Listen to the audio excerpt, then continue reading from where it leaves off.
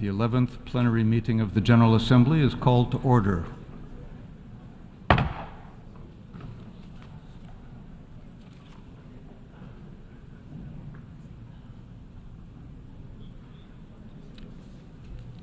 The Assembly will hear an address by His Excellency Lazarus McCarthy Chakwera, President of the Republic of Malawi and Commander-in-Chief of the Malawi Defense Force. I request protocol to escort His Excellency and invite him to address the Assembly.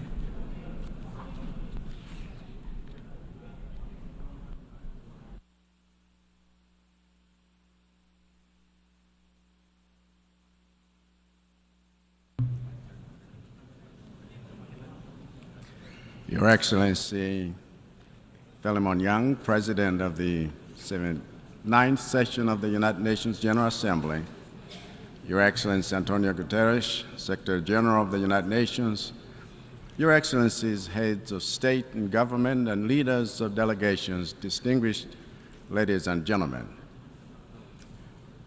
Every member state of the United Nations relates to other nations in the world in three dimensions: cooperation, competition, and conflict. And how we manage our relationships on these dimensions will ultimately determine the kind of world we will create for the children of tomorrow. So when we sit in this chamber to deliberate on the cooperation or competition or conflict between member states, we are actually designing and deciding our future. I am therefore glad that the theme of our debate this year touches on all three of these dimensions, because the bottom line is that in all three we can and must do better. This year's theme calls on us to act together to advance peace, sustainable development, and dignity.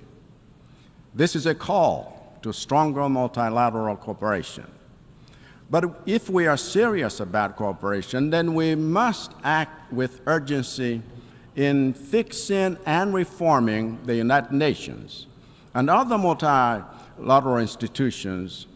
And one fix that we from Africa demand is for the United Nations to embrace democracy in the Security Council by giving 2 permanent seats to Africa with veto power. When I first made this call in my inaugural address in this chamber, I was delighted to hear President Biden also announce that the United States is in favor of this reform. Similarly, when I met President Xi Jinping of China 3 weeks ago, I was delighted to hear that he too is in favor of stronger representation of the interests of developing countries in the Security Council. So, Mr. President, the time to fix this is now.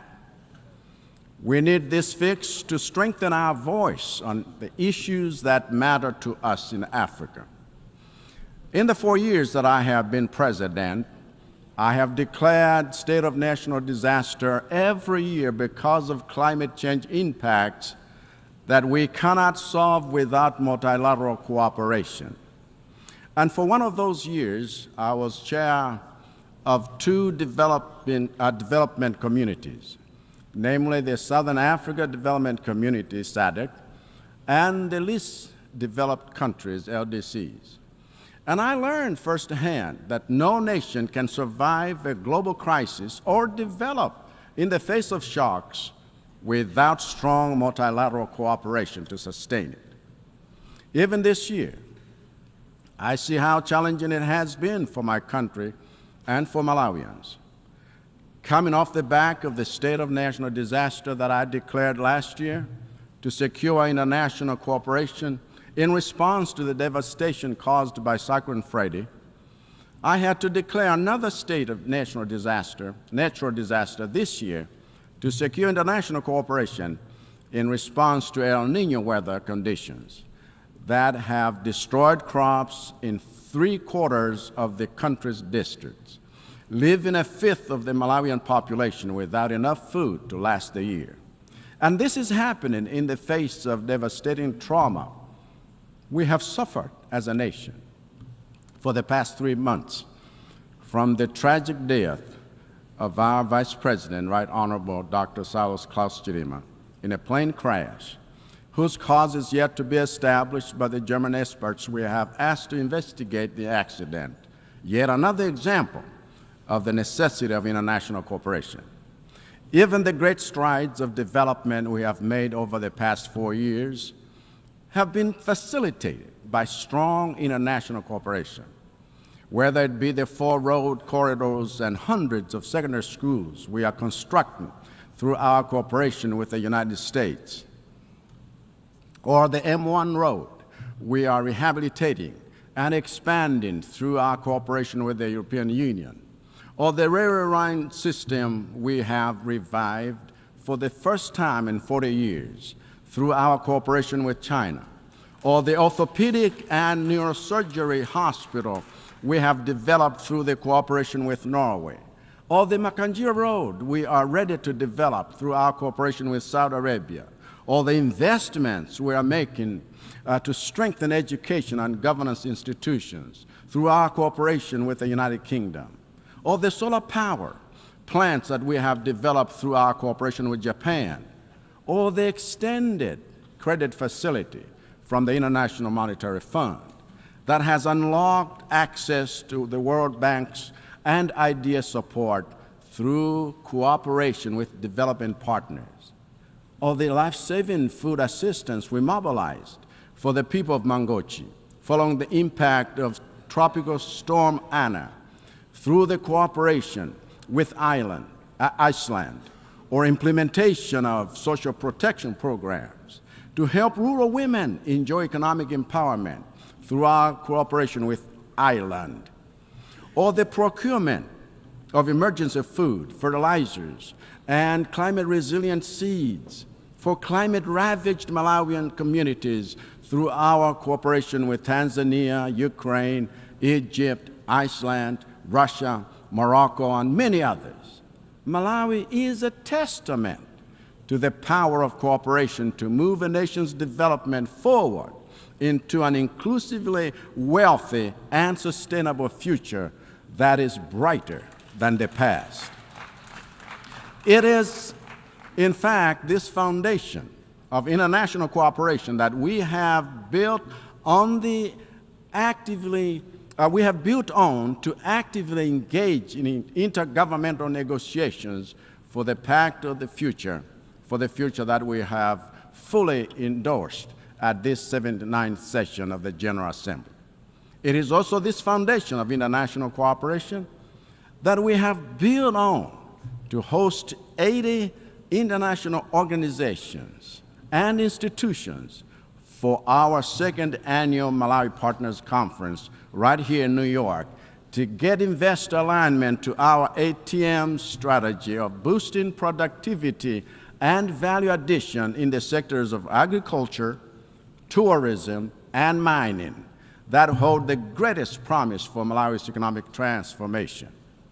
If the future belongs to nations that know how to leverage the power of international cooperation, then the future belongs to Malawi. If the future belongs to nations with an apologetic commitment to multilateral collaboration, then the future belongs to Malawi.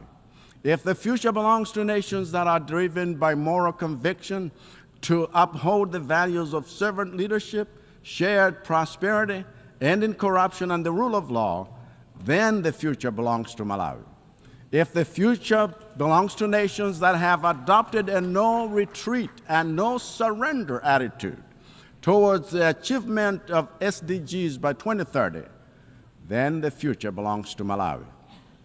If the future belongs to nations that put its children first, then the way that Malawi has done, by resolving to end child marriages and poisoning of children with lead products by 2030, that future belongs to Malawi.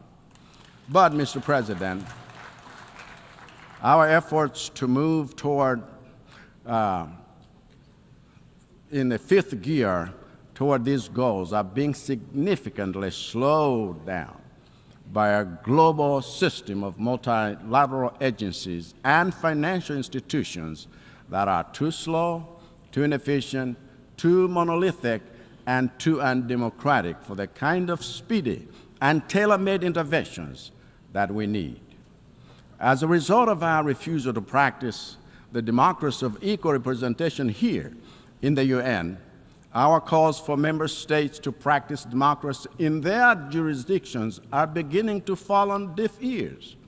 As a result of our refusal to honor climate financing pledges or link them to debt relief, the debt-to-GDP ratios in developing countries like Malawi are growing at alarming rates, posing a significant threat to global financial stability. If this is not fixed, those who keep us in a state of perpetual debt, when they have the resources to cancel those debts, should make no mistake, the spreading debt crisis in the developing world is a cancer that will make your own economies unsafe. So the time to fix this is now. Mr. President, I said that the second dimension of international relations is competition. And again, in this area, we all can and must do better. There is nothing wrong with healthy competition between nations, because competition fuels innovation, improves quality, and multiplies options for citizens, which is the essence of freedom. But as we have done in global sports, we must make competition between nations fair by regularly reviewing and revising the rules on which our international system is based, to ensure that the way nations compete and what they compete for is not rigged to disenfranchise some countries as we compete for natural resources, international markets, financial support, and the new technologies, which are currently skewed against the global South. Even with the era of artificial intelligence being fully upon us, I worry that the rules for regulating this arena are already being written to empower some nations and give them unfair advantages over others. We need more than a rules-based system. We also need the rules themselves to foster fair competition. Of course, what this means is that we need stronger governance institutions that can enforce fair rules for accessing education, markets, technology, financing, and natural resources. It is therefore my central contention, Mr. President, that the one place we must have strong governance is here. If governance is weak here, there will be no one to regulate the collaboration and competition between nations in an equitable manner. And it is this absence of equity that is at the root of unwinnable conflicts in Eastern Europe, in Palestine, in Eastern DRC, and counting. We need governance reform to make the United Nations stronger, because the world needs a strong UN that can be good and peaceful, not a weak UN that can only be harmless. And we need it now. Thank you for your attention.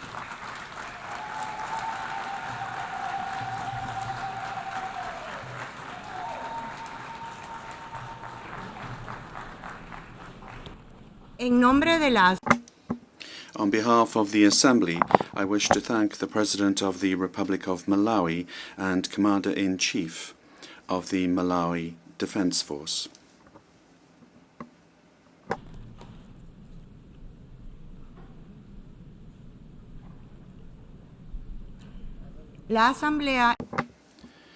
The Assembly will hear an address by His Excellency William Samoei Ruto, President of the Republic of Kenya and Commander-in-Chief of the Defense Forces. I request protocol to escort His Excellency.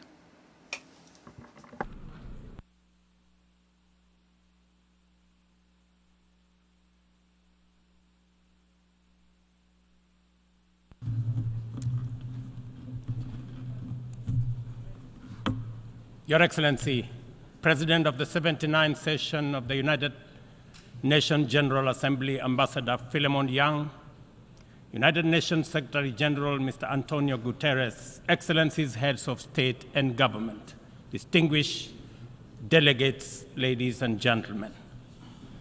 I congratulate you, Ambassador Philemon Yang, on your well-deserved election as President of this session of the General Assembly. Mr. President, I welcome the choice of your theme, Unity in Diversity for the Advancement of Peace, Sustainable Development, and Human Dignity for Everyone, Everywhere, which resonates with the core principles of the 2030 Agenda and aligns closely with the core values and mission of the United Nations. Excellencies, the world is at a challenging moment and in a most precarious international security dispensation. The promise of the United Nations Charter to save succeeding generations from the scourge of war has been profoundly shaken. From land to sea, and from air to the outer space, global peace, security, and stability are increasingly under threat. Conflicts and tensions pervade every frontier, undermining the collective security that international cooperation seeks to uphold. Cases of polarizing narratives, factionalism, social upheavals, organized crime, war, and stockpiling of weapons of mass destruction are at an all-time high. Great power rivalry is intensifying, provoking regional competition and inducing geopolitical and geoeconomic realignments and tensions. The subtle nuances of them versus us has produced negative coalitions, wars, tensions, as well as eroded trust and confidence in global multilateral system. From Gaza to Darfur, Ukraine, Yemen, Eastern DRC, the Sudan, the Sahel, and the criminality in Haiti, conflict is inflicting a trail of destruction of life and livelihoods in historic proportions. These conflicts have become battlegrounds for armed factions, external interventions, and proxy wars, resulting in unprecedented anarchic situations and long-lasting negative repercussions on global stability and economic development. The world cannot realize durable peace, security, and shared prosperity when emphasis is being put on what divides rather than what brings us together. We must therefore promote approaches that support positive competition for all. The perilous security landscape is further complicated by emerging threats stemming from human advancement. Cybersecurity threats and sophisticated cyber attacks on critical infrastructure pose significant risks to national security and global stability. Furthermore, the proliferation of advanced technologies such as artificial intelligence in the military domain and autonomous weapons systems has introduced new challenges for arms control and international regulation. Regrettably, the world's most powerful states have increasingly chosen unilateralism and militarization over dialogue and diplomacy. As a consequence, the capacity of our multilateral institutions to maintain and enforce peace, even in national crises with significant regional impacts, is severely undermined. Even worse, a resurgence of nuclear arms race, buoyed by the intensifying geopolitical rivalries and tensions, has made the possibility of a catastrophic nuclear warfare a real possibility. Our vision of a world free from nuclear weapons and other weapons of mass destruction is dying incrementally. We must not sit back and leave the future of upcoming generations to fate. We must intentionally rise to the occasion to meet the challenges of our time by reaffirming the core values of the UN Charter. We need to muster the political will and collectively reinforce our diplomatic efforts to confront the security threats through comprehensive, multi-pronged, and context-specific approaches. Excellencies, Kenya's commitment to international peace and security is unwavering. We continue investing in efforts that promote stability and harmony both within our region and beyond. We are committed to continuing to mediate, facilitate, and support peace initiatives and processes in our region, contributing to regional peace operations and the UN peacekeeping missions. Through our participation in the Africa Union Transition Mission in Somalia, we have stood side by side with our sisterly neighbor, Somalia, in their fight against Al-Shabaab. We are proud that Somalia will soon take up a seat as a non-permanent member of the Security Council, underscoring the tremendous progress achieved in consolidating peace and stability in that country. The UN must, however, continue to support Somalia in forging an agreement on the post-2024 security support. Kenya welcomes the adoption of the Security Council Resolution 2719, establishing a framework for financing Africa Union peace support operations through UN-assessed contributions, thereby enhancing our collective peacekeeping efforts.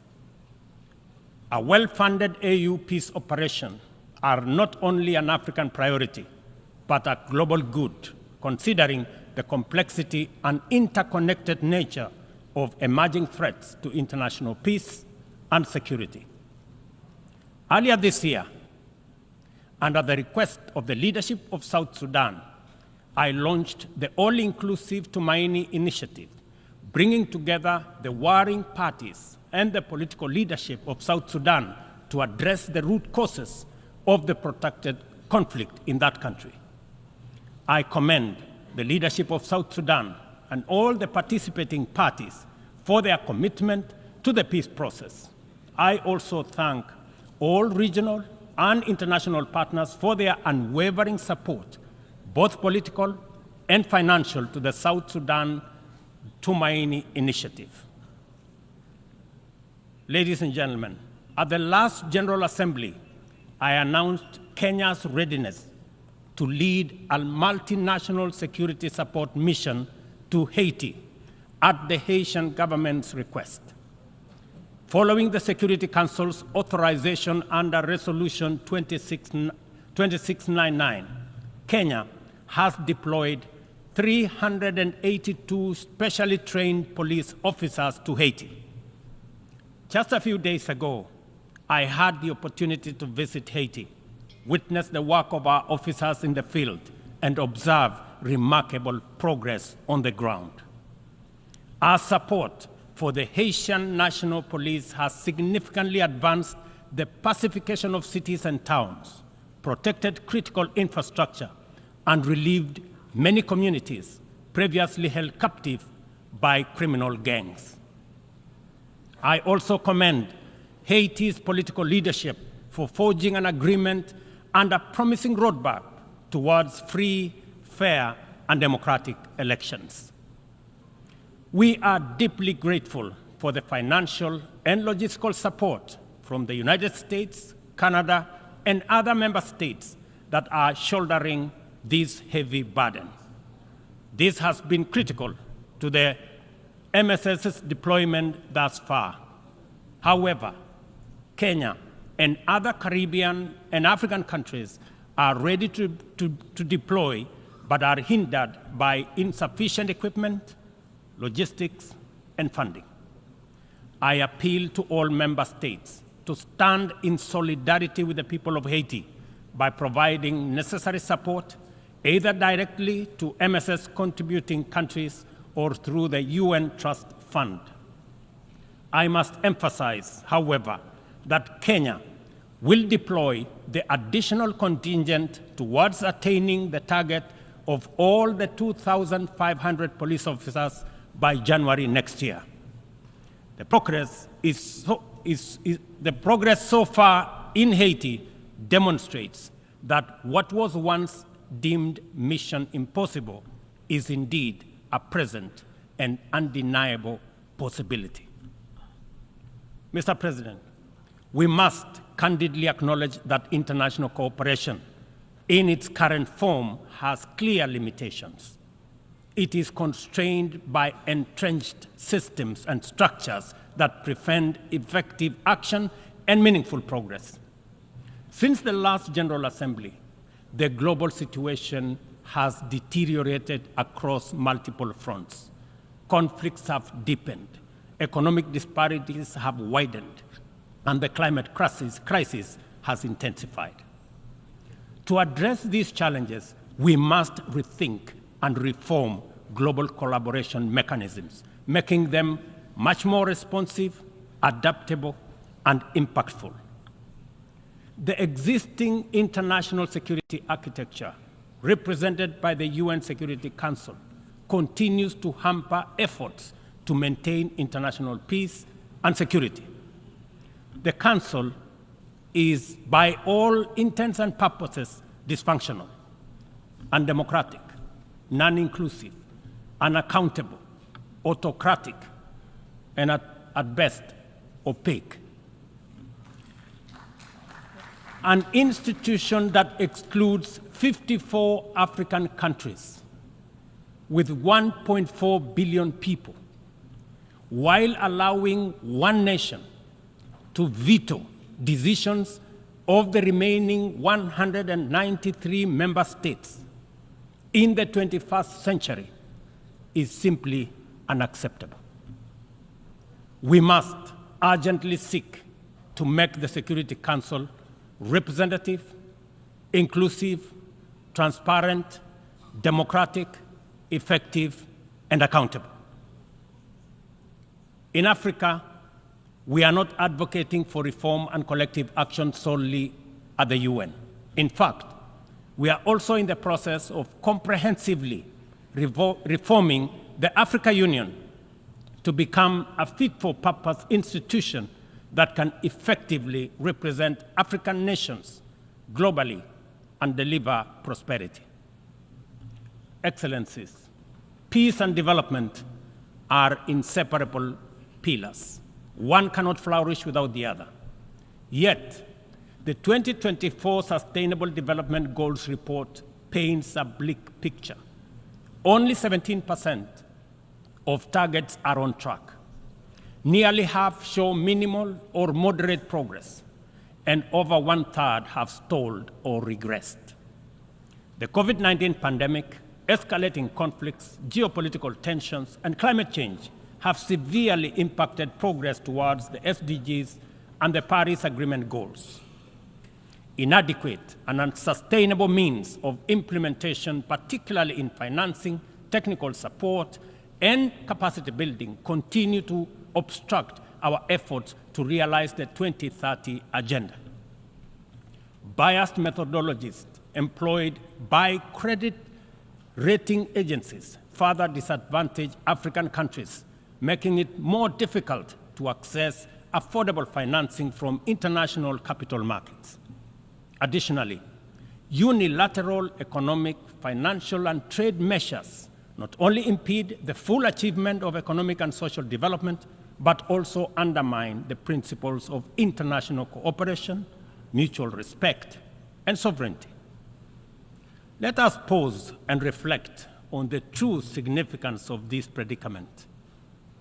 Many countries in the global south are forced to choose between buying medicine and hospital equipment or paying their debt obligations, and between buying textbooks for school-going children or paying their debt obligations.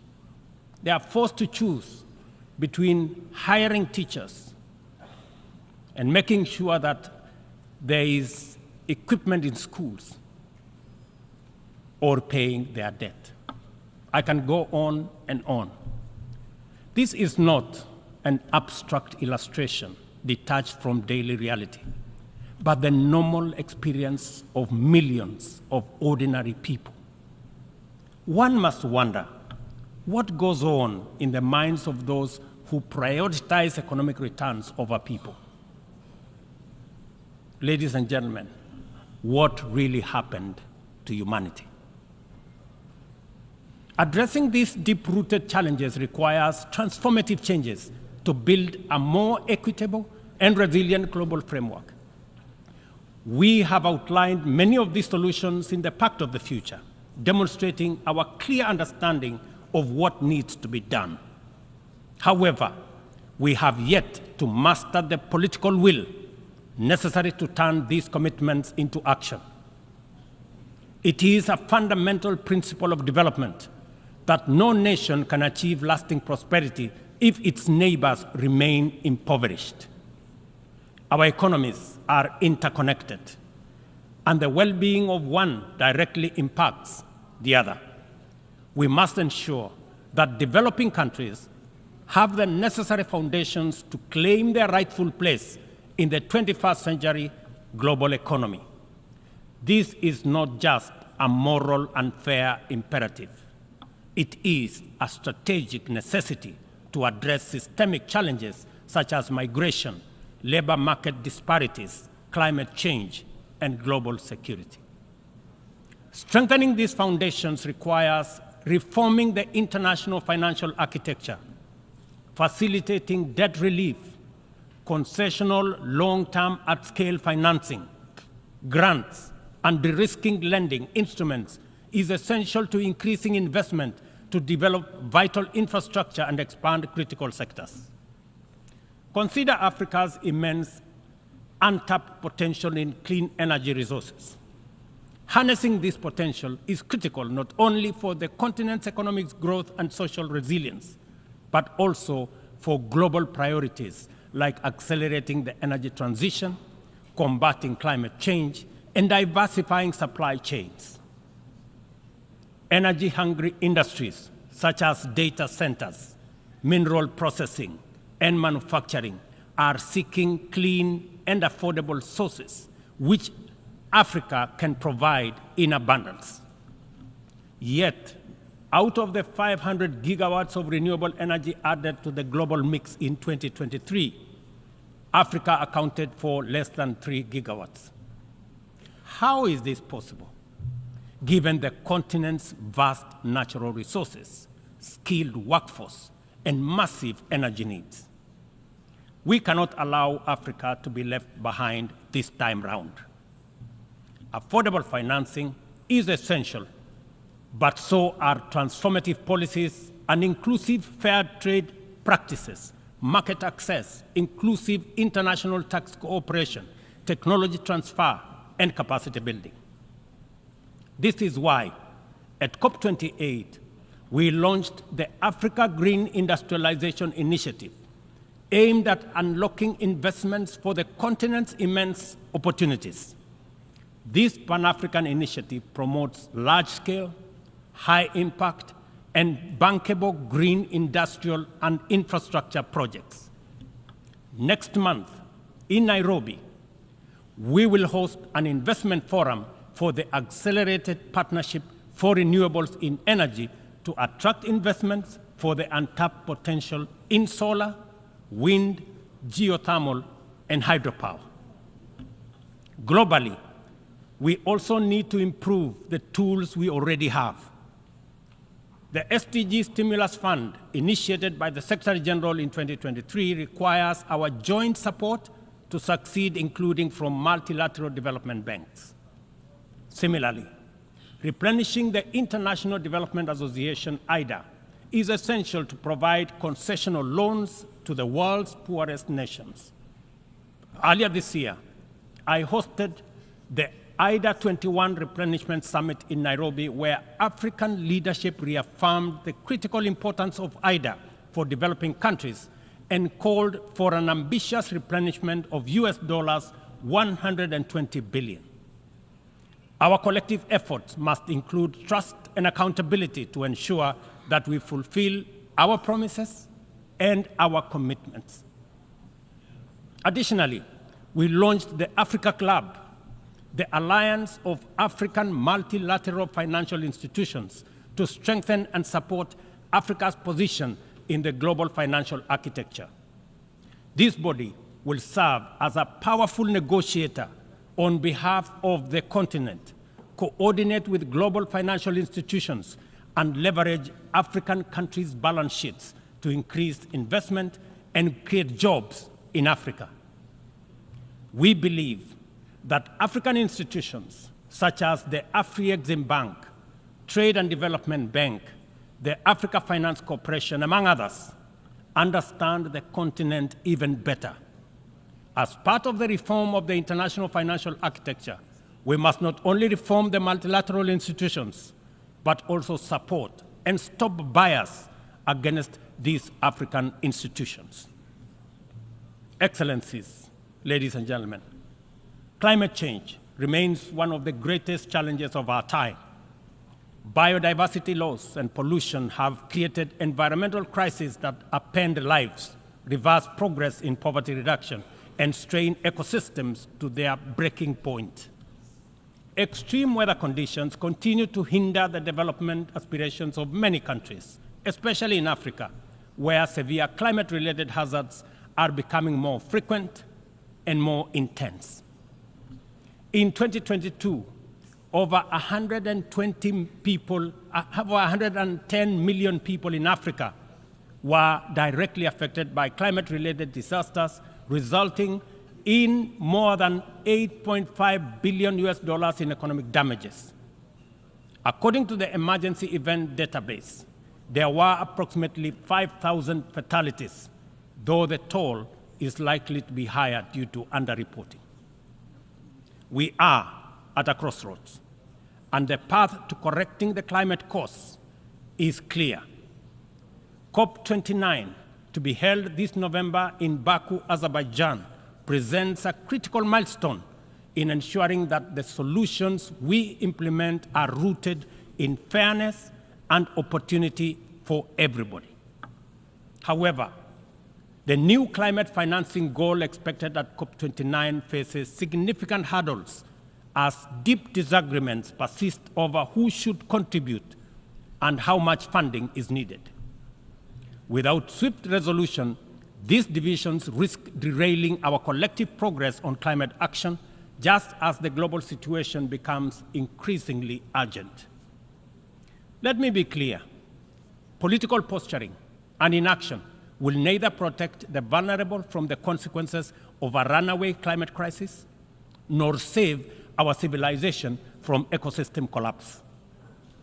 It is therefore critical that all nations step forward to meet this moment with ambition and responsibility.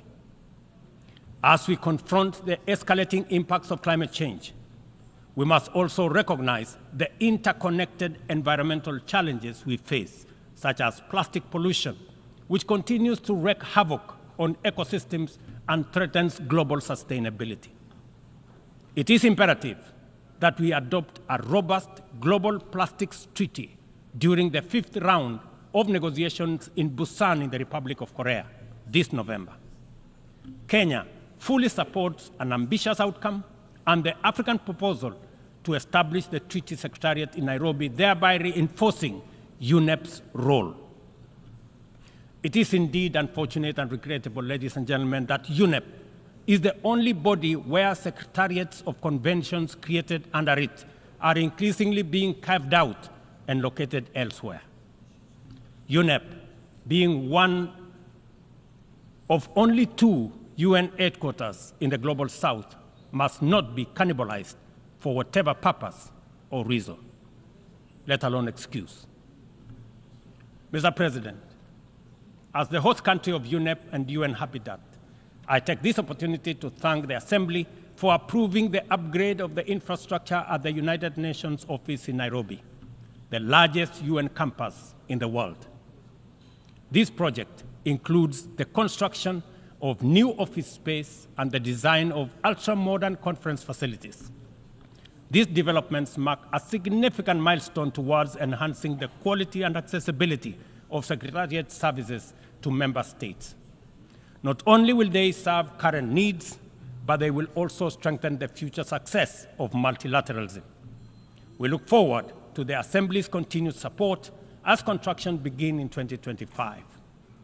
It will be critical to ensure that UNON receives sustainable and predictable resources to ensure the timely completion of this upgrade. Kenya will continue to play its part in ensuring that UNON fulfills its mandate. Accordingly, the government of Kenya has undertaken extensive improvements and expansion of physical infrastructure around the complex and will continue working towards making Nairobi a regional and humanitarian hub for the United Nations. Mr. President, Excellencies, ladies and gentlemen, as we reflect on the theme of this session, the call for unity in diversity in the pursuit of peace, development, and human dignity, it is evident that we must reimagine international cooperation to align with the complex realities of the 21st century. Our actions must reflect our ambition and commitment to a world where progress is measured not just by economic growth, but by the well-being, rights, and dignity of every person. The challenges we face, from climate crisis to economic inequality, demand a bold rethinking of how we work together, grounded in mutual respect and shared responsibility. The achievement of the Sustainable Development Goals cannot be reserved for the privileged few. It must be a shared success that uplifts all nations, transcending borders and disparities. Our collective efforts to combat climate change must be rooted in fairness and equity, ensuring that no nation or community bears a disproportionate burden. This is our shared journey. We must have a say in the choices we make. We must move beyond outdated paradigms of power and influence to create a system of international cooperation that reflects the aspirations and dignity of every human being. We must embrace a new vision of global solidarity, one that upholds the principles of equity and inclusivity. It is within our power to build a world that embodies the true spirit of the United Nations, a world where every voice is heard, every life is valued, and global progress is shared by all. This is the cooperation our people expect, our future demands, and it is the commitment we must deliver. I thank you.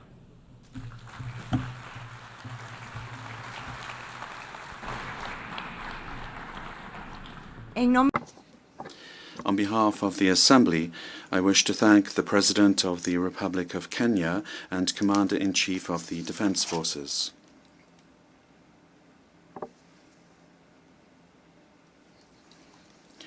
The Assembly will hear an address by His Excellency Rashad Mohammed Al-Alimi, President of the Presidential Leadership Council of the Republic of Yemen. I request protocol to escort His Excellency and invite him to address the Assembly.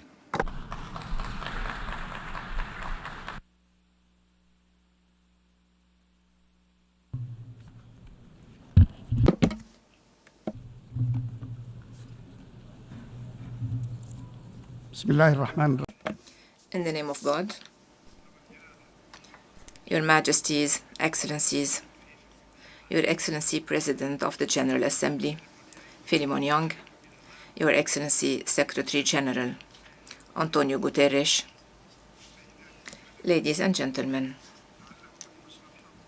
it is a good omen that I am addressing you today while we celebrate a glorious national occasion for the Yemeni people, which is the 26th of September, when our Yemeni people made history 62 years ago by overthrowing the Imamite racist regime and proclaiming the Republic. This is an opportunity to reiterate our congratulations to the people of Yemen everywhere and to express our pride and appreciation of the courage of those young men and women and opinion leaders who challenge every year on this day, this glorious day, the Houthi oppression machine supported by the Iranian regime. Mr. President, ladies and gentlemen, the government of Yemen remains committed to just and comprehensive peace, in line with national, regional, and international terms of reference. It is, however, necessary to strengthen its position to face any other choices in light of the ongoing Houthi militias' escalation on the local and regional levels and their threat to international navigation. To prevent the expansion and prolongation of this escalation, there is an urgent need for a collective approach to support the government of Yemen and to reinforce its institutional capabilities to protect its territorial waters and to secure all of its national territory. Without addressing these needs and without implementing the relevant international resolutions prohibiting the flow of Iranian weapons and drying up the funding sources, these militias will not engage in any efforts to achieve just and comprehensive peace, and they will not refrain from blackmailing the regional and international communities. History teaches us that leniency with the enemies of peace leads to the most heinous wars, to the most complex and costly ones. Despite the truce approved by the government of Yemen in April 2022, these militias persisted in their military breaches and in their grave violations of human rights and of national and international laws. In October 2022, Houthi militias bombarded the oil exportation ports in the governorates of Hadramaut and Shabwa, thus depriving the Yemeni people from the needed revenues to pay salaries and basic services, which exacerbated the humanitarian plight and led to an unprecedented devaluation of our national currency. Recently, the government suspended its decision to transfer the headquarters of banks from Sana'a, which is under the control of the militias, to the temporary capital Aden, heeding the call of the UN and international community to de-escalate, provided that the Houthis engage in serious talks to address the economic crisis and to revive the peace efforts in line with the roadmap mediated by our brethren in the Kingdom of Saudi Arabia and the Sultanate of Oman. Despite all the above, the militias hijacked 3 planes owned by Yemeni airlines. They attacked the Safir oil facility in the governorate of Ma'rib with drones. They issued racist orders and laws to nominate their affiliates in specific public function positions, especially in the judiciary. This suggests that they will be taking more oppressive measures against public freedoms and civic work. This ongoing pattern of reckless escalation in response to the de-escalation initiatives requires the international community to take firm policies and push these militias towards the choice of peace in line with international resolutions, particularly Resolution 2216, instead of their senseless escalation.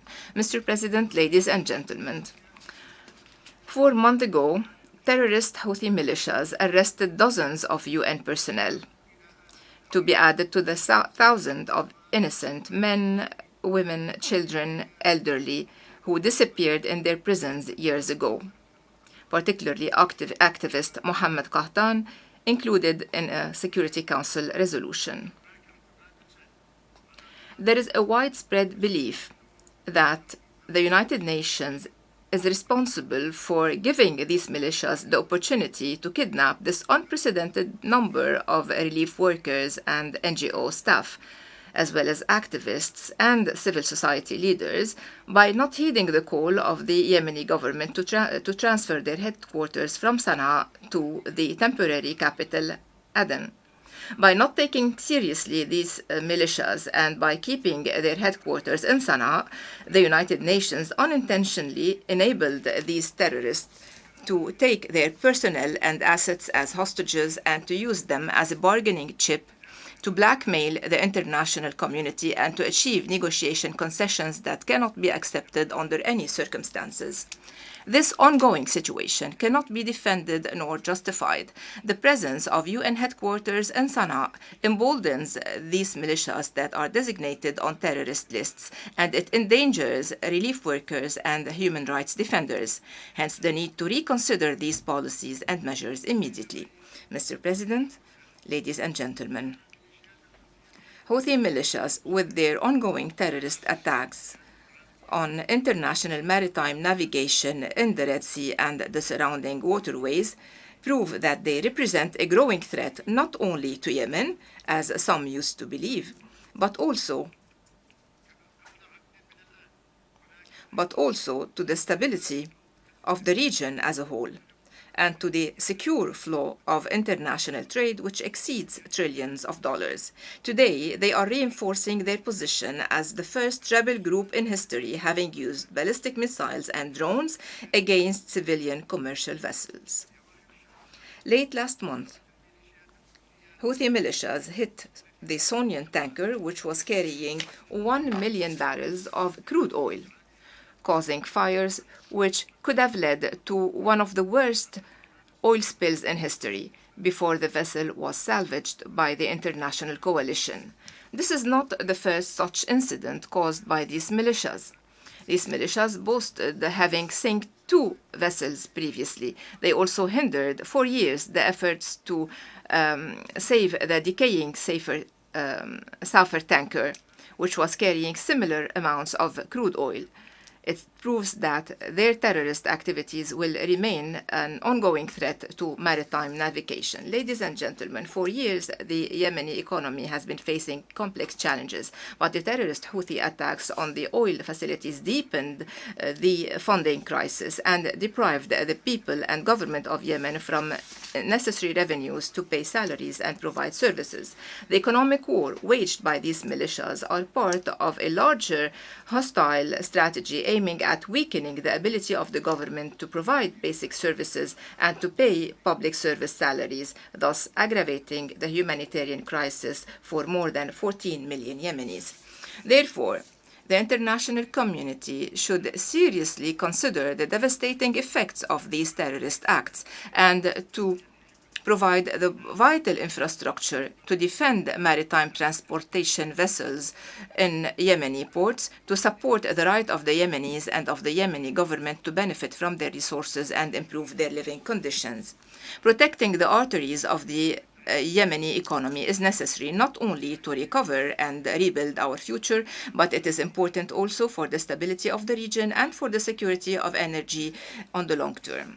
Therefore, we reiterate our call to the international community to provide immediate comprehensive support to address the devastating humanitarian conditions and to lay the foundations for a long-term economic recovery. This should include not only immediate humanitarian assistance to alleviate sufferings, but it should also include accountability mechanisms, especially in the regions under the Houthi control. It also requires greater investments in infrastructure, healthcare, education, and sustainable development. It requires building the national capacities to curb the impacts of climate change, which has left hundreds of victims and displaced thousands within the last 2 months. Yemen's recovery is not only a national matter, it is a regional and international need. The stability of Yemen is decisive to safeguard peace and stability in the region and trade routes in the Arabian and Red Seas, as well as surrounding waterways, including the Suez Canal. We have appreciated international support in the past, and we will keep thanking you for shouldering your moral responsibilities We also thank the coalition to restore legitimacy led by the KSA and the UAE to meet the aspirations of the Yemeni people to stability, peace and prosperity, and provide the resources we need to rebuild our institutions and our social fabric. Mr. President, ladies and gentlemen, the Arab region is facing today a challenging test in building the state and in joining the civilizational progress. However, every time the countries of the region achieve a true transformation towards development, peace and prosperity, and towards empowering their people to exercise their political, economic and social rights, they are met with evil forces which intervene with their destructive agendas, emboldened by the international leniency towards these rogue groups and their supporters. The outcome of this battle between the forces of peace and the axis of evil will determine who will survive, develop on this part of the world. It will determine whether the region will be dragged into more chaos, civil wars, hegemony, weapons, oppression, and underdevelopment. The road to peace goes through the forces of moderation in the region, led by the Kingdom of Saudi Arabia, which has been defending the international resolutions and which extended a helping hand by hosting millions of those fleeing wars and armed conflicts. Therefore, we are grateful for these countries, and the world should depend on them to lay the foundations of peace and stability and to maximize our benefits from their economic and social development. Ladies and gentlemen, we should end the false rhetorics concerning the issue of Yemen, especially those minimizing the role of Iran and of their weapons and proxies in destabilizing Yemen, the region, and the world. Ladies and gentlemen, the brutal Israeli war on the Palestinian people should cease immediately. This is the first step to achieve peace and to eliminate Iran's proxies, which are escalating the situation in the region. Iran has been manipulating the just Palestinian cause, and this did not come from a vacuum. It stems from a history of blackmailing and of propaganda, only leading to undermining the peace process and reversing the gains of the Palestinian people and their right to establish a fully sovereign independent state. The same holds true for Yemen, ending the plight. And as is the case for Yemen, ending the plight of the Palestinian people should be based on implementing the international resolutions, especially the Arab Peace Initiative. And as is the case for both Yemen and Palestine, the only way to deter the wanton Israeli aggression on Lebanon will be through a firm stance from the international community and through the unity of all the Lebanese and their independent decision and the non-interference in their internal affairs so that the Lebanese state can recover the choice of peace and war. Mr. President, ladies and gentlemen, it is important to recall that the Universal Declaration of Human Rights quotes, I quote, "the inherent dignity and the equal and inalienable rights of all the members of the human family is the foundation of freedom, justice, and peace in the world." End of quotation. Today, these values are undermined, and as are the ethics and national and international norms, with the grave violations perpetrated by leaders of Al-Qaeda and Daesh and by the Houthi militias, promising the world more devastation. Thank you, and may the peace of God be upon you. En nombre de la Asamblea. On behalf of the Assembly, I wish to thank the President of the Presidential Leadership Council of the Republic of Yemen.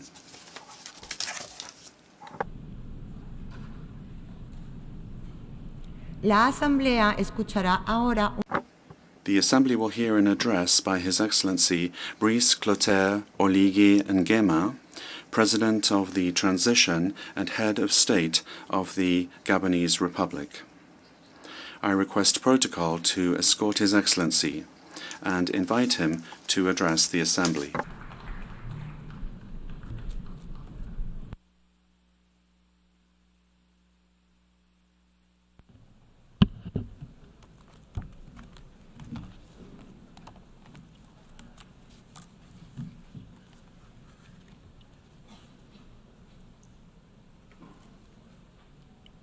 Monsieur le Président, President of the General Assembly, heads of state and government, Secretary General of the United Nations, distinguished ladies and gentlemen, on behalf of the Gabonese people, I am happy to take part in the work of this General Assembly of the United Nations. President Philemon Yang, in taking the floor for the first time before this august assembly, I would like at the outset to address to you my warm congratulations on your outstanding election to preside the 79th session of the General Assembly of the United Nations. And I wish you all the best. I express my compliments too to the seasoned interpreter that you are, representative of a brotherly country, Cameroon, linked to Gabon by geography, history, and culture. Please be assured of the full support of my country throughout your mandate. And finally, I would like to pay tribute, well-deserved tribute, to Mr. Antonio Guterres, Secretary General of our organization, for his tireless devotion and commitment to servicing the ideals of the United Nations. Mr. President, I'd like to take this opportunity to bring to your attention that the current debate is taking place at a moment where my country, Gabon, has just celebrated the first anniversary of the liberation coup. Indeed,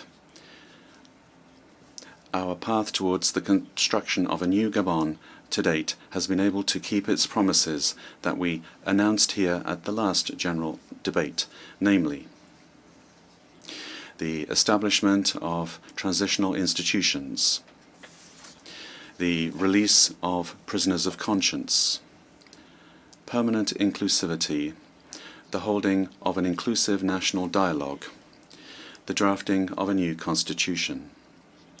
The next step is to organize the referendum in the coming months and the adoption of an electoral code and a revision of the electoral register in accordance with the timetable adopted during the inclusive national dialogue. All of this progress, supported by the people of Gabon, contributes to a progressive return to our constitutional order through free, transparent, and peaceful elections as soon as possible. Apart from these points that I have just outlined, significant reforms have been undertaken in sectors that directly affect human development. Roads, healthcare centres, schools, a return to school grants, the opening up of competitions for our major universities, lifting of the recruitment freeze, and the payment of pension arrears, all of this respecting our international commitments at the same time. And this is the opportunity for me to thank all of our partners, friendly countries and donors of national and international funds that have accompanied us in this transition process, despite the difficulties of the process. Ladies and gentlemen, the current General Assembly is focusing on the subject Unity and Diversity for the Advancement of Peace, Sustainable Development, and Human Dignity everywhere and for everyone. This is part of our building of a planetary community that is in harmony with the principles mentioned in the preamble to the Universal Declaration of Human Rights of 1948. Gabon, faithful as we are to our tradition of peace, unreservedly supports this project, aiming at a more just and inclusive interactive world. On the day after the liberation coup of the 30th of August 2023, that was carried out without bloodshed, we advocated for the preservation of peace and for national unity by appealing to all stakeholders of the nation, whatever their origins, their beliefs, or their social status, in an effort to build a fairer and more prosperous Gabon. Ladies and gentlemen, respect for life, territorial integrity, the sovereignty of states to freely choose their partners, and rejection of violence, all of these things favor peace building. With regard to sustainable development, my country maintains a firm and coherent position in favor of protecting the environment. I would like to recall that for several years now, Gabon has dedicated 13 national parks to the service of humanity, thus contributing to the absorption of more than 100 million net tons of CO2 per year and the preservation of threatened species. Nevertheless, this does not mean in any way that we are bypassing the expectations of our population who are focused on their basic needs being met. That is why this forum is the occasion to once again recall to industrialized nations the need for them to respect their commitments by supporting the countries that host the greatest carbon sinks in the world.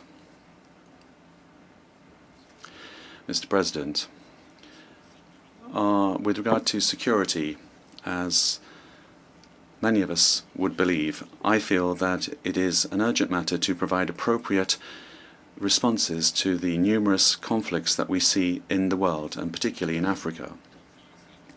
I would like to once again welcome the adoption by the Security Council on the 21st of December 2023 of Resolution 2719 on the financing of peace support operations led by the African Union. In accordance with the new Agenda for Peace of the Secretary-General of the United Nations, this resolution, presented jointly by Gabon, Ghana and Mozambique, today is a crucial part of the architecture for international peace and security. Its implementation is an absolute imperative. And I would like to take this opportunity to support the efforts of the Secretary-General aimed at providing a realistic, pragmatic and sustainable political solution for the Moroccan Sahara. I would also like to welcome the official announcement made by the United States of America that they support the admission of 2 African states as permanent members of the Security Council. However, Africa is expecting broader support from other permanent members of the Security Council for this initiative. And at the same time, we expect access for African members to the right to veto.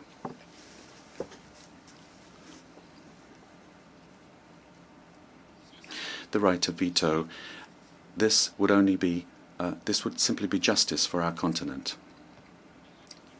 Over and above the African continent, I would invite you to not avert your gaze from Gaza. It's time more than ever before for lasting peace with a view to the harmonious existence of 2 states, Palestinian and Israeli.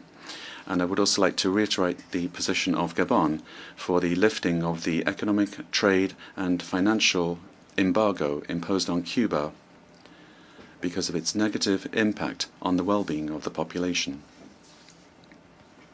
President, ladies and gentlemen, as President Félix Houphouët-Boigny said, peace is not just a word, it's a behavior, it's a genuine state of mind.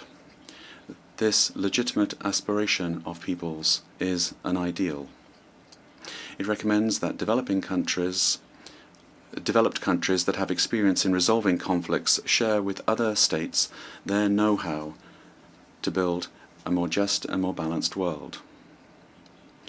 Unity in diversity for making progress in peace, sustainable development and human dignity everywhere and for everyone is, in my view,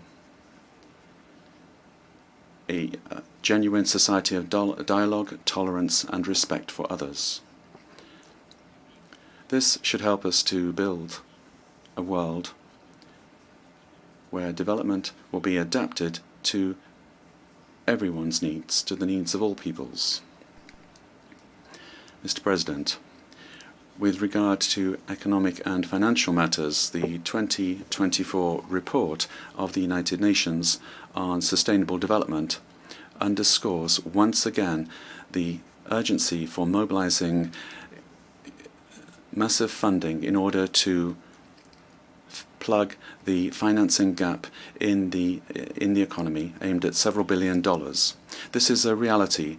The international financial system, as it is at the moment, does not enable us to steer investment towards development and thus to ensure the dignity of our populations, which we are addressing in our debate this year.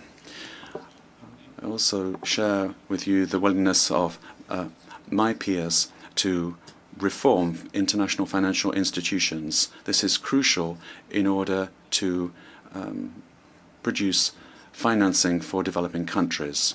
Secretary General of the United Nations, ladies and gentlemen, heads of state and government, excellencies, ladies and gentlemen. My country, Gabon, is resolutely committed to restore happiness, and we plan to fully play our role to ensure that we build a human community that is working together and which everyone desires.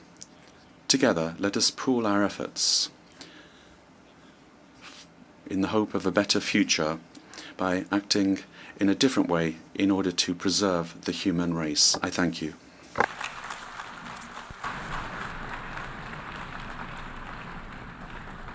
En nombre de la Asamblea. On behalf of the Assembly, I wish to thank the President of the Transition and Head of State of the Gabonese Republic.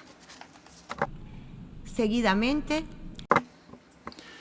the Assembly will hear an address by His Excellency Faustin Archange Touadéra, Head of State of the Central African Republic. I request protocol to escort His Excellency and invite him to address the Assembly.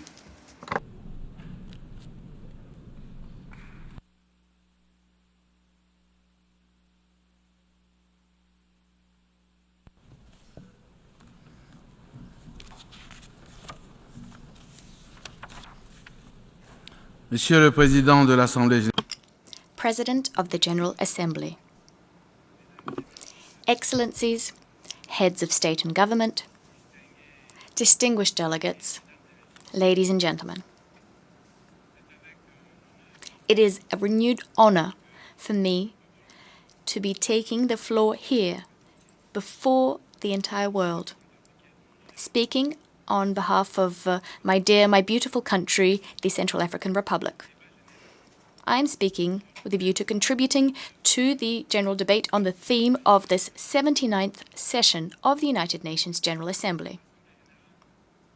Through its participation in the General Assembly, the Central African Republic is reaffirming its commitment to contributing to our joint pursuit of trust, peace, security, international solidarity, and mutual understanding, all of which are indispensable if we are to build a peaceful world that's conducive to sustainable development and the respect for human dignity, the human dignity of generations past and future, present and future. Before I proceed, I'd like to extend to His Excellency, Mr. Philemon Yang, our heartfelt congratulations. Congratulations on his shining and historic election to preside over the proceedings of the 79th session of the United Nations General Assembly. Your election is the symbol of an honor and well-deserved tribute that's been granted to our continent, Africa. Your election is also a source of great pride and inspiration for 51 million citizens of CEMAC, the Economic and Monetary Community of Central Africa, which I'm currently presiding over, steering the work of the Conference of the CEMAC Heads of State. It is also a source of pride and inspiration for your beautiful country, the sister Republic of Cameroon. Your consummate knowledge of international affairs, as well as your far-ranging personal qualities, are a great advantage and a guarantee that our proceedings will be met with success. I stand convinced that you will do your best to serve the interests of the United Nations and all its member states, implementing the UN's vast reform program so that the organization becomes more effective, more inclusive, more representative, and better suited to our changing world, as well as to the resolution of the serious and pressing problems shaking all of humanity. Rest assured, you have the full support of the Central African Republic in your task.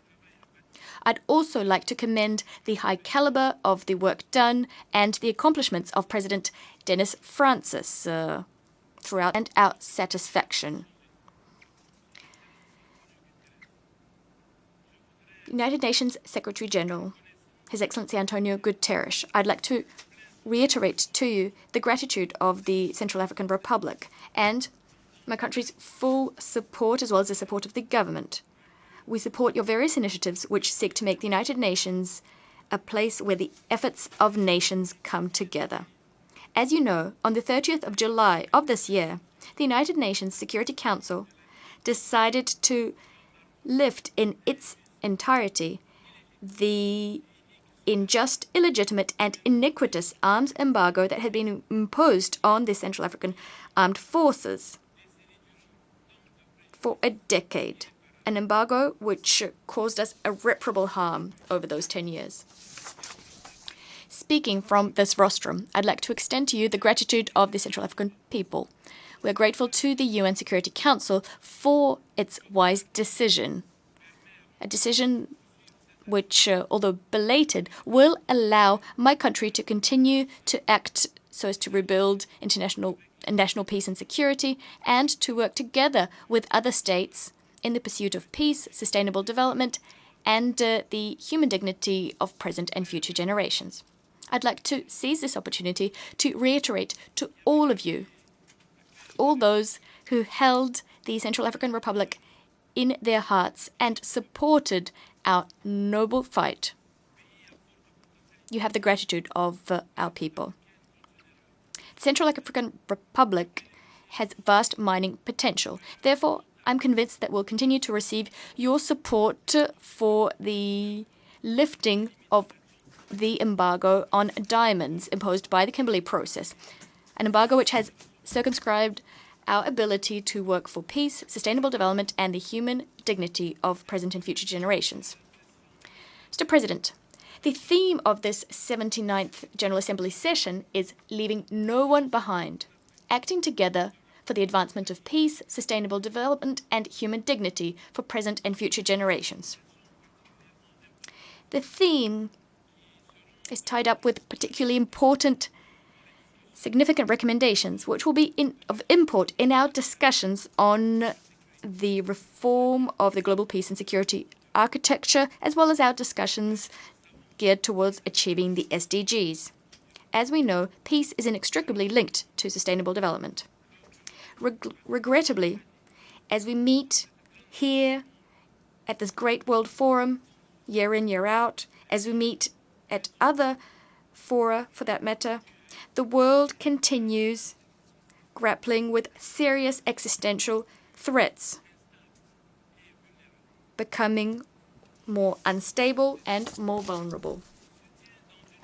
This 79th session is taking place at a very turbulent time, a time marked by mounting geopolitical crises, the war between Russia and Ukraine, the war between Israel and Hamas, the war in Sudan and in the east of the Democratic Republic of the Congo, terrorism, deteriorating economic conditions which are strangling growth in Africa, as well as rising fuel prices. We stand convinced that only dialogue can help us to put an end to conflict in a lasting way. The Central African Republic implores the parties to these various conflicts to opt for dialogue and diplomacy so as to find a solution to the various disagreements at the root of these conflicts and to save millions of human lives. The Central African Republic would like to note that the security situation has been stable for the most part in 2024. We are preparing to deepen our democratic roots by holding municipal and regional elections in the very near future, something that will be a first over the last 4 decades. With this in mind, special measures have been taken to apprehend remaining armed groups. These groups can no longer control various portions of our country's territory. As a result, they're engaging in organized crime, illegal exploitation, and fraudulent trafficking of natural resources, and they're doing this so as to be able to acquire military material and equipment. The 10th session of the Strategic Committee for Disarmament, Demobilization, Reintegration and Rehabilitation, as well as the commemoration in Bangui of African Amnesty Month by the African Union's Peace and Security Council, this happened just a few days ago, were an opportunity for us to fully appreciate the significant headway that's been made and which has been possible thanks to the fact that stakeholders have taken ownership and participated in the global peace and security process underpinned by the Political Agreement for Peace and Reconciliation, as well as the Luanda Joint Roadmap. Despite of the progress that's been made, the Central African Republic continues to grapple with various challenges, specifically as regards the building of barracks, so we can station units in defense areas close to the places from which threats are emanating, as well as the acquisition of military material and equipment for our defense and security forces. Mr. President, climate change is having very serious repercussions. Deadly flooding, drought, and large-scale fires, which we've witnessed all over the world. These give rise to various risks, from food insecurity to water stress to competition for natural resources, as well as losses of livelihoods and displacement. These interdependent, cascading risks can have very serious knock-on effects on peace, security, and development across continents.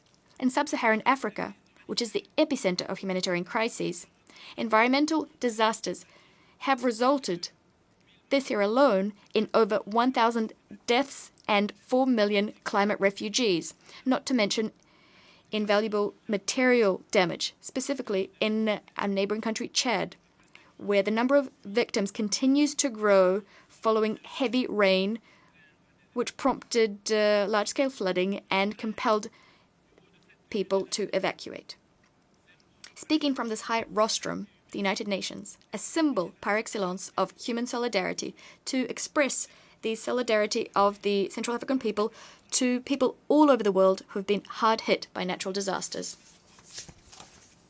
Our world is being rattled by bloody conflicts. It's also threatened from time to time by deadly weather events, devastating weather events. And in this world, developing countries, which have been impoverished by centuries of slavery, colonialism, and neocolonialism characterized by multifaceted meddling in their domestic affairs, unjust raw materials prices, onerous conditionalities imposed through the international financial architecture, these developing countries are looking on powerlessly as new security, financial, economic, food-related and environmental challenges mount.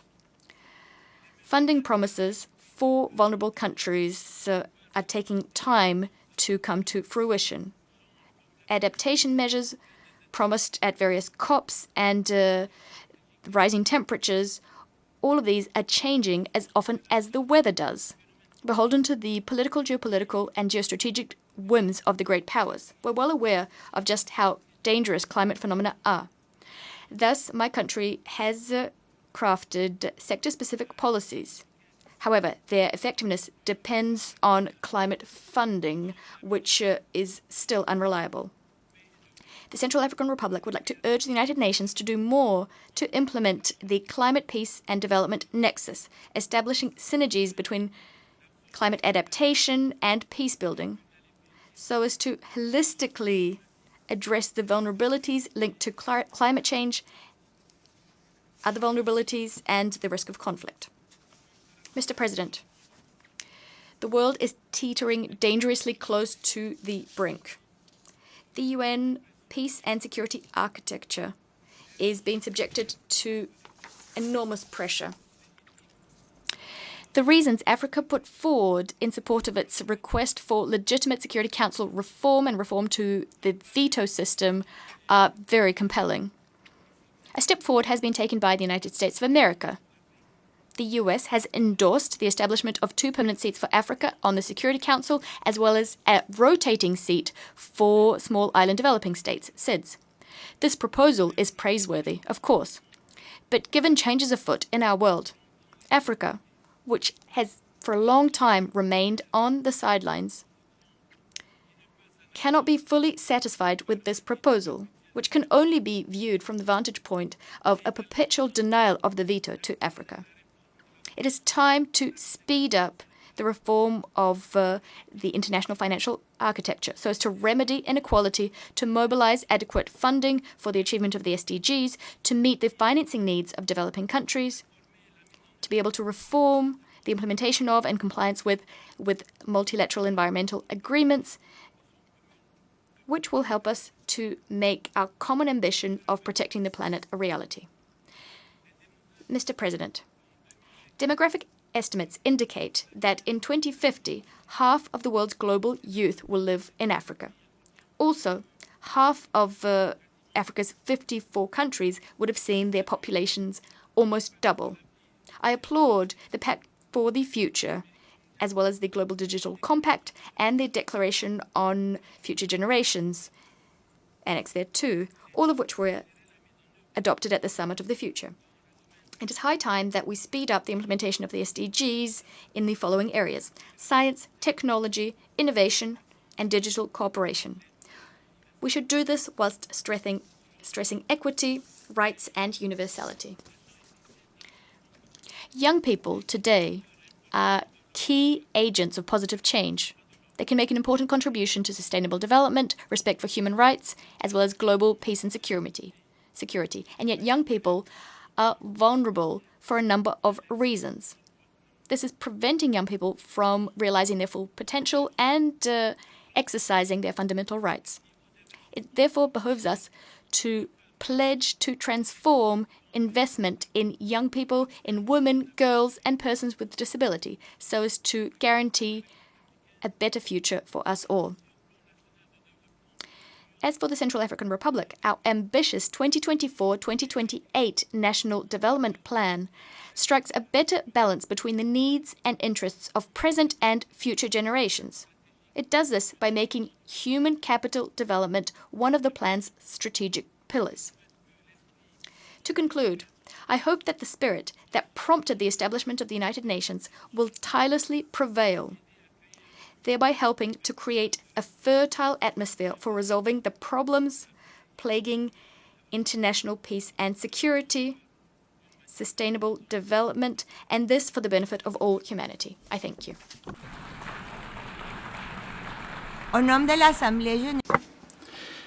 On behalf of the Assembly, I wish to thank the head of the State of the Central African Republic.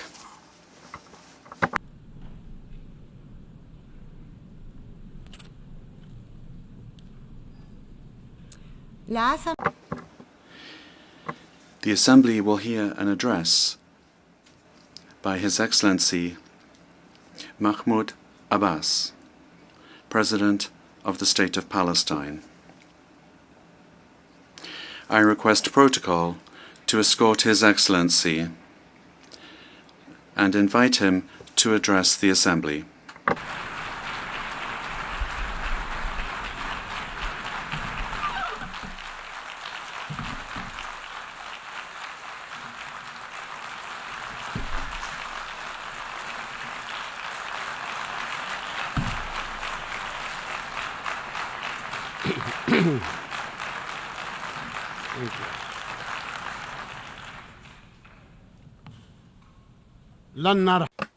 We will not leave. We will not leave. We will not leave. Palestine is our homeland. It is the land of our fathers, our grandfathers. It will remain ours. And if anyone were to leave, it would be the occupying usurpers. In the name of God, most gracious, most merciful. Mr. Philemon Yang, President of the General Assembly of the United Nations. Mr. Antonio Guterres, Secretary General of the United Nations. Ladies and gentlemen, heads and members of delegations, esteemed guests, peace and God's blessings be upon you all. I come to you today as my people, and for almost a year now, are subjected to one of the most heinous crimes of our era. It is a crime of a full-scale war of genocide that Israel is perpetrating. Israel, the occupying state. A crime that so far has killed more than 40,000 martyrs in Gaza alone, and thousands remain under the rubble. A crime that has injured more than 100,000 others to this day, and matters are getting worse. Hundreds of Palestinian families have been annihilated.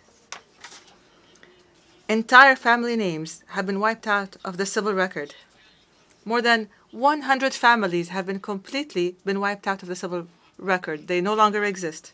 Thousands have died because of the spread of disease and epidemics and the shortages in medicine and water. Moreover, more than 2 million Palestinians in Gaza have left their homes multiple times in search of safety and fleeing the systemic operations that the Israeli occupying army is perpetrating. And as this war of aggression continues, dozens are being killed every day, and double that amount is being injured amongst our bereft people in the Gaza Strip and in the West Bank and in Jerusalem. I'm not here to respond to the lies of the Israeli Prime Minister, lies that he said in his speech before the U.S. Congress in July, where he claimed that his army does not kill innocent civilians in Gaza. I ask you by God, who is it then that killed more than 15,000 children of the 40,000, and an equal number of women and elderly persons from our people? And who is it then that is continuing to kill them? I ask you to answer me by God. Stop this crime. Stop it now. Stop killing children and women. Stop the genocide. Stop sending weapons to Israel. This madness cannot continue.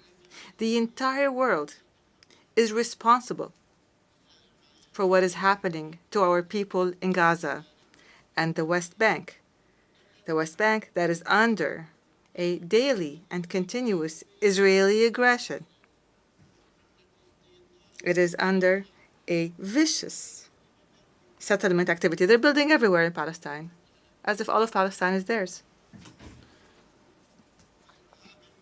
It is subjected to the terrorism of gangs of settlers under the patronage and support of the Israeli government and the occupying army, which destroys hundreds of houses in the lands of Palestine, not to mention what our eternal capital, Al-Quds, is being subjected to in terms of campaigns to change its nature, to Judaize it, and to aggress it and its holy sites and landmarks, to change its historic and legal status. We've recently heard a terrorist Israeli minister calling for building a temple in the Al-Aqsa Mosque.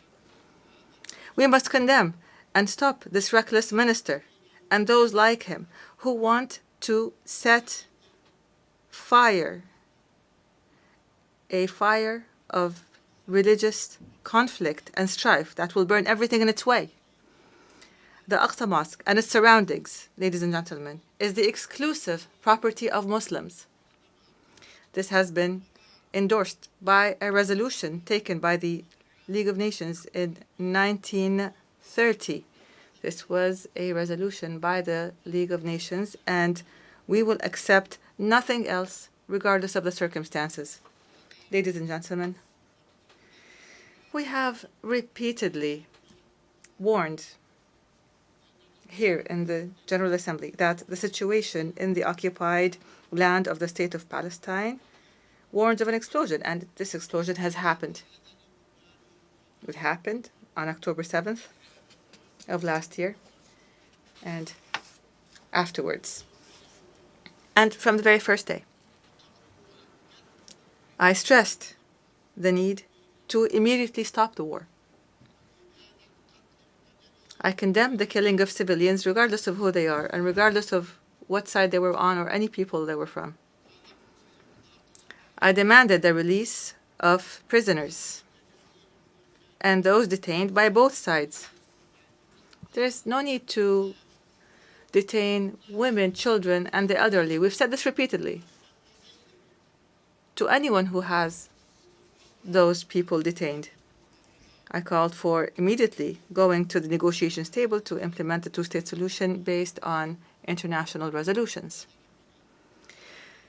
But instead of heeding the voice of reason, the Israeli government took advantage of what happened to launch an all-out war of genocide against Gaza.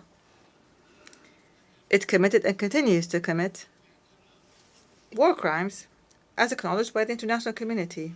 They're called war crimes. Israel today is now launching a new aggression on the brotherly Lebanese people. The Lebanese people are now being subjected to a war of genocide. And Israel must stop the war in Lebanon and in Palestine.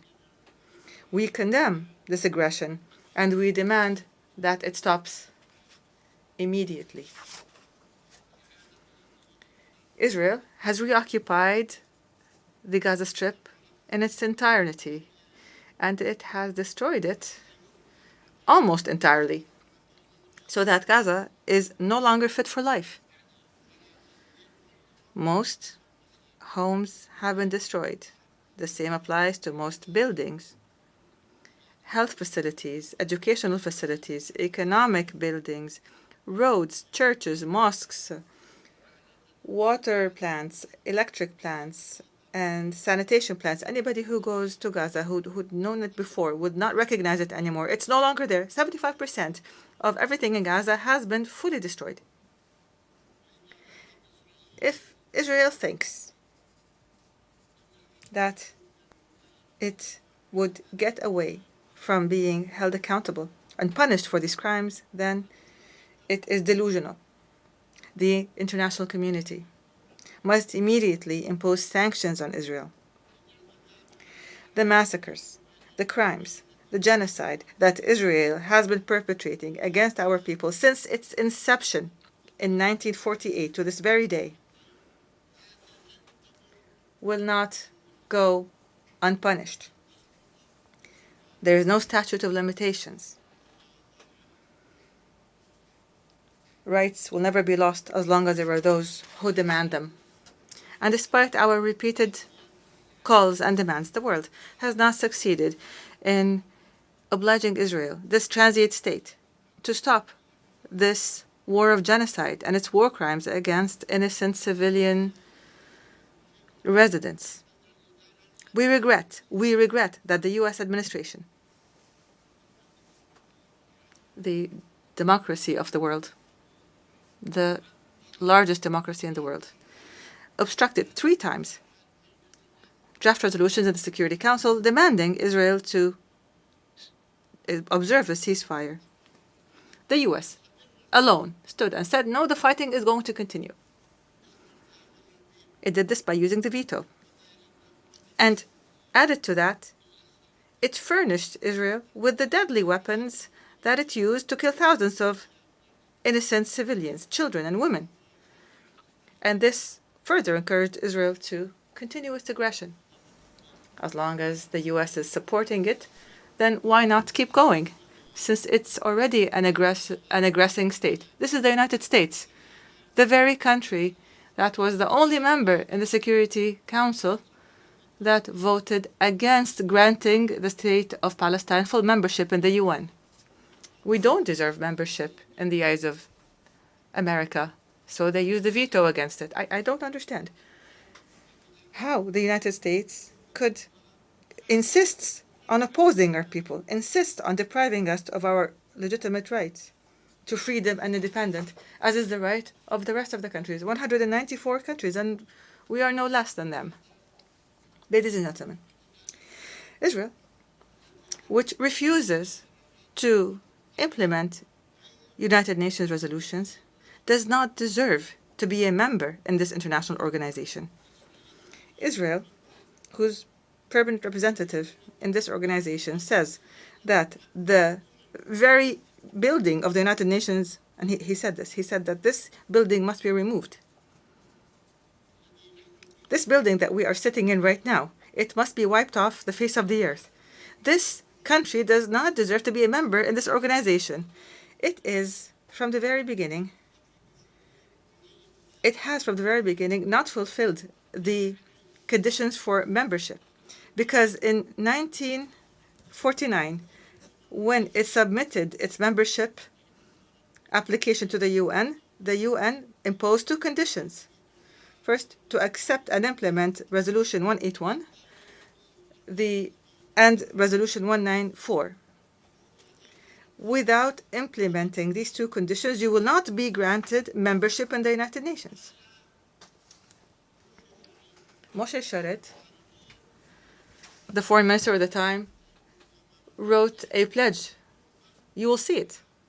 A pledge, a written pledge, that he and Israel are committed to the implementation of those resolutions. And since 1949 to this very day, nothing has happened. We are going to submit a request, an application to the General Assembly on this matter. And as I said, if you return, then we will return. If they do not step back, then we will do more. I take this opportunity to commend the member states of the United Nations that voted with more than a two-thirds majority in favor of the draft resolution submitted by the State of Palestine, supported by a large number of friendly and sisterly countries, to adopt the ICJ's historic advisory opinion issued on the 19th of July 2024 to end the illegal Israeli occupation of the State of Palestine in a period of 12 months. For the very first time, there is a specific time frame. We demand the implementation of this particular requirement, including an immediate cessation of annexation and settlement activities, dismantling of existing settlements, and evacuating settlers from Palestinian territories. There's 600,000 settlers, and they're living on our land. Why don't they go back to their homes? We must give reparations to Palestinians and for damages that were a result of the unlawful policies and the practices of the occupation, and many other such issues that were mentioned in the ICJ's advisory opinion. We want what the ICJ stated and what the entire world accepted in the General Assembly with a vast majority that far exceeds a two-thirds majority. And Israel must be made to implement it. We rely on this resolution, which is the embodiment of international will and the principles of international law and the mechanisms that were adopted in this regard to guarantee implementation. We hope that this resolution would be implemented. Of the 1,000 resolutions taken on the Palestinian people since 1948 until this very day, and not a single one has been implemented yet. Ladies and gentlemen, today I feel very grateful as well. as I see this large, great shift in the positions of member states in the United Nations as they support Palestinians' rights to an independent state that is recognized and that deserves full membership in this organization, as is the case with the rest of the countries in the world that love freedom and peace. In the name of the Palestinian people, I thank you for this support. I thank you for your support of what is right, of justice, to achieve peace in our region. I call upon you to apply the laws of international law according to responsibilities and sovereignty. We don't ask you for more than you can do. We ask every state to give us our support within the realm of its responsibility and sovereignty. I also express our gratitude and appreciation for the demonstrations that spoke against the genocide in Gaza and that supported Palestinian rights that have been taking place throughout the world, including the American people. And I acknowledge the American people are marching in the streets in these demonstrations, and we are grateful to them. We appreciate what is happening in European countries and the noble supporters that come to Palestine, risking their lives as Israelis attack them. And here, I would like to make special mention of the Turkish-American martyr Aisha Noor, killed by the occupation army in cold blood. I say to those, the Palestinian people will not forget your honorable stand. We will remember you proudly when the occupation is eliminated and when our people enjoy freedom and independence. Ladies and gentlemen, recently there was much talk about the next day, but the day after. What shall we do on the day after? What is our policy for the day after? And I say to you, the day after the end of the war in the Gaza Strip, I take this opportunity today to give you our view of what is needed immediately and on the day after the war ends. This is our proposal. We propose it to you. You can accept it, you can change it, you can amend it. We are ready for all that. First of all, a comprehensive and permanent ceasefire in Gaza and an end to the military aggressions and attacks by terrorist settlers in the West Bank and East Jerusalem. Second, humanitarian aid must be delivered urgently in an organized manner and in sufficient quantities, because there's nothing in Gaza, and they need everything. This humanitarian aid must be delivered throughout Gaza. Third, a full Israeli withdrawal from the Gaza Strip. We refuse the establishment of buffer zones or taking any part from Gaza. Gaza is only 7 kilometers by 40, and Israel wants to cut it up. It wants a piece here and a piece there, and we will not allow a single centimeter of Gaza to be taken. We demand that we stop the forced displacement inside the Gaza Strip or outside the Gaza Strip. We demand the return of those displaced to their homes or to have housing provided to them. Netanyahu wants in the West Bank and the Gaza Strip people to be displaced, to be evacuated to Egypt and to Jordan. We refused. The Jordanian and Egyptian governments, and I thank them for this, said we will not allow the displacement of any Palestinians and eviction of the Palestinians from their lands. Fourth, we demand the protection of UNRWA and humanitarian organizations from Israel's actions and to provide political and financial support to these organizations so that they can perform their role and offer their services to the Palestinian refugees until they return home. UNRWA was established to do its job until the refugees return.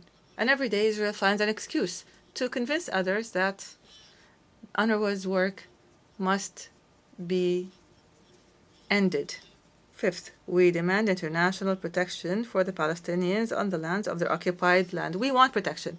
We are not fighting Israel. We cannot fight Israel. And we don't want to fight. But we want protection. We want our children, our women, our families to be protected internationally. Sixth, Palestine, the state of Palestine must shoulder its responsibilities in the Gaza Strip and impose its full mandate on it and jurisdiction on it, including the border checkpoints, especially the Rafah international border between Egypt and Palestine, as part of a comprehensive plan. This has existed before, and it must return to the way it was. Seventh, and within the context of a comprehensive national reform process. This is a process that we're undertaking, and most countries have reviewed it, supported it, confirmed it, and thanked the Palestinian government for it. And hopefully we will continue with this process till the very end.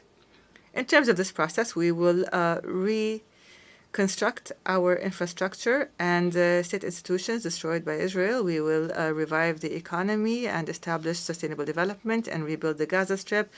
And we will hold the state of Israel fully responsible. Eighth, the authority of the state of Palestine and the Palestinian government and the PLO, the legitimate and sole representative of the Palestinian people, will have authority on all Palestinian territories in the Gaza Strip, the West Bank, and Eastern Jerusalem, as has been stipulated for us by international law. We are not asking for more, but we will not accept any less. The West Bank, the Gaza Strip, and the Eastern Jerusalem. We will not ask for more, but we will not accept any less. We will hold general elections. We're ready to hold the elections. We've been ready in the past, but Israel refused to allow us to hold these elections in Jerusalem.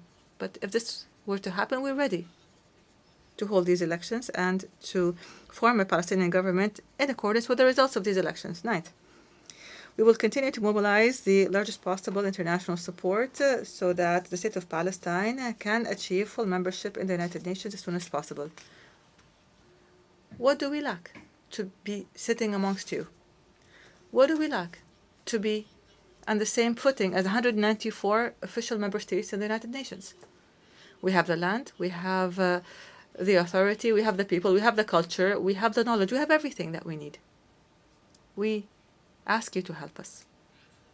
10th, the full implementation of the General Assembly resolution on the advisory opinion that we mentioned, issued by the International Court of Justice in a manner that would lead to the end of the occupation in 12 months, as stipulated by the resolution, as set by the advisory opinion.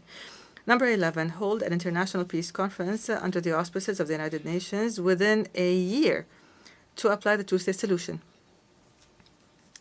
So we hold this international conference so that we would resolve all the problems that remain between us and Israel. By the way, we recognize the state of Israel, but Israel doesn't recognize us.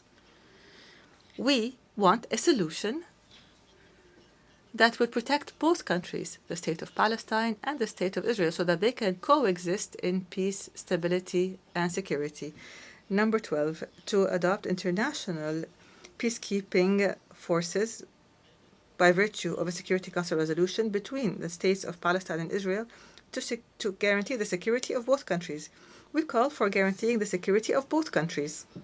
These are the elements of our vision for the day after, for today and for the day after the war ends, in the state of Palestine in general. And I call upon you to adopt this plan and to provide all the necessary means to guarantee its success. Ladies and gentlemen, a few weeks ago, I declared that I've decided to lead a Palestinian delegation to the Gaza Strip so that we can stand by our people who have been exhausted by the Israeli genocide war. I call upon you to support this decision by issuing a United Nations resolution by the United Nations here, by pressuring the occupying government so that it would not obstruct this effort. And here I welcome any state, any party that wants to join us in this visit. We'll be happy to go with you to to Gaza so that we could all see the tragedies that are taking place. I salute our heroic people that are sacrificing all that is precious for Palestine. In the Gaza of sacrifice, in the West Bank of solidarity, of Al-Quds, which is our crown jewel and our capital. We salute our people in the diaspora, in the refugee camps, to our brave prisoners in Israeli prisons. 6,000 prisoners. Israel arrests whoever it wants. Those prisoners whose dignity is being violated every day. Palestine will be free. It will be free despite anyone who objects to that. Our people will live on the land of their fathers and grandfathers as they have done for more than 6,000 years. They will continue their legitimate struggle for independence. The occupation will end, will end, will end. God's and peace blessings be upon you.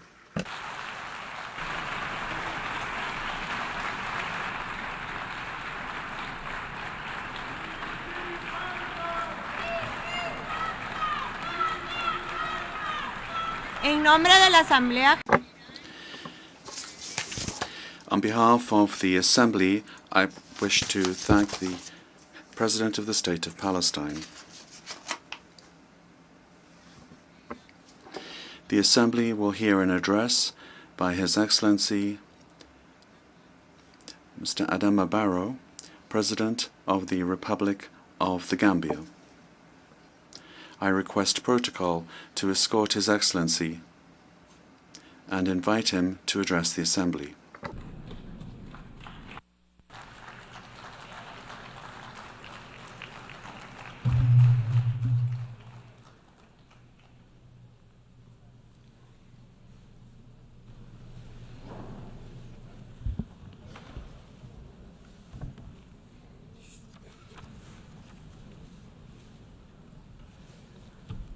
President of the 79th session of the UN General Assembly, Secretary General Mr. Antonio Guterres, Your Majesties and Excellencies, Heads of State and Government, Heads of Delegation, distinguished delegates, ladies and gentlemen, it is an honor for the Gambia to participate in the 79th session of the United Nations General Assembly and to engage in meaningful dialogue with global leaders and partners on the vision of shaping a more prosperous future for humankind. Your Excellency, Mr. President, allow me to express my heartfelt congratulations to you on your assuming the role of President for the 79th session. I similarly wish to register sincere gratitude to His Excellency Ambassador Denis Francis for his exemplary leadership and accomplishments during the 78th session. Mr. President, as we undertake to chart the future we envision, we welcome the initiative presented by Secretary General Guterres at the summit of the future under the theme Multilateral Solutions for a Better Tomorrow. My delegation firmly believes that the path to a better tomorrow lies in multilateralism and closer international cooperation. Through our collective responsibility and inclusive participation, we can decisively confront and overcome our challenges and bottlenecks. The high-level summit of the future has determined that human actions are largely responsible for the challenges we face today. Therefore, it is within our power to ably address the disasters that continuously trouble our nations. To succeed, however, the international community must recommit to implementing the resolutions of the Summit of the Future to tackle such critical global challenges as climate change, poverty, transitional crimes, and conflict. These incidents underscore the urgent need for comprehensive reforms within the United Nations system, particularly the UN Security Council and the international financial institutions. We must equally strive for a more representative, just and inclusive United Nations to shape the world we so dearly want. Mr. President, the Gambia's perspective on the theme leaving no one behind, acting together for the advancement of peace, sustainable development, and human dignity for present and future generations, aligns closely with the principles and aspirations of Agenda 2030 for sustainable development. In accordance with the principles of the United Nations Charter, the theme serves as a crucial reminder to the international community of the need for solidarity and renewed commitment. With specific reference to the Gambia, the framework of the Sustainable Development Goals, SDGs, is central to our national agenda. And we are committed to ensuring that our development efforts are both sustainable and impactful. Like many least developed countries, LDCs, the Gambia faces huge challenges that pose serious threats to our survival as a nation, hence requiring collective international efforts to resolve. Consequently, the global community needs to assist the least developed countries, especially to address the burden of inequality, build more robust economies, and create policy space for economic growth. To tackle the debt burden and internal state weaknesses, we need to increase investment in capacity building. Also, we must jointly endeavor to bridge the digital divide and support technology transfer to advance development. Mr. President, we live in a world with widening inequalities, thus suppressing the weak and making the conditions of the poor worse, grossly violates the expressed ideals and spirit of the Summit of the Future. The Gambia is fully committed to the global call for gender equality and recognizes the indispensable role women play in socio-economic development. We firmly believe that empowering women translates into community empowerment and ultimately inclusive development. For these reasons, my government places great emphasis on women's rights, and we are dedicated to protecting and empowering women. As President, I will continue to ensure that women and girls are protected and given the necessary space to contribute meaningfully to our national development agenda. On youth matters, at the recent consultative summit, stakeholders recommended a sharper focus on innovation and climate change, gender equity, bridging the digital divide, and global governance that promotes youth empowerment through employment, education, and health. The summit's recommendations will inform endeavors to fill policy gaps and expand funding opportunities for better youth engagement. Furthermore, my government commits to aligning our national priorities with global benchmarks and in partnership with youth-led organizations and other stakeholders.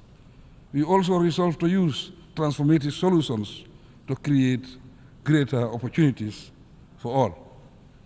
Mr. President, the Gambia believes in collective international efforts to combat global challenges. Based on this, last year, the Gambia joined the international community by co-sponsoring UN General Assembly Consensus Resolution 77/276, which sought to engage the International Court of Justice, ICJ, on the obligations of states regarding climate change. Last August, the Gambia submitted its written statement to the ICJ, and we look forward to participating in the oral hearings later this year in The Hague. At the national level, the Gambia remains steadfast in its commitment to promoting human rights and establishing a vibrant democratic environment.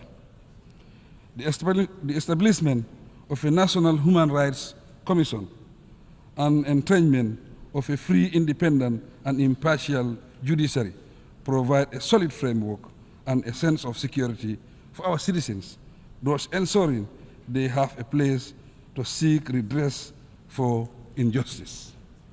I am happy to report that since 2017, the Gambia has neither recorded a single political prisoner, nor has any journalist or human rights activist been jailed in the Gambia.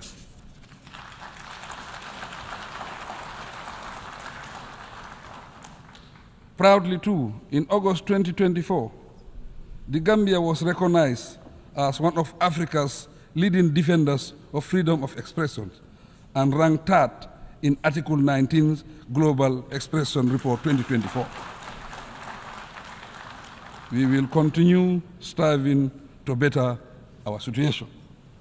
Mr. President, as committed advocates of peace and security, respect for basic rights and freedoms, and the application of international law, we stand firmly against injustice, no matter where it occurs. No doubt, as a nation of peace, guided by democratic principles, we have learned valuable lessons to act upon and share. With the help of the international community, we are steadily taking steps to bring closure to the saga of the victims of dictatorship in our country. So far, we have successfully managed the transitional justice and reform processes. Moving forward, we count on your support in the next critical stages of ensuring justice, reconciliation, reparation where necessary. The Gambia will continue advocating preventive approaches to peace building to avert future conflicts. Once again, I take this opportunity to express our appreciation of all the support the UN Peace Building Commission has been extending to us. Mr. President, the ongoing conflicts in Palestine, Sudan, the Sahel, Ukraine and Russia, the Democratic Republic of Congo, Libya, and other conflict zones demand the international community's immediate intervention. We must explore all diplomatic means to restore lasting peace worldwide and free all innocent people, particularly women and children, from the calamities of war. We call on the international community to prioritize support for the post-conflict reconstruction of Gaza and the improvement of economic conditions in the West Bank, even though the situation in that region is extremely serious. The intense destruction of lives and property continues. The Israel occupation, expansion of settlements, blockade of Gaza, and restrictions in the West Bank, together with the threat of intensifying the war to a regional conflict, continue to worsen the ongoing tensions in the Middle East. Accordingly, I call on the United Nations, the international community, and the Organization of Islamic Cooperation, OIC member states, to join forces and urgently bring about permanent peace in Palestine. Through recognized structures, I am, as chair of the OIC, committed to stepping up efforts and exploring every possible diplomatic and peaceful channel to resolve the Middle East crisis. The OIC has been very active, and under my leadership will continue to promote and pursue peace in that region. Our common objective is to create a situation wherein Israel and Palestine coexist in peace and security under a two-state arrangement and within the recognized pre-1967 borders. With the sustained support of the OIC, the Gambia has stood as a beacon of hope for the oppressed Rohingya Muslims of Myanmar. Despite relentless efforts over the past 5 years, the oppressive regime of Myanmar has intensified its oppressive campaign through forced exile and unspeakable act of violence. During my current 3-year tenure as OIC chairman, my office will be available also for dialogue to bring lasting peaceful relations between Iran, its immediate neighbors, and our Western partners. Globally, we have the collective responsibility of acting speedily to peacefully address the situation in Palestine, Sudan, Ukraine, and the Sahel region. Mr. President, we commend the efforts of the Kingdom of Morocco and the viability of the Moroccan Autonomy Initiative.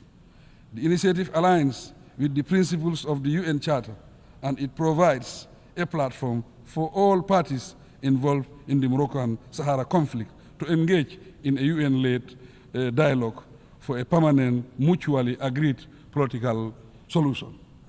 With regard to recognition and respect for the One China principle, we continue to stand with China.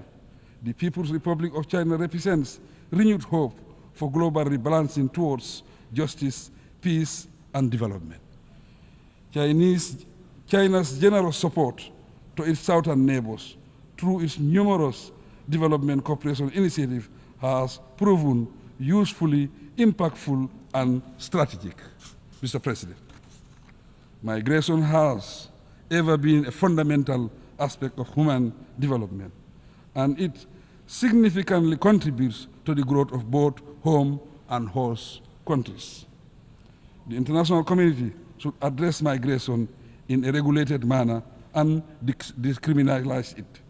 Indeed, human beings should not risk losing their lives in pursuit of a better future. In this regard, the Gambia is collaborating with relevant countries to improve the plight of migrants, although we must discourage irregular migration. We are duty-bound to respect the rights of migrants and ensure they are treated with dignity, Mr. President. We recognize that dictatorship, conflict, climate change, poverty, and lack of opportunities are part of the root causes of migration. Economic sanctions imposed on states also contribute to forced migration. The long-standing U.S. embargo against Cuba is an example.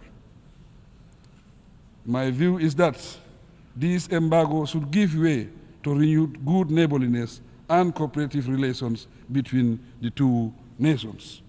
The international community should address inequality and compassion and fulfill the commitment to the official development assistance pledge made by donor countries. As regards the original countries of migrants, we must uphold the ideals and principles of democracy, good governance, and wise resource management approaches, Mr. President. In conclusion, the international community must prioritize diplomacy, dialogue, and mutual understanding as we confront challenges of global concern. I also urge the private sector to collaborate with our governments in taking concrete actions towards our common goals. Simple yet impactful steps, such as supporting local initiatives, promoting inclusive policies, and engaging in global partnerships, can make a significant difference in the world order. Despite the challenges we face, there is immense potential for positive change through collective endeavors. Let us embrace a message of hope, resilience, and optimism for the future.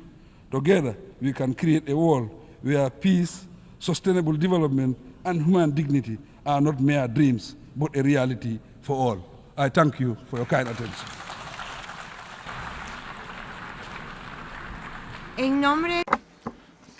On behalf of the Assembly, I wish to thank the President of the Republic of the Gambia.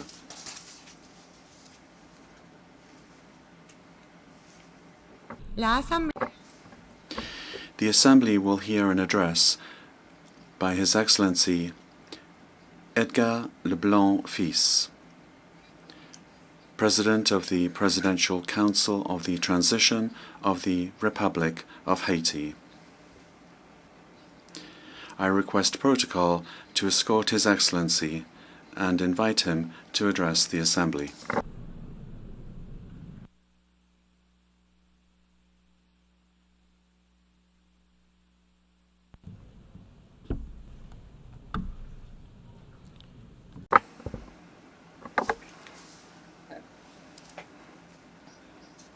Excellencies, President of the General Assembly, Secretary General of the United Nations, Excellencies, Heads of State and Government, Heads of Delegation, distinguished delegates, dear compatriots, I have the immense honor to represent here at the General Assembly of the United Nations the Haitian people at a particular crossroads in our history.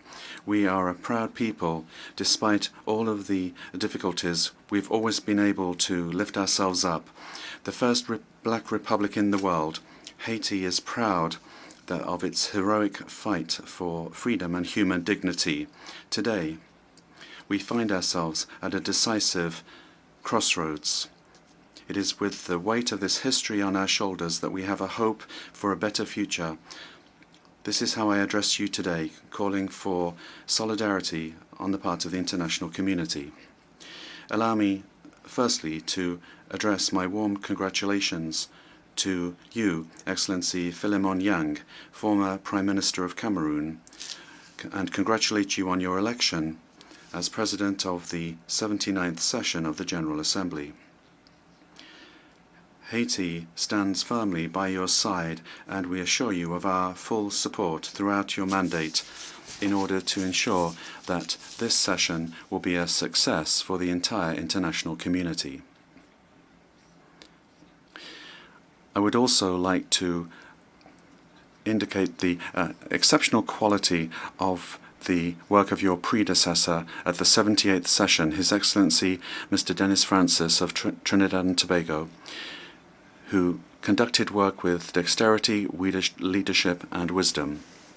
I would also like to take this opportunity to express on behalf of the Haitian people our gratitude to you, Secretary General Antonio Guterres, for your visit to Haiti, your presence on our soil, and your unfailing support for our request to the Security Council, in particular with regard to reinforcement of the national police in Haiti, and for all your interventions in favor of Haiti have been very much appreciated, and we will never forget. I would like to express my extreme thanks to the international community for the support given to my country during these times of crisis.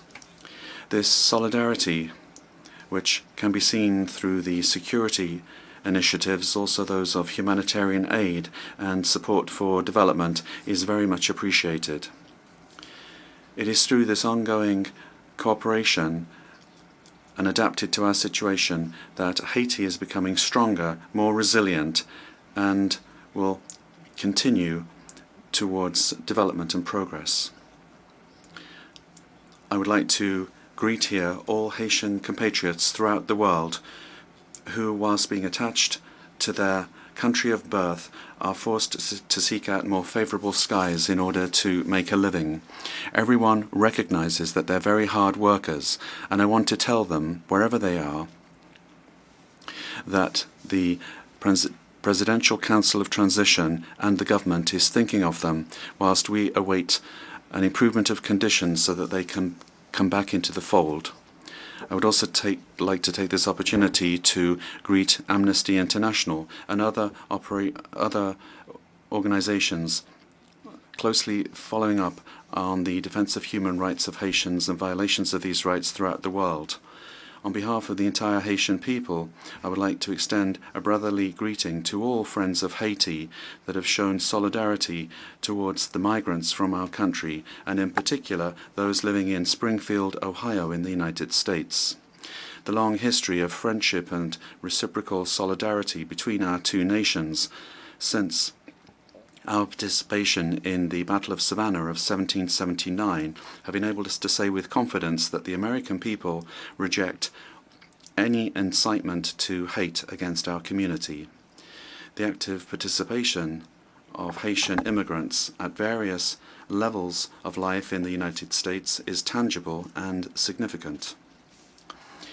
In this regard, the passions that naturally arise during an election campaign should never serve as a pretext for xenophobia or racism in a country such as the United States, a country forged by immigrants from all countries and which has become a model of democracy for the world.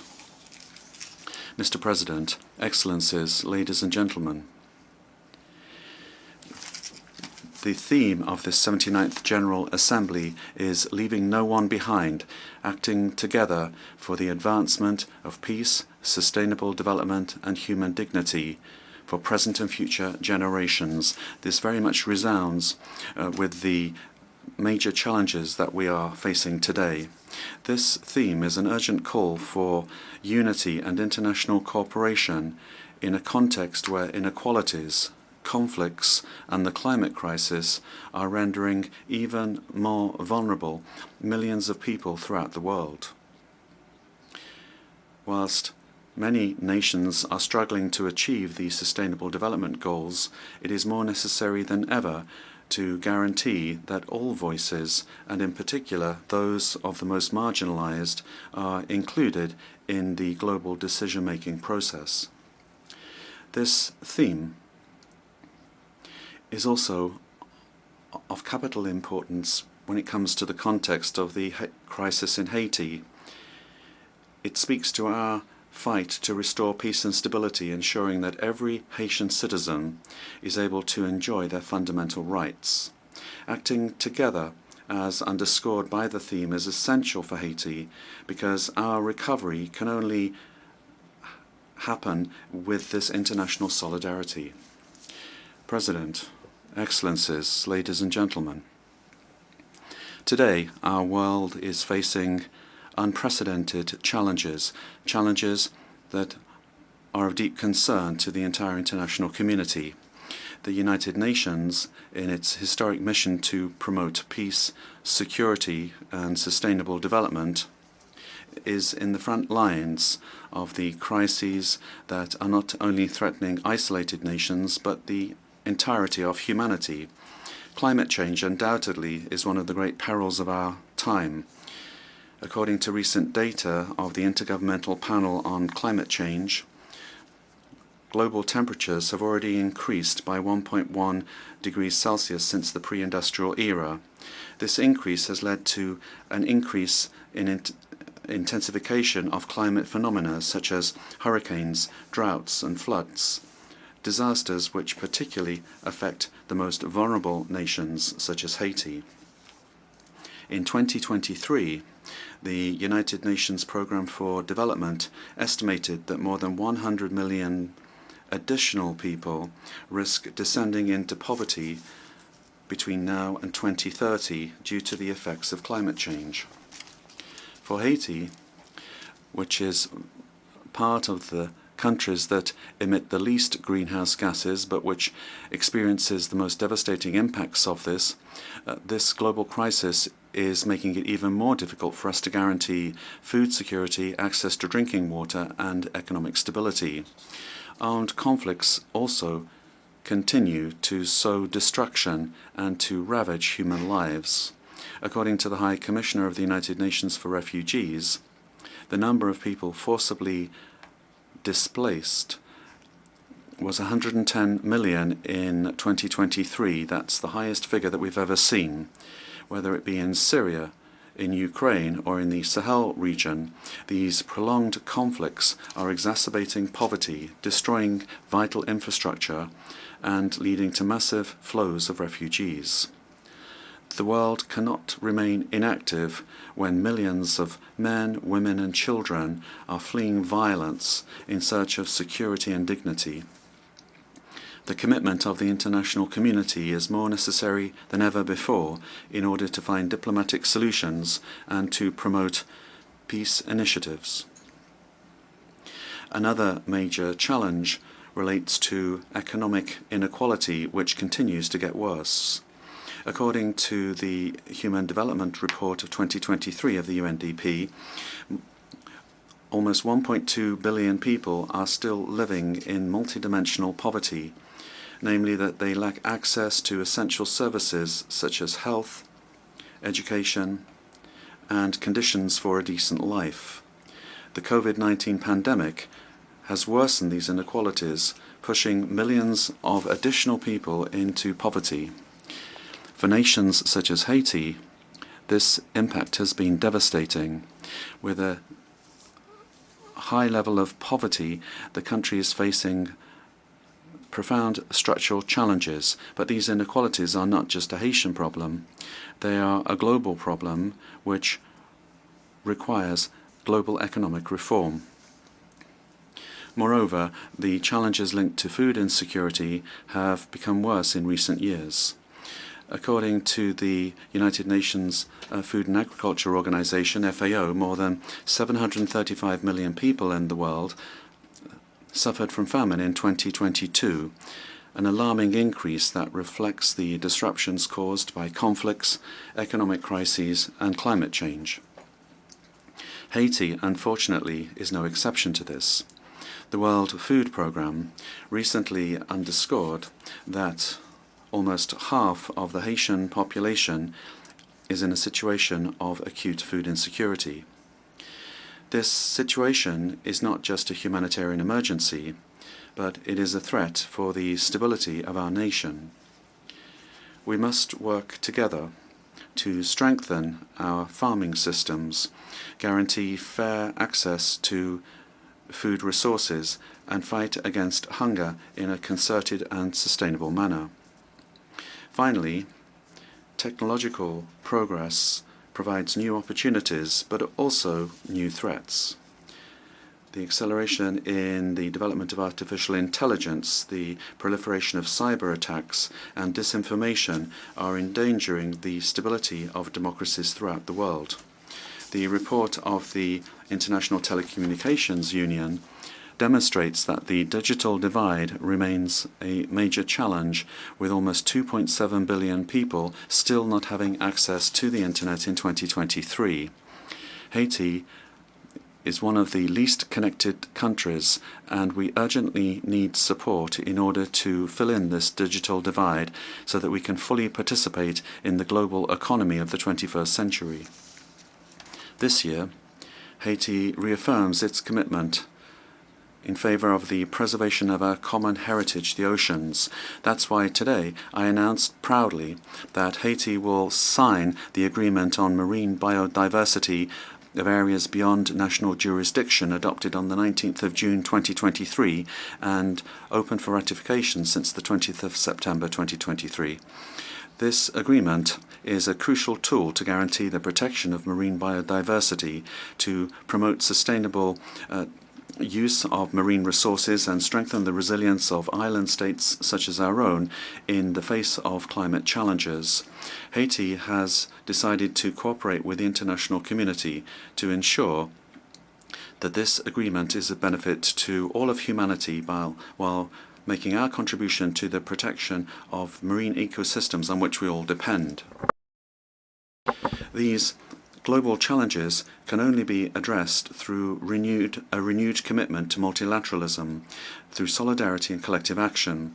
Haiti, despite our difficulties, is ready to cooperate with the international community to overcome these crises and build a future where peace, justice, and human dignity are triumphant. But we can't do this alone. It's only together that we can act to guarantee that no one is left behind. Excellencies, ladies and gentlemen, in proclaiming the independence of Haiti in January 1804, General Jean-Jacques Dessalines, the founding father of our homeland, gave human rights a universal character. He began the dismantling of the colonial and slave order, and then human rights ceased just being white man's human rights and became human rights for all men and all women, namely the rights of all humankind.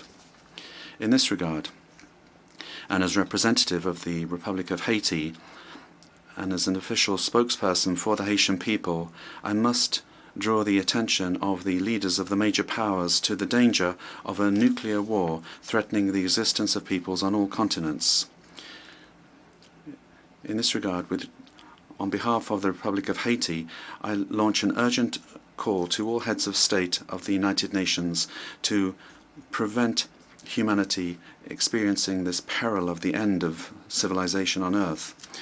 President, Excellencies, ladies and gentlemen, I am speaking today with the experience of several years dedicated in the service of my country. My political career is very much anchored in the history of Haiti, and it's led me through various trials, always with the same goal in mind: the progress of my country, the pride, the restored dignity and the well-being of the Haitian people that are so downtrodden. Having presided the Senate of the Republic from 1995 to 2000, and having been a witness to critical moments in our political history, I have seen the challenges that our country has been facing. My political commitment goes back to a time when the fight for stability and democracy were everywhere. Today, as President of the Presidential Council of Transition, I find myself once again at a key point in the history of Haiti. My career has shown me that resilience and collective willingness are the only ways to guarantee a stable and prosperous future.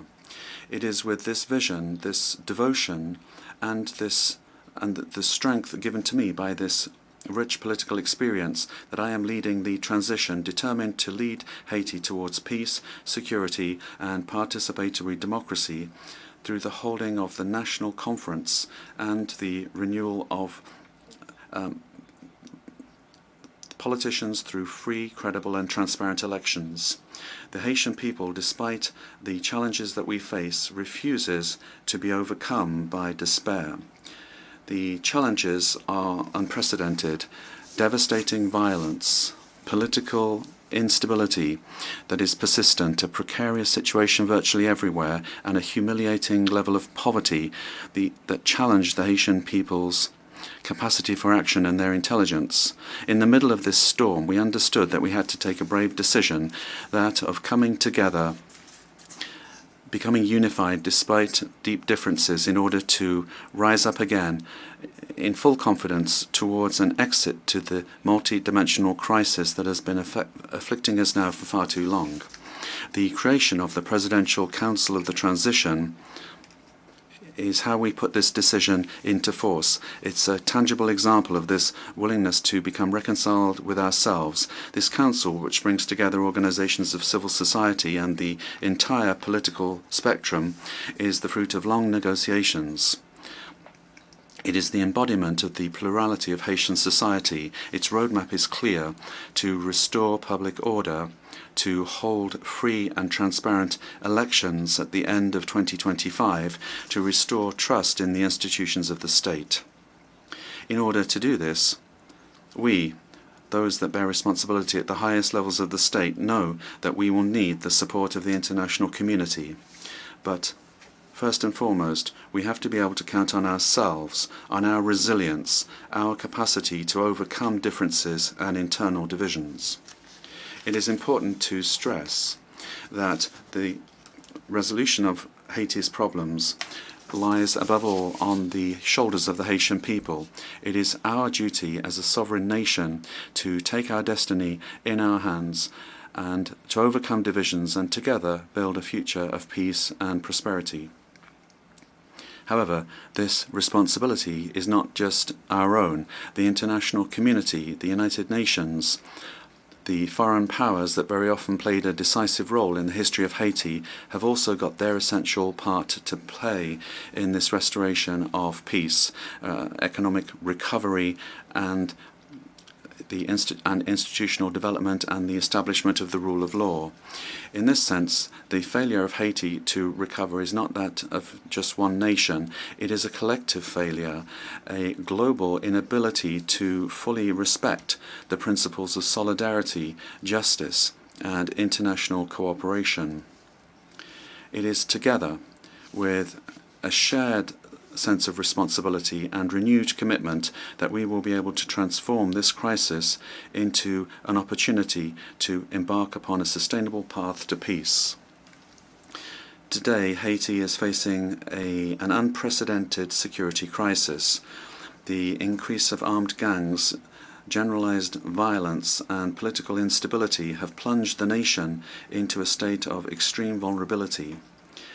Citizens live in fear, unable to move around freely throughout the country, to go and work or send their children to school without risk, particularly in the capital Port-au-Prince. This situation is affecting all aspects of Haitian society. It's weakening institutions, paralyzing the economy, and it's undermining hope in a better tomorrow. The future of the country is under threat. 50% of gang members from the capital region are made up of children and young people, girls and boys. They very often serve as cannon fodder during operations against the police. They are subject to serious violations of all kinds, including sexual violence. This abuse and violence exercised against children and young people, teenagers, must be considered as a crime against humanity, given the consequences that this has on future generations. The restoration of national security is an absolute priority for the Haitian authorities. They are fully committed to putting an end to this spiral of violence and to restoring order in order to guarantee every citizen the fundamental right that they have to security. They are aware that peace and stability are the indispensable foundations that will enable Haiti to rebuild and restore trust in its institutions and to ensure the socio-economic development of its people. With this in mind, the decision of the Security Council to authorize the deployment of the Multinational Security Support Mission through Resolution 2699 was a direct response to the calls of the Haitian people. This mission, although it is not a classic UN force, embodies the commitment of the international community to support Haiti in its fight against insecurity. I would like, on behalf of the Haitian people, to express my profound thanks to the contributing countries, particularly Kenya, for having accepted to take on the leadership of the mission, as well as to all countries that have provided their support. The national security forces, with the support of the mission, have already demonstrated tangible results on the ground, making it possible for the population, little by little, to see normal life restored, but a lot still remains to be done. Haiti has hosted several United Nations missions over the last 3 decades, particularly MINUSTAH. Although some of these missions have helped to temporarily stabilize the country, they have also left behind a heavy heritage of consequences. Allegations of serious violations of human rights have eroded the trust of the Haitian people. The lack of prosecutions and reparations for the victims have reinforced a sentiment of impunity, undermining the efforts at rebuilding. Nevertheless, it's never too late to act and to learn lessons from the past. By rethinking the approach, we have the opportunity to boost the reputation of international missions in Haiti and to build a future that is better for the Haitian people. It is in this spirit that we would like to see a thought being given to transforming the security support mission into a peacekeeping mission under the mandate of the United Nations. This transformation would make it possible not only to secure more stable funding and to extend the capacity of the mission, but also it would make it possible to strengthen the commitment of member states to security in Haiti. I am convinced that this change of status, whilst recognizing that the errors of the past cannot be repeated, would guarantee the full success of the mission in Haiti.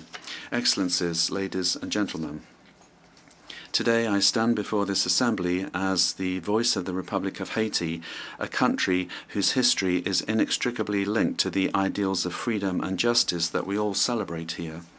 But Haiti, the first independent black nation of the world, today is the greatest victim of a historical injustice which has not only delayed our development but has also saddled our people with a burden, the repercussions of which we still feel today. In 1825, just 21 years after having won its freedom at the cost of a heroic fight, Haiti was forced to pay a colossal debt to France, the colonizing country, in exchange for recognizing its independence. This ransom, imposed under threat, siphoned off resources of the young nation, plunging it into an infernal cycle of impoverishment, which it still struggles to overcome. This debt was a form of punishment for our audacity in throwing off the chains of slavery and raising up Haitians to claim their human dignity. It was an unjust penalty which asphyxiated the economic and social potential of the black people of Haiti for generations. In today's context, where more than ever attention is being paid to efforts to restore without delay security and respond to the immense humanitarian needs in Haiti, I think it is important to draw the attention of this assembly to the after effects of our colonial past and the ransom paid to certain powers that have largely mortgaged the development of Haiti. It is worth recalling that Haiti was the only country to have paid for its independence, obtained, however, through the fire and the sword.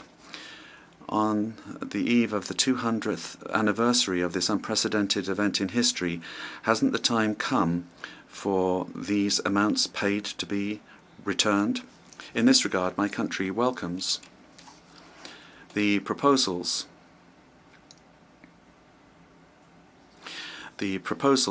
made by a number of governments and also some agencies of the United Nations for specific action with regard to recognition, reparation and restitution for the wrongs of the past.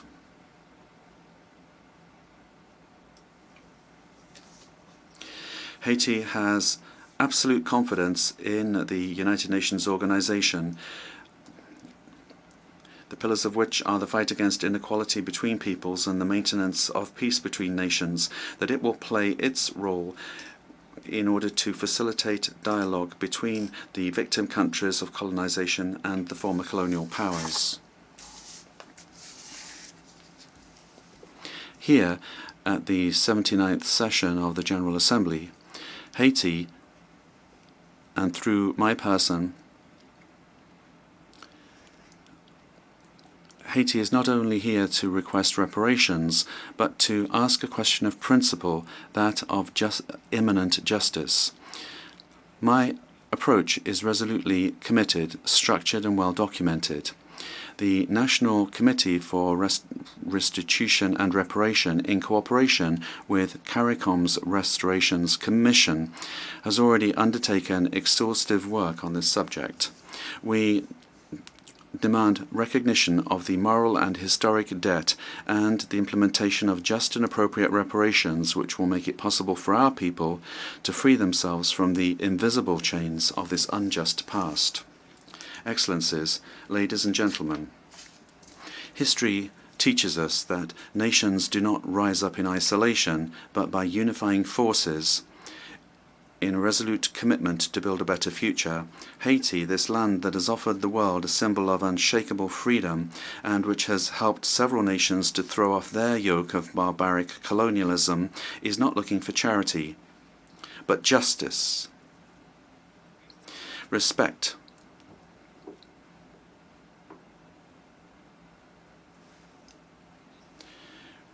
respect for its dignity and its right to a dignified and prosperous existence.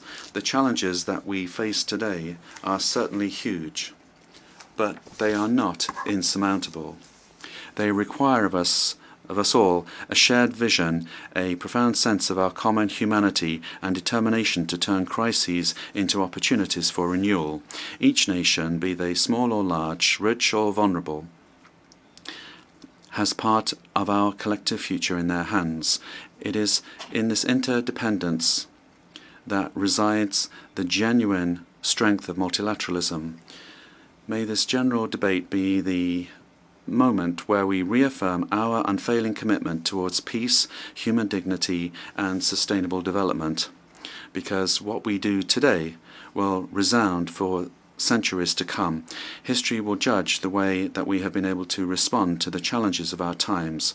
Together, in a spirit of solidarity and cooperation, we can and we must build a future where no people, no nation is left behind. Long live Haiti. Long live international cooperation. Tomorrow, another country. Tomorrow, another world. I thank you for your attention.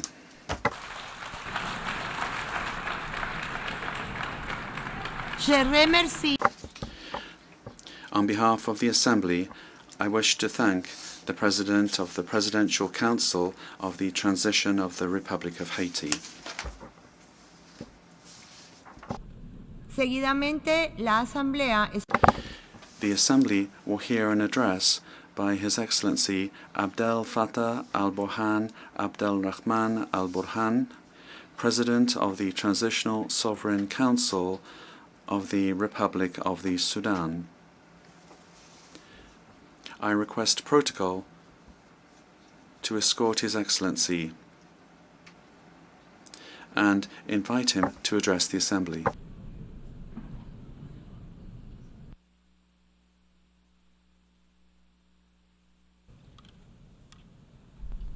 In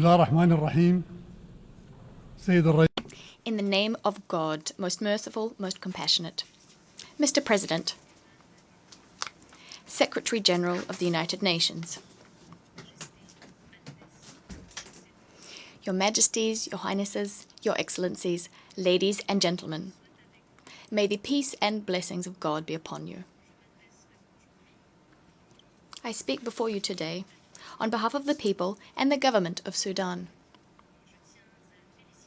I would like to congratulate the President of this 79th session of the General Assembly and his team. We wish you every success, especially in the face of various threats to peace and security threats which endanger our organization and which undermine freedom, peace, and justice, leading to the violation of the law. Sudan stands convinced of the important role played by the United Nations. We support all initiatives geared towards reforming the organization and its bodies, specifically the Security Council, with a view to enshrining pluralism, collective security, and upholding human rights, all the while tackling the challenges of climate change and ethnically and ideologically motivated terrorism. Ladies and gentlemen, Sudan commends the choice of theme for this topic, for this session, Unity and Diversity for the Advancement of Peace, Sustainable Development and Human Dignity. We welcome the priorities set by the president of this 79th session.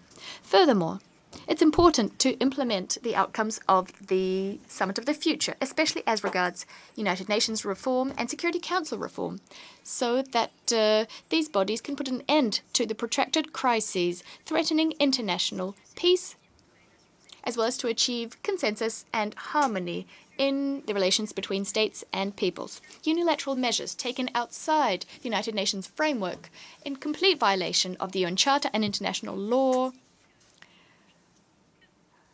political and economic restrictions, these are the main drivers of instability,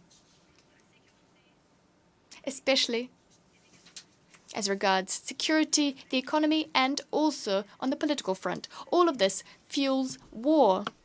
However, I must also add that double standards and selectiveness are currently prevailing in international affairs.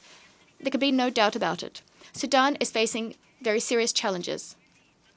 And in fact, a war is being waged. There's a conspiracy. A war is being waged by a group that has rebelled against the state for many years. It's receiving political and logistical support at the local and regional levels. You've all witnessed the crimes, the violations, and the atrocities committed by these rebels, targeting the Sudanese people and the Sudanese state.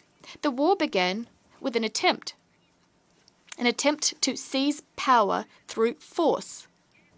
With time, it's transformed into a total war against the Sudanese state and the Sudanese people. Countless crimes have been committed: ethnic cleansing, forced displacement, and genocide. All of this has been committed by the Rapid Support Forces, the RSF, which should be considered a terrorist group. This militia is continuing to perpetrate crimes, and it is most unfortunate that it is receiving the support of some states in the region. States which are providing funding and mercenaries for their own political and economic benefit, in flagrant violation of law and international will. Mr. President, these terrorist groups have also hit diplomatic missions, other organizations, and property. They have not spared the UN. And in fact, UN headquarters, the UN office in Sudan, has been targeted.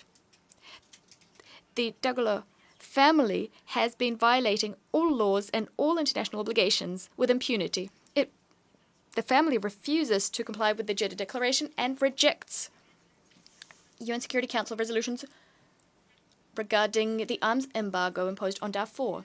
Thus, ethnic cleansing crimes are continuing. Most recently, we also recorded a violation of the resolution on El Fasher, the capital of North Darfur State. This begs the question, why has the international system not taken any firm or dissuasive measures vis-à-vis this group and those who support it? Despite everything that's been done, all the crimes, we witnessed crimes against humanity, war crimes, despite their refusal to implement Security Council resolutions and decisions adopted by regional organizations, all the more reason to call for Security Council reform to avoid this policy of impunity and double standards becoming key characteristics of this organization. Ladies and gentlemen, this devastating aggression being waged by the RSF with the support of states in the region providing funding and mercenaries as well as weapons to the RSF have resulted in deaths of dozens of thousands of Sudanese and the displacement of many millions more. Sudanese people have been forced to leave their lands, their motherland, to evade these armed groups. They've taken refuge in various regions. Millions more Sudanese are living in peace today in other parts of the country.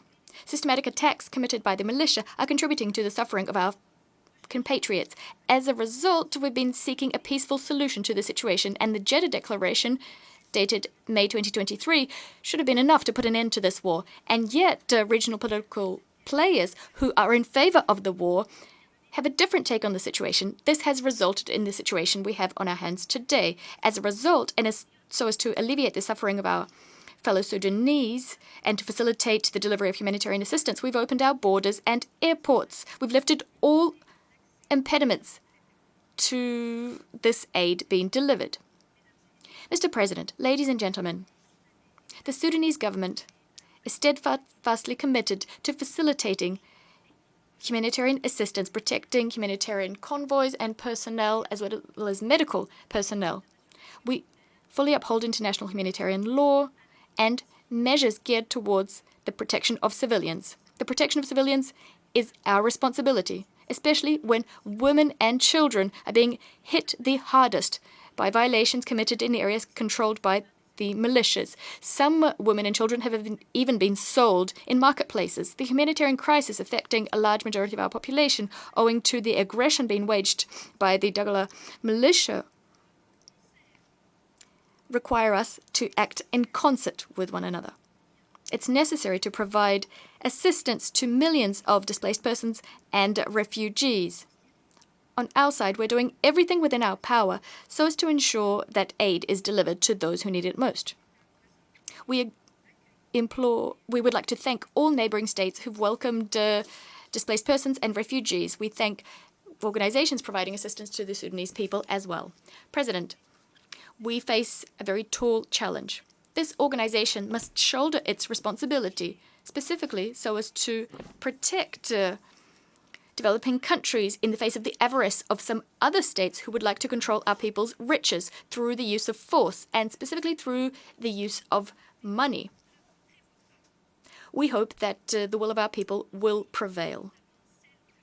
Numerous crises, including the one underway in Sudan, are the product of a policy of double standards, as well as political approaches based on exerting power, economic blackmail, and the fact that the organization has not managed to deter those who defy the will of their people and of nations,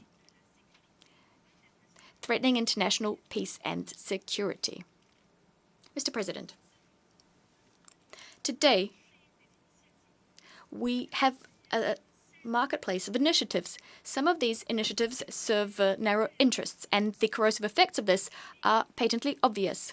In our countries, artificial conflicts are growing in number. For this reason, we need national ownership, this particular principle, and that's why since the start of the crisis, we've done everything we could to put an end to this war and to spare our country from the destruction being waged by the Dagalo militia, attacking the Sudanese people. Thus, we contributed to various constructive initiatives, and we still harbor hopes of ending this conflict so as to guarantee the dignity of the Sudanese people and the sovereignty of our state.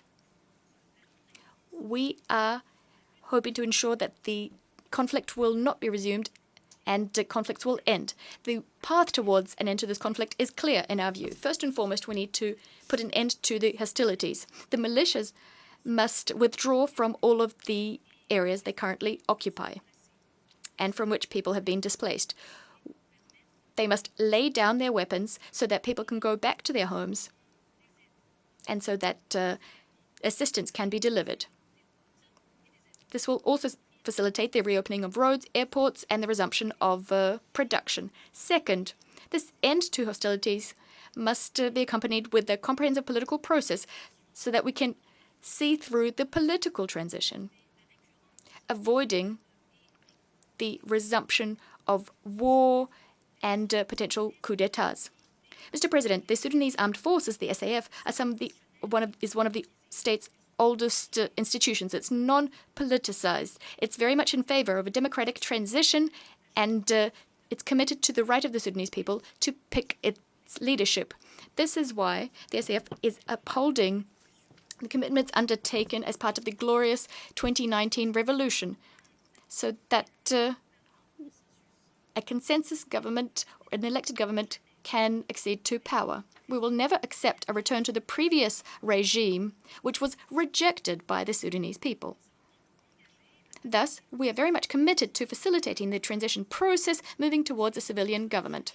We will continue pursuing peace, working with all groups who have laid down their weapons, as well as with groups who still carry weapons but who are willing to respect the Juba Peace Agreement signed in 2020.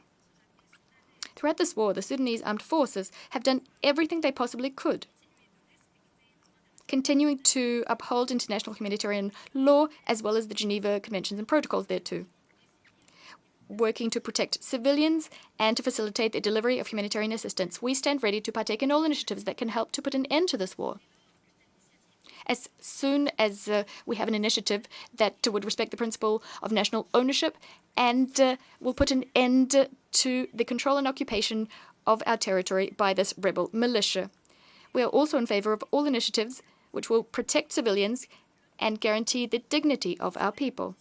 These are the prerequisites for a return to democracy. It's unacceptable for a government as well as for the Sudanese people to partake in these, to see organizations who've supported the war, states who've supported the war and massacres of Sudanese partaking in such initiatives. Some of these organizations and states have allowed weapons to be funneled through their territory to the militias, and they've also provided political support to these rebel groups. We must therefore continue acting to convince the aggressors that they shouldn't be receiving this assistance. Mr. President, I'd like to thank all of the states as well as the organizations and various human rights defense groups, as well as civil society organizations, all those who've tried to paint a true, accurate picture of what is happening in Sudan. I welcome the outcome of the Sanma Summit, the Great Lakes Summit in Rwanda, and the meeting that took place in Yaoundé.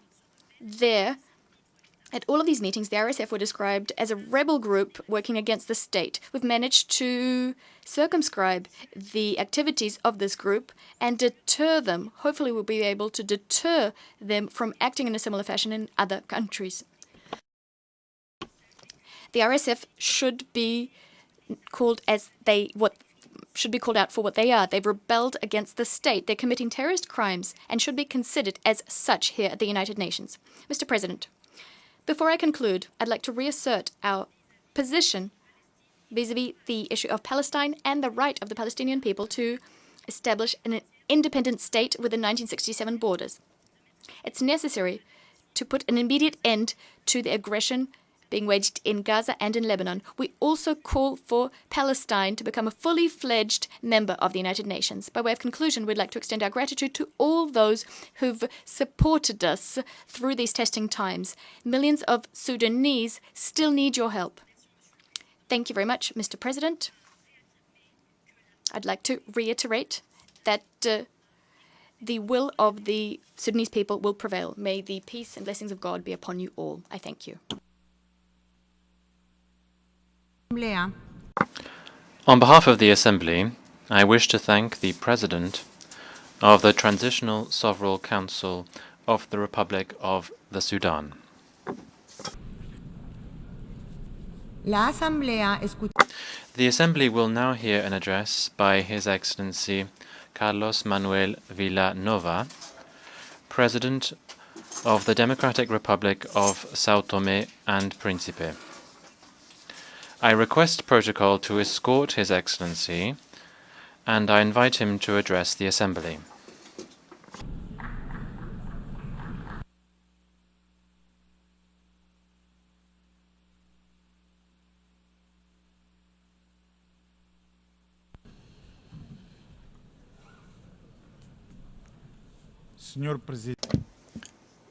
Mr. President of the General Assembly of the United Nations, distinguished head of state and government, distinguished delegates, ladies and gentlemen. It is with great honor that I address this honorable assembly, representing São Tomé and Príncipe, a small island state which, like so many others, face the complex challenges of our time. On behalf of the people of São Tomé and Príncipe, I would like to congratulate you, Mr. President, and I would also like to extend to the Secretary General, Antonio Guterres, our warmest congratulations. Excellencies, it is easy for me, as it is for anyone present in this assembly, to say that what stands out in relation to international issues is the uncertainty and insecurity that marks both the present and the future. As a small island state, my country is on the front line of the consequences of climate change, and the climate crisis represents the greatest existential threat to our populations. Although we are responsible for a tiny fraction of global greenhouse gas emissions, we are among those who suffer most from its impacts.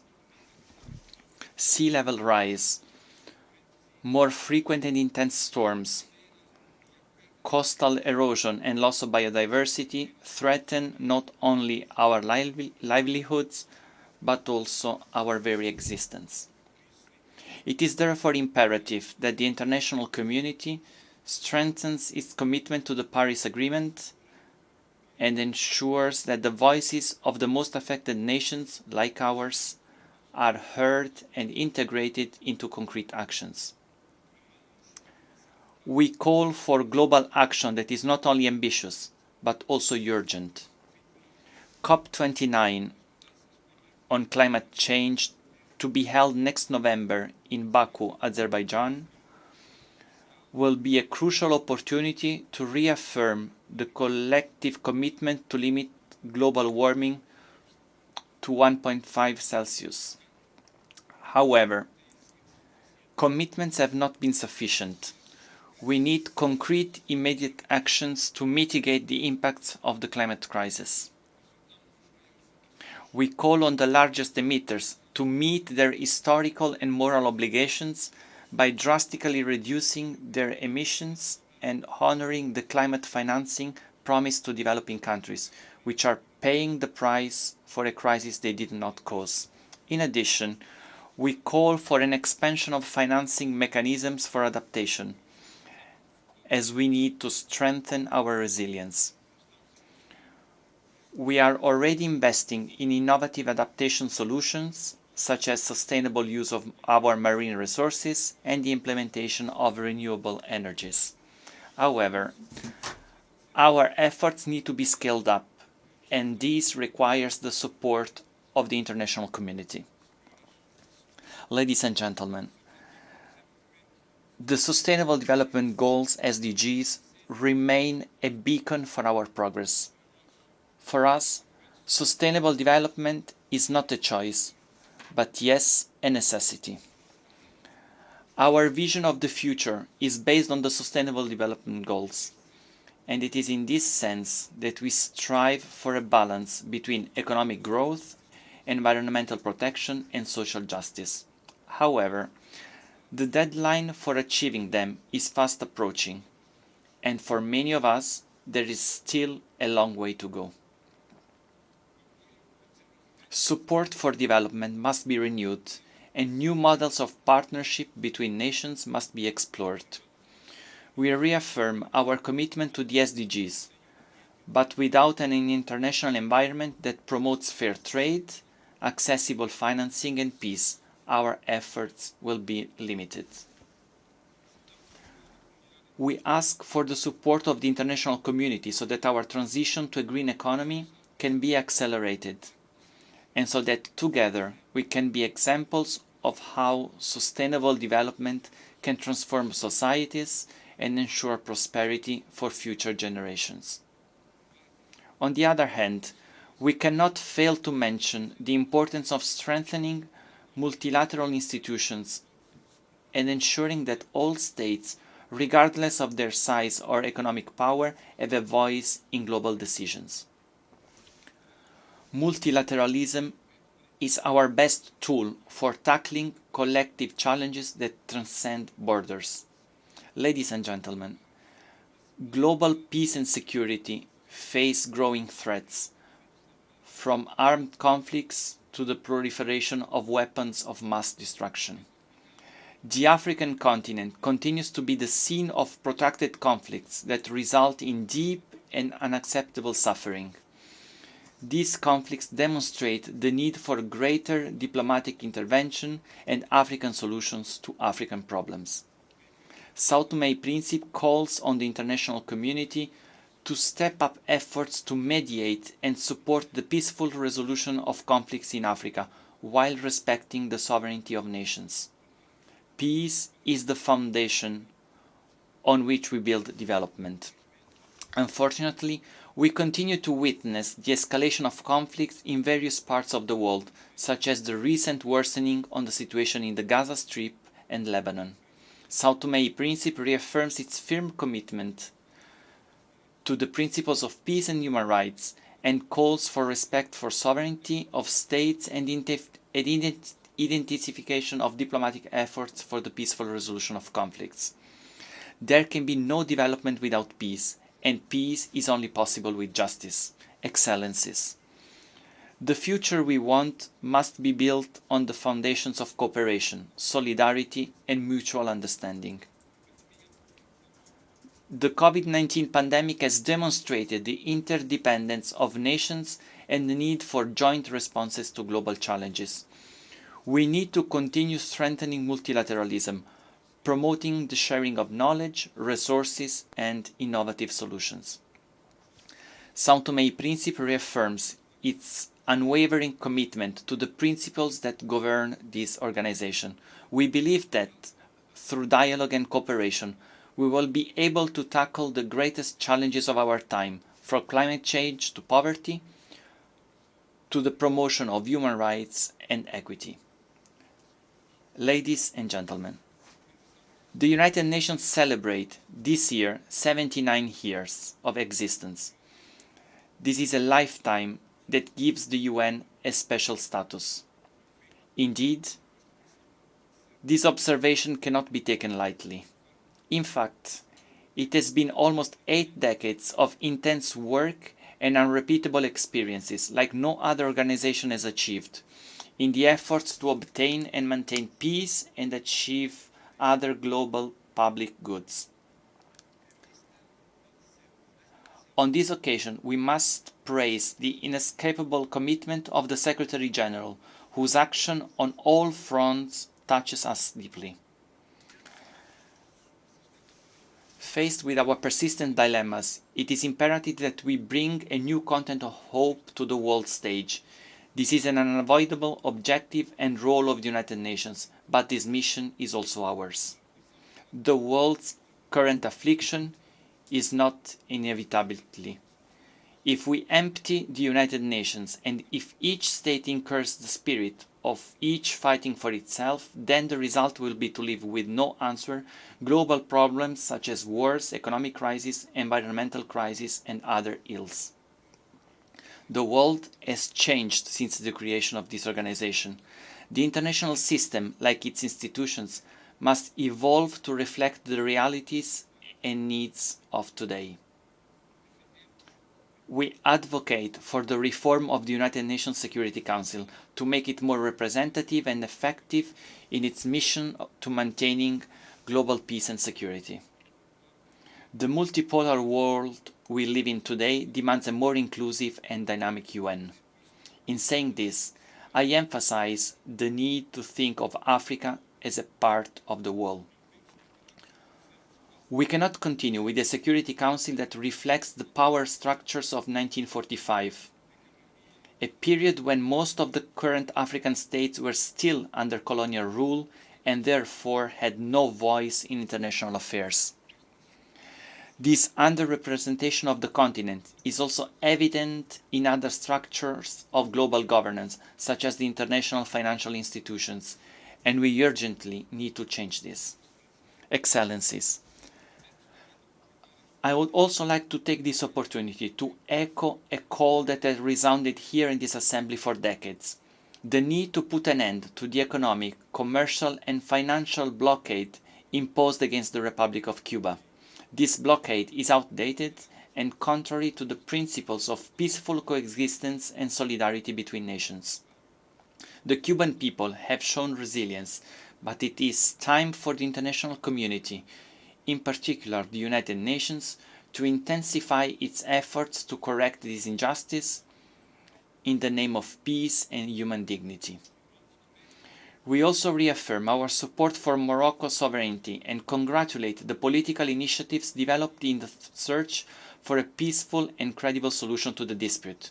We also welcome the strategic projects launched by the Kingdom of Morocco, such as the Morocco-Nigeria gas pipeline and the Atlantic Africa Initiative, which reflect the vision of regional integration and sustainable growth. Excellencies, in conclusion, we would like to reaffirm that our presence here is a testimony to our faith in the United Nations and its ideals. Despite our limited resources, we bring to the global table our tireless will to contribute to a fairer, safer and more sustainable world. São Tomé and Príncipe is ready to do its part and continues to work hand in hand with all the nations present to build a better future for all. Thank you very much. On behalf of the General Assembly, I wish to thank the President of the Democratic Republic of São Tomé and Príncipe. The Assembly will now hear an address by His Majesty King Letsie III, King of the Kingdom of Lesotho. I request protocol to escort His Majesty, and I invite him to address the Assembly.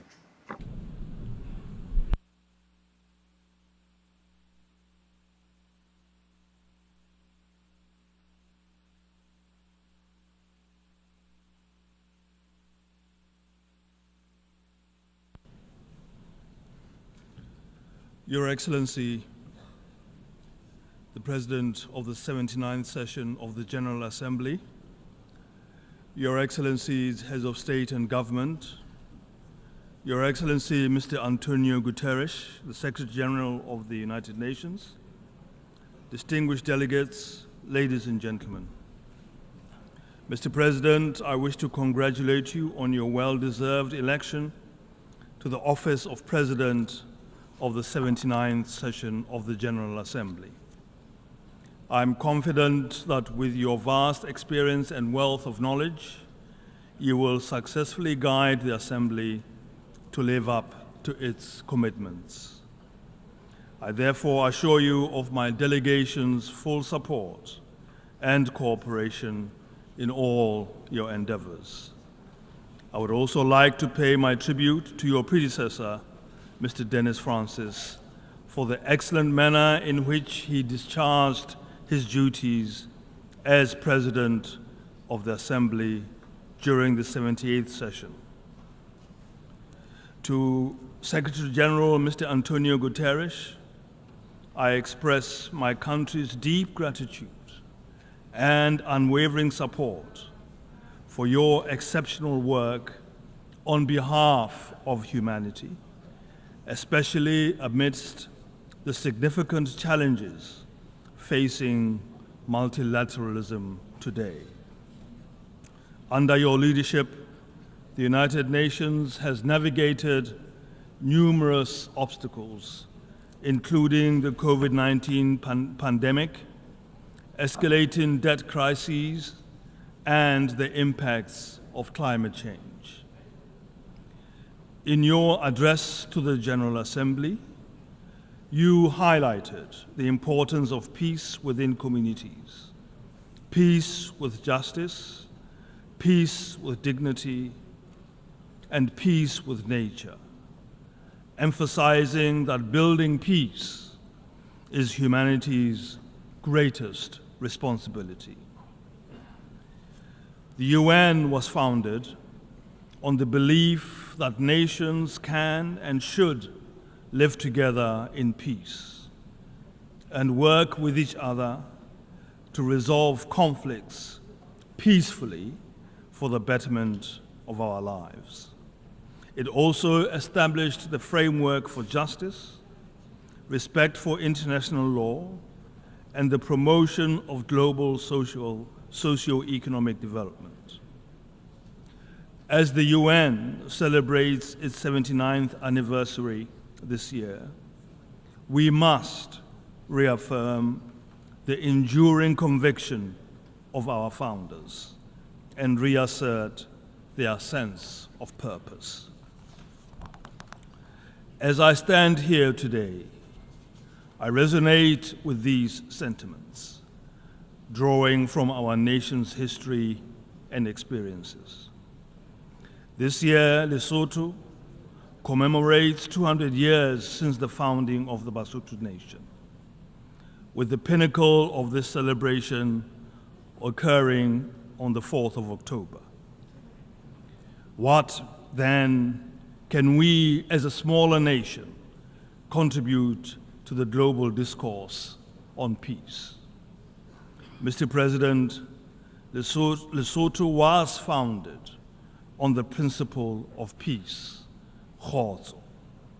Our founder, Morena Moshoeshoe I, cherished peace as one of his core values.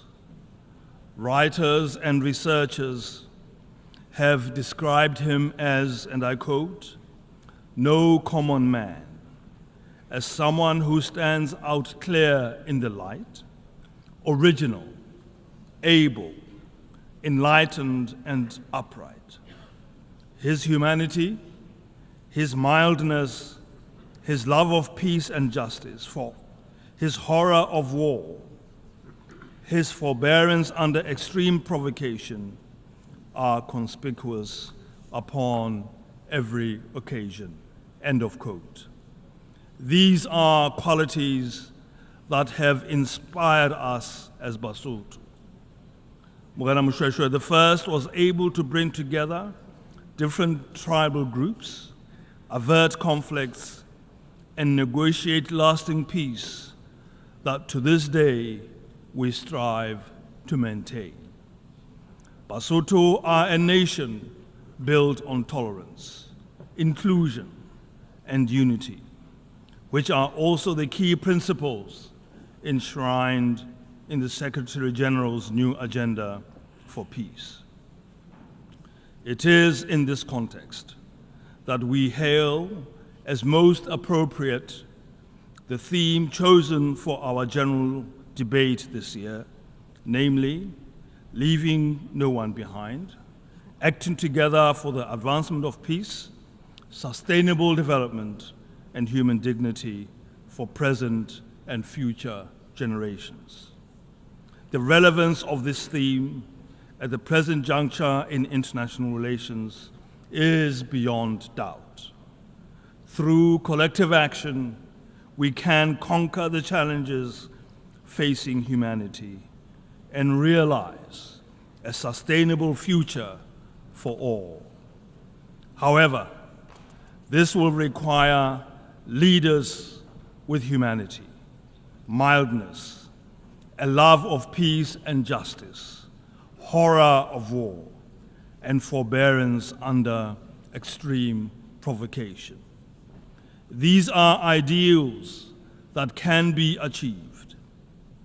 My ancestor, as testified by many, was the embodiment of these traits which built a nation that stands to this day.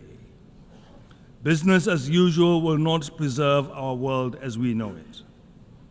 The enjoyment and exercise of human rights and attainment of sustainable peace and development require a deliberate, fundamental shift and commitment by the world's leadership.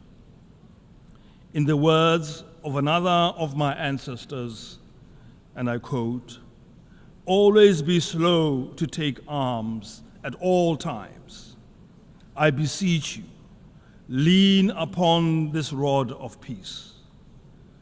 Always keep it clear in your mind that it is far more profitable to harvest food in the grain fields than to kill men in the battlefields, end of quote.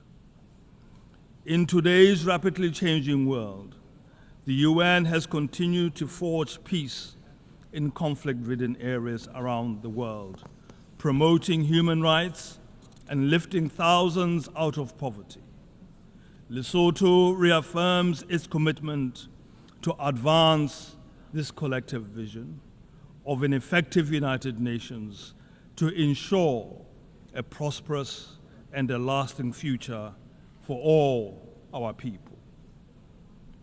Mr. President, the world faces significant challenges as the deadline for achieving the Sustainable Development Goals approaches.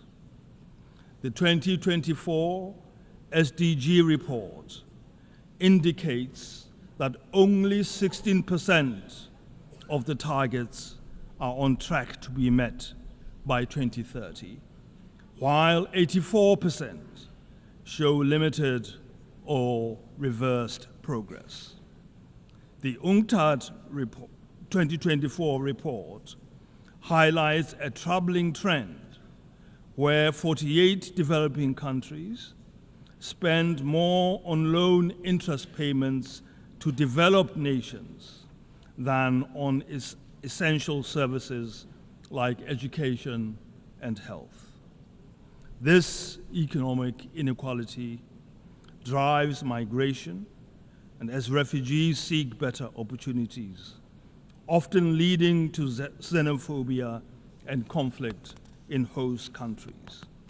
Addressing this inequality is crucial for fostering inclusive development and ensuring global peace and stability. To enhance the implementation of the 2030 Agenda, my government plans to present its third voluntary national review on sustainable development in 2025. Achieving this goal requires stronger partnerships and increased financial support, particularly for vulnerable countries that are both least developed and landlocked. The current crises of hunger, poverty, disease, and climate change threaten to reverse the progress made over the last century.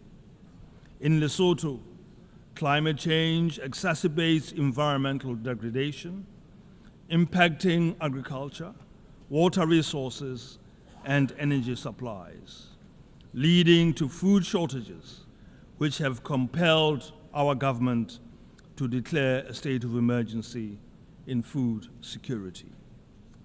However, we are committed to responding to these challenges by pursuing opportunities that will enable greater self-sufficiency for the country. Lesotho's stock in trade is a high-quality suite of renewable energy resources of sun, wind, and a plentiful supply of the purest mountain water. We are therefore in a position to establish a sustainable renewable energy and water economy. Our priority is to satisfy the deficit in our domestic energy demand and to export clean energy and high-quality water to the region. Our goal to fully meet commitments of the Paris Accord well in advance of 2050 will be attained, with the potential of Lesotho being among the first countries in Africa to be a fully carbon-neutral electricity generator. We seek our own opportunity to navigate our own way in this complex world. Mr. President, it is essential to restore dignity and hope for women, youth, and marginalized communities who continue to experience a disproportionate level of vulnerabilities and disadvantages. Gender equality and the protection of women and girls from violence are fundamental human rights that must be prioritized. The government of Lesotho has implemented policies and laws to address these issues in line with regional and international commitments. Additionally, we continue to combat diseases like HIV/AIDS, achieving significant progress with 95% of those living with HIV knowing their status, 94% receiving treatment, and 98% of those on treatment virally suppressed. Since 2010, we have successfully reduced new HIV infections by 74%, demonstrating our commitment to public health and social equity. Mr. President, global peace and security are under threat from terrorism, illicit arms flows, organized crime, cybercrime, and financial crimes, hindering progress towards sustainable peace. This worrying state of affairs demands collective and resolute action to protect global peace, security, and stability for the benefit of all humanity. Mediation has proven effective in saving lives, minimizing resource costs, and preventing infrastructure destruction while facilitating reconciliation between opposing parties. Despite the UN's focus on peaceful dispute resolution, political tensions among member states have limited its mediation efforts. It is therefore essential for the UN Security Council to take a proactive leading role in the mediation of disputes. To achieve this, the Council must adopt a multilateral approach, as we believe this is the only way to ensure transparency, impartiality, and a sense of ownership of the mediation process by the wider UN membership. For this reason, we warmly welcome the Secretary General's new agenda for peace, which emphasizes the urgent need to rebuild mechanisms for managing disputes and enhancing trust among member states and regional frameworks. Mr. President, respecting and upholding human rights is a fundamental obligation of all states as outlined in the United Nations Charter. Self-determination and independence are essential rights that should be accessible to all people. We urge the full implementation of United Nations resolutions aimed at ending all forms of colonialism and occupation, particularly emphasizing the need for the self-determination of the people of the Western Sahara. Mr. President, the situation in the Middle East, especially the ongoing human rights violations in Gaza, requires urgent attention. We renew our call for a ceasefire, as both the General Assembly and the Security Council have repeatedly advocated for one. The high cost of war is a burden humanity should not bear. We believe in a two-state solution that allows Israelis and Palestinians to coexist peacefully and securely. Genuine dialogue and mediation, respecting the rights and concerns of both parties, are crucial for resolving the Palestine question. Additionally, we call for a mediated solution to the unilateral coercive measures on Cuba, as the international community has consistently demanded the lifting of the economic and commercial embargo. Cuba like all member states, deserves the right to participate freely in international trade. And we also reiterate our call for the lifting of sanctions on Zimbabwe. Mr. President, to conclude, we would like to reiterate our belief in the principle of subsidiarity, recognizing the Security Council's primary responsibility for maintaining international peace and security. We, therefore, call for greater and more effective cooperation between the Council and regional organizations as outlined in Chapter 8 of the UN Charter. The strengthening of this cooperation is crucial for the swift resolution of regional conflicts. We believe that the Security Council should be more representative of UN membership to ensure its decisions enjoy greater legitimacy. Therefore, we advocate for a comprehensive reform of the Security Council, supporting the common African position known as the Isolini Consensus. We also believe that the UN should continue to be a place where all our aspirations for a better and secure life for humanity must be championed. Let us work together to build a United Nations that reflects a broad consensus among member states, reinforcing its central role in global governance and fostering collaboration with regional organizations while ensuring that all members respect its charter. I thank you.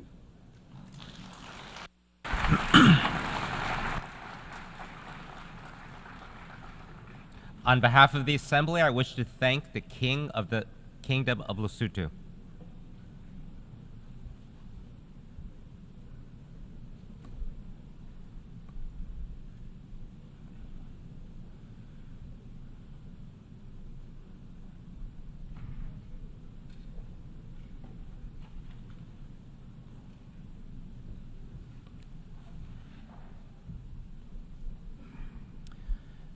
The Assembly will hear an address by Her Excellency Gordana Silyanovska-Davgova, President of the Republic of North Macedonia.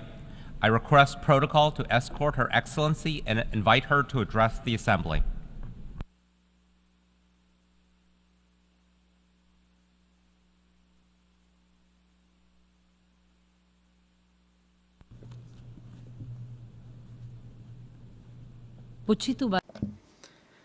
Distinguished President of the United Nations General Assembly, esteemed Excellencies, ladies and gentlemen. Those more familiar with the Macedonian case know about the Scylla and the Charybdis that my homeland, the small Balkan state, has passed through and is still passing through. Although indirectly, as one of the 6 constituent Yugoslav republics, we participated in the creation of the United Nations, yet, upon its admission to the United Nations in 1993, we faced a great injustice. Namely, the country was admitted under the temporary reference, the former Yugoslav Republic of Macedonia, along with the additional condition, I quote, to negotiate until a final solution to the name issue is found, end of quote. In 2018, we ratified and signed the Prespa Agreement, a process that was followed by an unsuccessful referendum and constitutional changes, following which the Republic of Macedonia legally and formally became the Republic of North Macedonia.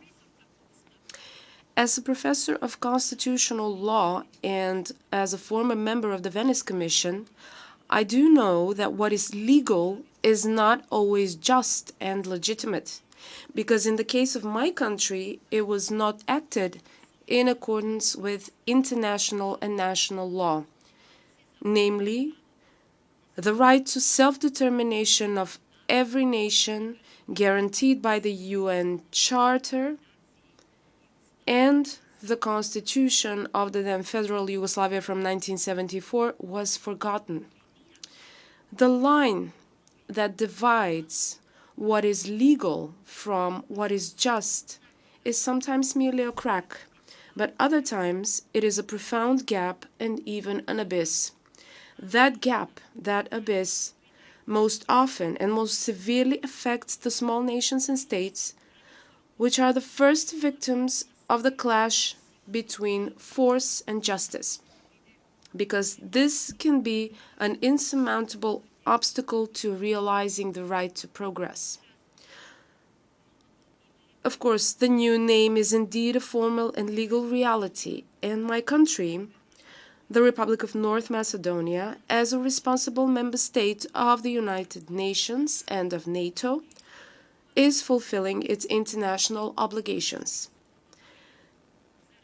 Still, the EU membership for which all of this was done not only did not come true, but the Macedonian citizens are now facing a repeated final condition for another constitutional amendment, but now not for membership, but for the start of negotiations, and this for the second time.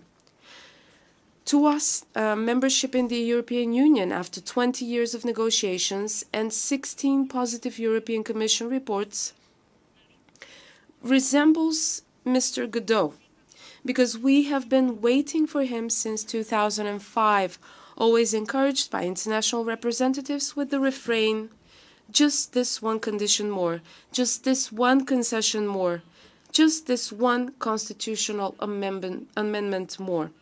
Thus, we became a sui generis state with 36 constitutional amendments in 30 years, anchored in the geopolitical region called the Western Balkans. As a peace-loving country, committed to good neighborliness and regional cooperation, we expect understanding and cooperation from our neighbors without the threat of a veto. Because if there is a veto, there is often no justice. The veto has turned into an instrument for bilateralization of European integration, or in other words, its stagnation. In conditions of conflict on the European soil, the stagnation of the European integration not only demotivates Macedonian citizens and slows down reforms, but it also destabilizes the region of Southeast Europe, leaving room for penetration of malignant imperial and great power influences. Enlargement must be tied to the meritocratic Copenhagen criteria, and it must be freed from the veto linked to the attempt to revise history and to disrespect national and cultural identity. From our European and strategic partners, we expect understanding and fair and just unblocking of the process of negotiations for membership in the European Union, rejecting double standards and respecting our own principles and values embedded in the fundamental constitutional documents. The European reunification is like an unfinished symphony without us. The European Union is not only a political system, it is also a political philosophy in which the largest number of Macedonian and Balkan political actors and citizens do believe. Integration is a powerful motive and a key driving force for democratic development. The full integration of the Balkans into the EU will put an end to the endless redrawing of borders and so-called Balkanization as a phenomenon. However, and of course, the Balkan states must behave in compliance with the European standards by regionally connecting and cooperating. The experience is valuable, and the help of the countries of the region that have become part of the EU already is precious. Same goes for those that are on the European path. We must learn to support each other as was the case with the COVID pandemics, floods, and fires, instead of blocking each other on our European journey. Homo Balkanicus can become Homo Europicus whenever he wants. Esteemed Excellencies, the line that divides the legal from the just is not only intertwined in the Macedonian case, but also in almost all issues that are on the United Nations agenda, including those covered by the topic of this year's general debate, leaving no one behind and acting together for the advancement of peace, sustainable development, and human dignity for present and future generations. We are faced with some big questions. Let me start with the most important one: peace. Is a just peace possible when we are faced with more and more wars and flagrant violations of the Charter of the United Nations? Is a just peace possible with the deepening militarization of politics and the new arms race? Is human dignity possible in an environment of double standards, when human life is not equally valued and when the sufferings of innocent victims in conflicts are not treated equally? How can we achieve a fair and just development plunged into the race for profit at the expense of the nations and of the planet, when global public resources are sacrificed, marginalized, stuck at the periphery, forgotten in national and corporate policies and actions? How can we achieve social justice in conditions of growing economic, educational, gender, and digital disparity between states and within the states themselves, with less and less winners and more losers from globalization and digitalization, the former sinking into decadence and the latter into pauperization? How will we ensure generational justice if we continue with the irresponsible and uncontrolled exploitation of limited resources?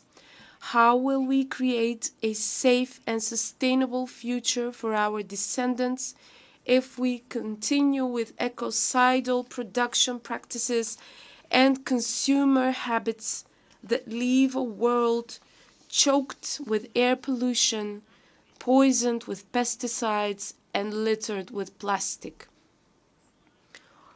With the alarming level of greenhouse gas emissions that are rapidly leading to climate change with catastrophic consequences, can we even talk about responsibility, or should we start thinking about survival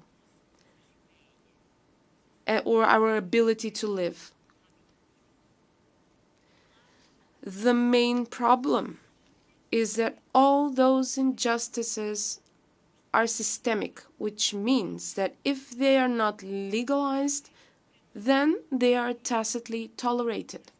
What is legal, unfortunately, is not always just and moral, if I may say this once again. Why is this so? In the most famous dialogue about power and justice, Thucydides recalls that justice is a word that has value in disputes between men only when both sides are of equal strength. In other cases, the strong do what they can and the weak what they must. However, the United Nations exist to ennoble this cruel Thucydidean world by securing legal equality among nations, taming the power of the great, and protecting the smaller nations. This legal equality is a prerequisite for achieving the highest goals of the United Nations: peace and security, human rights, and sustainable development. The United Nations exist to bridge or at least to narrow the gap between the legal and the just. We are facing a big challenge. How can the legal become just? Or how can the just become legal? And how can the legal and the just be implemented? Respected attendees, there are no simple, inexpensive, and painless solutions to this dual challenge. Here, in the solemn hall of the General Assembly, for years, world leaders have shared their experiences and disappointments from the United Nations, which, not infrequently, oscillate between two extremes: utopian optimism on one hand, and nihilistic pessimism on the other. Still, reality is complex and contains both successes and failures. The United Nations have prevented another world war, but they failed to prevent and preclude regional conflicts, including the war in Ukraine and the bloodshed in the Middle East, the scenes of which resemble Picasso's Guernica. The World Organization has lifted millions of people out of poverty, but it still fails to eradicate hunger. With the right to self-determination, it accelerated the process of decolonization, but failed to bridge the gap between the rich North and the poor South.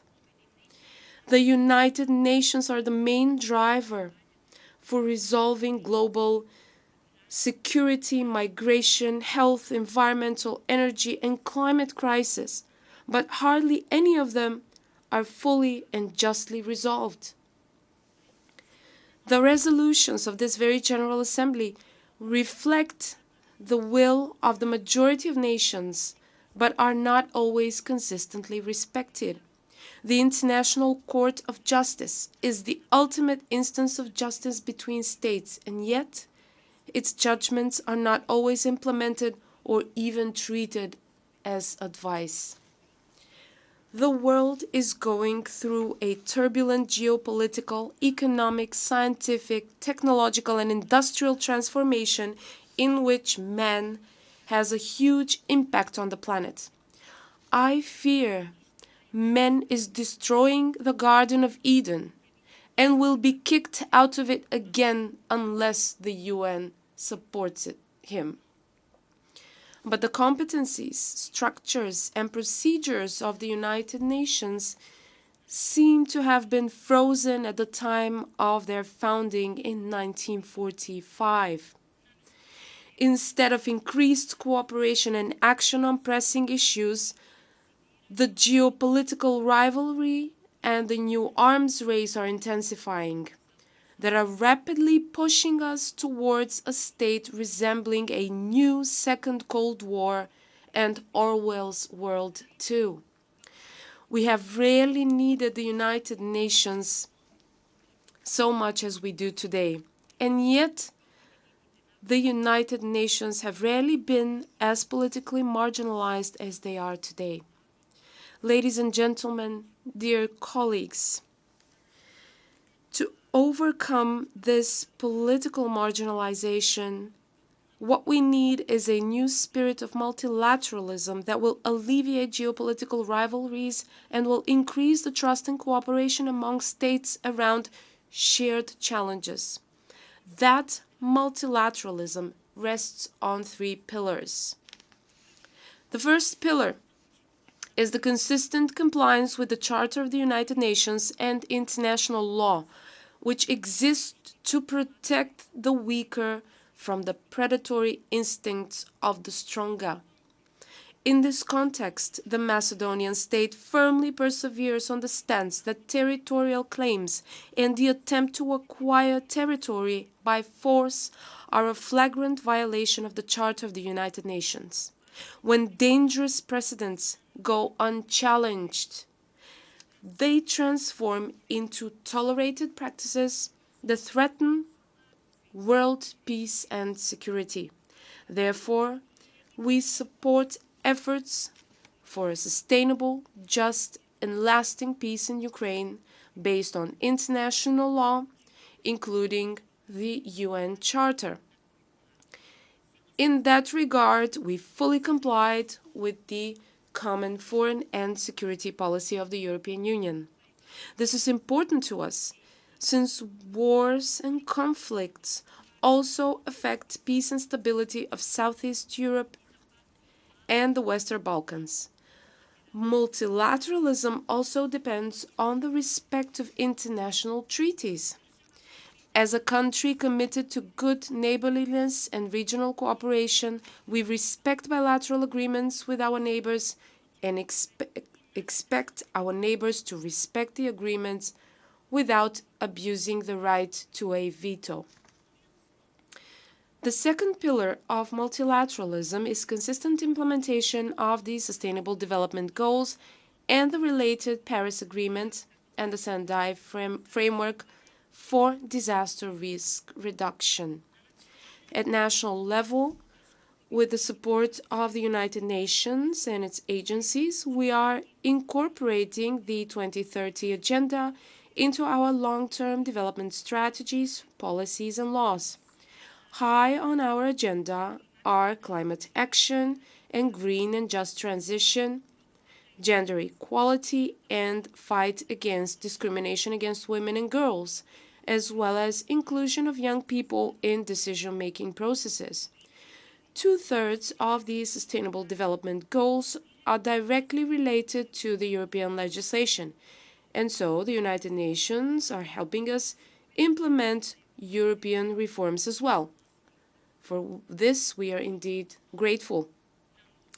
I see the third pillar of the new multilateralism in a greater commitment to the reform of the United Nations, which will be substantive, not cosmetic and corrective, a reform that will unlock the potential of the United Nations and enable the voice of every state, large or small, to be equally heard and valued. The first set of reforms should help align the United Nations with the new challenges and new development priorities. The more frequent extreme weather phenomena caused by climate change are just a prelude to what kind of future awaits us and our descendants if humanity's attitude towards nature and the planet does not fundamentally change. We need a new social contract, as per Rousseau, but also a natural contract, as per Michel, based on which we will treat nature as a partner. The second set of reforms would cover the structures and procedures of the United Nations, starting with the voting rules, through financing, up to the autonomy of the Secretary General. As I said, if there is a veto, there is often no justice. It is an undisputable fact that the right to a veto is legal, but the question is, how just is it? If and when it is used to paralyze processes on which the attainment of the goals of the Charter and the expectations of the people of the world depend. It is necessary for the General Assembly to be given a greater role in decision-making as a representative body of the nations in the spirit of the legitimacy of the Security Council springs from the General Assembly, so it should function as a kind of coalition government of nations. The third set of reforms would strengthen the United Nations mechanism to protect vulnerable populations and groups, which is especially important today when the number of victims and refugees is at its highest level since World War II. Respected attendees, next year, 2025, we will celebrate the 80th anniversary since the founding of the United Nations. This year is the last call. the United Nations will either become an engine that moves the world towards a more humane, a more just and sustainable order based on inclusive and accountable governance, or it will be reduced to a passive bureaucratic structure completely dependent on the main actors in the geopolitical processes and relations. Only a fundamentally reformed United Nations can bridge the gap between the legal and the just, and thus contribute to a truly transformed world in which no one will be left behind and forgotten.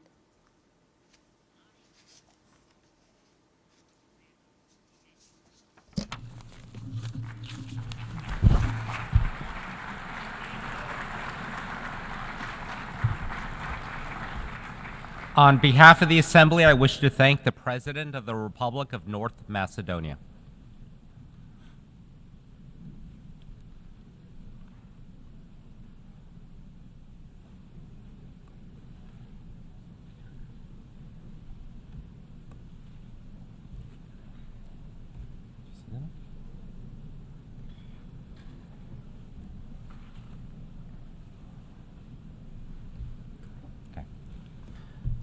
The Assembly will hear an address by His Excellency Luís Lacaia Pou, President of the Eastern Republic of Uruguay. I request protocol to escort His Excellency and invite him to address the Assembly.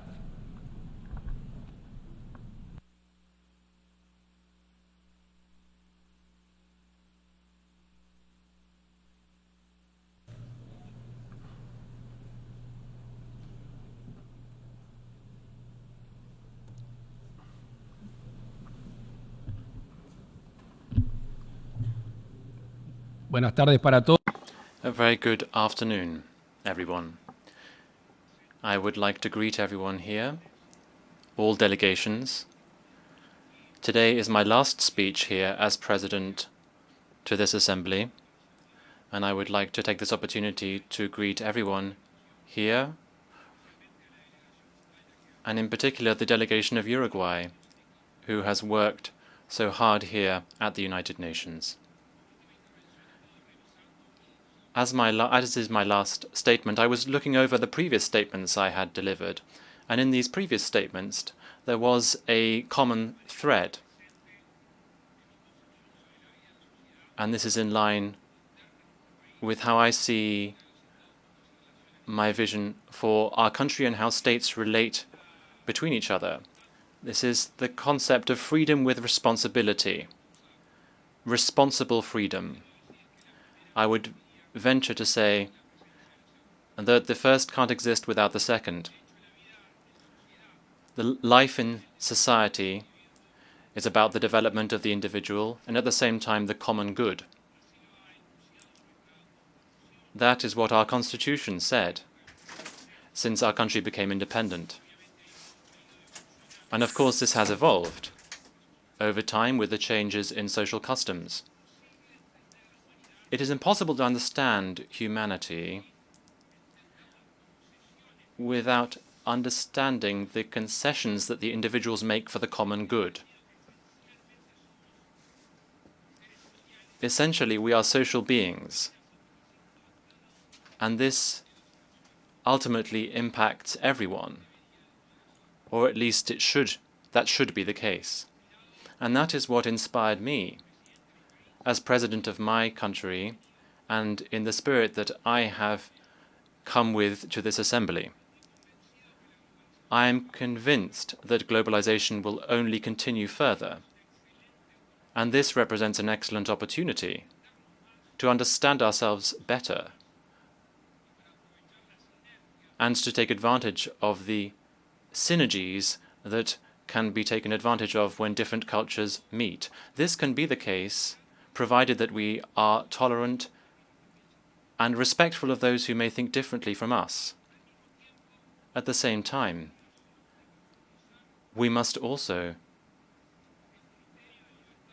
deepen the criterion of freedom and justice, in particular here on the international stage. For this to be possible, we must all make this effort as far as we are able to.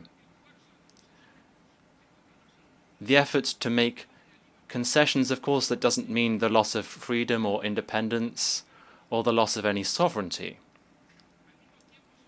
At the same time, we also need to have fair mechanisms where international law is applied to all equally, regardless of the country's size and regardless of the country's economic power. We must work together to build international law, which is credible and robust.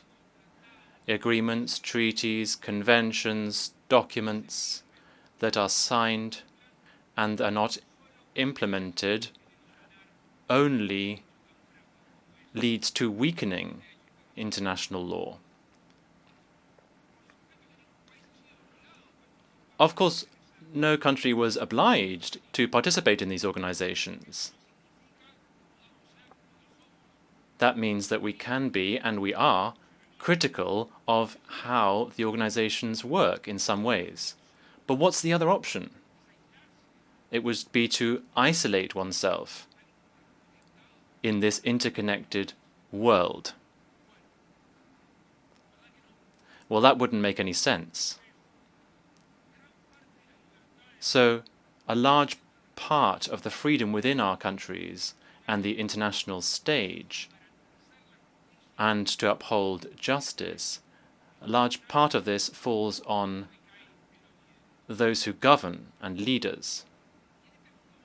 And in this modern world, where speeches lead to actions, an important leader, just with what they say, can lead to positive or negative repercussions in their country or indeed beyond.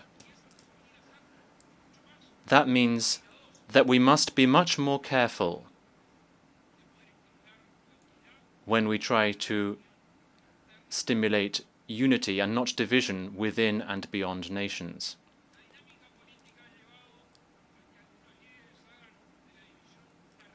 Politics has meant that some leaders have used division as a tool to reach power and to stay in power. But of course, there's one thing to defend one's own beliefs or those shared by some individuals, and it's quite another thing to attack others' beliefs and others' way of life. In some countries, formal democracy in terms of elections, constitutions, and laws, such as the material, which is the material democracy that citizens experience on a daily basis. Sometimes, when that is weakened, that means that people's freedom can be affected. And I cannot ignore to mention what is happening in Venezuela. Among other things, because this isn't a new position that we are taking. Fortunately, we have always been far from this authoritarian regime, this intolerant regime, which has attacked freedom and the common good. We all know what has been going on for quite a while in that country. And many governments and many global leaders have turned a blind eye. And for a lack of interest, some of them, or unfortunately because of their interests, for some. I'm not going to go into the situation of the elections. Ultimately, one has to call out the regime and the situation of the elections, and not just the distorted electoral process. This also has to be done in terms of the political persecution that is going on and the violations of human rights and arbitrary detentions. I know that many heads of state and government have spoken about this. it seems to me that now is the time to act. We need to act for Venezuela and for the Venezuelan people. And also, if the international community tolerates these attitudes, then we'll just wait to see what the next country would be that would be subjected to a similar fate as the Venezuelans are.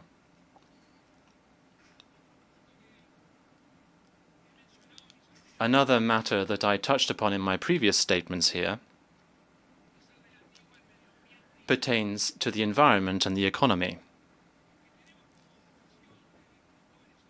What we have as a vocation in terms of caring for the environment, there's always this separation that we see between the economy and the environment. And the first time that I came to this assembly and I heard speeches from heads of state on this matter, since then I am pleased to see that there has been something of an evolution, quite a quick evolution on this matter. Now we are seeing how the economy and the environment are interlinked, and this is excellent news for humanity. Sustainable financing, for instance. My country has been a pioneer in issuing instruments such as green bonds or access to loans, where fulfilling environmental goals and caring for the environment is tied to these financial products according to performance. And this has a very important and interesting domino effect because it helps states to access financing and also to care for the environment.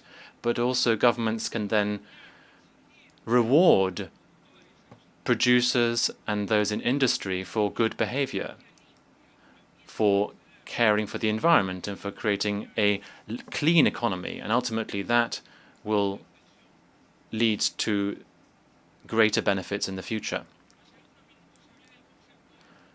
I mentioned a few minutes ago the concept of justice and international law. Now this law is applied differently in different cases. There are countries who pollute, and we see some countries who are making major efforts to try to improve their environmental situation. In order for this path to be sustainable in the medium and long term, the goals domestically should be fulfilled for each country, and at the same time, countries need to shoulder economic commitments. And in addition to just undertaking commitments, they have to fulfill them, because in the absence of this implementation, ultimately that would lead to a loss of stimulus in caring for the environment. Lastly, I just wish to mention one other point that I have also touched upon previously. And on this there hasn't been much positive change. I'm convinced that it is not possible to fully enjoy freedom in the international community if there isn't the freedom of trade, if there isn't free trade. Protectionism has hindered the development of our peoples. It has led to a vicious cycle where isolation is being stimulated and protectionism is being stimulated given these barriers that are being erected. We have to aim for a more open world for other countries' goods and services, and that does not in any way mean neglecting the domestic economy. It is possible to have open-facing policies in terms of trade and also stimulate the domestic economy. We have to build a more open world if we really believe in the equality of opportunities. The reverse case would be clear. That is to say, we would not be able to generate wealth and generate jobs and ultimately not be able to generate prosperity if we do not do this. I wish to repeat today a concept that I mentioned in one of my previous statements to this Assembly. We are all one. I, at that point, was referring to the lessons of the pandemic, if some people hadn't noticed that at the time. Ultimately, this is an affirmation of common sense. And I think it should also be a compass for us in our daily work as we exercise power, both domestically and also in our bilateral relations and in the multilateral domain as well. Believe me, I am convinced that we will progress much more quickly and much more united if we do this. Thank you.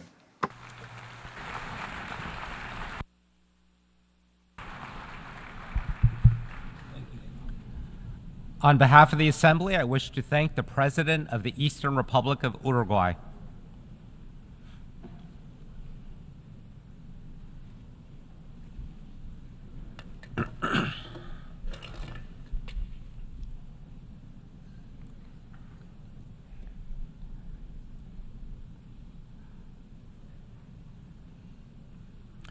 The Assembly will hear an address by His Excellency Ratu Williame Mavalili Katunavere, President of the Republic of Fiji. I request protocol to escort His Excellency and invite him to address the Assembly.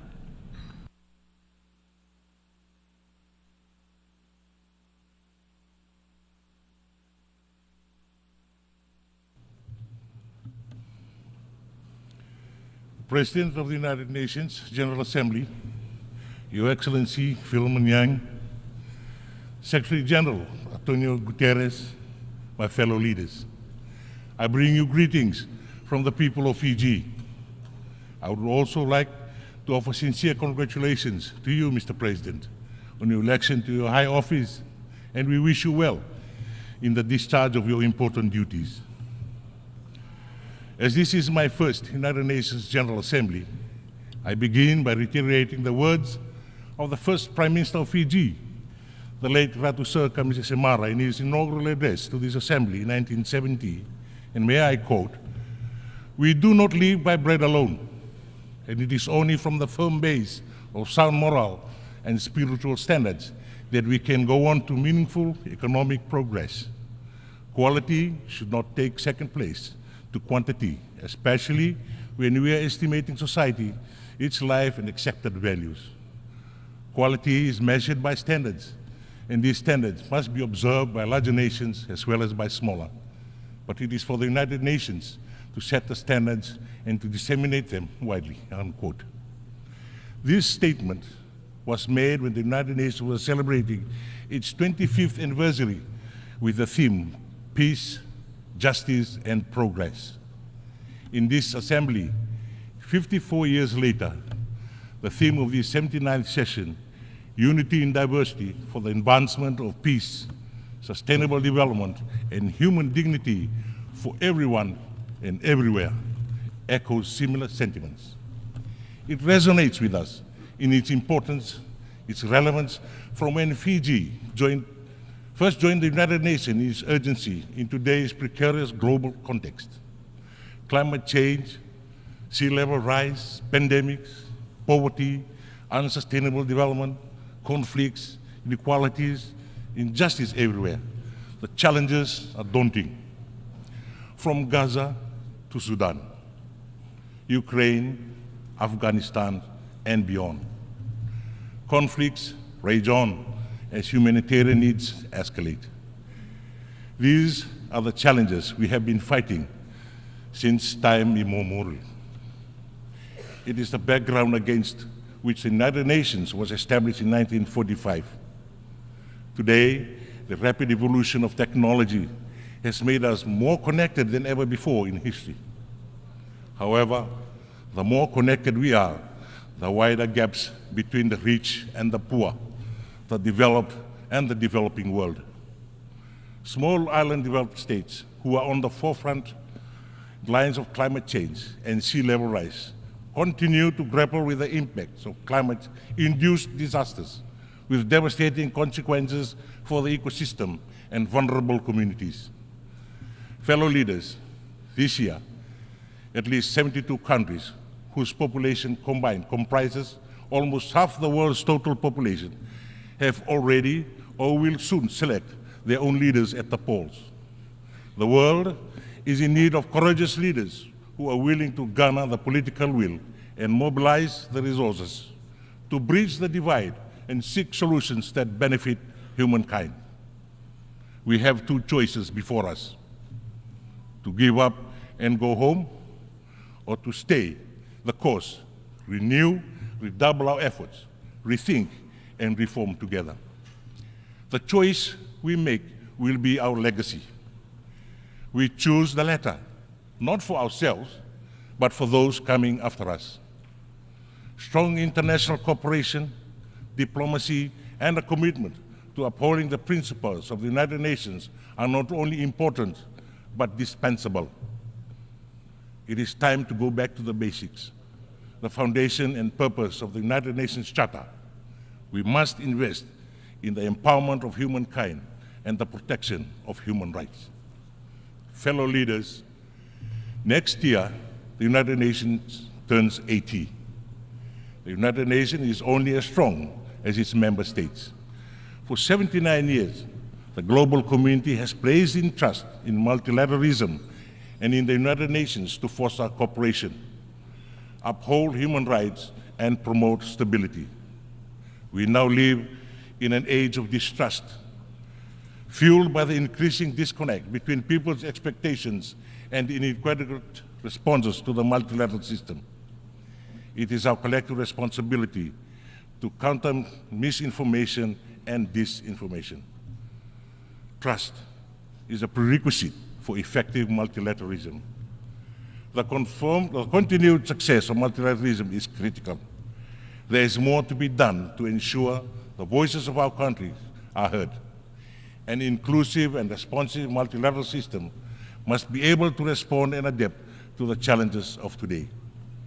The stakes are high for developing countries, including small island developing states and least developed countries that can continue to be left behind in the development race as we grapple with multiple crises. Despite our limited resources, the unfairness of the global governance system, and obvious inequalities, small island developing states continue to forge ahead. We do not have the luxury of time, nor can we justify inaction. Building economic resilience is a requirement for sustainable development in small island developing states. Recovery from the frequency and the magnitude of climate-related shocks, including disaster, are a costly affair. Mobilizing the upfront funding needed for adaptation remains a challenge as resources are focused on recovery and reconstruction. The adoption of the Multidimensional Vulnerability Index for small island states opens a new chapter in the ongoing effort to safeguard the future of vulnerable developing countries. Mainstreaming Multidimensional Vulnerability Index into existing practice with policies will help ease the economic burden for small island developing states when needed the most. Fellow leaders, cultivating a culture of peace is now more urgent than ever. The Blue Pacific continent knows the value of peace, having lived through its horrors of its absence. Our oceans and its diverse and vibrant lands have been a theater of the two world wars and a testing ground for the most dangerous weapons, the impacts of which are still felt today. Yesterday, the 25th of September, there was an unilateral test firing of ballistic missile into the Pacific Ocean. We urge respect for our region and call for cessation of such action.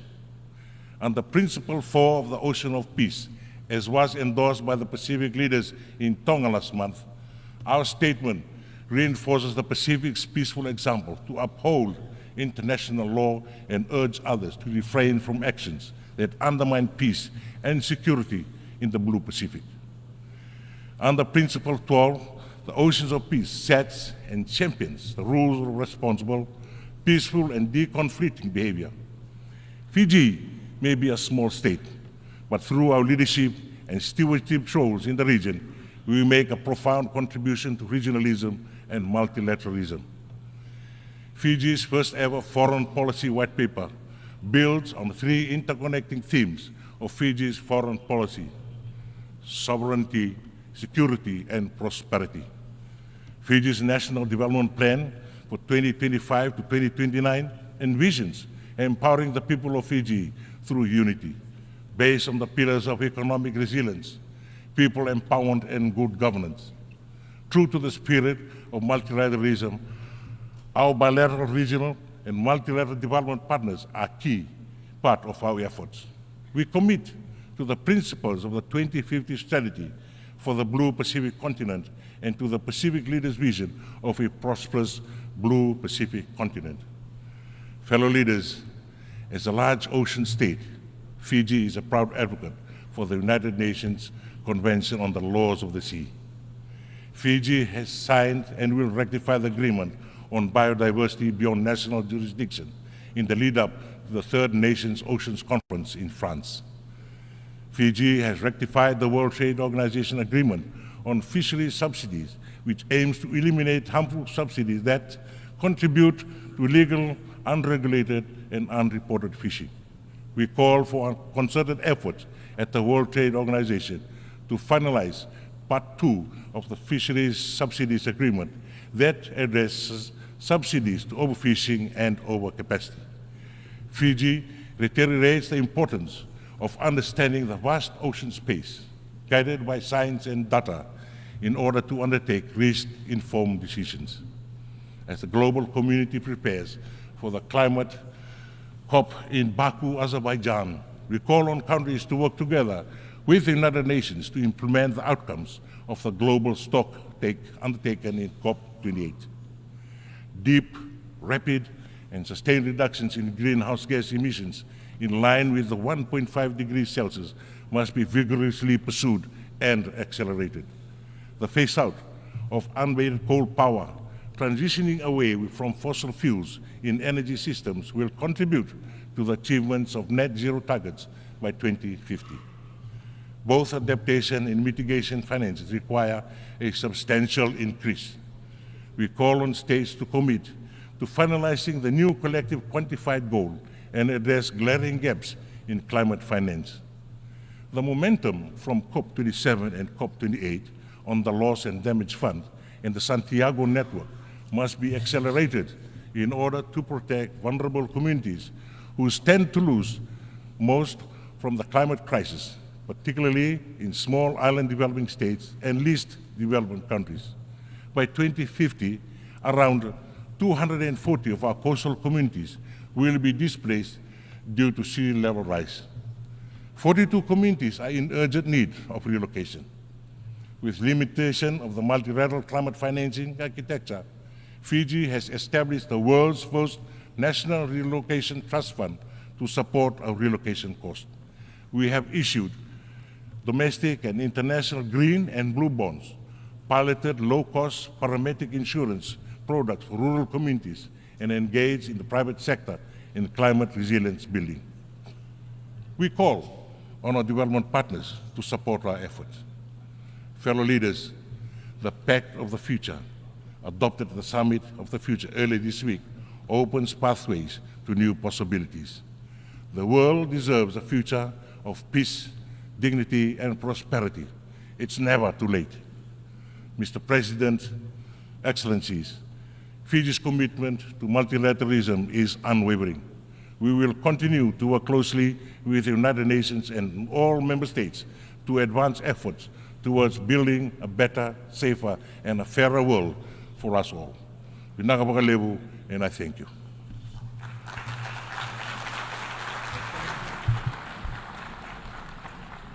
On behalf of the Assembly, I wish to thank the President of the Republic of Fiji.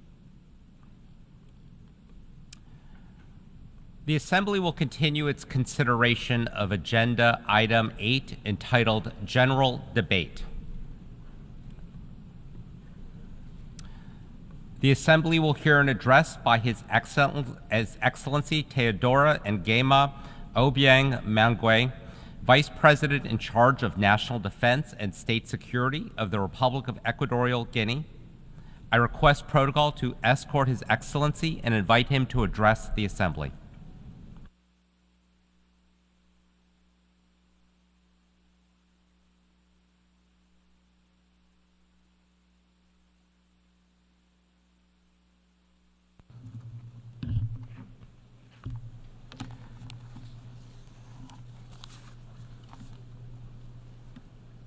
Excelentissimo. Your Excellency, President of the 79th session of the United Nations General Assembly, heads of state and government, heads of delegations, Your Excellency, United Nations Secretary General, distinguished delegates, ladies and gentlemen,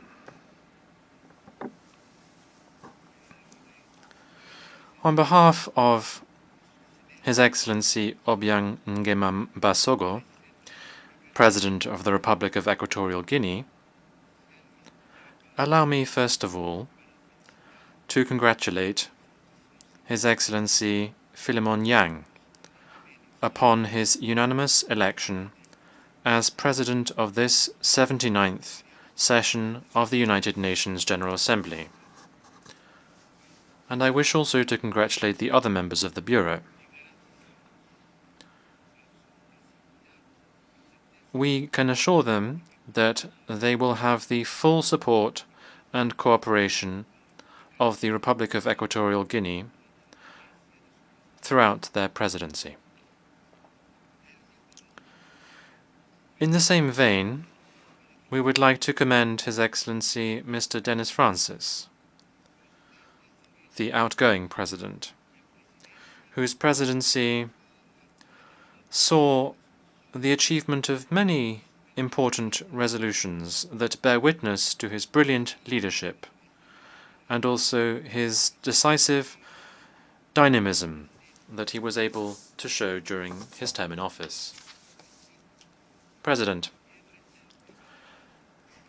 the topic for this 79th session of the General Assembly states as follows: leaving no one behind, acting together for the advancement of peace, sustainable development, and human dignity for present and future generations. That is a theme that is very pertinent given the current state of affairs around the world, including major global challenges such as wars, the existence of armed groups, terrorism, crises brought about by the effects of climate change,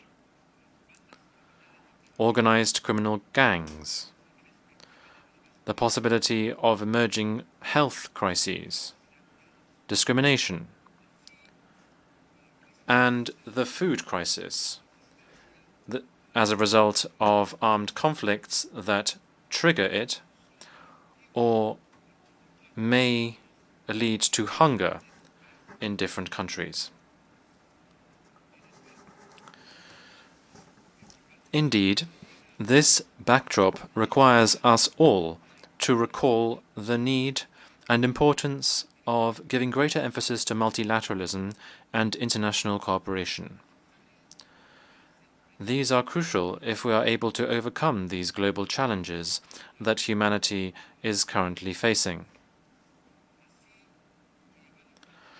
We also must promote sustained economic growth and sustainable development. This pursuant to the relevant resolutions of the General Assembly, as well as recent conferences and summits held under the aegis of the United Nations. Equatorial Guinea has an unwavering stance vis-à-vis the conflicts that are currently raging throughout the world. We are clear about the need to prioritize the quest through all means to ensure the prevalence of peace throughout the world by using preventive diplomacy, negotiation, and inclusive dialogue at all times to put an end to these conflicts.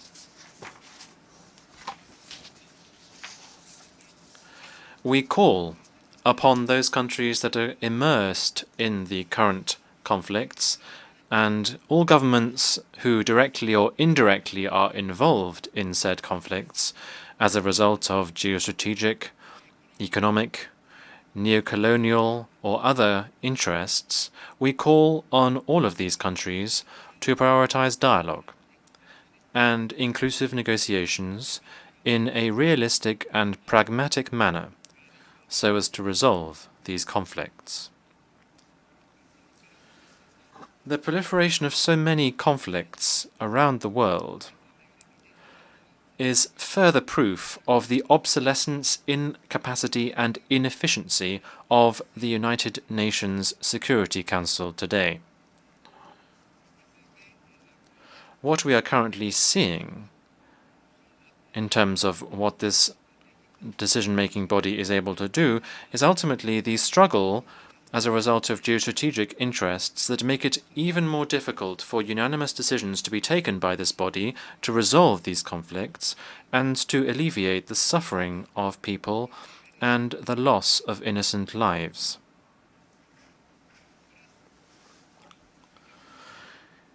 That is why there is an urgent need to reform the Security Council.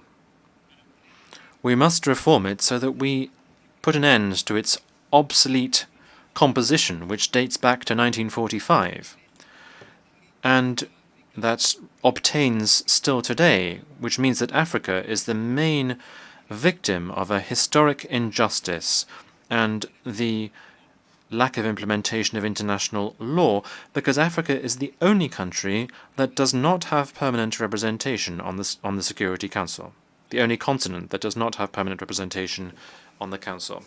Africa, in the context of the Azawini Consensus and CERT Declaration, has for more than 2 decades been calling for this injustice to be corrected. We are calling for Africa to be given 2 permanent seats with all the relevant prerogatives and rights reserved to members of this category. We are also calling for 5 additional non-permanent seats on the Council.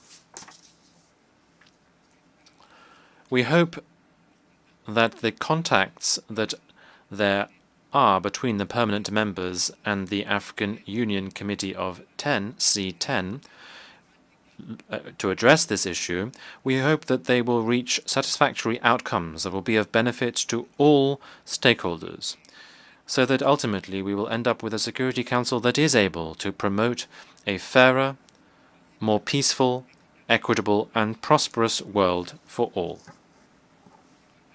President, Equatorial Guinea is deeply concerned by the increasingly serious situation that countries in the Sahel are experiencing.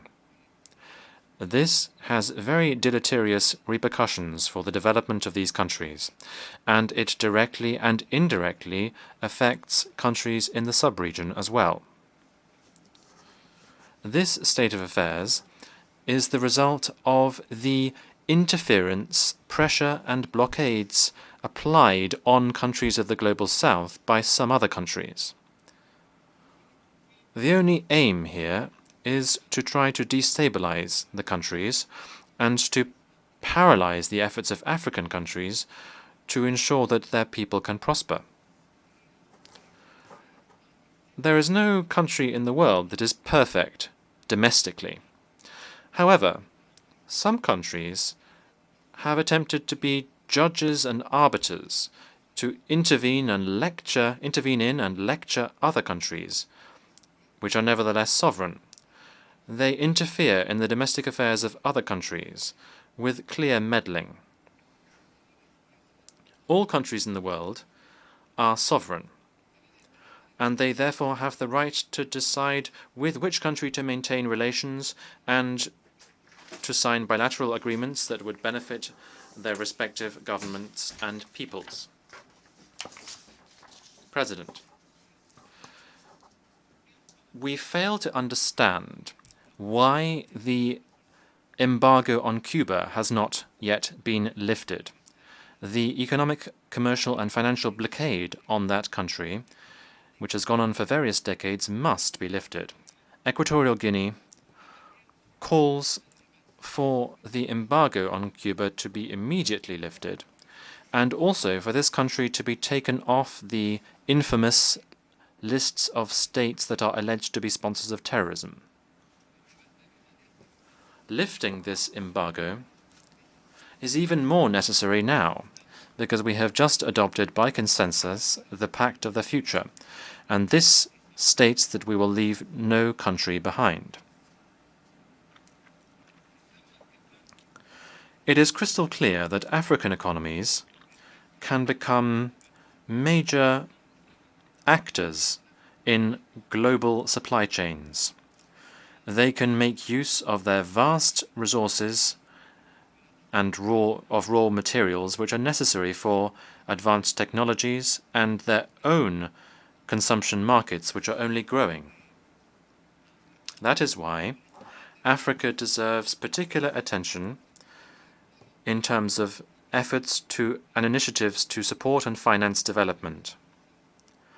The commitments to finance the sustainable development must be honored so that the goals contained in the UN 2030 agenda can be implemented, and so that we can implement the goals contained in the 2063 agenda of the African Union and leave no one behind. Equatorial Guinea is committed to promoting and protecting human rights as a global issue.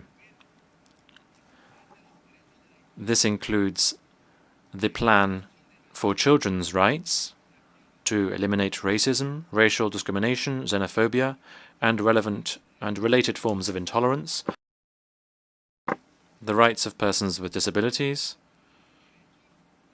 the rights to food, housing, countries' rights to use and commercialize their natural resources to meet their people's needs. Against this backdrop,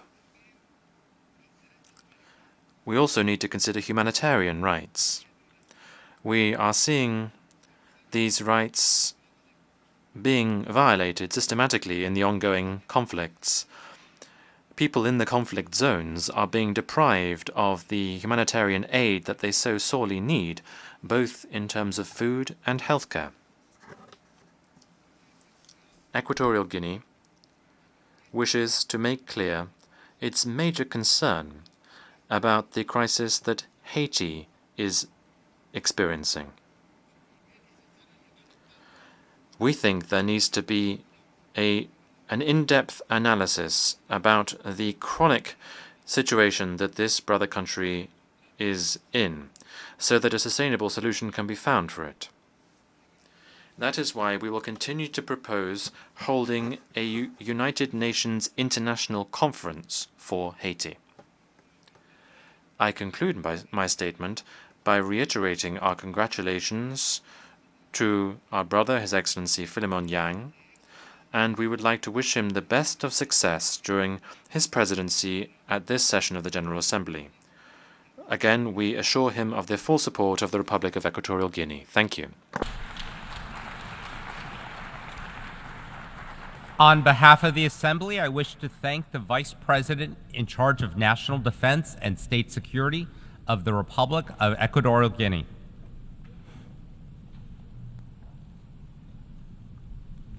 The Assembly will hear an address by Her Excellency Uduch Sengabao Senyor, Vice President and Minister of Justice of Palau. I request protocol to escort Her Excellency and invite her to address the Assembly.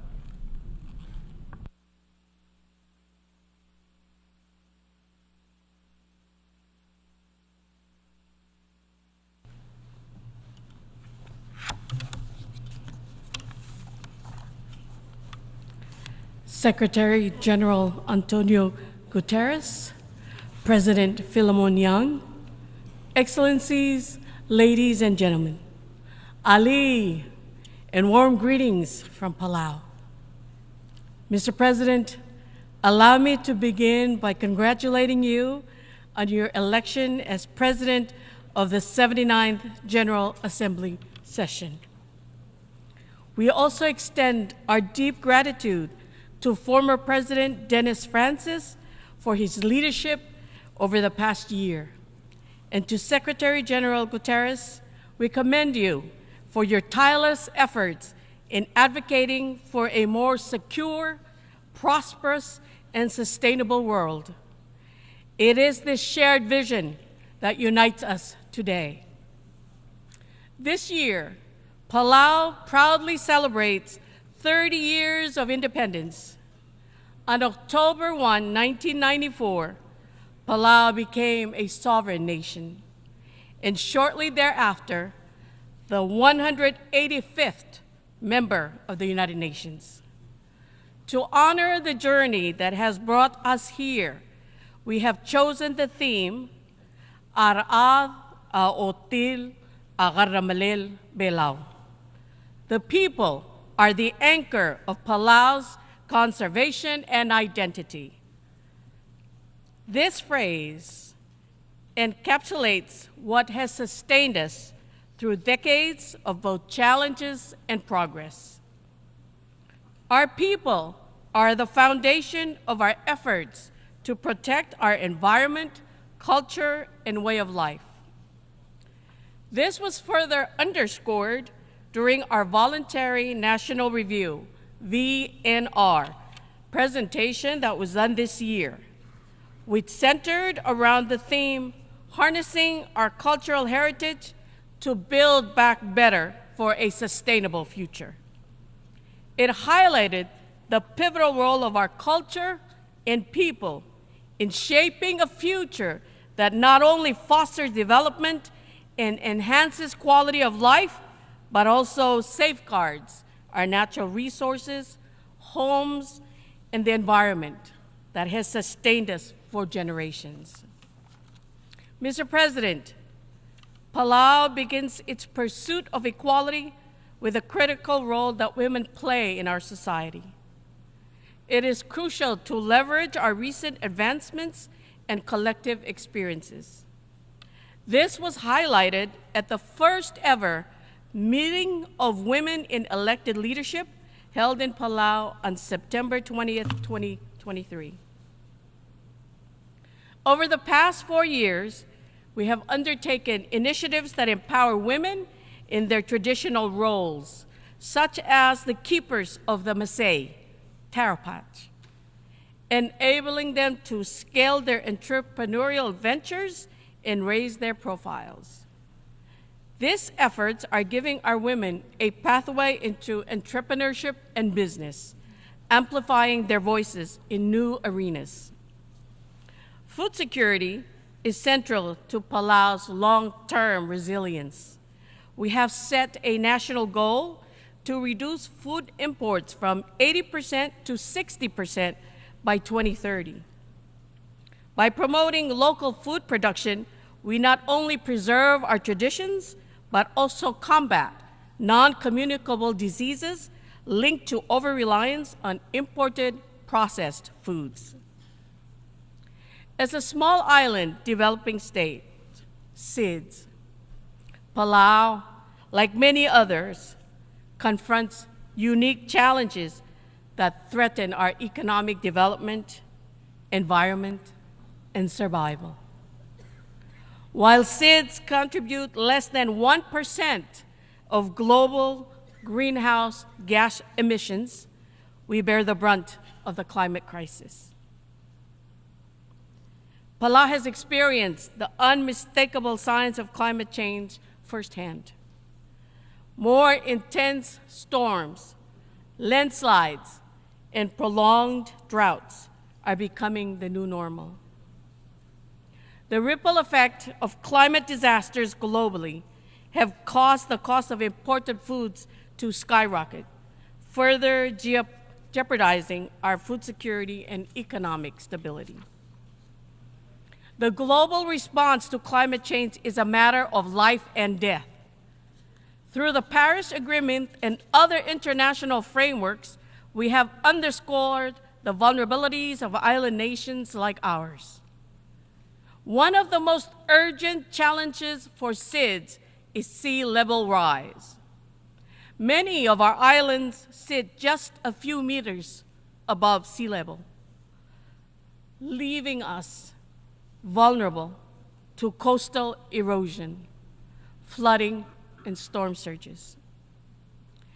This is not only a present threat, but an existential crisis for future generations. In Palau, we are taking steps to relocate critical infrastructure, including our national hospital and schools, to protect our people from rising waters and climate-related disasters. Adaptation is vital for our survival. Our National Adaptation Plan, NAP, prioritizes both immediate and long-term actions to build resilience. We focus on protecting our Maasai, vital ecosystems, and sustainable development, guided by our traditional conservation practice, Bul, which has sustained us for generations. Mitigation is equally important.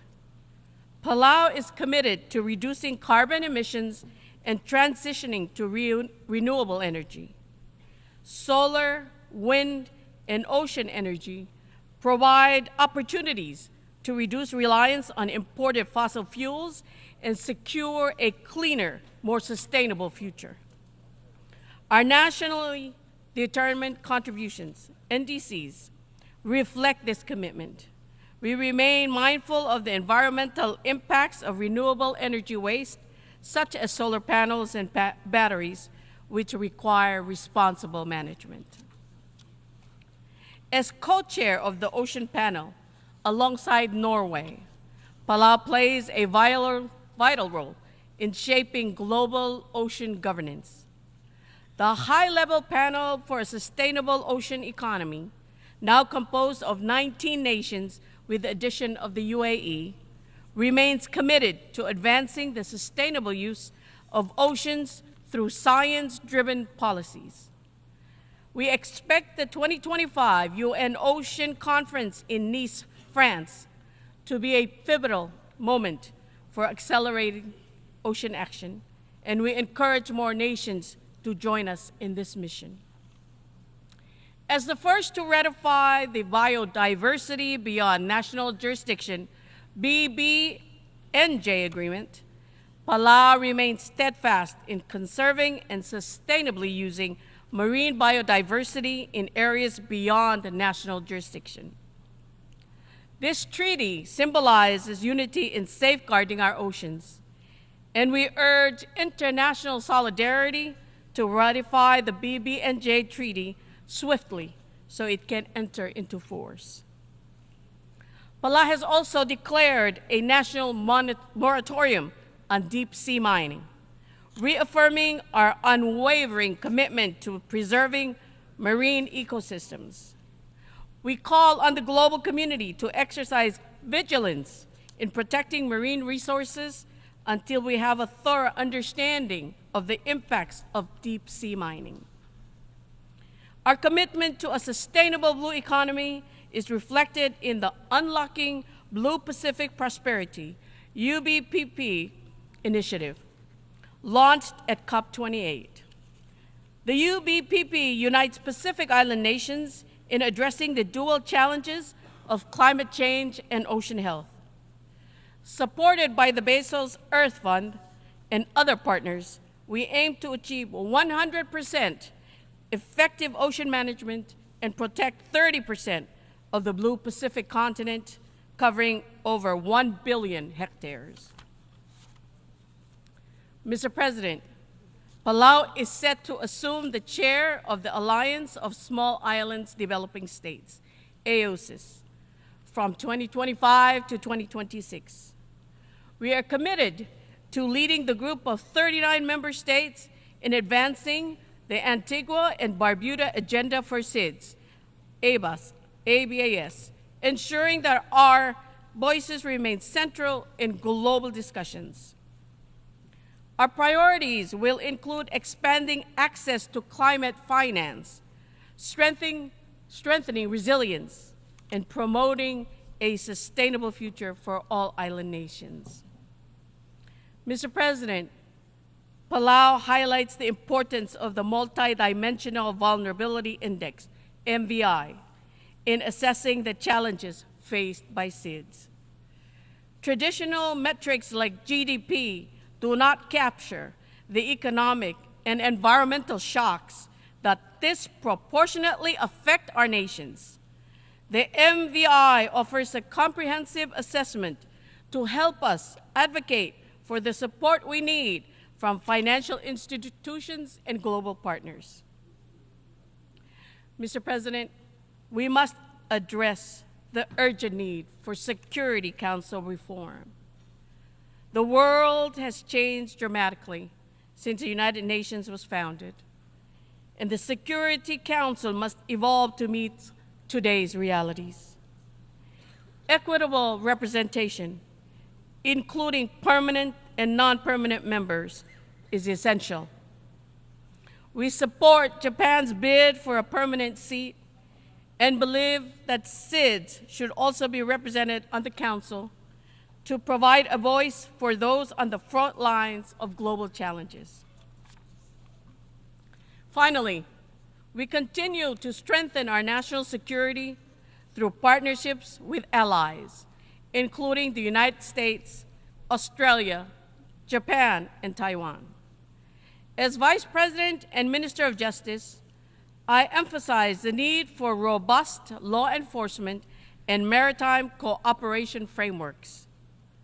With Interpol membership and enhanced cyber defense capabilities, we are better equipped to protect our borders and our people. Palau reaffirms its strong and enduring relationship with Taiwan and calls for its meaningful participation in international organizations. Taiwan's exclusion undermines the principles of inclusivity and cooperation that the United Nations represents. UN General Assembly Resolution 2758 does not preclude Taiwan's involvement in efforts related to the Sustainable Development Goals, and we urge this Assembly to support Taiwan's rightful inclusion. Today, I stand before you with a call to action. We must unite to confront the existential threat of climate change, protect our oceans, and ensure that no nation, no matter how small, is left behind. We must prioritize science, conservation, and the well-being of our people. As President Whips said earlier this year, the road ahead requires unity, resilience, and collective action. Palau cannot mitigate the climate crisis alone. We need global cooperation to reduce emissions and safeguard our planet for future generations. Komsulang, I thank you.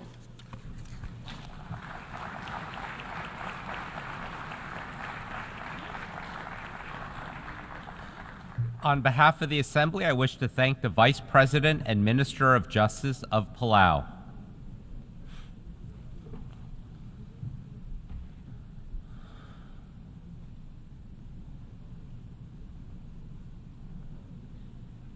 The Assembly will hear an address by His Highness Sabah Al-Khaled Al-Sabah, Crown Prince of the State of Kuwait. I request protocol to escort His Highness and invite him to address the Assembly.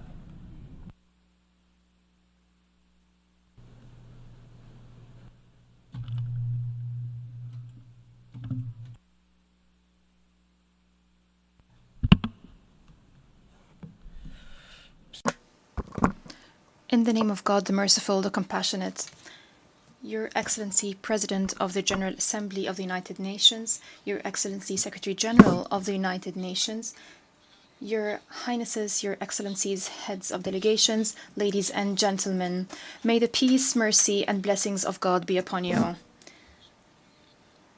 Allow me to convey to you the greetings of His Royal Highness, the Emir of the State of Kuwait, Sheikh Michel Al-Ahmed Al-Jaber Al-Sabah. May God protect him.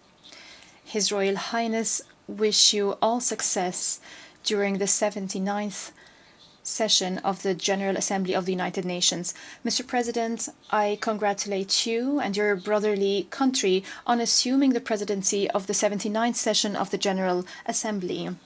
We are confident that your vast experience in international affairs will allow you to lead the deliberations of the General Assembly with acumen.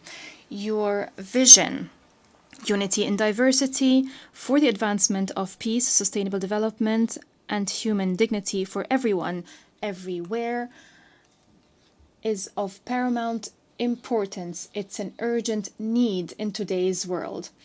I would also like to commend the efforts by your predecessor, Mr. Dennis Francis, during his presidency of the past session. I highly value the wise leadership and constructive efforts by the Secretary General of this august organization, especially in light of accelerating global challenges. His efforts have been guided by fulfilling the noble mission of the United Nations.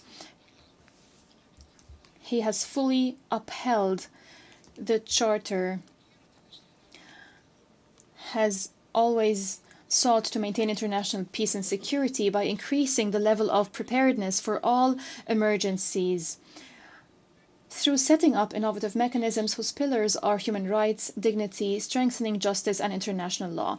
Mr. President, the effectiveness of this organization, the productivity of this organization is a responsibility to be borne by all member states and international community to address all challenges. Over the past few days, the Summit of the Future was convened, which mirrored the reality of today's world. The summit shed light on grave challenges that require a moment of reflection and a genuine and serious will to reform our institutions, most notably the Security Council and international financial institutions.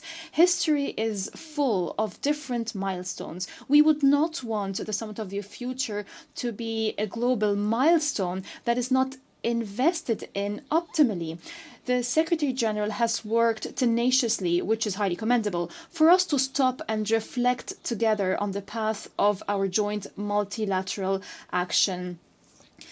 He has been committed to bringing together the leaders of the member states to stress that the threats are confronting all of us. No country is immune to the repercussions of these threats. There is no way forward other than cooperation towards our joint objectives. Mr. President, we cannot be speaking about renewing international solidarity unless there is a genuine international political will for reform, especially reforming the Security Council and improving the mechanisms of international action so that we're able to keep abreast of global developments and repel any threats to the security and stability of our world. Unfortunately, this will remains absent. We have seen very clearly that there cannot be any political will without an environment of trust and effective participation. We believe that the Security Council bears the primary responsibility of maintaining international peace and security. Decision-making at the Security Council must be based on the principle of democracy and equitable representation of all member states. The Security Council must be able to respond to a world that is completely different to the world of 1945. We need a Security Council that is inclusive, transparent, efficient, effective, democratic, and accountable. Mr. President, technological innovations, AI, and social media are increasingly being used for incitement, terrorist recruitment, spreading hate speech, and mis- and disinformation. This adversely affects cyber security. We must give due attention to this issue.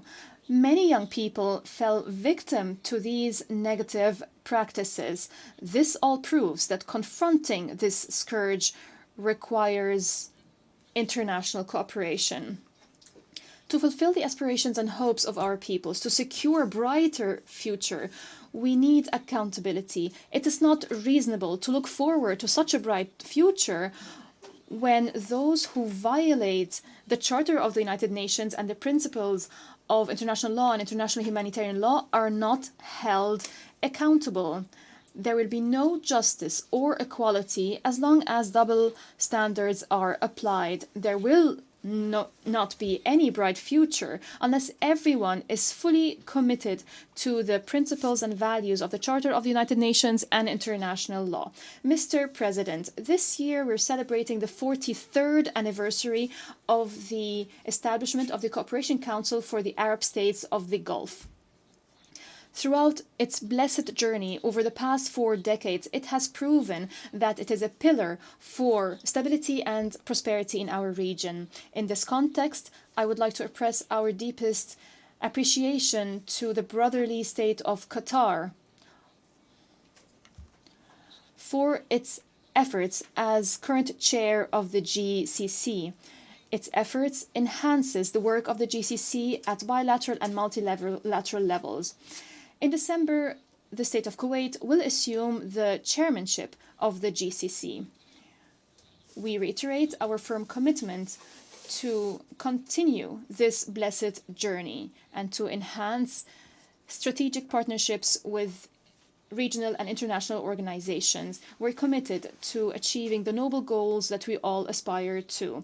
The GCC has always been and will remain, God willing, a voice of wisdom, moderation, and a beacon for constructive dialogue in a region fraught with challenges, in a region where change is fast. The State of Kuwait looks forward to the regional and international events that the GCC is going to host. In this context, we congratulate once again our brethren in the Kingdom of Saudi Arabia on being selected to host Expo 2030 and the FIFA World Cup 2034. The State of Kuwait will spare no effort to contribute to the success of these events in the Kingdom of Saudi Arabia.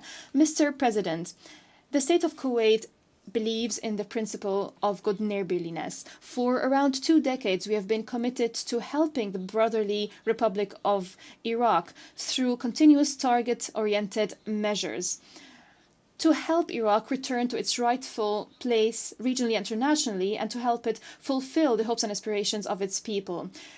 We call upon the brotherly Republic of Iraq to take tangible, resolute, and urgent action to settle all outstanding files between the two countries, most notably the demarcation of the maritime border beyond marker 162.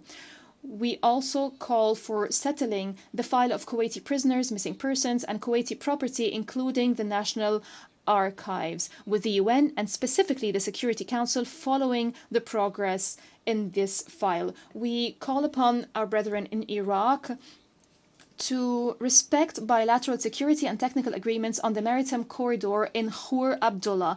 These agreements ensure environmental preservation, regulate navigation, and contribute to combating terrorism and the illicit trafficking in arms, drugs, and persons. Continuous dialogue is important to lay the foundation for promising relations and a bright future based on understanding and mutual respect between the two brotherly nations. Mr. President, the whole world is witnessing practices that are not acceptable to any religion, law, or human nature. The whole world has been witnessing a dangerous escalation of military operations by the Israeli occupation forces against our Palestinian brethren in the Gaza Strip and the rest of the occupied Palestinian territories, including Jerusalem and the West Bank. Our Palestinian brethren are subjected to collective punishment. Continuous airstrikes are targeting defenseless civilians. They claim the lives of tens of thousands of innocent children, men and women, more than 41,000 martyrs. The occupying forces persist in targeting the facilities of international organizations and critical infrastructure. They are persisting in forcibly displacing the residents of Gaza.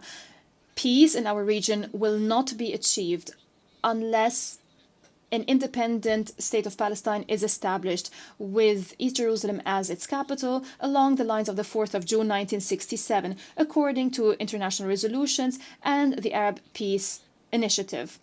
The State of Kuwait welcomes the recognition of the State of Israel by a number of countries over the past few months. We call upon other countries to follow suit and take similar steps.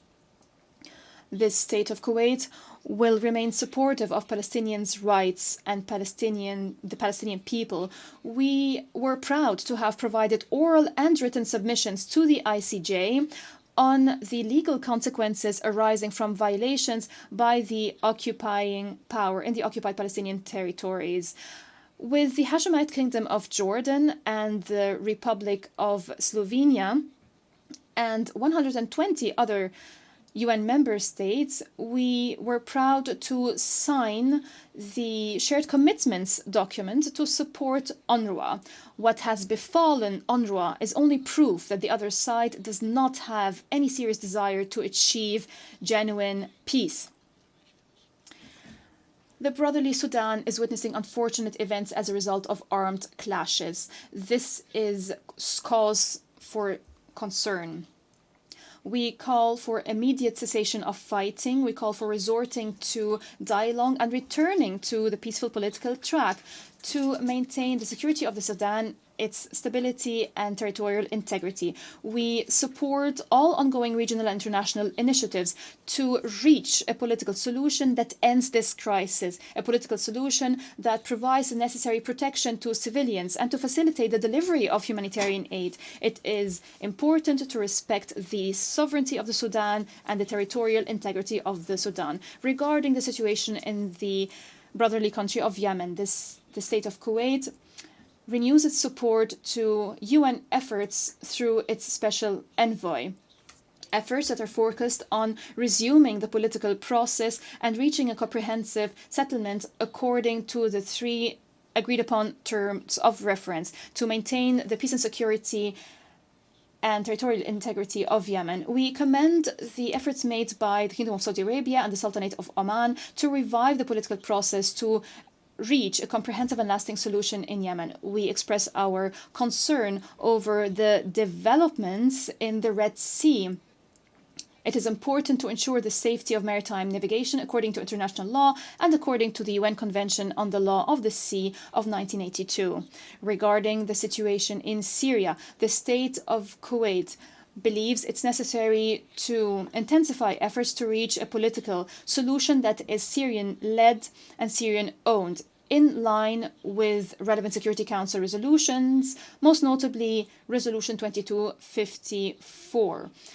A solution that fulfills the aspiration of the Syrian people to peace and security and stability, a solution that maintains the sovereignty and territorial integrity of Syria. Regarding the situation in Lebanon, the State of Kuwait condemns in the most strongest terms the airstrikes and military operations launched by Israeli occupation forces against the brotherly Republic of Lebanon. These operations have claimed the lives of hundreds of civilians, innocent civilians that have nothing to do with the dangerous escalation of the Israeli aggression, which is expanding day after day in flagrant violations of all norms and international law, including international humanitarian law.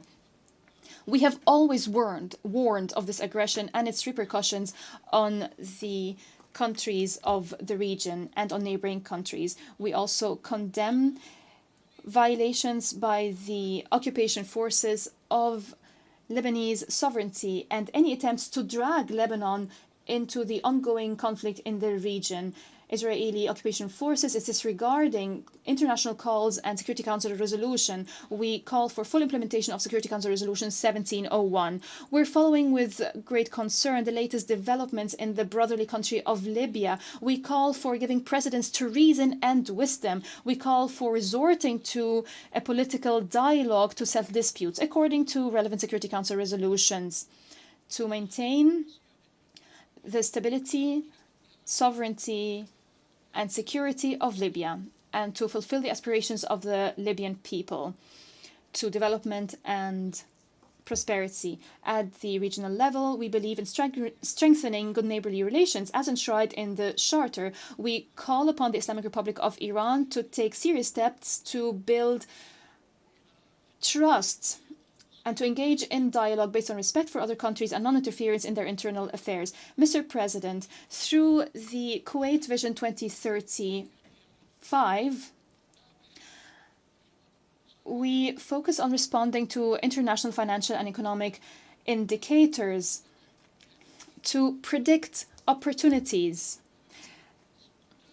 and to turn the state of Kuwait into a financial, commercial, and cultural center that is responding to regional and international developments. Foreign policy plays an important role in this expanded development process. Our diplomacy relies on digitalization to move from traditional frameworks so that diplomacy responds continuously to evolving developments on the global landscape. Our actions are based on a proactive approach, the result of an enduring legacy of providing relief and humanitarian assistance bequeathed on us by our forefathers. In conclusion, the State of Kuwait is committed to multilateral actions and the Charter of the United Nations to ensure a global governance that is strong, to fulfill the noble mission of the United Nations in maintaining international peace and security and in serving humanity as a whole. The State of Kuwait looks forward to cooperating with brotherly and friendly countries to fulfill the aspirations of all peoples so that they live in a prosperous world where peace and security prevail. May the peace, mercy, and blessings of God be upon you.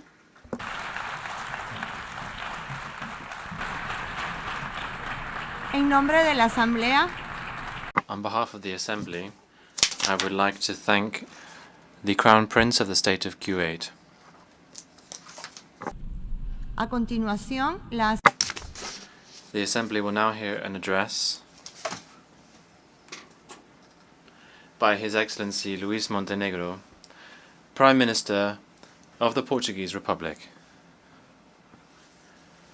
I request Protocol to escort His Excellency and invite him to address the Assembly.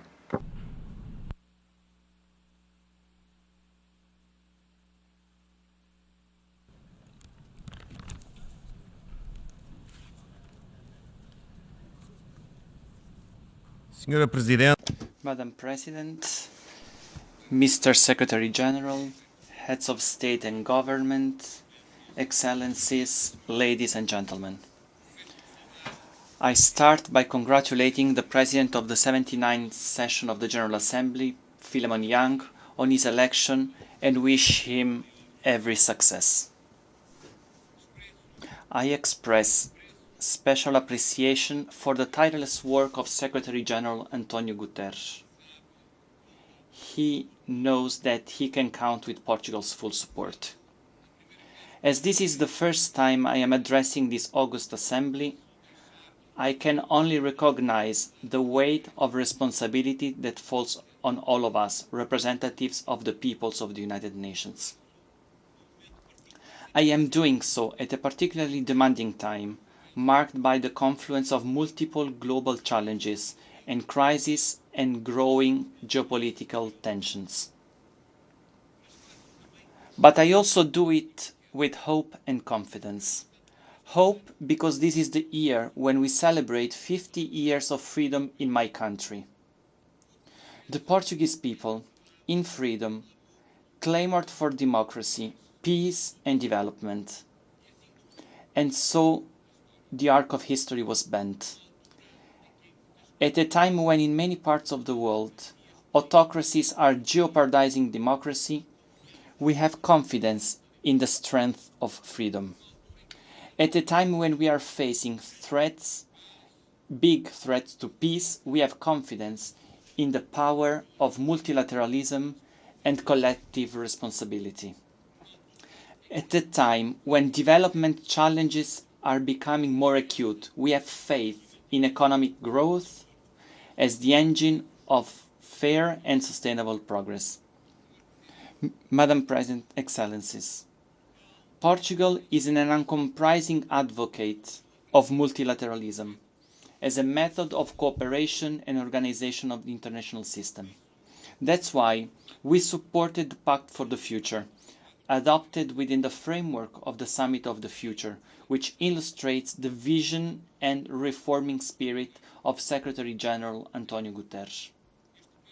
This pact reflects a renewed source of hope in the three central pillars of the United Nations: sustainable development, human rights, and global peace and security. It is with this confidence in multilateralism that Portugal, with the continuity and coherence that characterizes our foreign policy, is a candidate for a seat as non-permanent member of the Security Council for the biennium 2027-2028. We are guided by the will to work to prevent conflicts, promote a spirit of partnership, and protect people in the face of traditional threats such as terrorism and emerging threats such as biosecurity. We are determined to contribute to a more just, peaceful, and inclusive international order founded on international law and based on the United Nations Charter. Mr. President, Excellencies, the Secretary General said in our common agenda that multilateralism faces a fundamental dilemma: to break through or to break down. We do not hesitate. We want to move forward with the reform of the global governance system to guarantee greater representativeness, transparency, justice, and cooperation. This is the path that the Pact of the Future shows us, redesigning the international financial architecture, promoting greater alignment with the Sustainable Development Goals. With Burundi, we led the 4th International Conference on Financing for Development to ensure that no country has to choose between fighting poverty or saving the planet. On another front, we are in favor of reforming the United Nations Security Council to make it more representative, agile, and functional. Its composition is outdated, and the absence of representatives from some regions hampers its functioning. Portugal supports the African Common Position and the aspirations of Brazil and India to become permanent members. Small and medium-sized countries, including small island states, should also have their representation strengthened. As far as working methods are concerned, we support the limitation and greater scrutiny of the use of the veto. The right of the veto before constituting a power represents a responsibility. And that's how it should be exercised, preventing a party to a conflict from being both judge and judged. While the war continues with terrible consequences inside and outside Ukraine, the Security Council has been several times silent. We hope that now, in Lebanon, the Security Council can be effective in preventing increased escalation. Even when resolutions are adopted, they often remain unfulfilled. It is imperative that in Gaza and Sudan, all parties do their utmost to ensure the full implementation of the resolutions adopted by the Council. Excellencies, the world is now more prosperous overall, but socioeconomic divides are widening. eradicating poverty and hunger are the first two Sustainable Development Goals. But chronic hunger is on the rise, affecting 1 in 10 people globally. Acute food insecurity has almost tripled since 2016. In this context, we welcome the Global Alliance Against Hunger and Poverty proposed by the Brazilian presidency of the G20. The hope we are talking about can only be realized if we are able to respond to the needs of millions of people affected by conflict. Ukraine, Gaza, Sudan, Myanmar, Sahel, and now Lebanon are examples of the suffering of millions of people forced to leave their homes and families. I'm also talking about climate refugees, rising temperatures, forest fires, which tragically hit my country recently. Droughts and other extreme weather have forced millions of people to move. At the same time, disrespect for the rights of women and girls, or persecution on religious or sexual grounds, has become more and more widespread in various parts of the world. The context of human rights protection is severely weakened and threatened. It is our collective responsibility to guarantee the respect, protection, and realization of human rights. New technologies, such as artificial intelligence, they constitute an opportunity, but they also create risks. The Pact for the Future points the way to a virtuous balance in this area. We must act to combat all forms of discrimination and hatred that undermine the cohesion of our societies. We will continue in this context to defend the rights of youth. The high-level meeting of the General Assembly on Youth, which, at Portugal's request, will be held here next year to mark the 30th anniversary of the World Programme of Action for Youth, will be an opportunity to move forward on this front. This is a priority for Portugal at home and abroad. Excellencies, peace is the primary objective of the United Nations. And here too we must give a sign of hope. The Russian Federation's war of aggression against Ukraine constitutes a flagrant violation of the international law, which we strongly condemn. The negative effects of this war, the food, energy, and inflation crisis, are echoing around the world with the greatest impact on the most fragile regions. We are also deeply concerned about the humanitarian situation and the dangerous escalation in the Middle East region. In view of the events in Lebanon, we call on the parties to exercise maximum restraint to avoid escalation. We firmly condemn the horrific terrorist attacks perpetrated by Hamas on 7 October 2023 and demand the release of all hostages. We will not stand by the humanitarian disaster and the growing number of civilians victims in Gaza. It is imperative to unconditionally cease hostilities, guarantee the entry of humanitarian aid, and respect for international humanitarian law. It is also imperative to resume negotiations with a view to implementing the two-state solution, the only one that can bring peace and stability to the region. Portugal is against the expansion of settlements, the confiscation of land in the occupied Palestinian territories, and the actions of settlers that constitute violation of international law and obstacles to peace. It is our common interest for everyone and shared responsibility to ensure strict respect for international law and humanitarian law.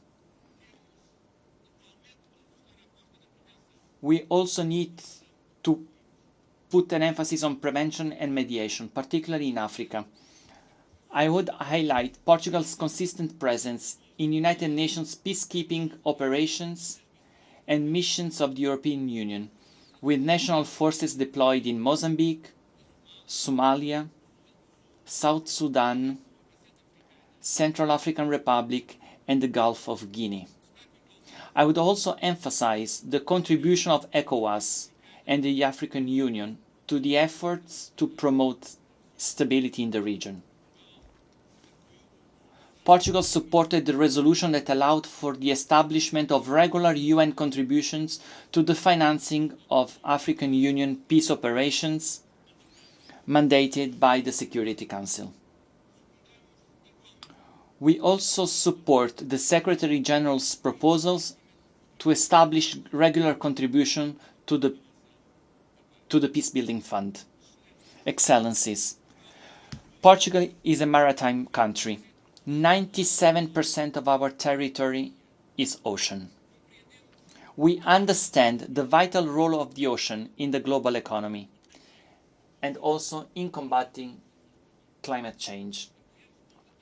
We strongly support the sustainable management and governance of the oceans and the development of a new sustainable blue economy in line with the 2030 agenda.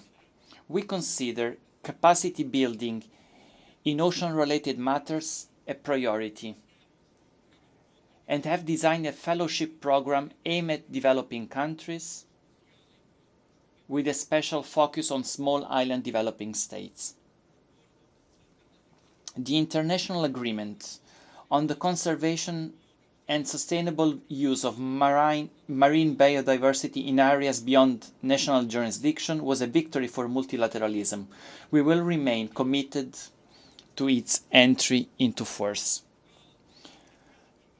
Portugal is calling for a joint effort to finalize an ambitious treaty to eliminate plastic pollution by the end of this year. Climate change is the existential threat of our time. Portugal keeps engaged in investing in renewable energies and in phasing down fossil fuels. We want to incorporate 47% of renewable energies into final energy consumption by 2030. We have also favored the introduction of innovative financial mechanisms, including with SIDS. An example of this is the agreement signed in Portugal and by Portugal with Cabo Verde and São Tomé and Príncipe to transform debt of that these countries have with Portugal into climate investment, thus supporting the energy transition. Mr. President, Excellencies, the success of the 2030 agenda is mainly in favor of the most vulnerable groups.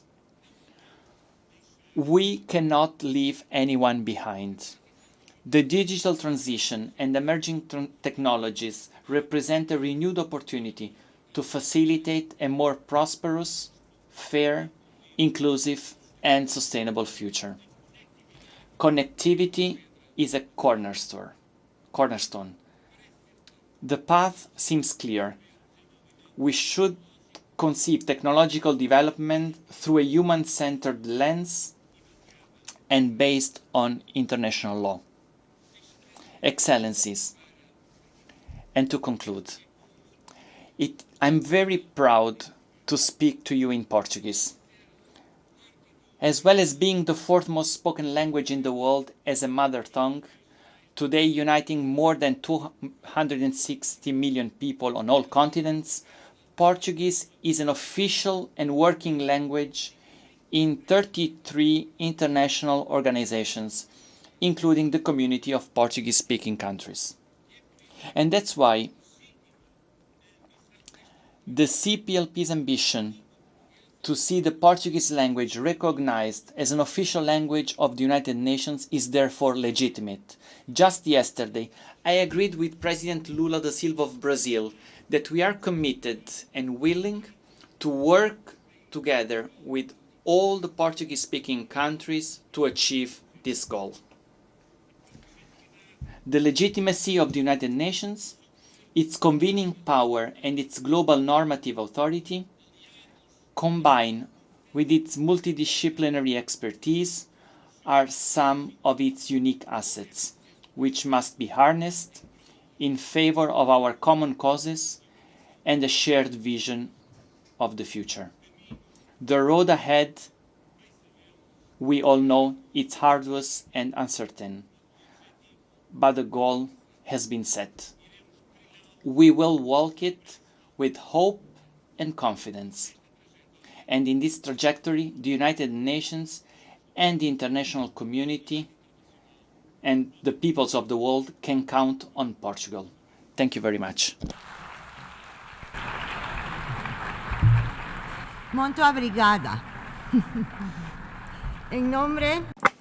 On behalf of the General Assembly, I would like to thank His Excellency the Prime Minister of the Portuguese Republic. Ladies and gentlemen, we have heard the last speaker in the general debate for this meeting.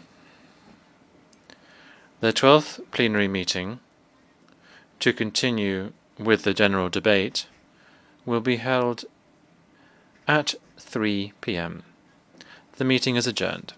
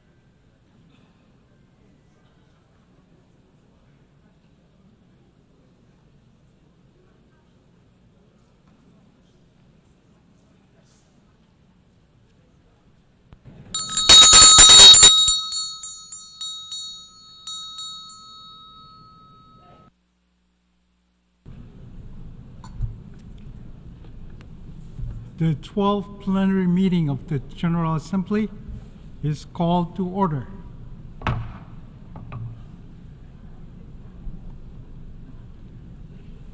The Assembly will hear an address by His Excellency Wesley W. Simina, President and Head of Government of the Federated States of Micronesia.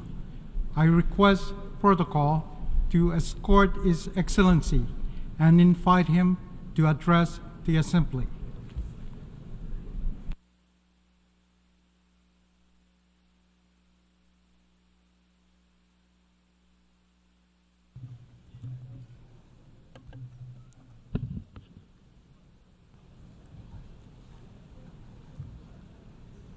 Mr. President, Temporary President Mr. Libwe, Mr. Secretary General, Excellencies, ladies and gentlemen, on behalf of the people and government of Micronesia, I extend a warm Kamorale. Kamorale back home was coined as a national greeting that combines the diverse languages of all our islands. Kamorale represents the spirit of unity and solidarity that lies at the heart of my country and people. And that same spirit is equally important in the context of multilateralism here at the United Nations. In a world where global challenges require collective action, Kamorale reminds us that through our strength and solutions come from our ability to come together. Just as the 4 states of Micronesia come together under one banner, our international community must come together in order to progress peace, prosperity, and sustainable development we all wish to see as envisioned in the Pact for the Future. After traveling thousands of miles from Micronesia with my delegation, I am honored to participate in this 79th session of the United Nations General Assembly. I congratulate you, Mr. President, on your election as President of the General Assembly, and I assure you of my delegation's support for your leadership. I also acknowledge our outgoing President of the 78th session for the impactful work he had carried out during his term. I must also pay tribute to our Secretary General, who recently joined us in the Pacific for the Pacific Islands Forum Leaders Meeting. We deeply appreciate your tireless efforts to strengthen our United Nations as a vital instrument for achieving our shared goals. Mr. President, since the time Micronesia became a member of the United Nations in September 1991, we have been grappling with the severe impacts of climate change. I cannot emphasize enough how it is the single greatest threat to our home. Even as I speak today, we are currently in a state of emergency due to the extended drought facing my nation. For us, every degree, every inch of sea level rise, drought, and every delay matters. We continue to call on our global community to step up with stronger and urgent action. Mr. President, I raise an important topic that relates to our island's ability to adapt to and survive the increasing impacts of climate change. Time is running out to prevent average global temperature from surpassing 1.5 degrees. We are already at 1.2, according to the latest science. The 1.5 degrees goal is the safety limit for our small islands. Beyond that lies a danger zone with deadly heat that will cost lives, impact our food and water systems, and will drown many of our low-lying islands. Carbon dioxide stays in the atmosphere for hundreds of years. So while it is critical for the world to cut those emissions, the benefits of those cuts will not be felt until later this century. We need to control temperatures now. We call upon the larger emitters to prioritize reduction of the non-CO2 pollutants, especially methane, fluorinated gases, and black carbon. The IPCC and more recent scientific reports explains that this is the only way. So I urge all of us to take a greater action now. I call on all parties to the Paris Agreement to include ambitious non-CO2 goals and measures in their 2025 round of NDCs. As we take action on non-CO2 pollutants, we also need all countries to come together and agree on a global plan to transition away from fossil fuels in a fair, just, and equitable manner. In this connection, I am announcing that Micronesia endorses the Fossil Fuel Non-Proliferation Treaty Initiative. We must accelerate all our efforts to tackle the climate crisis. Mr. President, the health of our ocean is deteriorating due to the effects of climate change and greenhouse gas emissions. One of the most hard-hitting issues we are confronted with is sea level rise. I am very pleased that the General Assembly is hosting for the first time a high-level meeting on sea level rise this week. Sea level rise poses a significant threat to the livelihoods, well-being, and security of our small island nations, communities, and ecosystems. However, this climate crisis does not jeopardize our statehood or sovereignty, nor does it diminish our rights under international law. Leaders from the Pacific Islands Forums, or PIF, and the Alliance of Small Island States, AOSIS, have affirmed that our maritime zones, as recognized by the UN Convention of the Law of the Sea, will remain valid despite physical changes due to climate change. We emphasize that the statehood and sovereignty of PIF and AOSIS members will endure, along with the associated rights and responsibilities, including the protection of our citizens, regardless of the impacts of sea level rise. Mr. President, the International Seabed Authority is currently negotiating its draft exploitation regulations, and Micronesia is adopting a careful approach on seabed mining. We will consider all relevant factors regarding this matter and will join the Talanoa here being organized this year by the Pacific Islands Forum. Micronesia joins other nations in emphasizing the necessity of comprehensive knowledge, data, and scientific understanding of the marine environment and the impacts of deep-sea mining before any exploitation takes place. We urge the ISA to finalize all relevant regulations, standards, and guidelines for its mining code prior to exploitation.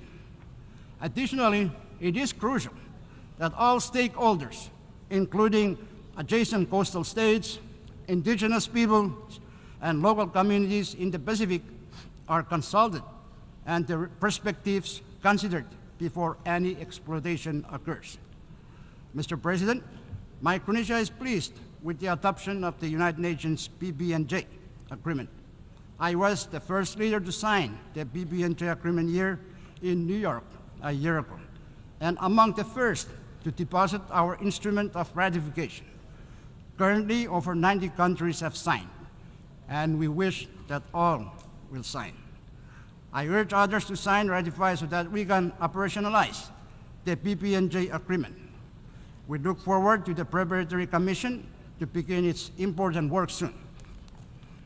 Mr. President, the international community is set to adopt a legally binding treaty to end plastic pollution, including in the marine environment in Busan, Republic of Korea, later this year.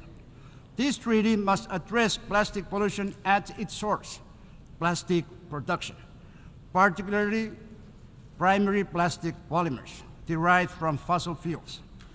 Micronesia's bridge to Busan Declaration, launched earlier this year, calls for international support to regulate plastics production in the treaty. As negotiations near completion, We urge global backing for the declaration to ensure the treaty includes strong measures to curb plastic production and tackle both pollution and climate change. If we do not address the unsustainable production of primary plastic polymers, then the global goal of ending plastic pollution by 2040 and limiting the average temperature rise to less than 1.5 degrees Celsius cannot be achieved. Mr. President, Micronesia plays a vital role in the Pacific Islands Forum 2050 strategy for the Blue Pacific continent.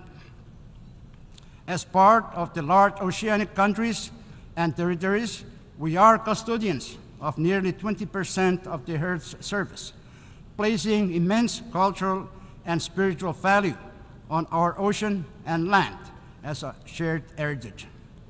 Our leaders' commitments to the 2050 focus on preserving and protecting our oceans, ensuring a sustainable future for our children.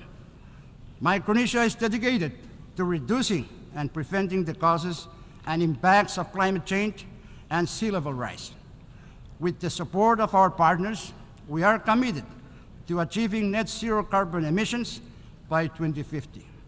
We pledge to safeguard the future of our people by protecting our sovereignty, maritime zones, and resources, especially in the face of climate-induced sea level rise.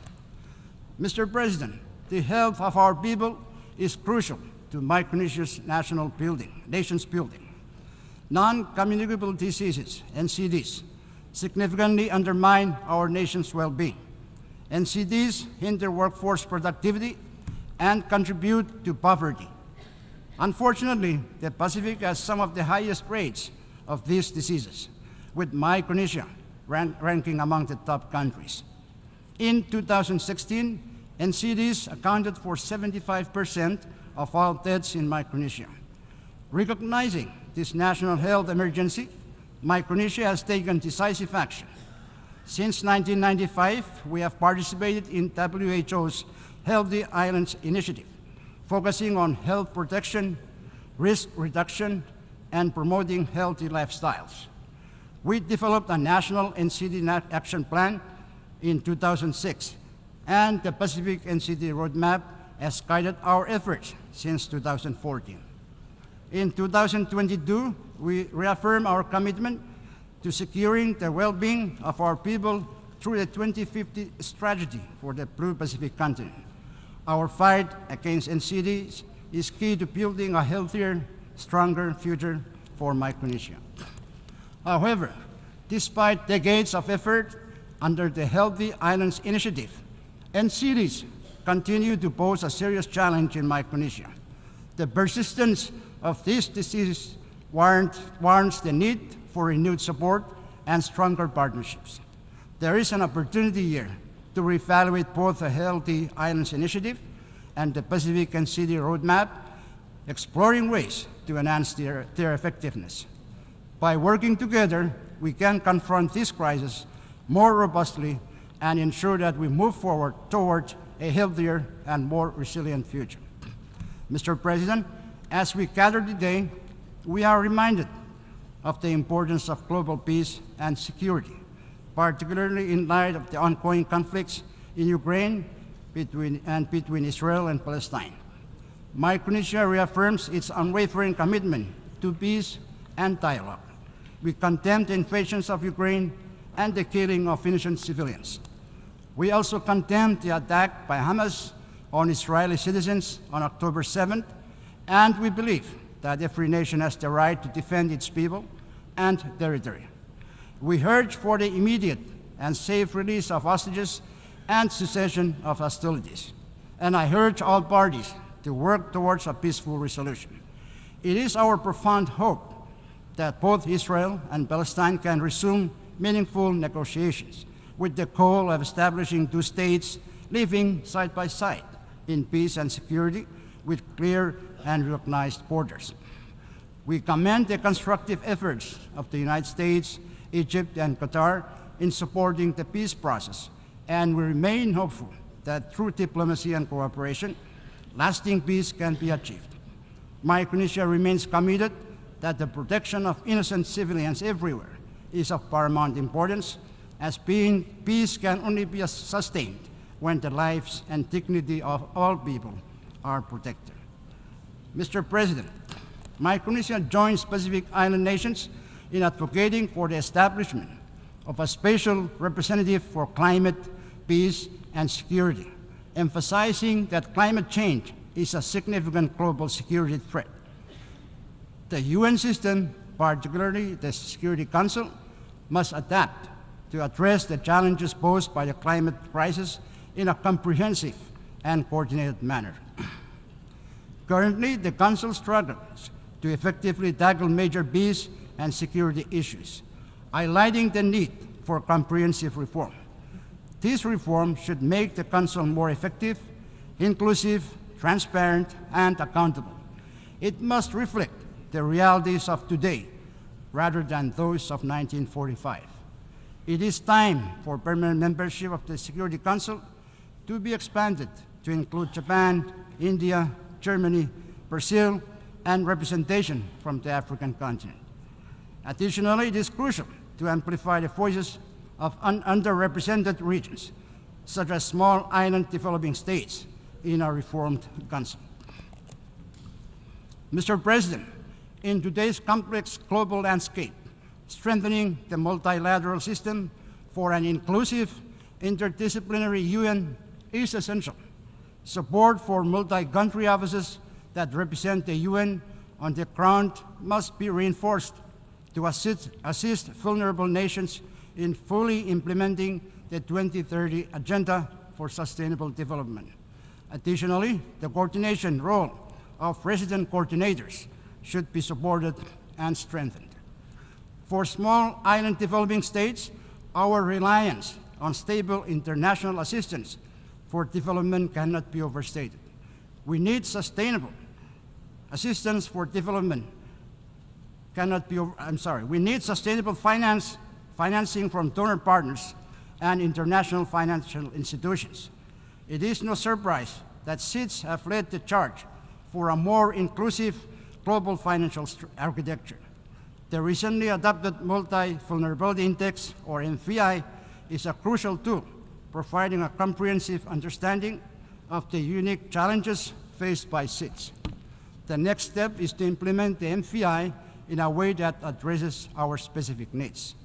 Mr. President, the special case of SIDS in the context of climate change and sustainable development and our particular vulnerability to natural disasters and external shocks must be supported by an increase in climate finance and investment, including new and additional climate finance.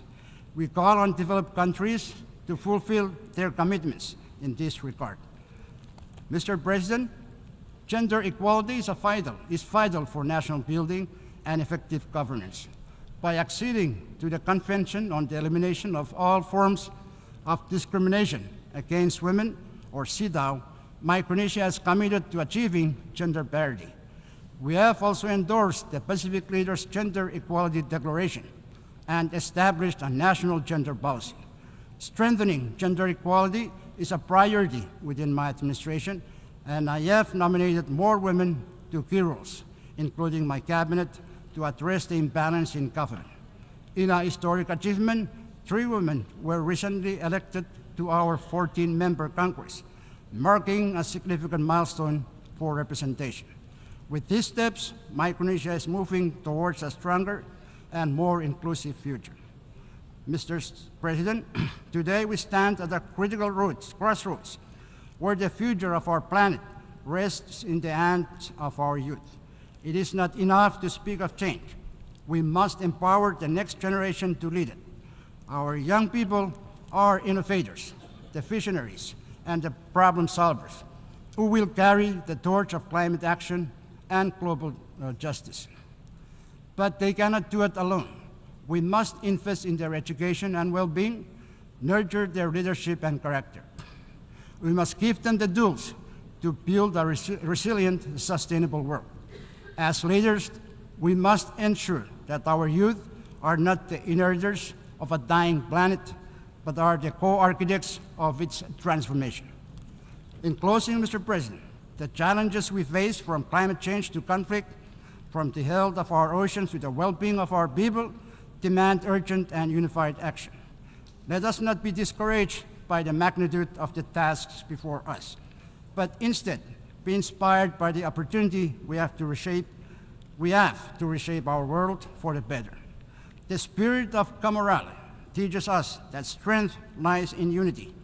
And in that spirit, I call on every nation represented here to act decisively with courage and compassion. Let us work together with resolve and prioritize the protection of our planet, our people, and our future. The time for action is now. Let this assembly be remembered not for words spoken, but for deeds done, for promises kept, and for the lasting legacy we leave for our generations to come. As we were so rightly reminded of at the opening of the Summit of the Future by the youth representative from South Sudan, the future is for the youth to forge, not for us to cling on to. Micronesia is ready to play its part, and I urge all of you to join us in this collective effort so that together we can build a world where peace, prosperity, and sustainability are not just aspirations, but realities for all of us. As enshrined in the preamble of our FSM Constitution, and I quote, "Our ancestors who made their homes on these islands displaced no other people. We who remain wish no other home than this. Having known war, we hope for peace. Having been divided, we wish unity. Having been ruled, we seek freedom.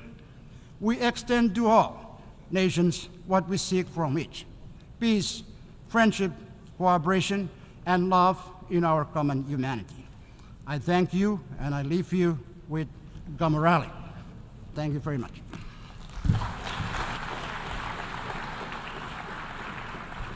On behalf of the Assembly, I wish to thank the President and Head of Government of the Federated States of Micronesia.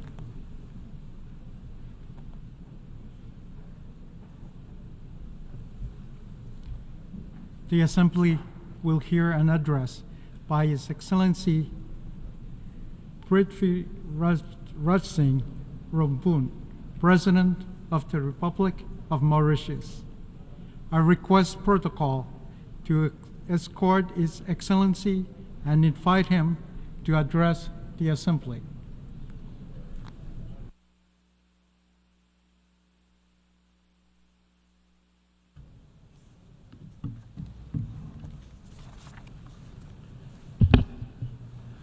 Your Excellency, Mr. Philemon Yang, President of the General Assembly, Your Excellency, Mr. Antonio Guterres, Secretary General of the United Nations, Excellencies, distinguished delegates, good afternoon.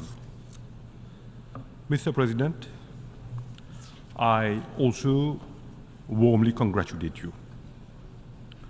Mauritius is proud to see a son of Africa assume the high office of President of the 79th session of the General Assembly. I assure you of the full support of Mauritius. We remain committed to the universal values and noble aspirations of the United Nations. Our appreciation also goes to His Excellency Denis Francis, who throughout the 78th session championed solidarity and unity during challenging times. Secretary General Antonio Guterres also deserves our special recognition for his inspiring and commendable initiatives in furthering the objectives of our organization.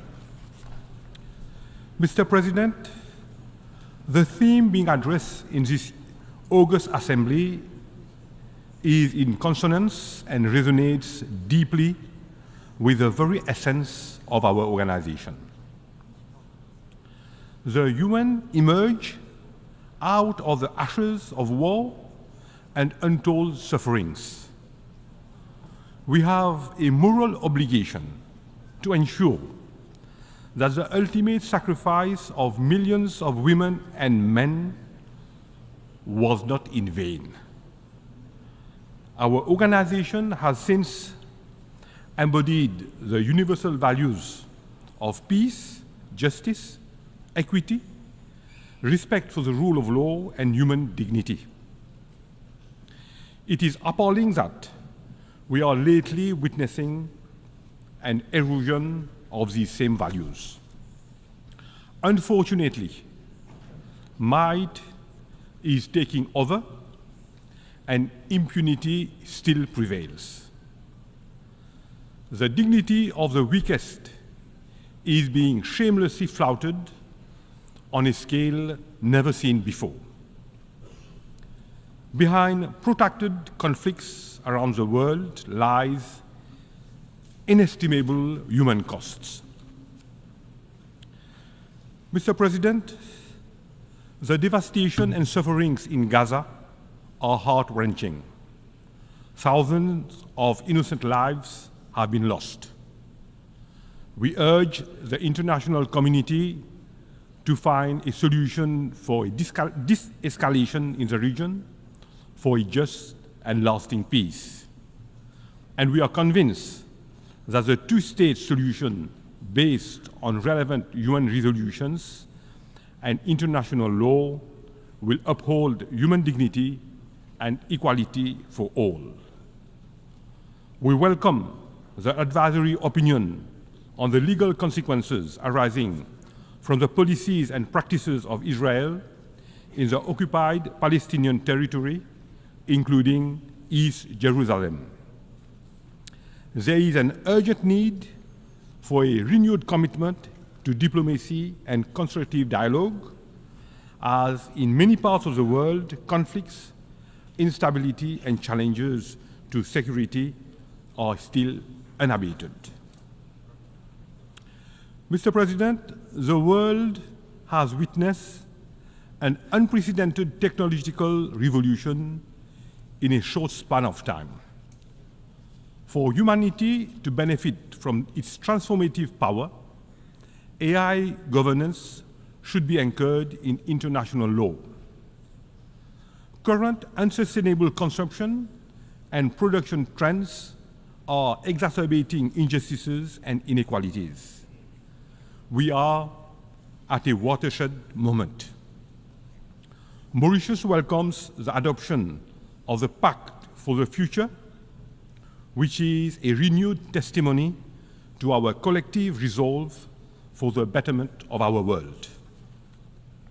We also need to ensure that the overall architecture of our global institutions reflects today's realities.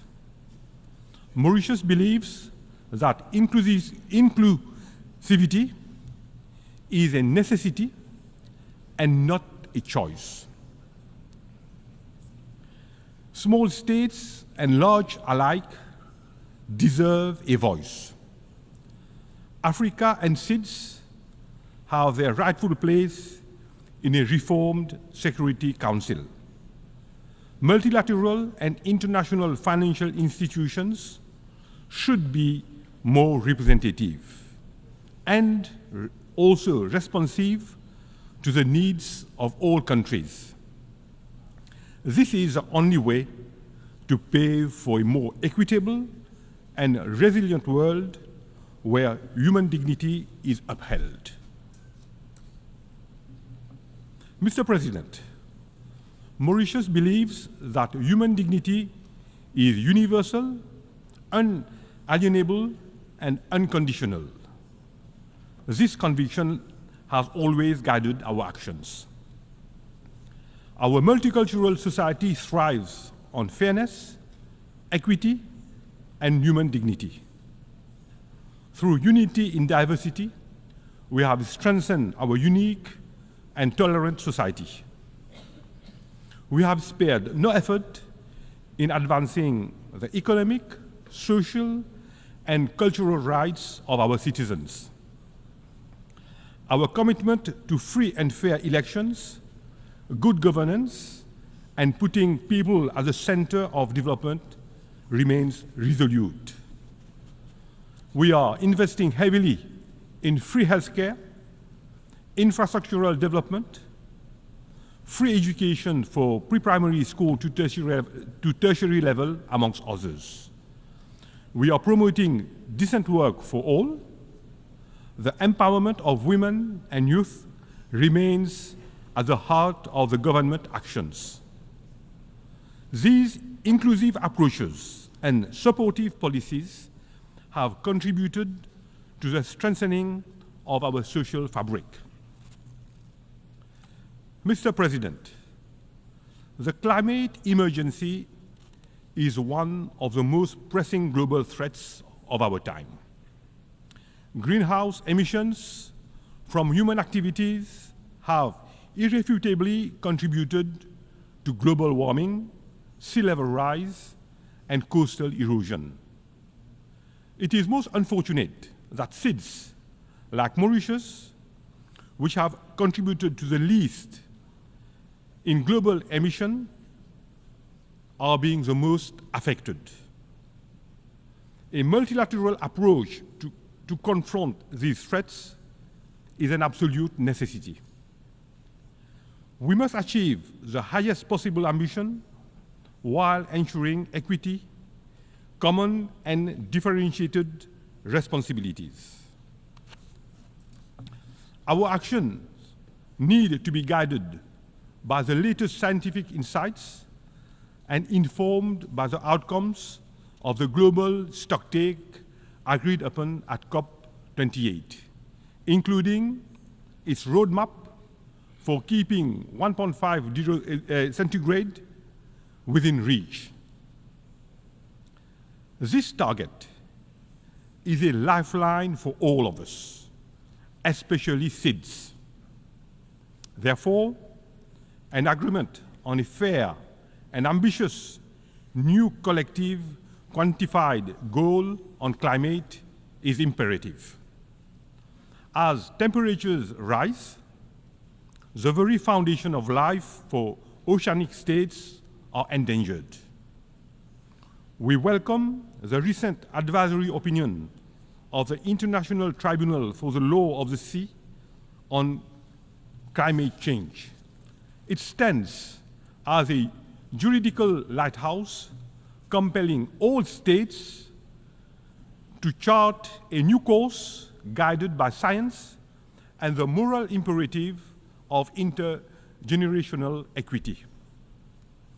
In the fight against climate change, our resolve should be translated into concrete and time-bound actions. One which is commensurate with the urgency and scale of the climate crisis. Mr. President, Mauritius has ratified the BBNG treaty, underscoring our commitment to protecting our ocean resources and ensuring sustainable marine governance. We are fully committed to the implementation of the Antigua and Barbuda Agenda for SIDS, adopted earlier this year.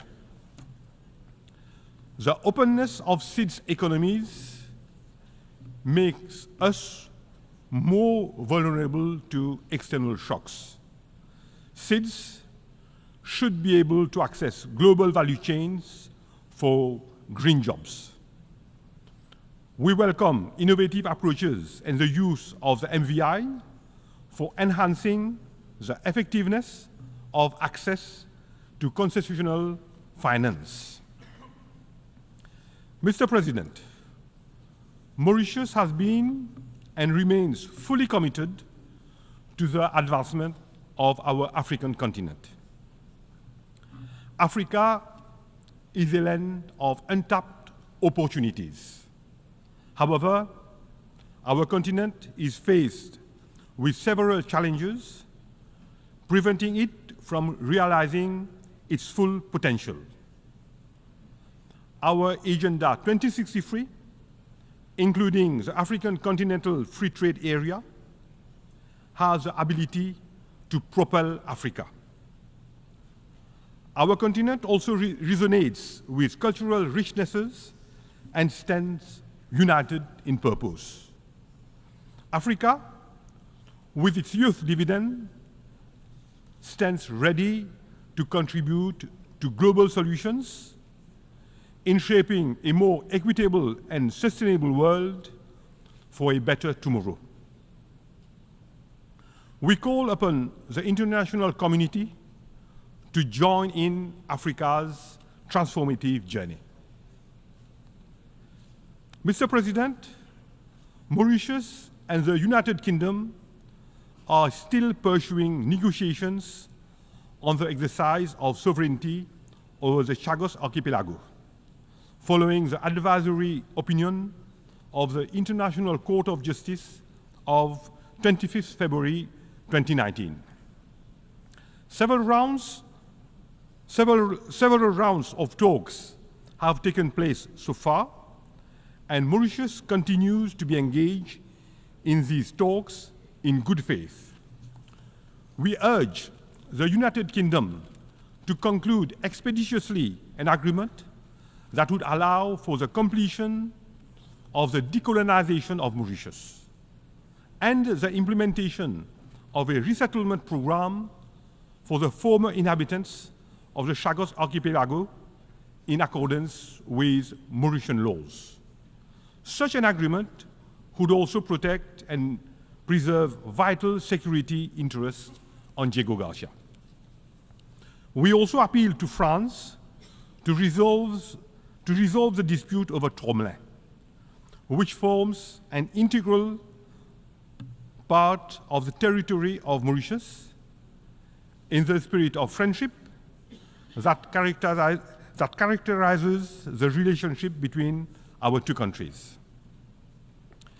Before concluding, I wish to emphasize that the United Nations remains the ideal platform in bringing us together to address global challenges for a peaceful and more equitable world. We need also to recognize the contribution of the UN, its agencies, and dedicated personnel. Mr. President, we are convinced that the Pact for the Future will serve as the guiding star, leading us to an improved world for tomorrow's generations. I am confident that, together, we can forge a better, brighter, and more equitable world. One where no one is left behind, where human dignity and human rights prevail, where collective good for mankind remains at the core for lasting peace and prosperity. I thank you.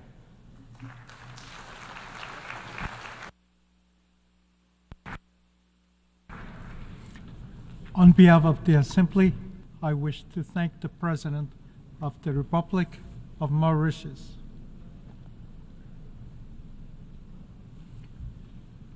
The Assembly will continue the consideration of Agenda Item 8, entitled General Debate. The Assembly will hear an address by His Excellency Charles Michel, President of the European Council of the European Union. I request protocol to escort His Excellency and invite him to address the Assembly.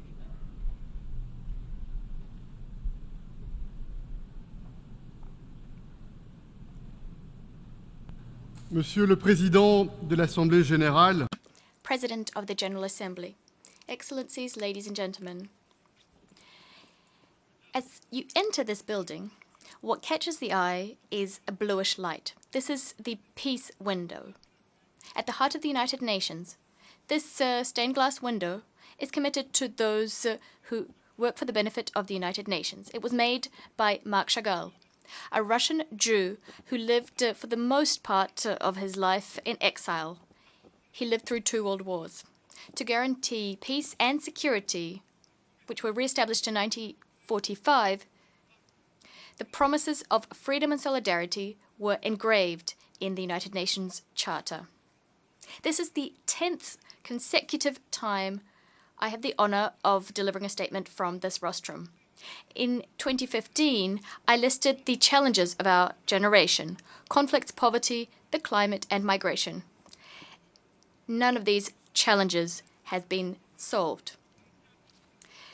And yet, at the time, we thought that we had a robust framework, the multilateral order, which would allow us to work together to tackle these challenges.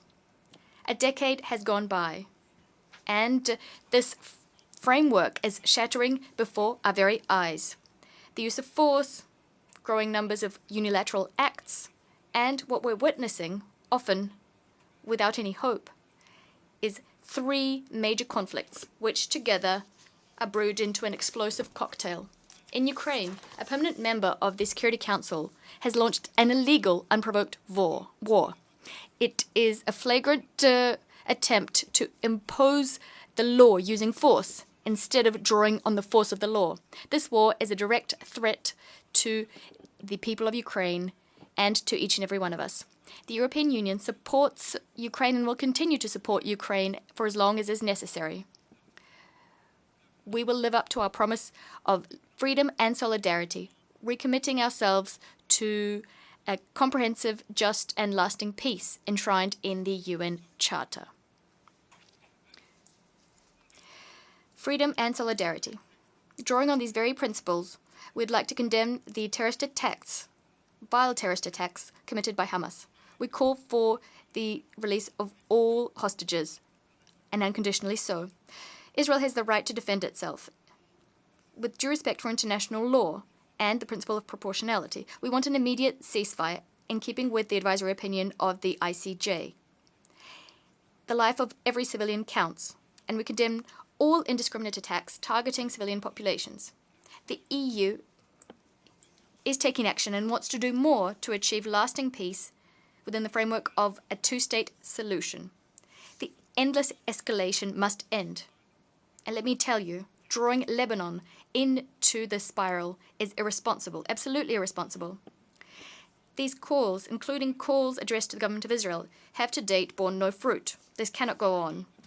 We want a democratic, a strong state of Israel, living in peace and security side by side with the Palestinian people. The Palestinian people, which should have their own stable and viable state.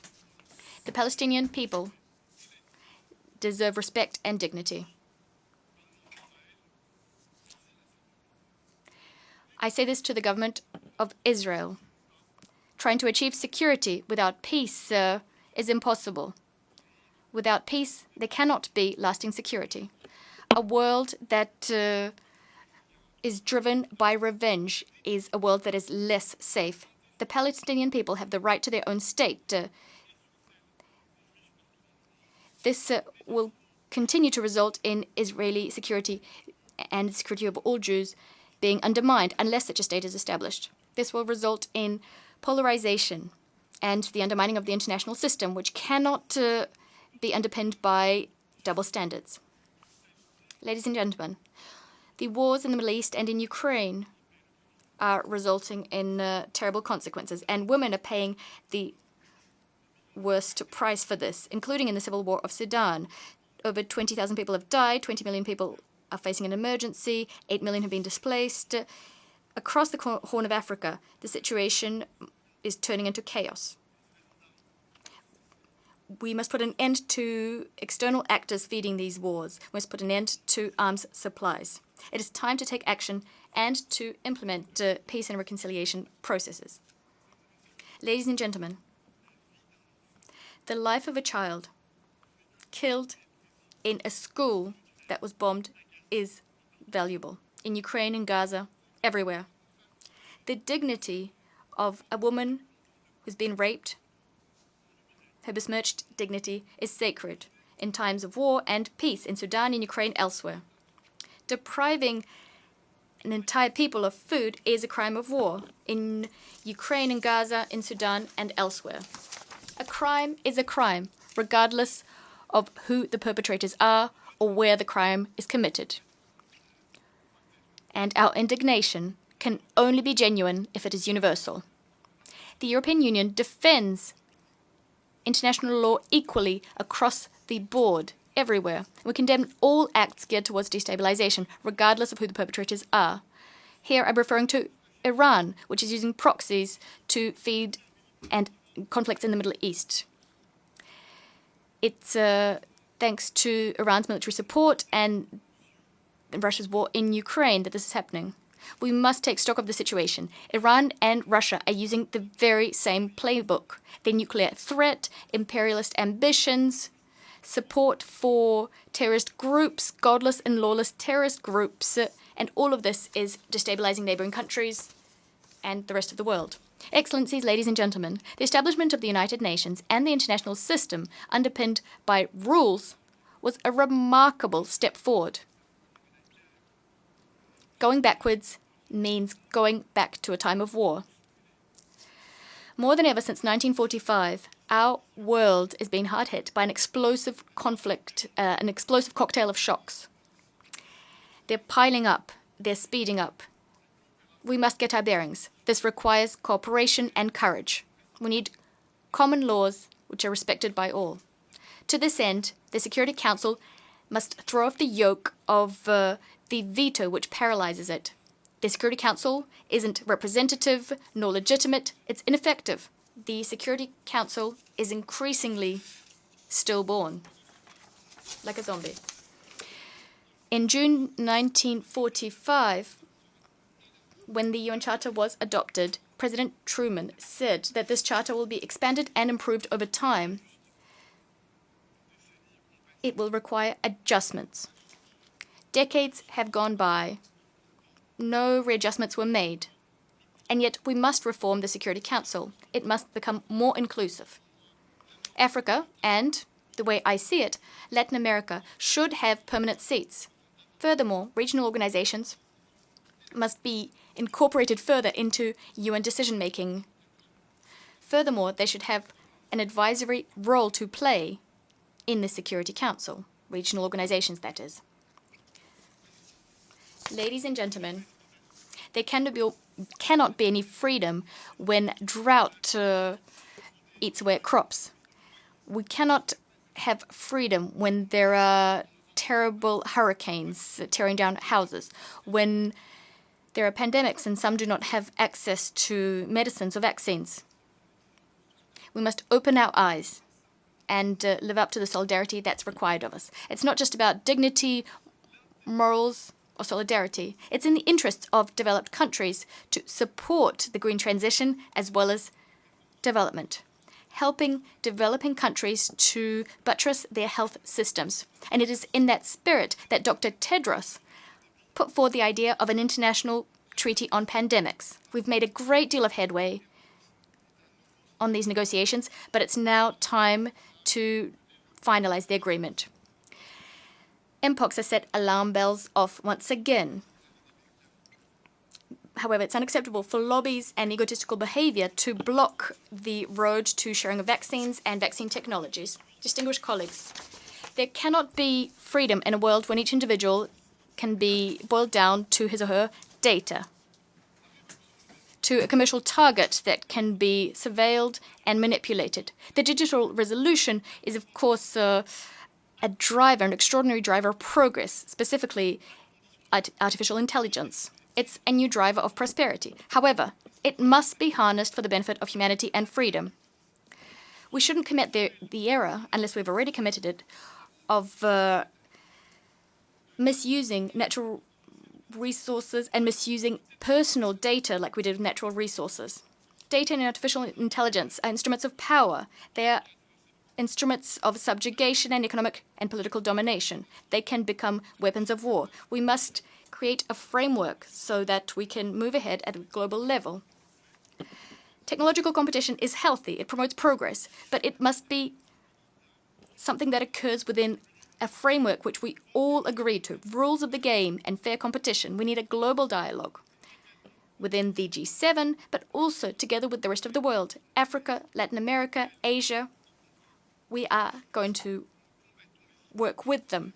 We're also going to work with those whose ideas and sometimes whose behaviors we do not agree with. China is a key partner to help us tackle global challenges, which I mentioned earlier, to reduce risks, to diversify our supply chains. Because as we know, excessive dependence on a given supplier gives rise to vulnerability and thus conflict.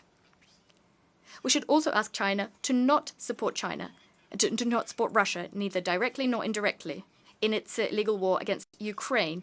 Instead, China should use its influence to ensure respect for the United Nations Charter. Ladies and gentlemen, the international financial architecture should help us to reduce inequality, not to exacerbate it. When a Kenyan farmer cannot access microloans at acceptable rates, it's not just something unfortunate, it's a challenge to the entire global development order. Because without lasting and equitable development, we cannot have global stability and security. We must change the system. Financial firepower must be multiplied for the benefit of our people to ensure that we can address the climate threat and achieve prosperity. The most courageous donors should restructure debt and allocate additional special drawing rights. It's not just about the transfer of financial or technological means. Solidarity also requires us to reform governance, to improve business climates, strengthen legal certainty, combat corruption, and mobilize resources within developing countries as well. As Mo Ibrahim said, very frankly, while economic aid and relief efforts for Africa are wonderful and commendable acts of solidarity, we also need to change the way our countries are run. Ladies and gentlemen, by way of conclusion, I'd like to end this 10th and last speech from this rostrum with a few personal remarks. My first point, double standards are a modern-day poison in international relations. When we defend human dignity, territorial sovereignty, honest, free, and transparent elections, we should defend and protect them across the board under all circumstances. And each and one of us must humbly look in the mirror. We have all inherited our own cultures, our own histories, traditions, and probably our various errors. Everyone must draw conclusions. Humbly, we must do our best to be better. Europe often acts awkwardly, but it does so genuinely in good faith to ensure that human rights and freedoms are protected across the board. This brings me to my second point. We must steadfastly reject bipolar confrontation and act forcefully to build a multipolar world in a multilateral framework, in which every country or group of countries can choose its own path towards prosperity and work hand in hand while abiding by rules we've agreed to, all of us. We must resist to the pressure to pit one group of countries against another, to choose sides, because bipolar confrontation is not a good solution. Third, I deeply believe in regional organizations and what they can bring to the United Nations. Over the last 5 years, the EU has built partnerships with the African Union, Latin American countries, Caribbean countries in CELAC, ASEAN, the Gulf Cooperation Council, Central Asian countries. These cooperation networks help to weave the fabric of stabilization and achieve progress. Our EU must become stronger and more autonomous so as to bolster its capacity to work together with other organizations in the name of peace, freedom, and solidarity. You'll be hearing the EU's voice on the world stage, loud and independent. Excellencies, ladies and gentlemen, 2 world wars, the Holocaust, absolute humiliation for humanity. The European continent bears the scars of its past, and therefore we have a special responsibility to defend freedom, solidarity, and universal human dignity. The European project is geared towards reconciliation, cooperation, and increasingly friendship and fraternity. The European project should be a source of inspiration, of hope and optimism. Optimism is a duty, in fact. We can, once again, change the course of history, provided that we band together.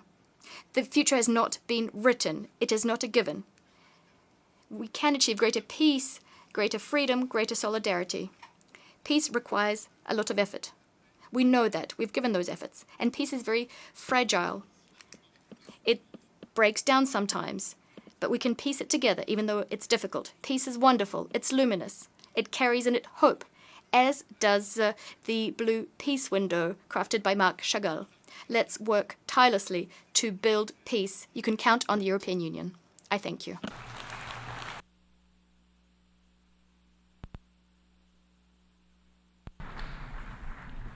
On behalf of the Assembly, I wish to thank the President of the European Council of the European Union.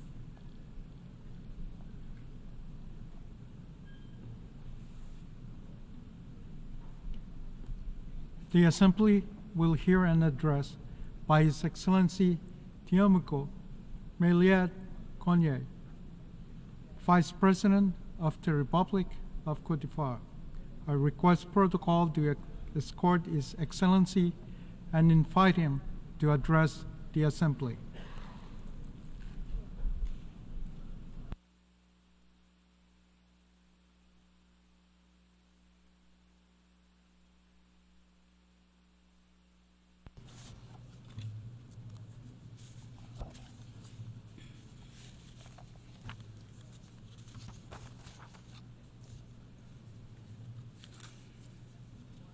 Monsieur le Président de la President of the 79th session of the United Nations General Assembly, Heads of State and Government,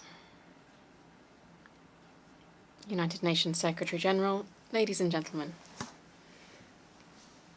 On behalf of His Excellency Mr. Alassane Ouattara, President of the Republic of Côte d'Ivoire, I wish to express my warm congratulations on the quality and depth of the debates during this session and on the remarkable success that was the Summit of the Future.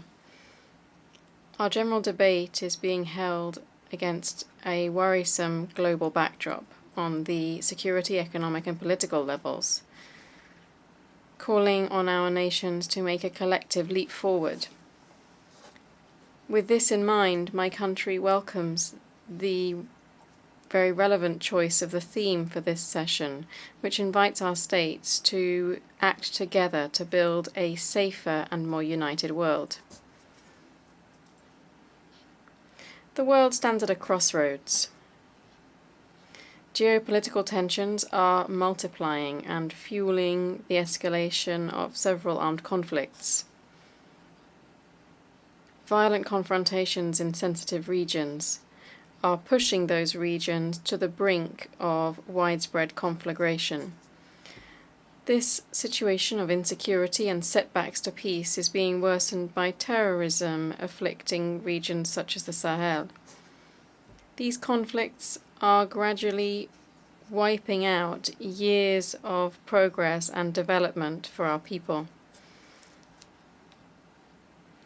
My country believes this is the right time to call on the international community to mobilize for the people of the Sahel, who are paying a high price in the war against terrorist groups. True to our values and our tradition of hospitality, Côte d'Ivoire is hosting, in the best possible conditions, several thousand nationals from neighboring Sahel countries who are fleeing the violence of armed groups. Outside the Sahel, the whole of West Africa is currently threatening to collapse. This trend could spread beyond the African continent if no effective measures are taken. For its part, Côte d'Ivoire is making available the Jacquesville International Academy for Combating Terrorism to all countries in order to help them to build their capacities in counterterrorism, in combating terrorism in all of its forms. Mr. President, the progress made by our countries in development and human security is currently being undermined by the effects of climate change. This heightens inequalities, poverty, and is leading to the forced displacement and leads to the forced displacement of millions of people every year. The relentless rise in the number of climate refugees is the tragedy of our time and tugs on our collective consciousness.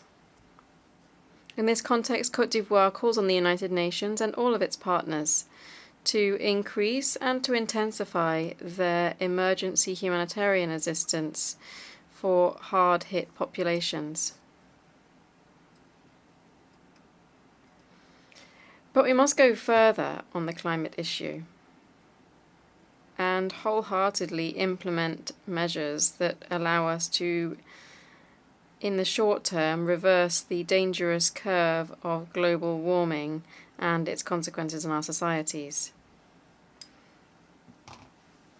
To that end, Côte d'Ivoire reiterates its call to developed countries to honour their pledges in climate finance and in supporting the energy transition. The Loss and Damage Fund should be rapidly filled up and used to relieve the suffering of populations in climate distress. Ladies and gentlemen, in addition to facing security and climate challenges, the world is undergoing a technological revolution for which few countries are prepared. Artificial intelligence harbours great promise for our societies, but it can also pose a host of threats and is open to abuse, particularly due to the lack of international regulations governing its use.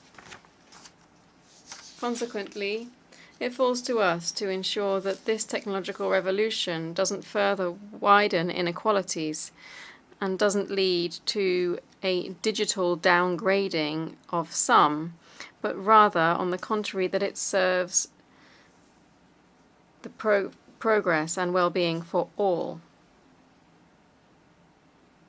For this reason, my country welcomes the adoption of the Global Digital Compact. This should enable us to make better use of this technological progress for all nations. Mr. President, it's clear that no single country can enable the world to overcome the global challenges that are eroding the foundations of peace and security, as well as the social progress that has been achieved over the last few decades. In light of this, our collective action should be firmly rooted in the unique multilateral framework of the United Nations. The world truly needs a dynamic and effective United Nations that represents the diversity of peoples and has the backing of the consensus of nations that underpins its legitimacy. In this context, the United Nations that we've inherited from the 20th century must undergo far-reaching reform so that it can fully play its role in today's multipolar world. In particular, the Security Council must open up to Africa in all membership categories in order to reflect this reality.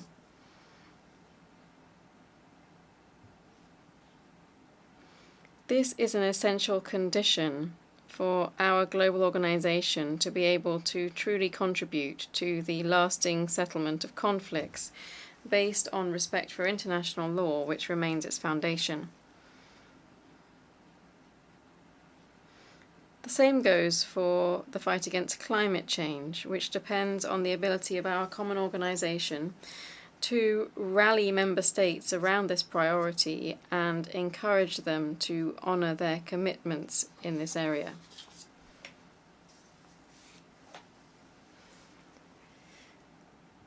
Global governance reform should also extend to multilateral financial institutions so that they can further support efforts to fund sustainable development goals in developing countries, while at the same time tackling the issue of debt. These institutions should be more inclusive in how they operate and how they take decisions. These deep-rooted transformations are inevitable and must be sped up so that these institutions truly work to assist all of our countries in combating poverty and ensuring development.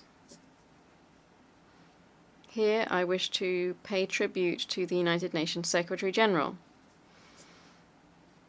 in his brave initiatives in preventive diplomacy, peacekeeping, and peacebuilding, but also for his commitment to reforming global financial governance.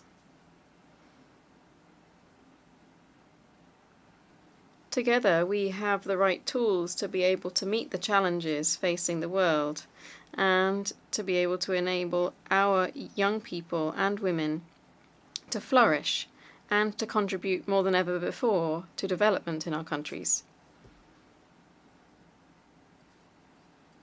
Africa's future lies in its young people.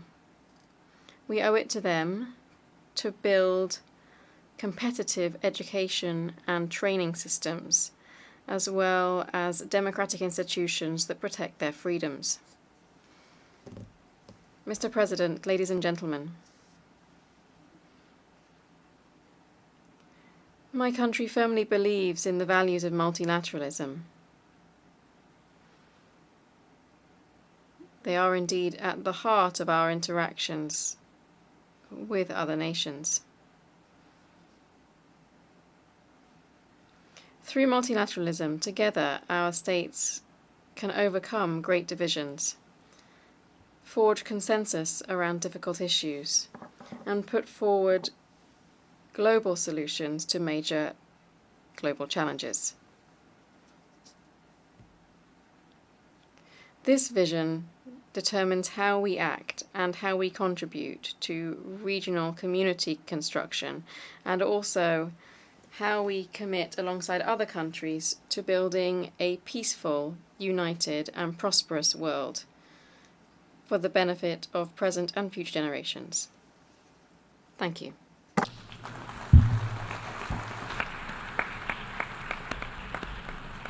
On behalf of the Assembly, I wish to thank the Vice President of the Republic of Côte d'Ivoire.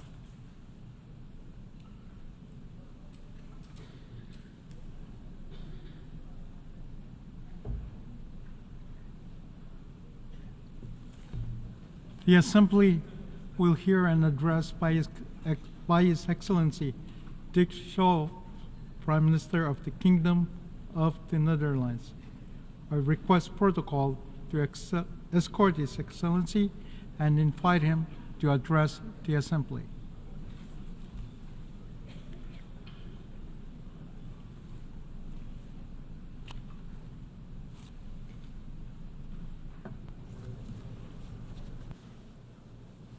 Mr. President, Your Excellencies, ladies and gentlemen, I stand before you as a proud new participant in what for many of you is now a familiar gathering. Those words not only describe my own role, but say something about the very essence of the United Nations. For each of us, our presence here is only temporary. Some are here a long time, others for only a brief period. But everyone's time here is defined by their own individual era. Today again, we embody that long tradition.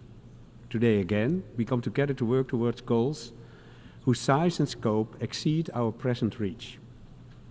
Today again, each of us is staying the course. And when our time is at an end, we will pass the baton to the next generation. This is not to say that our course is always clear and never needs adjusting. On the contrary, our world is changing fast, and unfortunately in some ways not for the better. war and conflict in so many places, climate change, whose effects are becoming clearer by the day, and cyber threats we couldn't have imagined a few years ago. That is what I want to talk about today, anticipating an unknown future. And I should add, although the challenges of our time may be new, my message is not. It was clear to the Romans more than 2,000 years ago when Cicero wrote, "It is the duty of every statesman to anticipate the future, to discover some time in advance what may happen, whether for good or for ill, and never to have to say, 'I had not thought of that.'" Of course, predicting the future is not a simple matter. And I don't believe that's what Cicero meant. I think he was calling on us to take responsibility. Responsibility that goes beyond the scenarios we want to imagine, beyond our national borders, and above all, beyond short-term solutions. It may seem impossible, but here, more than anywhere, we know better.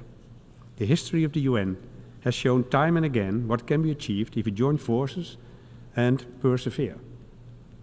Without the UN, there would have been no climate agreements, no disarmament treaties, no development goals or international tribunals.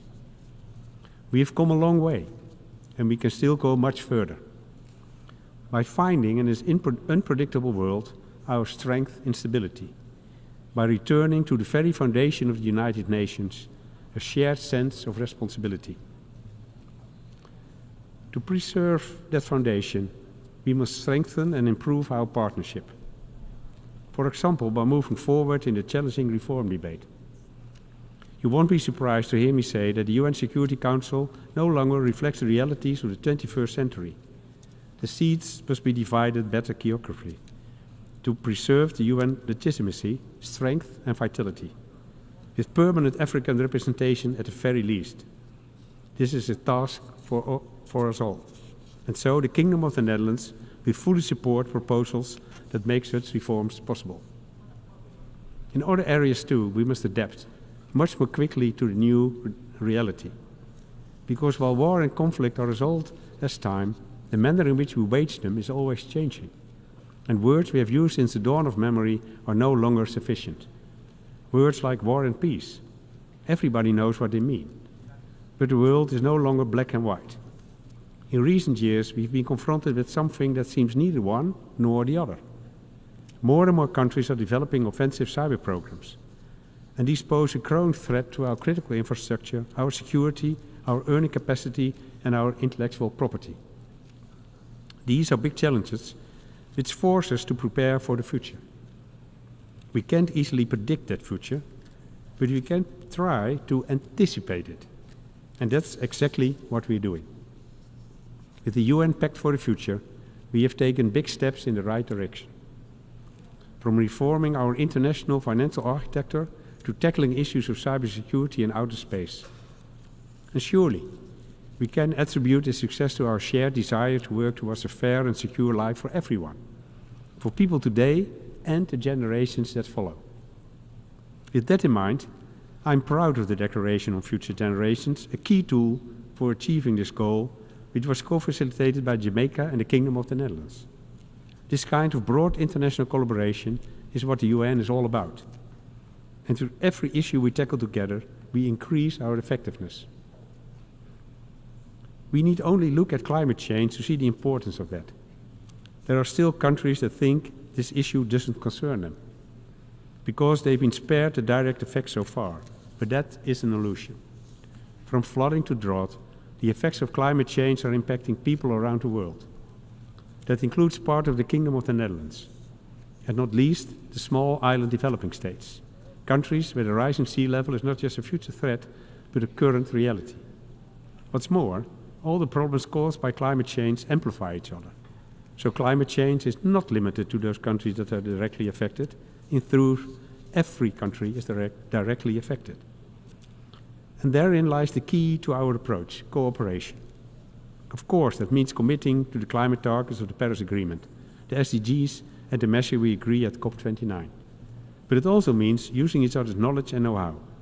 And the Netherlands has a long history of managing water. Today, we use that experience around the world. We contribute our expertise on food security and countless other challenges as they arise. At the same time, we also face issues that will always demand our attention. Issues as old as the UN itself. Protecting human rights, defending democracy, and promoting the international legal order. There are so many countries where these values are under pressure. In Venezuela, for example, people are demanding that their voices be heard. And to them I say, we hear you. We hear you call for a democratic transition. Today, on this stage, I urge us not to forget those voices. And that's just one example. There are many more countries that feel forgotten, who wonder why the world is not paying attention to their suffering. Their day-to-day reality is also one of war, hunger, and poverty. Take Sudan, where 25 million people are facing acute hunger. We cannot close our eyes to this. We cannot turn away. We have a duty to listen and to take action. Earlier this year, the Kingdom of the Netherlands made an extra €10 million available, bringing its contribution to the crisis response in Sudan and surrounding countries to €80 million. But as we all know, that is just a drop in the ocean.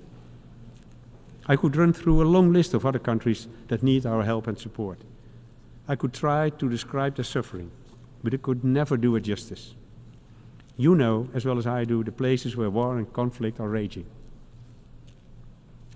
In Europe, for a long time, we thought that we no longer needed to worry about human rights, peace, and security. We thought that they were a given. But we were wrong, very wrong. Some of you may be thinking, not Ukraine again. But we need to address this, because the victims of the Russian war are not limited to Ukraine alone. This war affects everyone, as people in vulnerable countries know all too well. Since the global food supply has been deployed as a weapon of war, millions of people have been pushed back into hunger and poverty. They too are the victims of Russia. So to anyone still in doubt, I would say, this is not only a war between Russia and Ukraine, it's a war of aggression against everything that we in the United Nations stand for. The Charter of the United Nations, the very basis of our partnership, is clear on this subject. No state may use force against territorial integrity of any other state. And although it is up to Ukraine to set the conditions for a just and lasting peace, we cannot leave the responsibility of achieving that in practice to them alone. Ukraine deserves our help and support at every stage of the process. That means arranging and participating in a new dialogue on finding a path to peace. It means challenging those countries who support Russia's defense industry or help it circumvent sanctions. And it means calling Russia to account for its actions. There can be no impunity for its flagrant violation of the Charter. The Netherlands is fully committed to restoring justice for Ukraine. Yes, it is a process that will require time and great stamina. But that is something we have in abundance. We have the time, the patience, and the resources. For example, there are the International Criminal Court and the International Court of Justice, two pillars of accountability, based in my own city, The Hague, the international city of peace and justice. And I don't need to tell anyone here how important it is for these institutions to be able to do their work freely and independently. And that too is our collective responsibility. While we're on the subject of collective responsibility, there is unfortunately another major conflict that demands our attention. Almost a year has passed since October 7th. Almost a year since the terrorist organization Hamas committed its atrocities and war broke out in Gaza. The suffering since then has been extreme. Far too many innocent civilians have been killed, abducted or wounded. Far too many people have been forced to flee and have lost their loved ones and their property. In the past few days, there have been a large number of civilian casualties in Lebanon, and countless others in the region could face the same fate if the violence continues. That cannot be allowed to happen. A major regional war must be prevented at all costs, and so must any new attack on Israel. That begins with supporting international diplomatic initiatives, such as the proposal by the United States and France for a temporary ceasefire, which is supported by many countries, including in the region. We call on Israel and Lebanon to support this plan, give diplomacy a chance. I know that when it comes to Israel and Gaza, people quickly refer to their entrenched positions. Entire generations have grown up full of mistrust, fear, and even hate toward the other side. But if we try to take a longer view, we will see that there are no winners in this war. And any suggestion of winning for one side amounts only to a loss in the end. Loss on both sides. That's why political leadership and courage are needed now, on both sides. To break the endless cycle of violence and help them see the other for who they are, people, in search of a safe place to live. A place to live alongside each other, instead of at odds with each other. The first steps are obvious. An immediate ceasefire. The immediate and unconditional release of all remaining hostages. Rapid, large-scale aid for the people of Gaza, and all parties must comply with international law. I know it sounds easy, and I know that simply wanting something is not the same as making it happen. But as Nelson Mandela said, it always seems impossible until it's done. Ladies and gentlemen, our history has always shown us that it is possible. We have come a long way, and we will still have a long way to go. But the path that lies behind us can also show us the way forward, as long as we hold on to what we believe in, our shared values, our common cause, and above all, our ability to persevere. Thank you.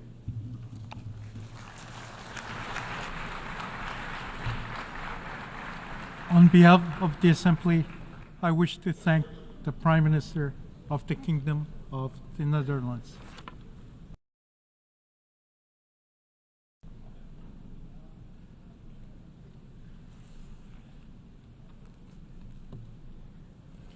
The Assembly will hear an address by His Excellency Nikol Pashinyan, Prime Minister of the Republic of Armenia. I request protocol to escort His Excellency and invite him to address the Assembly.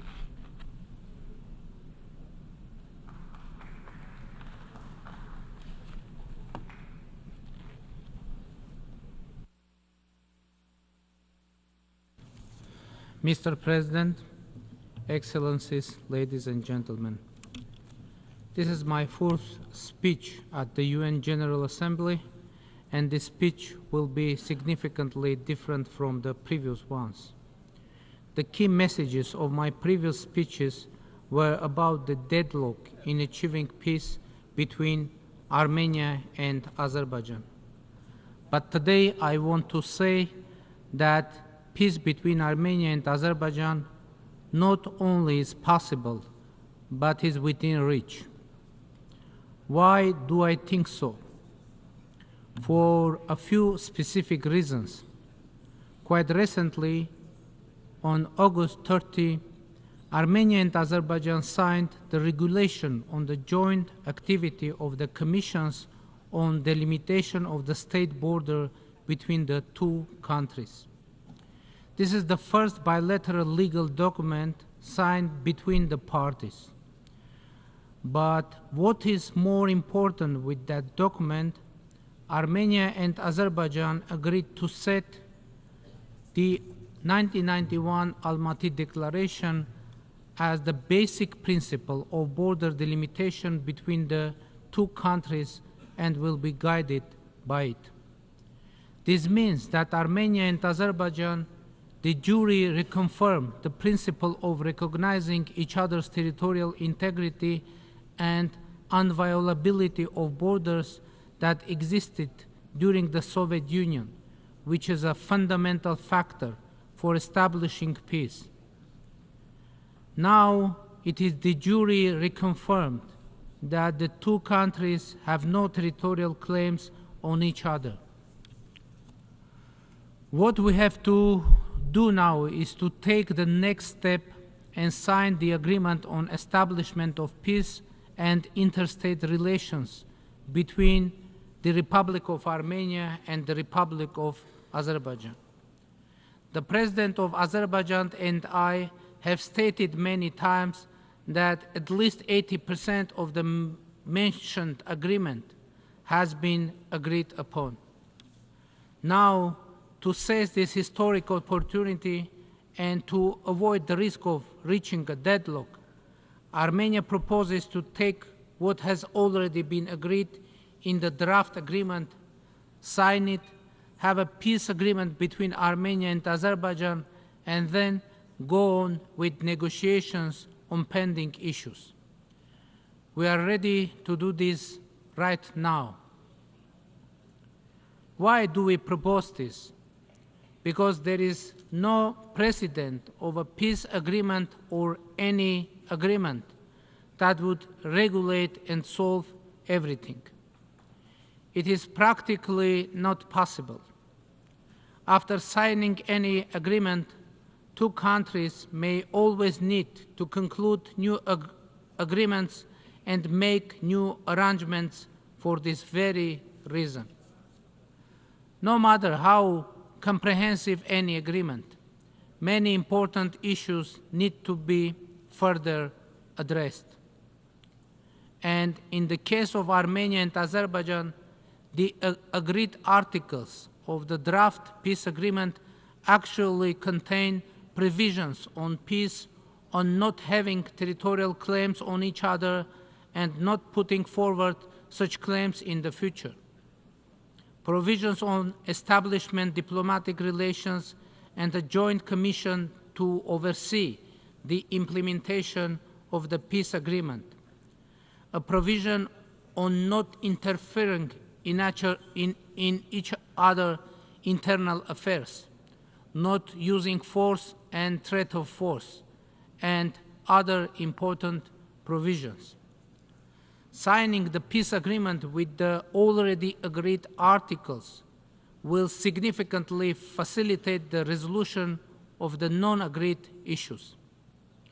The already agreed parts of the draft peace agreement provide tools for that. One of them is the diplomatic relations to be established between Armenia and Azerbaijan, and the second is the joint Armenia-Azerbaijan Commission to oversee the implementation of the peace agreement. I mean the existence of the de jure peace between Armenia and Azerbaijan by signing the proposed agreement, and the establishment of diplomatic relations will result in changing the overall atmosphere and the perception of our governments and peoples, which will significantly facilitate the solution of the remaining issues.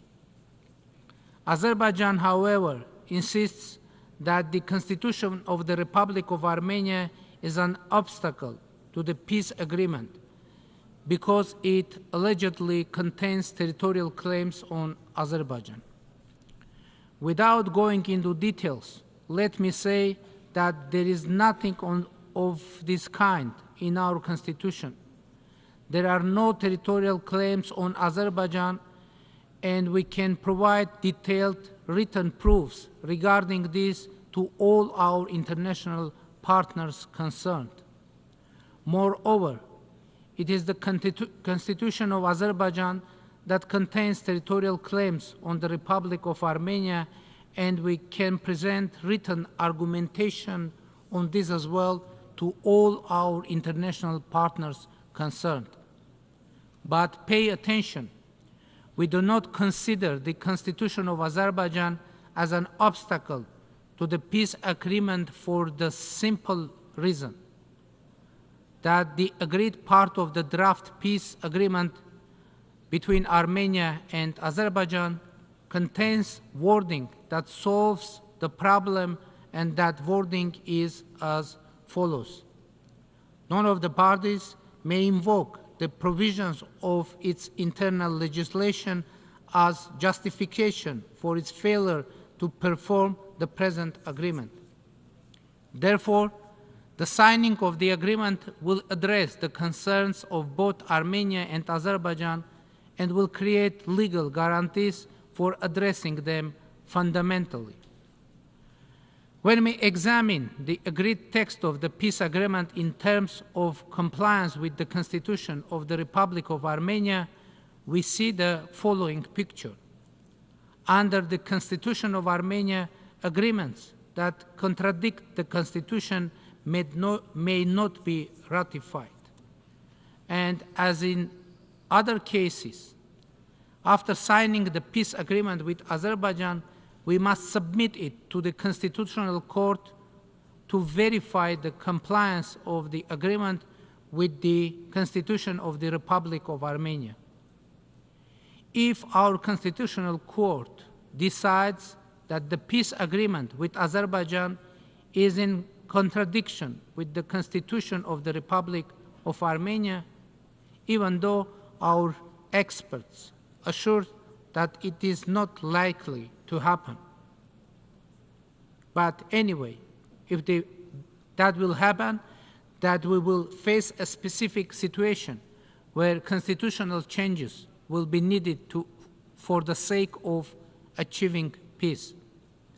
And if our Constitutional Court decides that the agreement complies with the Constitution of the Republic of Armenia, then there will be no barriers for ratification in the Parliament of Armenia.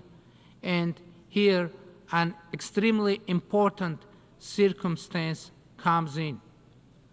Under paragraph 3 of Article 5 of the Constitution of the Republic of Armenia, ratified international agreements have precedence over the domestic legislation of the Republic of Armenia, and therefore, after the signing and ratification of the peace agreement with Azerbaijan, theoretically, even if there were laws that could be interpreted as containing territorial claims, these documents would be subordinate to the Armenia-Azerbaijan peace agreement and would automatically have no legal force. The same logic would apply to Azerbaijan, of course.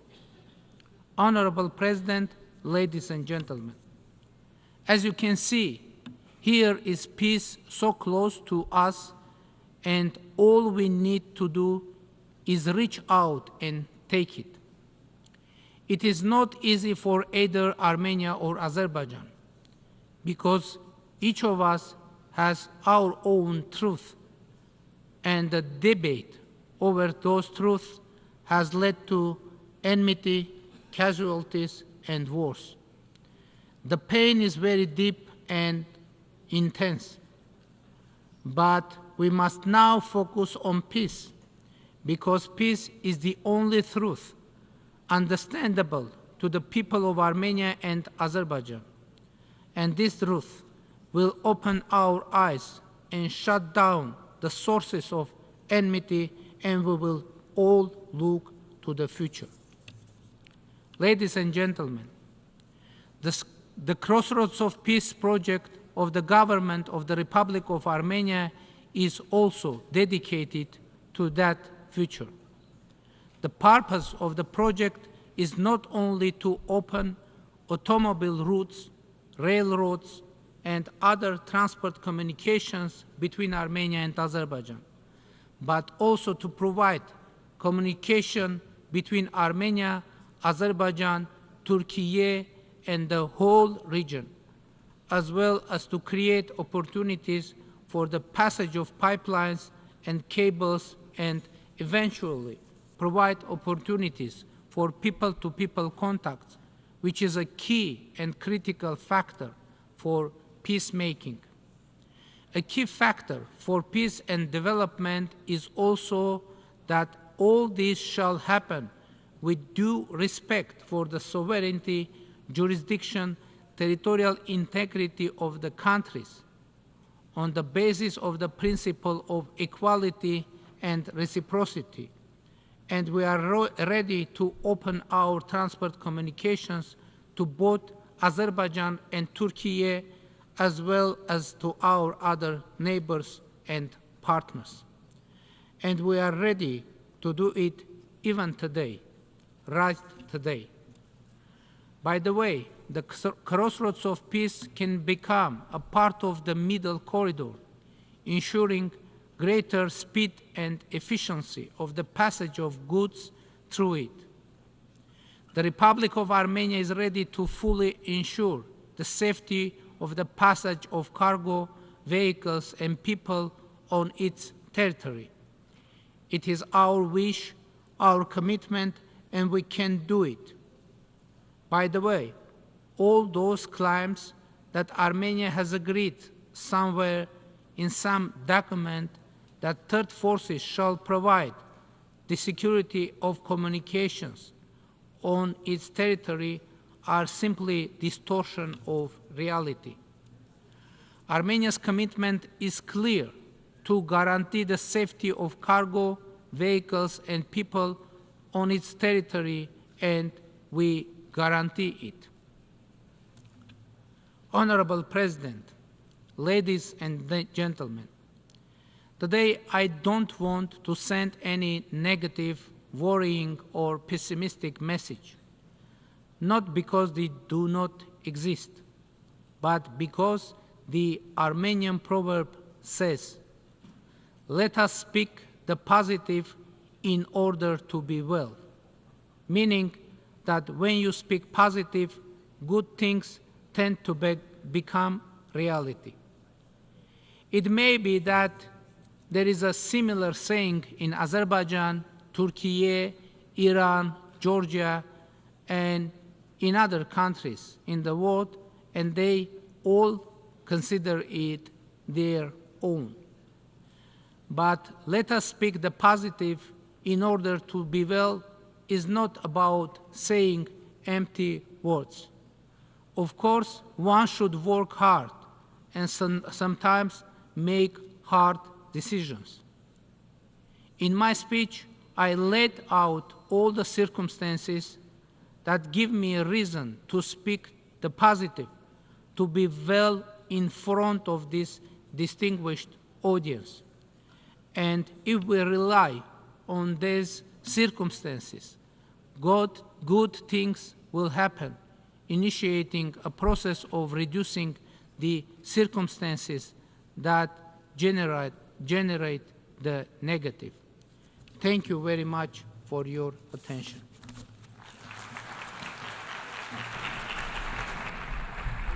On behalf of the Assembly, I wish to thank the Prime Minister of the Republic of Armenia.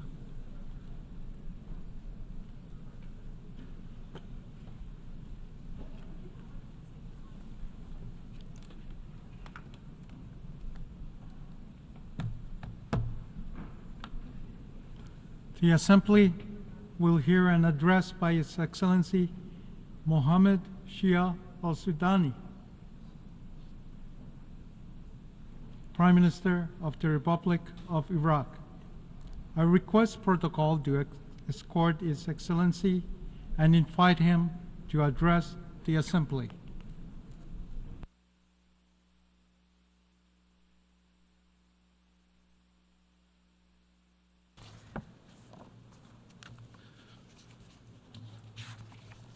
Bismillahir Rahmanir Rahim. In the name of God, the most merciful, the most compassionate, Mr. President of the General Assembly, Mr. Secretary General, ladies and gentlemen, may Allah's God's peace, mercy, and blessings be upon you. The 79th session of the United Nations General Assembly comes in the midst of dangerous circumstances in the Middle East and the world, in which the global international order faces a difficult test that threatens its existence and renders it incapable of achieving the goals for which it was founded. These goals include the maintenance of international security and stability and human rights. Today, we are witnessing precedents in which all international charters and norms are being violated. The international institutions that are supposed to contribute to managing and organizing international relations in a way that enhances peace and stability and advances human relations away from violence and brutal treatment are being neutralized. Important principles such as sovereignty, territorial integrity, multilateral cooperation, the laws of war, humanitarian laws, and the international humanitarian law, and the responsibility to protect and the right to self-determination have all been ignored. The world is being pushed towards full-scale confrontations and conflicts, while the UN Security Council is powerless and without a role. in the absence of this responsibility, alternative mechanisms may be resorted to, and ignoring these institutions threatens to revert international relations to chaos. At the same time, we must not forget to commend some of the courageous positions of some of the figures heading these UN institutions, including the Secretary General of the United Nations, Mr. Antonio Guterres. However, we clearly see, despite great efforts, that there is a lack of effective influence.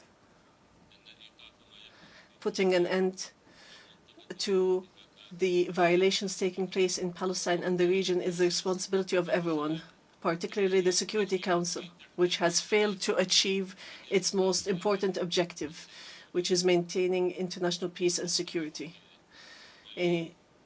In occupied Palestine today, we are witnessing a people who are being attacked by an occupying military force, displacing millions without being deterred and killing thousands. There is public talk of mass starvation to exterminate these people and of the use of nuclear weapons to eliminate them by senior officials of the occupying entity without any measures to deter them. The International Committee, nor any of its members, has committed to the responsibility to protect them as mandated in international law. The Palestinian people have been denied the right to live in dignity in a state like all other peoples amid a shameful global paralysis. Rather, criminals are being empowered to persist in, exaggerate, and expand the conflict and attack others by supporting them and ensuring their repeated impunity.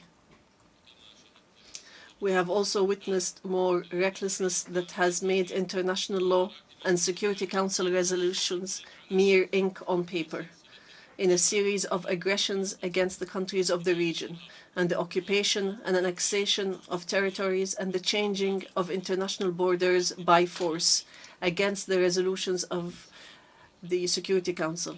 These are dangerous precedents that threaten the entire international system and undermine the foundations of international institutions, resulting in dire consequences for all of humanity. In furtherance of extremism, the occupation invokes Security Council Resolution 1701 as a pretext for aggression against Lebanon. It selectively chooses this resolution and some of its provisions, while ignoring the numerous resolutions and the indisputable principles of international law adopted by the Security Council, including resolutions 242, 246, 252, 265, and 297. We are witnessing a brutal campaign of indiscriminate killing and the use of technology to carry out bombings remotely without regard for unarmed civilians, in a dangerous precedent that indicates the extent of the involvement of the occupation's government and its indulgence in committing crimes against humanity. Iraq, today, through its government and its people, and under the directives of the Supreme Religious Authority, stands with Lebanon and its brotherly people as it faces a new page of brutal aggression that seeks to plunge the region into conflict, which is something we have already warned against. We will continue to provide all possible assistance to overcome the effects of these attacks. Our position is based on a history of cohesion and a well-known Iraqi steadfastness that rejects aggression and occupation and rejects depriving people's right to their land, heritage, and holy sites, and that repeatedly condemns any international support or justification for the aggressor's pretexts. We also note the systematic targeting of international agencies and relief organizations in the occupied territories, and the audacity to harm their personnel, including United Nations agencies and including the United Nations Relief and Works Agency for Palestine Refugees, UNRWA, in Gaza, which is supposed to be protected under international law. I would like to recall that these abuses not only disrupt humanitarian action, but also violate international norms, protecting civilians and those providing assistance in conflict zones. These recent moves by the occupation seek to threaten the stability of the countries of the region by igniting a large-scale regional war. Iraq, as a founding member of the United Nations, hopes that this institution will achieve the objectives for which it was founded in maintaining peace and security and sparing the world the dangers of wars and tragedies that it has experienced throughout history. Allow us to express our disappointment at the failure of the Security Council and the international system to fulfill its obligations. Ladies and gentlemen, we note a significant increase in hate crimes and intolerance that affect our security and stability. We are in dire need of international cooperation in order to spread the spirit of tolerance and mutual respect, and to combat hate speech, discrimination, and violence that are steadily increasing around the world. We believe that one of the main aspects of hate speech is the growing phenomenon of Islamophobia, which undermines global efforts to achieve peace, security, and coexistence, and creates an atmosphere for attacks targeting our social and moral values, which are part of our human existence. Therefore, I call on the United Nations to make greater efforts to promote dialogue and understanding among different cultures and religions. And I stress the need to promote unity and harmony in the face of increasing polarization, while stressing the need for heads of state and heads of international institutions to stand against religious intolerance and hatred. Excellencies, as for Iraq, and in contrast to what I have mentioned, there are good developments, as the country where ISIS occupied a third of the territory, and where many observers believed that it was the end of Iraq as we know it. Today, 10 years later, Iraq is witnessing the implementation of a comprehensive plan for reconstruction and development, and the restoration of life to cities, and the rise of tall buildings and infrastructure and safety, and the spread of safety. We still have many fundamental challenges ahead of us in achieving economic, administrative, and environmental reforms and diversifying the economy. We have made great strides in achieving security. We have achieved a victory over terrorism, and soon we will crown this victory over this terrorist organization with a joint and important declaration with our allies and friends who stood by Iraq and supported it against a brutal enemy that posed a threat to the entire world. Our efforts are focused on strengthening the democratic process in Iraq and working to consolidate the social contract and national cohesion as chosen by our people in their permanent constitution of 2005. We have organized provincial council elections, which had been suspended for 10 years, and after their organization was obstructed in Kirkuk since 2005. Now we are in the process of organization elections for the parliament of the Kurdistan region of Iraq. Our efforts are continuing to strengthen the relationship of the federal government with the regional governments and local governments in the governorates, in accordance with what the Constitution and the law have determined, and to protect the existence of minorities and sects and to secure their needs. One of our priorities is to spread justice and preserve diversity, which we consider as one of our most important assets. Ladies and gentlemen, this government has 5 priorities: job creation, improving services, combating poverty, combating corruption, and implementing economic reforms. The Iraqi government seeks to rehabilitate the necessary human resources and has taken great strides towards building state institutions and enforcing the rule of law. It also seeks to activate the role of the private sector and to address administrative laxity and diversifying sources of income, reforming the banking and financial sector, and managing the energy transition and addressing the causes of social, economic, and therefore political unrest. This transformation is a complicated matter for Iraq due to the economic structural challenge represented by relying on the public sector to take in the workforce and to use oil revenues to pay the salaries of millions of employees. This dual challenge facing Iraq is the excessive dependence on oil revenues and limiting its ability to diversify economically. This has been as a result of decades of wars and economic blockade and the dictatorial regimes' absurd economic policies and some aspects of miscalculation and mismanagement later on, and the waste in human and material resources that could have been developed.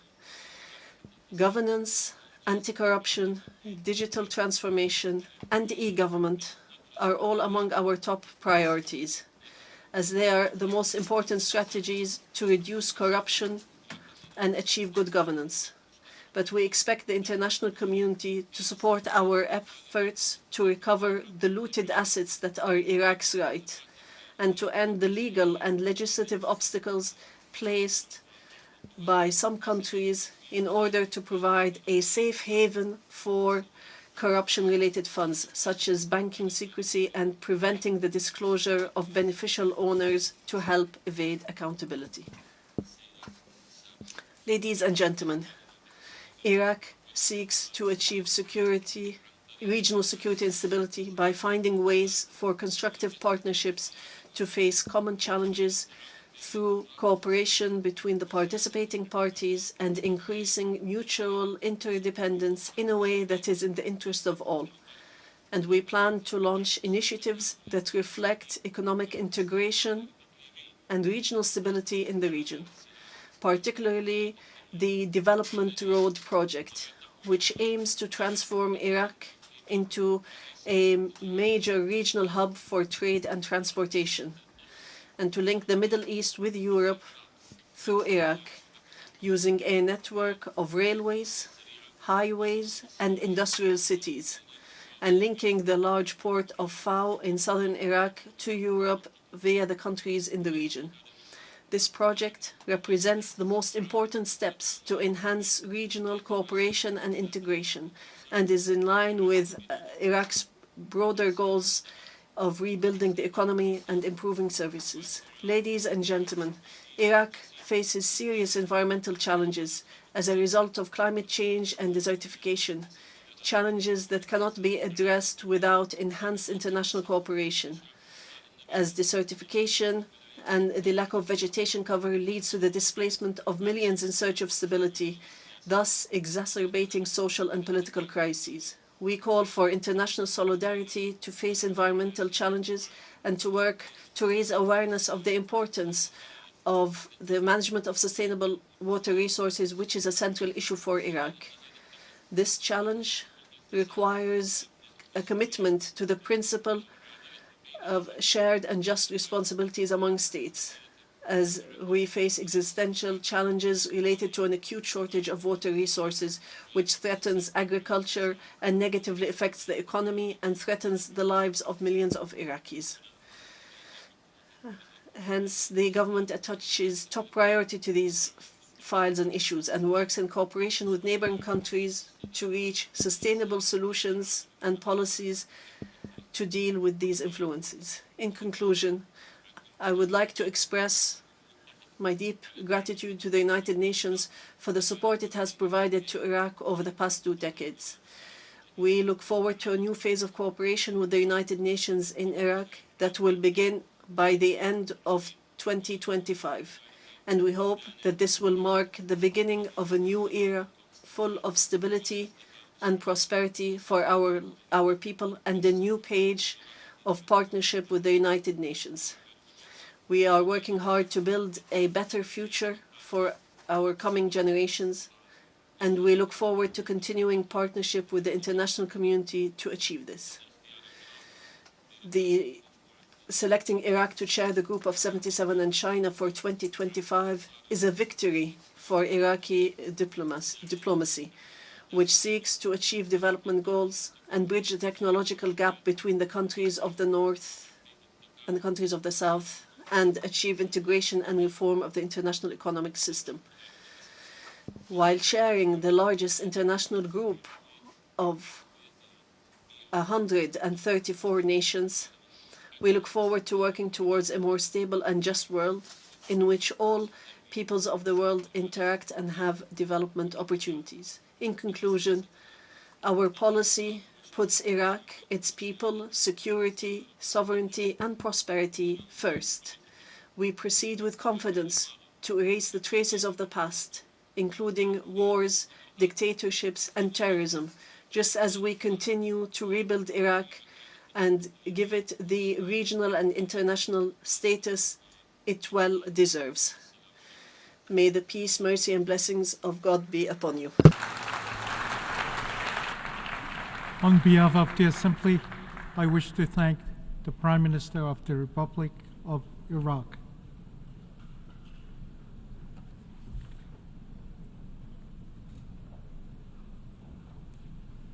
The Assembly will hear an address by Excellency Kyriakos Mitsotakis, Prime Minister of the Hellenic Republic. I request protocol to escort His Excellency and invite him to address the Assembly.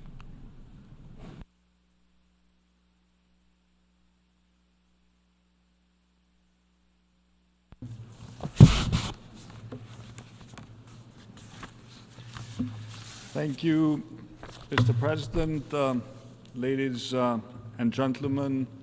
This is the sixth occasion on which I have addressed the United Nations General Assembly as Greece's Prime Minister, but it is the first in which I stand before you as the leader of a country which is an incoming member of the United Nations Security Council. Greece is honored to accept that responsibility for the third time, and I'm personally grateful for the trust the broader UN membership has placed in our candidacy for the 2025-2026 term. Three words of Greek origin but of universal meaning will guide Greece's upcoming tenure on the Security Council: dialogue, diplomacy, and democracy. And six core priorities underpin these guiding principles: the peaceful settlement of disputes, respect for international law and the rules and principles of the UN Charter, women, peace and security, climate, peace and security, children in armed conflict, and of course, as a seafaring nation, maritime security. Ladies and gentlemen, addressing you today, 12 months on from last time around in September 2023, I don't think any of us can claim we are somehow better off now than we were back then. If anything, our world grows less secure by the day. Whether it be escalating conflicts, geopolitical division, the climate crisis, mass migration, rising inequality, even the unchecked rise of artificial intelligence, these challenges jeopardize our present and our future. And yet, within these threats lie unique opportunities to transform the way we live, govern, and cooperate on a global scale. We are indeed at an inflection point. What happens next depends to a high degree on international cooperation. It is here in this chamber where we represent the collective voice of the international community that we are called to act for the good of the entire humanity.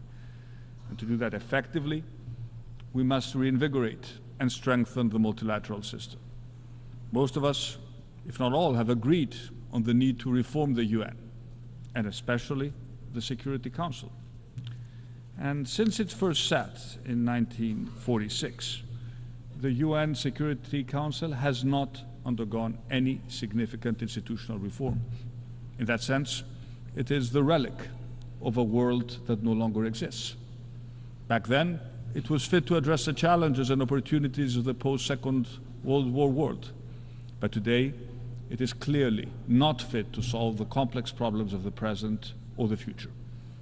As far as the Security Council reform is concerned, I believe we all agree that it is essential to increase the meaningful participation of underrepresented nations. Nearly a third of UN member states have never sat on the Security Council. In addition, the enlargement of the Security Council must include both non-permanent and permanent members. New permanent members must include leading countries from all continents, and the composition of the Security Council should reflect the geopolitical and economic realities of the third decade of the 21st century, not the fifth decade of the 20th. Ladies and gentlemen, in the Security Council, Greece will do its utmost to act as a stabilizing actor. And that work begins immediately in our immediate neighborhood. After all, as a gateway to Europe, North Africa, and the Middle East, Greece sits 900 miles away from both Gaza and Ukraine. A year ago, we did not know that on October 7th, a horrific terrorist attack would leave more than 1,200 innocent civilians, men, women, and children massacred. Around 250 people would be taken hostages, and that in the war that ensured, over 41,000 people would perish. The ongoing violence in the Middle East is grave, and civilians' horrendous suffering in Gaza is unfortunately continuing. Escalation threatens to trigger a full-scale war in the region.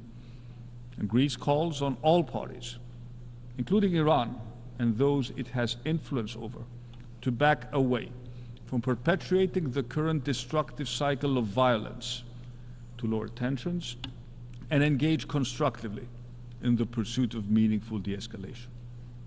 A full-scale war in southern Lebanon must be avoided at all costs. People on both sides of the border have a right to leave peacefully without the threat of rockets or bombs shattering their lives.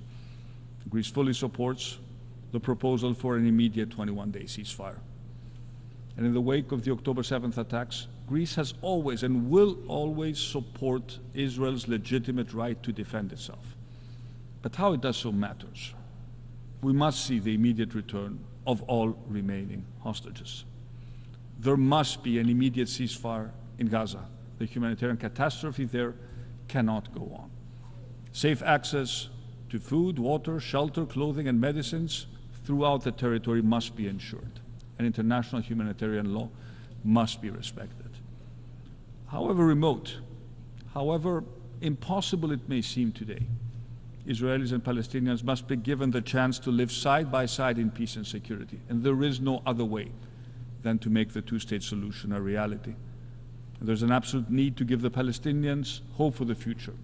This is a sine qua non for peace, stability and security in the region, including, let me repeat, including the long-term security of Israel. And building a fully functioning and sovereign Palestinian state will take concerted efforts by all sides involved, the actors in the wider region, but of course the international community as a whole. But there is no other option to bring about lasting peace in this turbulent part of the world. Ladies and gentlemen, a year ago, we were already in the second year of Russia's illegal war in Ukraine. And since February 2022, Russia has brought violence, misery, and destruction back to the European continent. Tens of thousands have been killed. Millions have been displaced from their homes. The impact on civilian infrastructure and people's lives and livelihoods is colossal. We stand in solidarity with the Ukrainian people, who are fighting for their freedom and independence, and for the territorial integrity and sovereignty of their country. And respect for the territorial integrity of all states is the fundamental pillar of international law. It is the cornerstone of the UN Charter. In June, at the Summit on Peace in Ukraine, Greece stood shoulder to shoulder with many other UN member states, calling for a just and lasting peace in Ukraine, in full respect of Ukraine's independence, sovereignty, and international integrity within its internationally recognized borders. From the first hours of the Russian aggression, the European Union and its member states rose to the occasion, providing every possible support to the Ukrainians. We're committed to continue to do so. Why? The answer is simple. The war in Ukraine is not simply another local or a regional European conflict. It's a brutal challenge to international stability and to the international rules-based order that the UN stands for. And as such, it concerns the entire global community. Needless to also recall the very concrete impact this war has had on international food security, affecting economies and basic needs of populations around the world, especially in Africa. Ladies and gentlemen, Greece has been placed by geography in a complicated neighborhood, and I have repeatedly spoken from this stand on the difficult and at times tense relationship with neighboring Turkey. Over the past year, I have met President Erdogan 6 times, including our recent meeting on the sidelines of this assembly, a couple of days ago. Last December, we signed the Athens Declaration, a document stating our intention to resolve our differences according to the principles of international law and in the spirit of good neighborly relations. And we will continue to explore how to improve bilateral relations with Turkey. There is potential for increased cooperation to tackle common challenges such as climate change and migration. We continue to keep channels of communication open to diffuse any tension that may arise. Greece is willing to work towards resolving the only major outstanding issue we have with our neighbor, the delimitation of the continental shelf and the exclusive economic zone in the Aegean and the Eastern Mediterranean. We have not been able to effectively address this difference for more than 40 years. But this does not mean that it is destined to remain unresolved. And I was glad to hear President Erdogan say that the limitation of maritime zones, in accordance with international law, is to the common interest of the entire region of the Eastern Mediterranean. And I strongly believe that we have today a window of opportunity, and we should be bold enough and wise enough to seize this chance. But if we are to try, we should both adopt a consistent approach in every aspect of our behavior towards each other. On the other hand, when it comes to Cyprus, where this year marked the 50th anniversary of Turkey's illegal invasion and subsequent occupation of over a third of the territory of the Republic of Cyprus, we unfortunately see no progress in Turkey's position. This invasion was and remains a violation of the fundamental principles of the UN Charter. As Prime Minister of Greece, I reaffirm here today our commitment to the sovereignty and territorial integrity of Cyprus and to a solution on the basis of a bizonal bicommunal federation with a single sovereignty, a single citizenship, and a single international personality in accordance with the relevant UN Security Council resolutions. A two-state solution cannot and will not be accepted. It is simply not a solution. President Christodoulidis gave yesterday from this podium an impassionate and sincere address recalling the violence and trauma of the Cyprus invasion 50 years ago. He also expressed his unwavering commitment to engaging in order to find a solution. And I, for one, have absolute trust in this commitment. He's right to argue that international law cannot be applied a la carte and that history cannot be rewritten or erased. Greece fully supports the efforts of the Secretary General for the resumption of negotiations within this framework. And we call upon Turkey and the Turkish Cypriot community to come to the negotiating table, to at least establish mutual trust and to engage in a frank and honest discussion in pursuit of a mutually acceptable, just and viable solution. And can you imagine how powerful a message for the world community it would send to all those seeking peace in seemingly intractable conflicts around the world if we can find a permanent, viable and just solution to the Cyprus question. Ladies and gentlemen, let me also mention the other side of our neighborhood and its future, the Western Balkans. As the oldest European Union member in the region, Greece has always had a vision for the Western Balkans inside the European Union family, a vision that would reduce tensions and conflict and embed the rule of law and fundamental freedoms, driving development and prosperity for its people. There has been progress, but that progress has not been enough. 21 years after the Thessaloniki agenda, significant challenges remain. And allow me to be very frank. The countries of the Western Balkans need to take the definitive decision to leave behind the traumatic legacy of the past. And the political leadership of the Western Balkans needs to choose by action, not by words, to embrace a European future, by improving democratic governance, consolidating the rule of law and freedom of expression, pursuing difficult internal reforms, and very, very importantly, committing to good neighborly relations. Reviving nationalist narratives and agendas should have no place today in a region on the cusp of joining the EU. And let's start with the basics. International agreements must be respected and implemented fully and in good faith, whether we're talking about Dayton or Prespa or the Belgrade-Pristina agreements.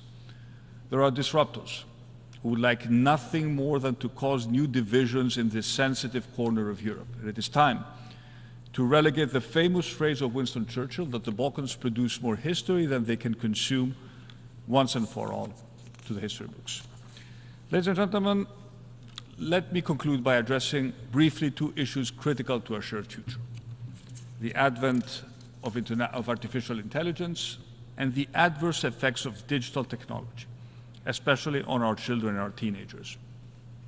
The power of AI seems limitless, a technology with the potential to change our world in a way that will probably surpass the advent of the personal computer, the launch of the mobile phone, or the birth of the World Wide Web. Like steam or electricity before it, AI, as a general technology, presents huge opportunity to transform for good the way we live, we collaborate, we progress as humankind. And if used correctly, it could very well be driving solutions across science, climate change, R&D, medicine. For our governments, AI has enormous power to enhance productivity, facilitate more effective decision-making, and deliver more efficient and higher impact public services. It is indeed a game changer. However, AI also has the potential to do extraordinary harm. Unchecked and in the hands of malign actors, AI could yet become a weapon of control in an uncertain world order.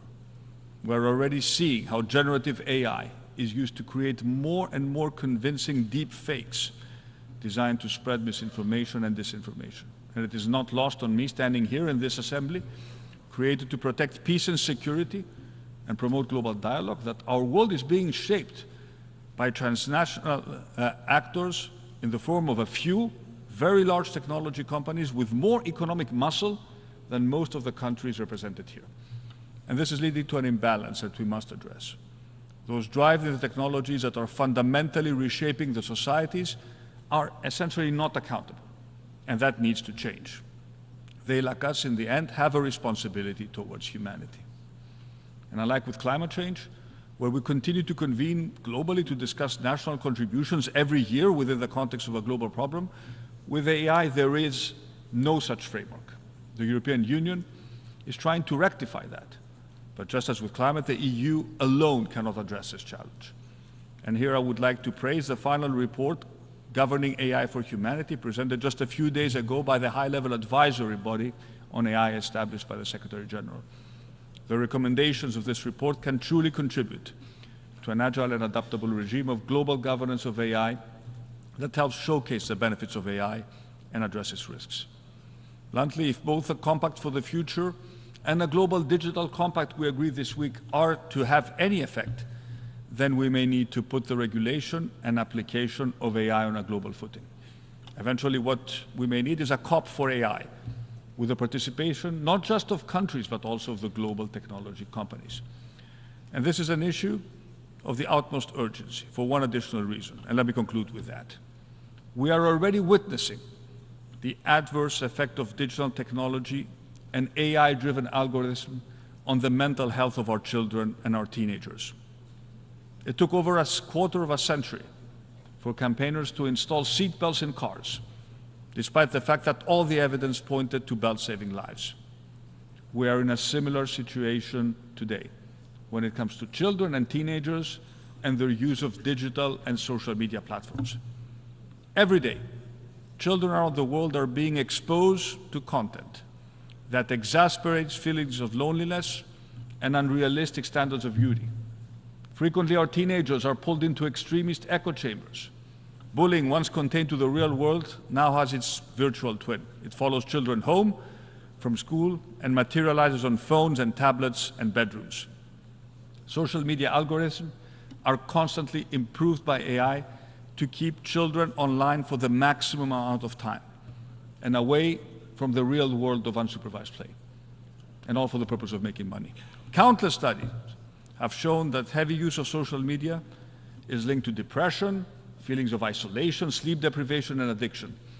The brains of our children are being rewired and their development changed at an almost unimaginable scale. Yet we do nothing, or very little. That is why I applaud initiatives, such as the one announced by Australia, for putting an age limit on social media use with age verification technologies that cannot be circumvented. Others should follow suit. Technology companies must come to the table and show that they will take tangible and measurable safety and prioritize safety over profits. If they don't, pragmatic solutions like banning devices in our schools, which Greece has implemented as of this year, will be complemented by harsher regulatory responses. Digital technology is no different than any other industry that needs to operate under health and safety regulations. The overarching principle, the golden standard, is one and the same: do no harm. Ladies and gentlemen, we live in a rapidly changing world. We cannot let our differences be an excuse for inaction. And as Greece takes its seat on the Security Council, we do so mindful of the importance of our core principles: dialogue, diplomacy, democracy. And this week's summit of the future demonstrates that it is truly possible when we work together to renew multilateral cooperation through these principles, and reiterating the commitment of all member states to the core values of the UN, we can still galvanize international resolve and forge innovative partnerships to address both the world's current and emerging challenges. And Greece stands ready to help the United Nations do its part in the 2 years ahead. Thank you very much.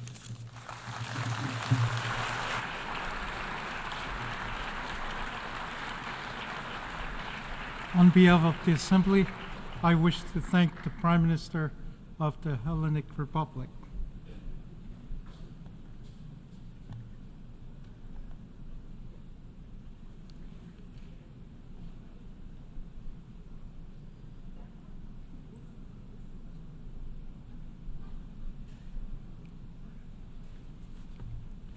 The Assembly will hear an address by His Excellency Keir Starmer, Prime Minister and First Lord of the Treasury of the United Kingdom of Great Britain and Northern Ireland. I request protocol to escort His Excellency and invite him to address the Assembly.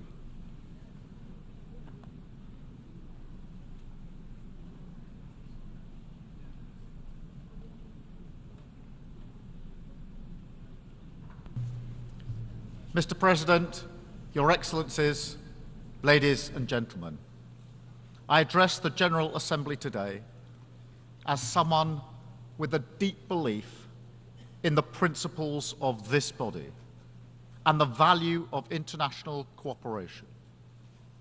I remember reading the Universal Declaration of Human Rights as a student. It had a profound impact on me. I spent my career as a lawyer working to protect those rights. And the Declaration still inspires me now as Prime Minister, because it speaks about our inherent dignity, the very essence of what it is to be human, of equal and inalienable rights, based on a foundation of freedom, justice, and peace in the world. Yet as we meet here today, that can feel like a distant hope. Conflict touches more countries now than at any time in the history of this Assembly.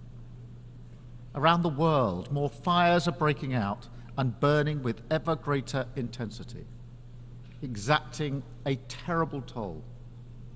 In Gaza, Lebanon, Ukraine, Sudan, Myanmar, Yemen, and beyond. The vast majority of humanitarian need in the world today is driven by conflict. After 20 years of gains in tackling poverty, disease, and in health, war is one of the main regions that progress has stalled. That is a catastrophe made by human hands. It has weakened the cause of cooperation, sowed political division between North and South, and turned the geopolitical dial away from the rule of law towards brute force and aggression. And this matters to us all. It matters to the British people. My government was elected to change Britain, to deliver national missions on higher growth, safer streets, cleaner energy, more opportunity, and a healthier society. But behind every one of these missions sits another insight, something that used to be unspoken, but now needs to be said, that we recognize that our success in Britain can never be separated from events beyond our shores. Global challenges rebound on us at home, and to grapple only with the effects of war, poverty, climate change, pandemics, or irregular migration when they arrive on our doorstep is to set ourselves up to fail. We must work with others to solve these problems at root, to tackle the causes. Britain is stronger when we do so. So we are changing our approach on the global stage too. My message today is this: we are returning the UK to responsible global leadership, because I think the international system can be better. We need it to be better. People talk about an age of polarization, impunity, instability, an unraveling of the UN Charter. And I fear that a sense of fatalism has taken hold. But our task is to say, no, we won't accept this slide into greater and greater conflict, instability, and injustice. Instead, we will do all we can to change it. This is the moment to reassert fundamental principles and our willingness to defend them, to recommit to the UN, to internationalism, to the rule of law, to work together for peace, progress, and equality. Because it is right, yes, absolutely, but also because it is plainly in our self-interest. So we are ready to step up in a spirit of respect and equal partnership. I don't claim that solving these problems is easy, but there are positive, practical things that we can do together. This starts with addressing the rising tide of conflict and preventing a regional war in the Middle East. I call on Israel and Hezbollah, stop the violence, step back from the brink. We need to see an immediate ceasefire to provide space for a diplomatic settlement. And we are working with all partners to that end, because further escalation serves no one. It offers nothing but more suffering for innocent people on all sides, and the prospect of a wider war that no one can control, and with consequences that none of us can foresee. This is intimately linked with the situation in Gaza, where again we need to see an immediate ceasefire. It shames us all that the suffering in Gaza continues to grow.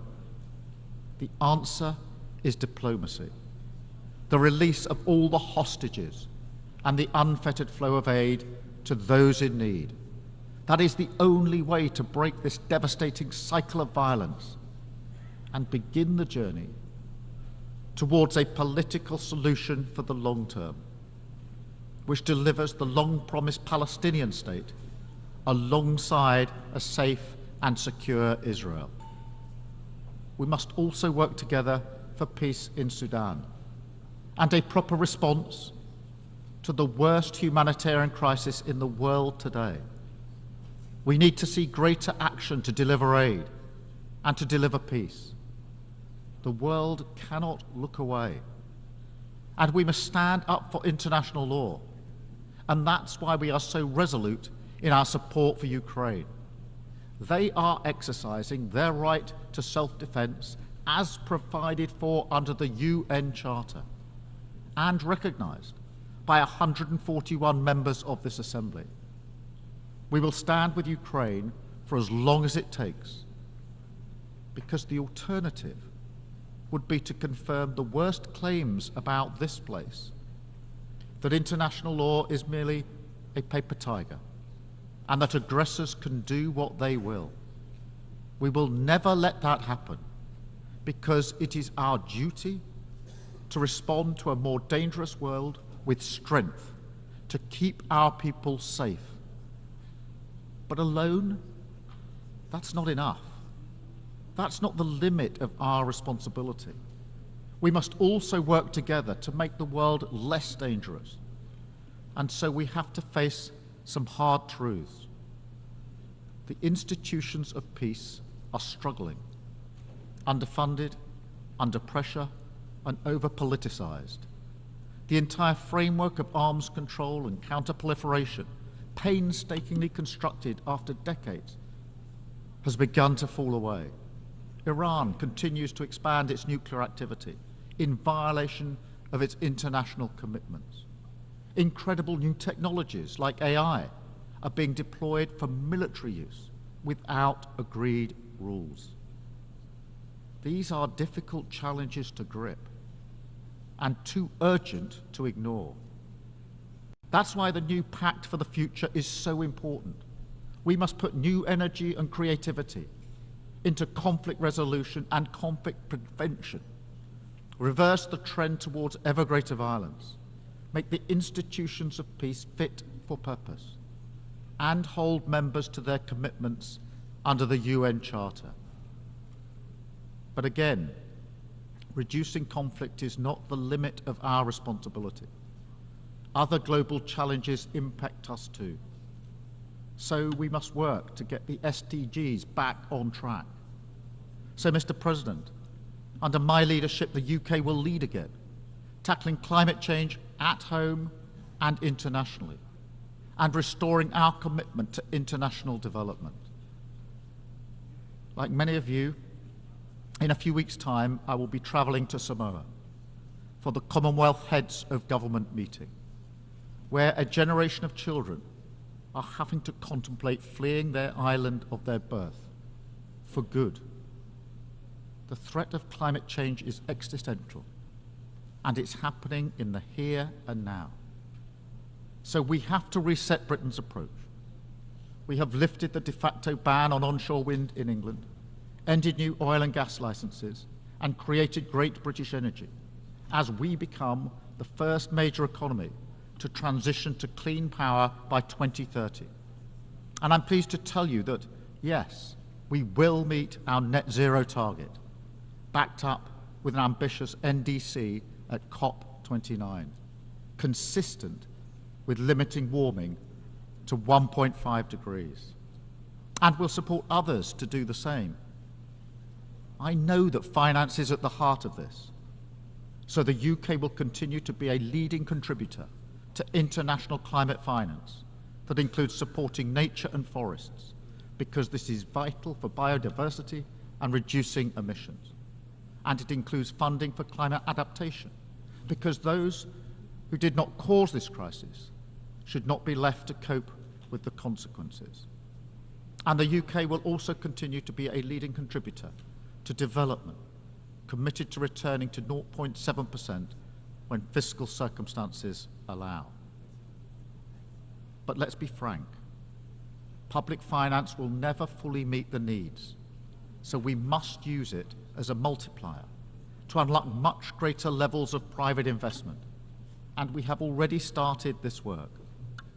I can announce today that we're creating a new facility, the British International Investment, which will work with the City of London to mobilise billions in pension and insurance funds to invest in boosting development and fighting climate change. This is a great British innovation, and if we're going to deliver in each of the areas I've talked about today, with all the benefits that we'll bring, then this is the kind of approach that we need to take, innovating, thinking differently, moving faster, and being ready to change how we do things in three key areas. First, We must change the international financial system to deliver a fairer deal for developing countries. We will use our seat on the boards of the IMF and the World Bank to argue for a bolder approach to tackle unsustainable debt, which is compounding poverty and inequality, depriving the sick of healthcare and children of education. We must tackle the barriers to investment, which choke off the flow of private finance. And we must put a price on the true cost of emissions through a new levy on global shipping, with the proceeds going to tackle climate change and cut emissions even further. Crucially, we need to accelerate reform of the multilateral development banks so that they shoulder more risk, unlocking hundreds of billions more to help the poorest and build a low-carbon global economy. A critical milestone in the fight against poverty is approaching, with the replenishment of the International Development Association. This is the chance for everyone to show greater ambition, so the IDA can be a bigger and better, helping more people, especially those in fragile states and conflict zones. On that basis, we will be ambitious too.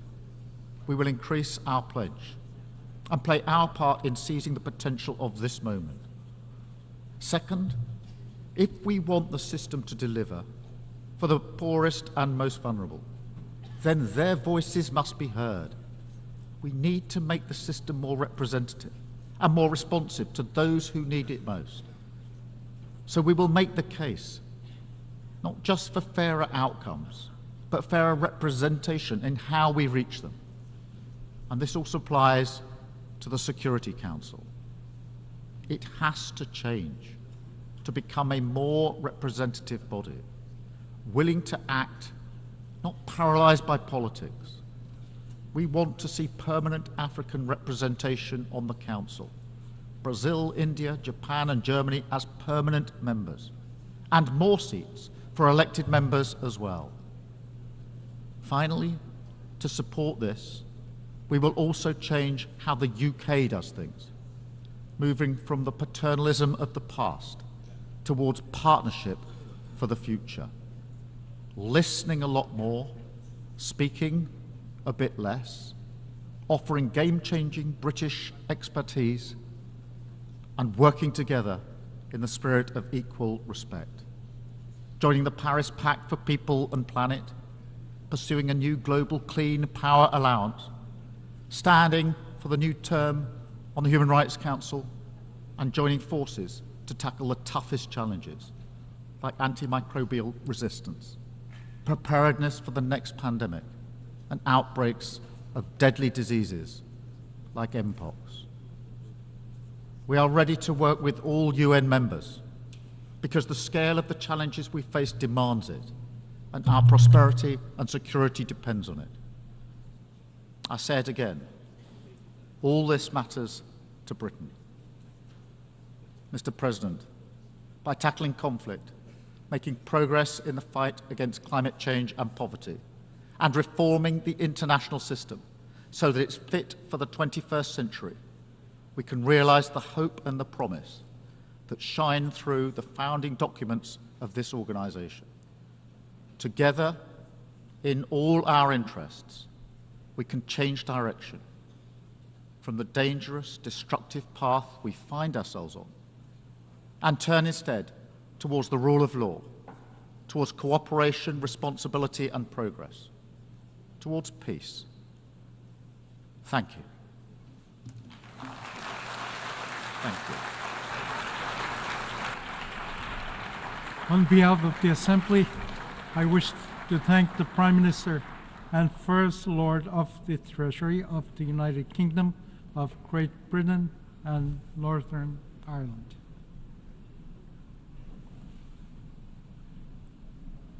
The Assembly will hear an address by His Excellency K.P. Sharma Oli, Prime Minister of Nepal. I request protocol to escort His Excellency and invite him to address the Assembly.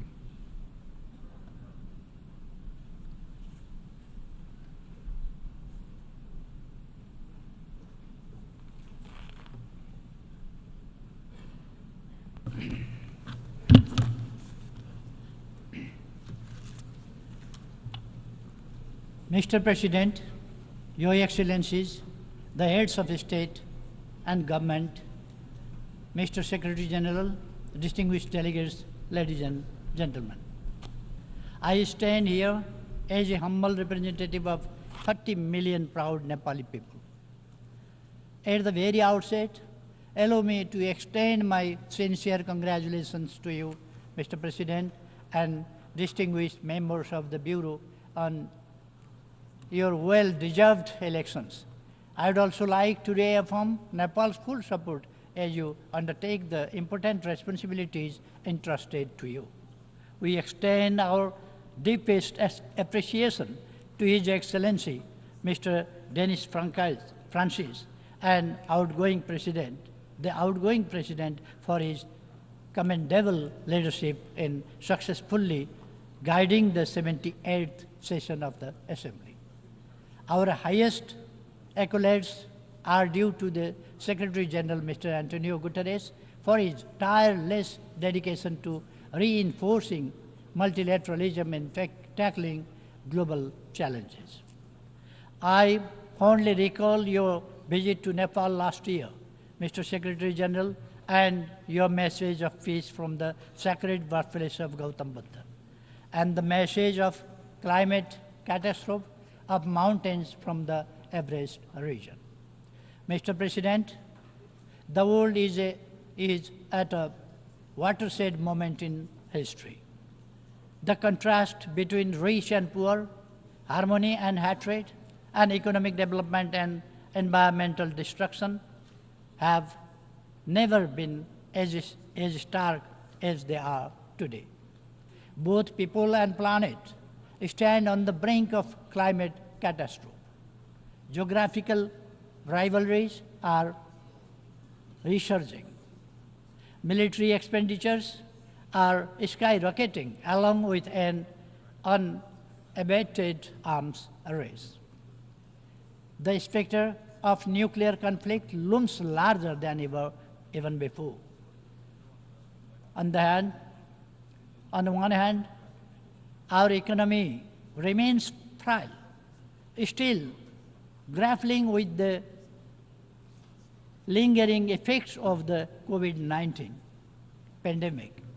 On the other, nationalism and protectionism have re-emerged. Even before we have reaped the benefits that liberalism and globalization were meant to deliver. Even after 300 years of industrialization and modernization journey, it is deeply troubling that in our so-called civilized world of 21st century, wealth and prosperity are concentrated mostly at the hand of global north, and the poverty and destitution are heavily concentrated in the global south, particularly in the least developed countries. To overcome these travesties, we must demonstrate our leadership that promotes meaningful cooperation and collaboration.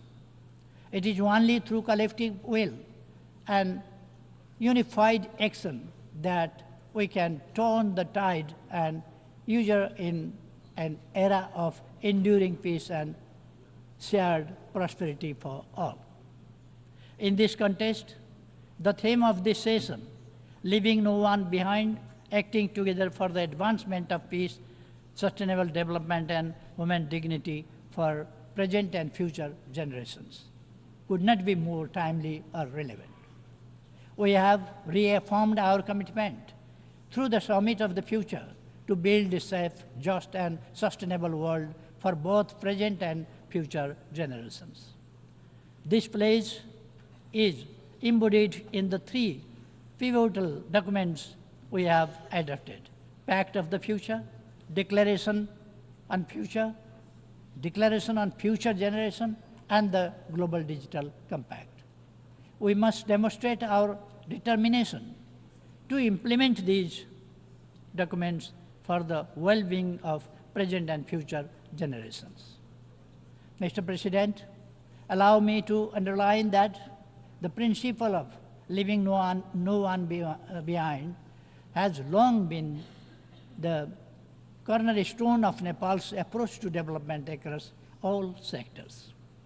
This philosophy is enshrined in our constitution, which upholds the values of democracy by guaranteeing inclusivity, equality, justice, proportional representation, human rights, and social protection for the most vulnerable sections of society.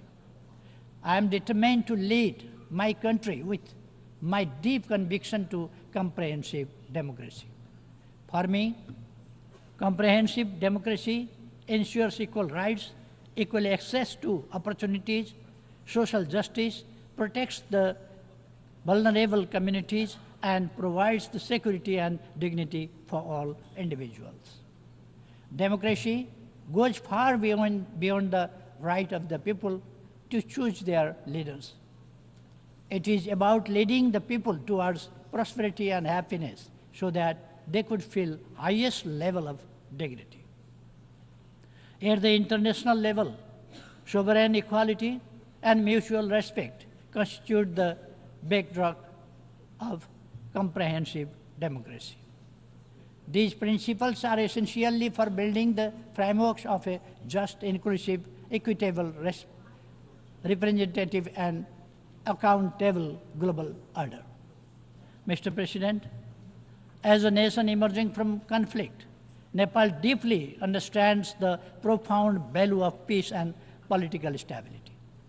Since the signing of the Comprehensive Peace Accord in 2006, Nepal has been firmly focused on completing the peace process at the earliest.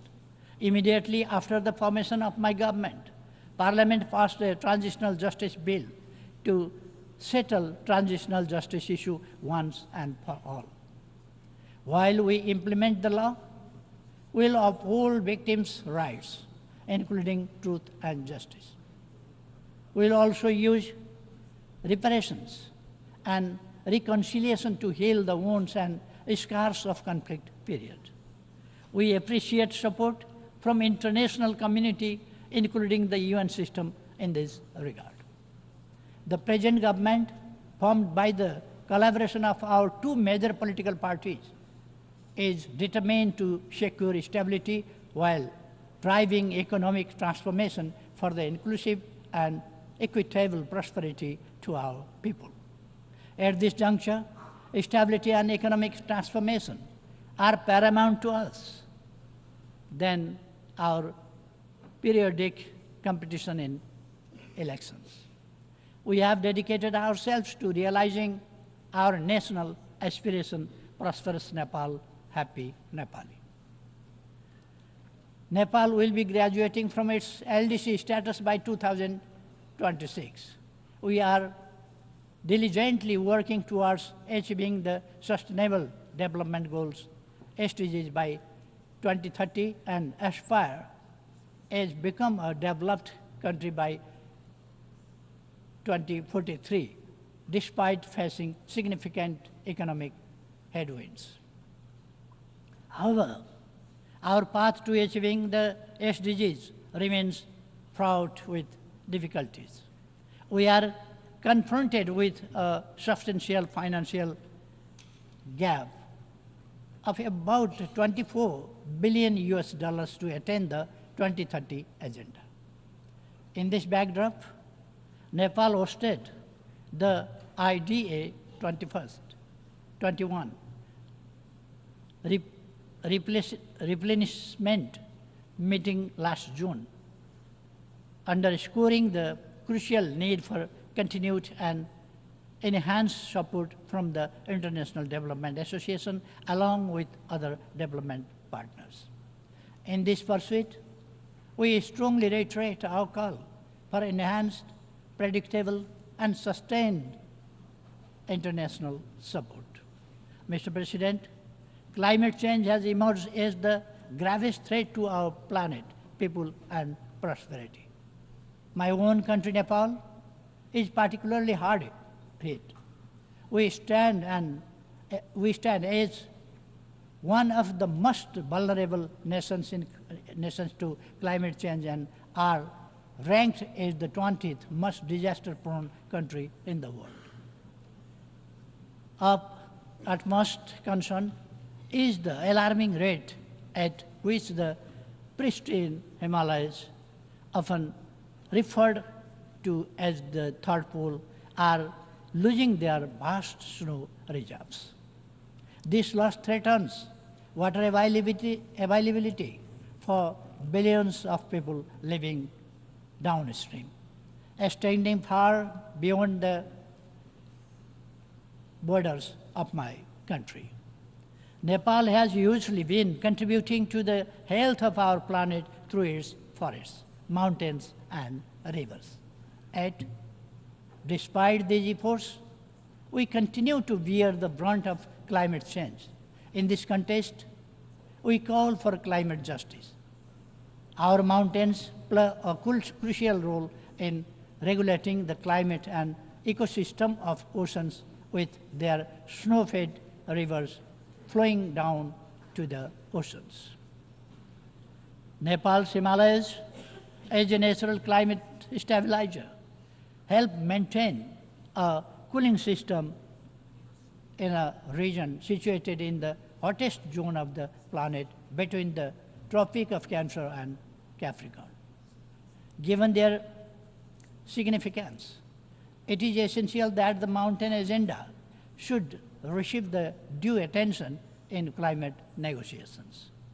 Nepal is steadfast in its commitment to the Paris Agreement and aims to achieve net zero target by 2045, 5 years earlier than global target.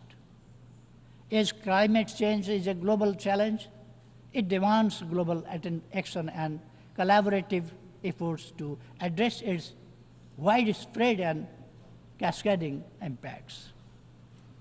Adequate climate financing, including loss and damage fund, is crucial to support climate resilient measures and infrastructure for adaptation in developing countries, not least in LDCs.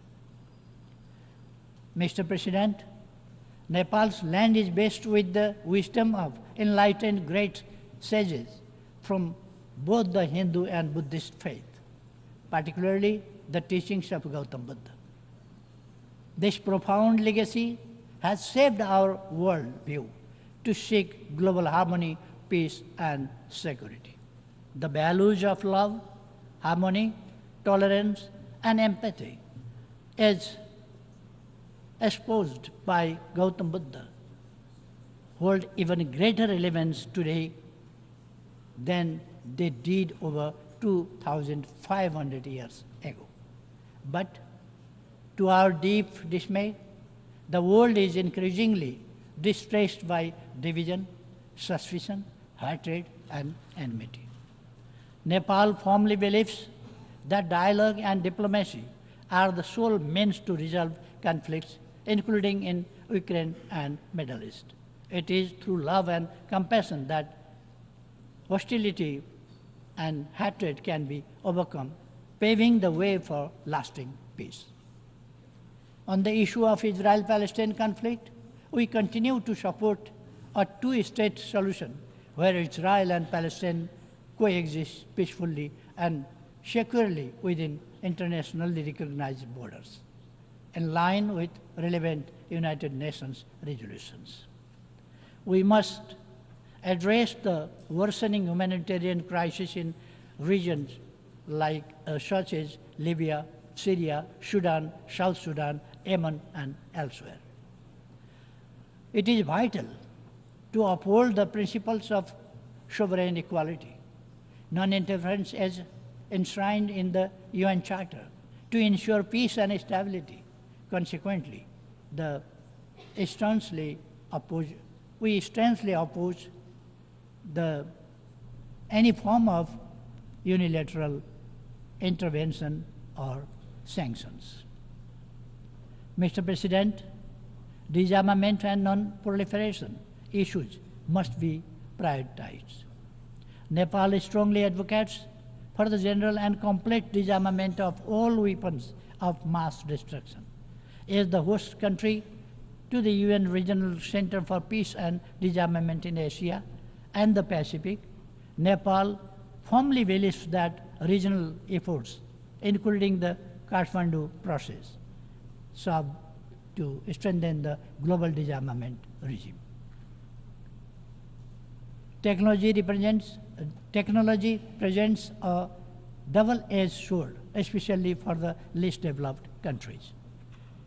If we harness it, we can make remarkable progress. If we fail, it will leave us further behind. We call for technology transfer to enable us to catch up. Mr. President, Nepal has always adhered to a peaceful, independent, balanced, and non-aligned foreign policy based on the principles of Panchashil, the UN Charter, international law, and norms of world peace. We conduct our foreign policy with profound belief in amity with all, enmity with none. Nepal remains committed to further strengthening its close, cordial, and constructive relations with its immediate neighbors and beyond, rooted in the principles of mutual respect, sovereign equality, territorial integrity, non-interference in each other's internal affairs, and peaceful coexistence. As the largest contributor of troops and police to UN peace operations, Nepal stands ready to further enhance its contribution to global peace and security. Nepal believes it is our rightful call for having commensurate representation in the leadership positions both at the UN headquarters and in the field, reflecting our significant contribution. Mr. President, Nepal firmly advocates for the reform of the UN system to make it more effective, democratic, transparent, and accountable. We firmly believe that stronger multilateralism with the United Nations at its core is the only path forward to tackle the numerous global crises we face. We echo a call for substantial reform of the global financial system as aptly described it by Secretary General Mr. Antonio Guterres as morally bankrupt. The voice and representation of countries in special situations, including the LDCs, landlocked developing countries, LLDCs, and small island developing states must be ensured. Mr. President, Nepal firmly upholds the belief that all human rights are universal, unalienable, indivisible,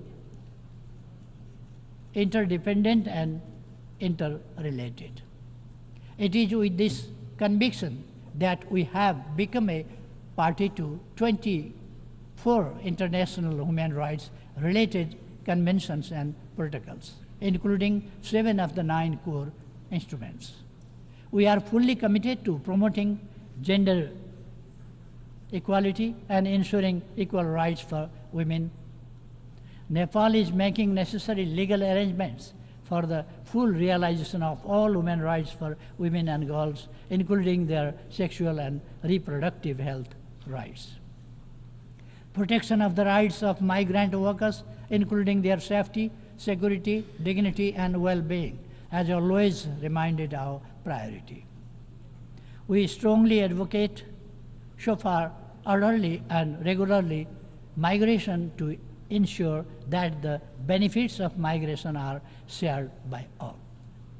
Finally, Mr. President, the world we inhabit is far from being perfect. Yet, it is not all doom and gloom. We firmly believe that humankind is still capable enough to march ahead without compromising the prosperity and happiness of future generations. None of the global challenges we are facing today have been imposed by alliance. These are our own makings, our own creations. Therefore, it is evident that by fostering global understanding, trust and cooperation, we can overcome these problems and challenges. A just, inclusive and equitable world order, as well as sustained prosperity and attainable when we collaborate effectively. Let me resonate the wisdom of our ancient text, the Maha Upanishad, from around the 6th century BC, Vasudhaiva Kutumbakam, meaning the whole world is one family. We not only hold this philosophy dearly, but we also act it on our everyday life. With this constant conviction, Nepal is committed to playing its role to secure our shared aspiration of enduring peace, progress, and prosperity while leaving no one behind. Thank you.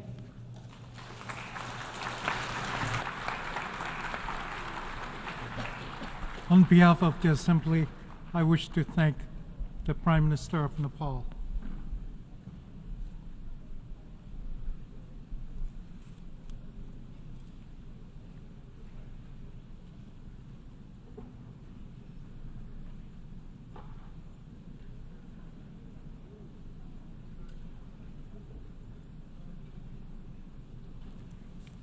I now give the floor to His Excellency Winston Peters, Deputy Prime Minister, Minister for Foreign Affairs, and Minister for Raising of New Zealand.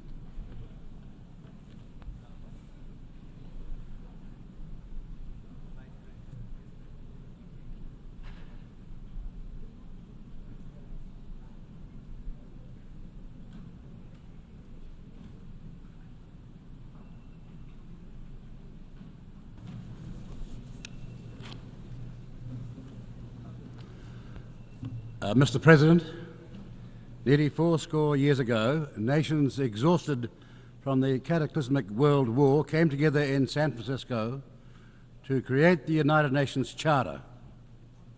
Forged in the immediate aftermath of that war, then New Zealand Prime Minister Peter Fraser held the greatest hopes for the Charter's success, which he believed would be predicated on, quotes, the sincerity and moral determination of its members. But the beginning is a delicate time, and Fraser was a realist. He understood the Charter was imperfect. From the earliest debates in San Francisco, New Zealand fought against the veto rights bestowed upon the great powers. Fraser warned that, and I quote him, "The veto which can be exercised by one of the great powers, both in regard to itself and other nations, is unfair and indefensible, and may, if retained and exercised, be destructive not only of the main purposes of the international organization, but of the institution itself." Fraser knew that the United Nations Charter could only be secured with the great powers' agreement. And though he considered the Charter imperfect, he thought those imperfections could be overcome if the spirit of San Francisco is carried into the operation of the Charter. The spirit of San Francisco incorporated the hope that the great powers behave prudently, for as Winston Churchill said, the price of greatness is responsibility. But today, the spirit that created the United Nations Charter is sagging under the weight of its own potted history. Power waxes and wanes, so yesterday's great powers, today's permanent members of the Security Council, are challenged by periods of competition or worse, abuse of the veto.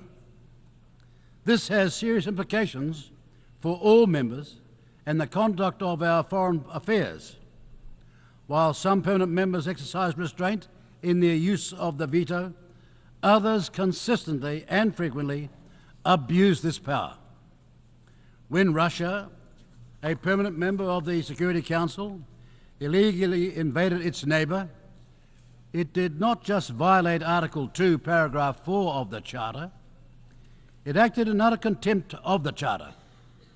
Russia then vetoed a draft Security Council resolution condemning its actions and calling for the immediate withdrawal of its forces from Ukraine.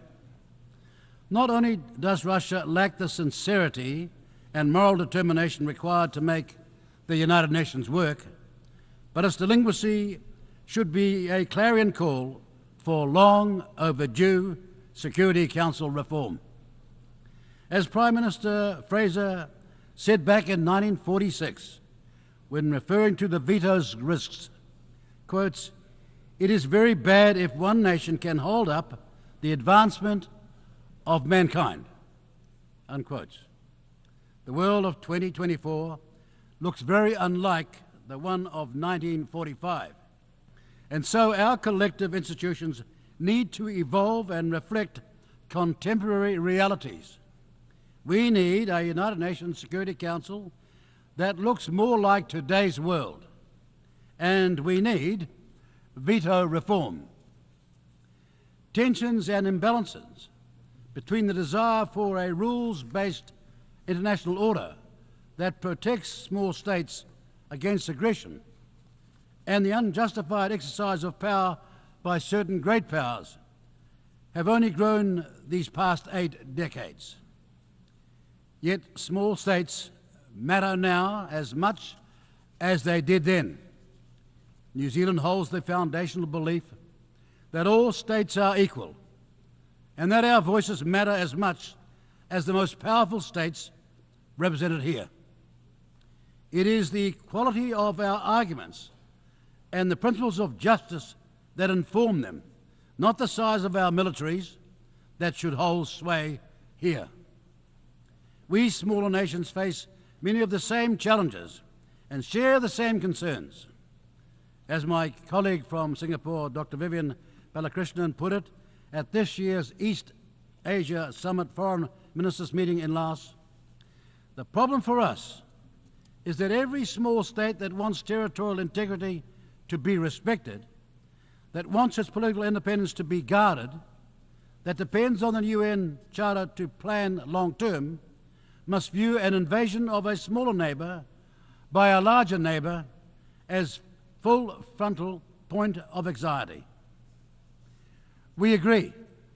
We small states need today's superpowers to talk more, seek better understanding between themselves, and develop ways of compromising more, rather than a zero-sum game affecting better relations between today's great powers only enhances global stability, and that is what we, smaller nations, seek. The regional and global challenges we face are stark, the worst the world has faced since World War II. The challenges are complex and daunting. Across the globe, armed conflict is once more on the rise. Hard-fought development gains are being reversed. Human rights challenges and eroded, and geostrategic tensions are threatening global security and stability. Growing distrust and division is making international cooperation more difficult, placing the United Nations under strain and hindering the organization's ability to find effective solutions. The world is facing a myriad of regional and global crises. We see multiple intersecting and mutually reinforcing crises of conflict, climate change, and increasingly a crisis of trust in our institutions. So the challenges we face in the General Assembly are stark, indeed the worst in several generations. They also reinforce the truism that the global geostrategic and security challenges faced in one era do not remain static. The world has changed, and so must we. Indeed, each generation of decision makers confronts new challenges as economics, demographics, technologies and societies evolve, as do the power calculations that accompany disruptive change. Old truths give way to new ones. The trick now, as it was then, is to have one's eyes wide open upon and about the fundamental shifts that are taking place and be nimble enough to adapt to them. The need to adapt to changing historical context is also important and incumbent on the United Nations and its organizations. The rise of many-lateral agreements is one sign of countries increasingly working together outside of the United Nations. Another is the cirrhosis around necessary veto reform. In the 10 months since returning for a third time as New Zealand's Foreign Minister, we have spoken widely with colleagues right across the globe. Summing up these discussions in a recent speech in Tokyo, we said that never has it been more apparent just how much diplomacy and the tools of statecraft matter in our troubled world. And since war and instability is everyone's calamity, diplomacy is the business of us all. We observed that at this moment in time, the ability to talk with rather than at each other has never been more needed. Those who share our values and those who do not gain from the understanding each other's position. And when we cannot agree, from understanding comes opportunity, and from diplomacy comes compromise, the building block of better relations between nations. We need more diplomacy, more engagement, and more compromise. As Churchill also said in his later years, quotes, meeting jaw to jaw is better than war, unquotes. Never has it been more apparent just how much political leadership is required to respond to the international challenges we face. Leadership is needed to restore trust in our domestic and international institutions, forge unity, and fill the gaps when the international community, through the United Nations, proves unable to. So, what does that leadership look like? It is leadership that can discern future opportunity while understanding but not being trapped by historical constraints. It is leadership that is underpinned by a leader's strength of character, their courage, their purpose, and a commitment to educate, not dominate their citizens. Given he will turn 100 years in the next few days, we recall with admiration such leadership exhibited by then President Jimmy Carter in 1978, in concert with Egypt's President Anwar Sadat and Israel's Prime Minister Yitzhak Rabin. They talked for 11 straight days at Camp David, from which emerged the Middle East peace accords between Egypt and Israel. That peace has endured, and New Zealand is proud as a foundational member of the multinational force and observers to have supported that peace since 1982. The accord reveals what is possible when leaders exhibit sincerity and moral determination, imbued by the spirit of San Francisco. We need more of this type of leadership and responsibility. Contrast that leadership with the catastrophic and ruinous path that has been followed in Gaza. This misery was caused by both Hamas' monstrous terrorist attack last year and now the overwhelming nature of Israel's response. We are most concerned about the generational consequences of this level of suffering and violence, with no end in sight, and which sees us on the precipice of an even wider conflict. Where is the sincerity and moral determination of today's leaders at the vortex of this unacceptable violence? New Zealand has sacrificed many of its young men to wars in faraway lands. Fully 10% of the total population of New Zealand fought in the Great War, and we lost a fifth of them. So every year on the 25th of April, we commemorate their loss at Gallipoli, the site of terrible carnage. This year, in a dawn address, we recalled that despite the horror of that war on the Gallipoli Peninsula, fraternal bonds were forged between warring nations. Countries who were once enemies became friends. New Zealand never wants to experience the catastrophe of another world war. We must never be at another San Francisco conference picking up the pieces after another descent into global annihilation and human suffering. So we must do more, demand more, and deliver more. We must reject and resist those who seek to conquer and control.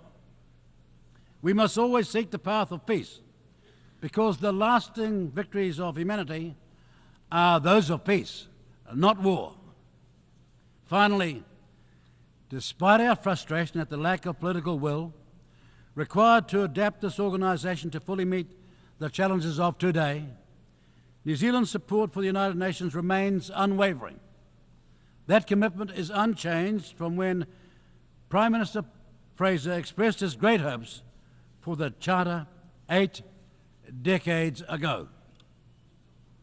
We believe effective multilateral diplomacy means taking responsibility for our obligations as member states. So to that end, we announced today New Zealand's intention as a voice for smaller states to campaign for a seat on the Security Council for the 2039-40 term. That intention is supported by our enduring hope that the spirit of San Francisco can be reclaimed through the sincerity and moral determination of our diplomatic efforts, and that we can all do better, and that it reinforces our enduring support for the United Nations and the cause of peace. Thank you.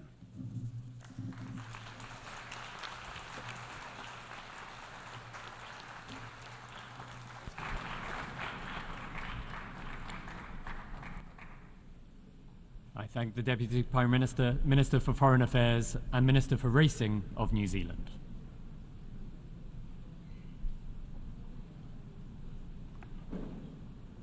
I now give the floor to His Excellency Mbaye Mohammed, Minister for Foreign Affairs and International Cooperation, responsible for the Arab world, diaspora, the Francophonie and African integration of the Comoros.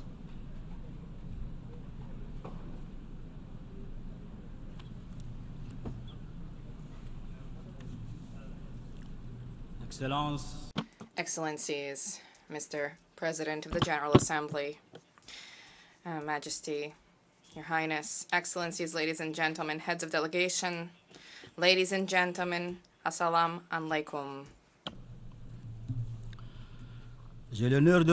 It is my honor to convey to you the warm greetings of His Excellency, Mr. Azali Assoumani, President of the Union of the Comoros, as well as his wishes for every success in the conduct of this work, which is of global significance.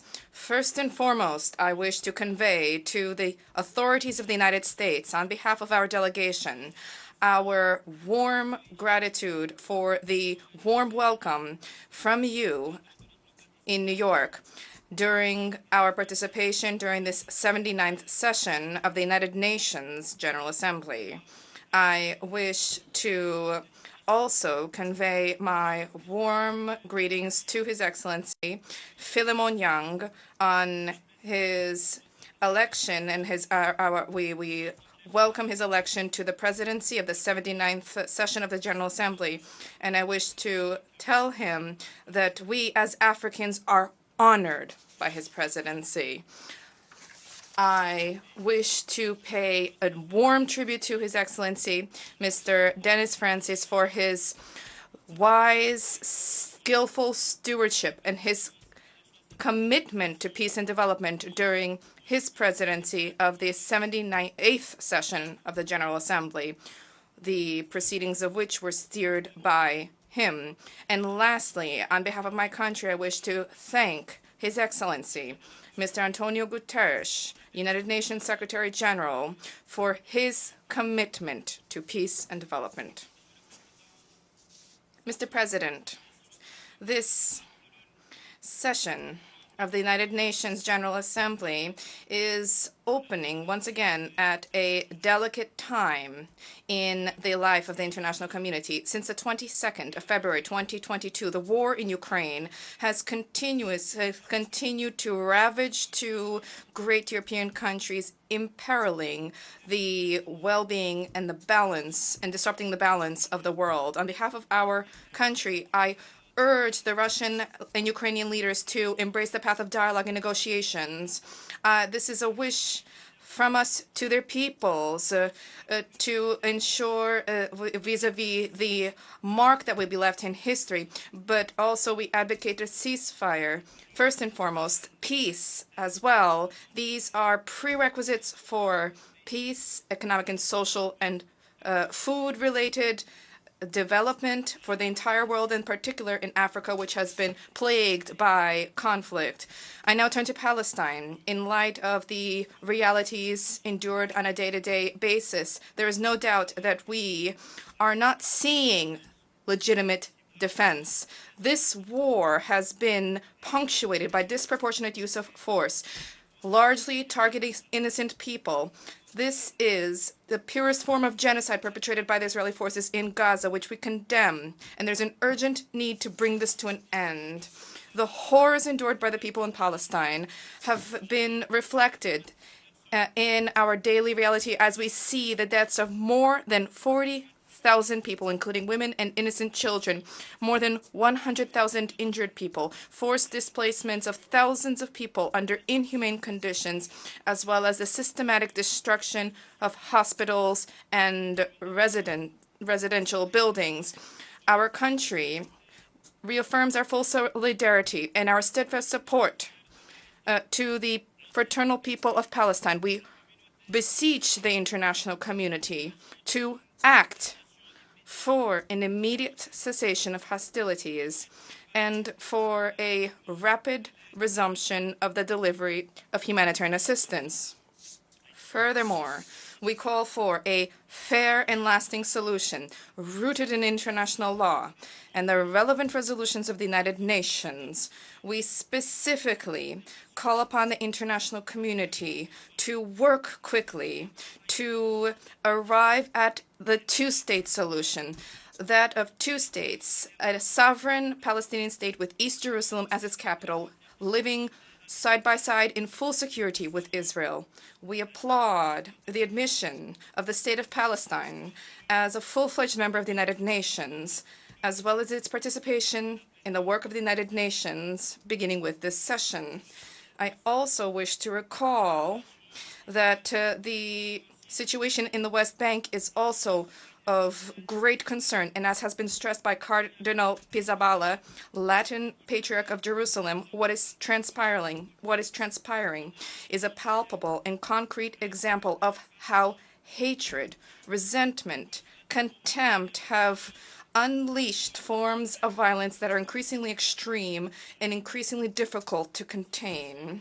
The situation in the Sudan is also a focus of our attention. We call upon the two parties to the conflict to exercise restraint, to shield their populations from the horrors of this war, which for fraternal peoples has lasted for far too long. I now turn to Western Sahara.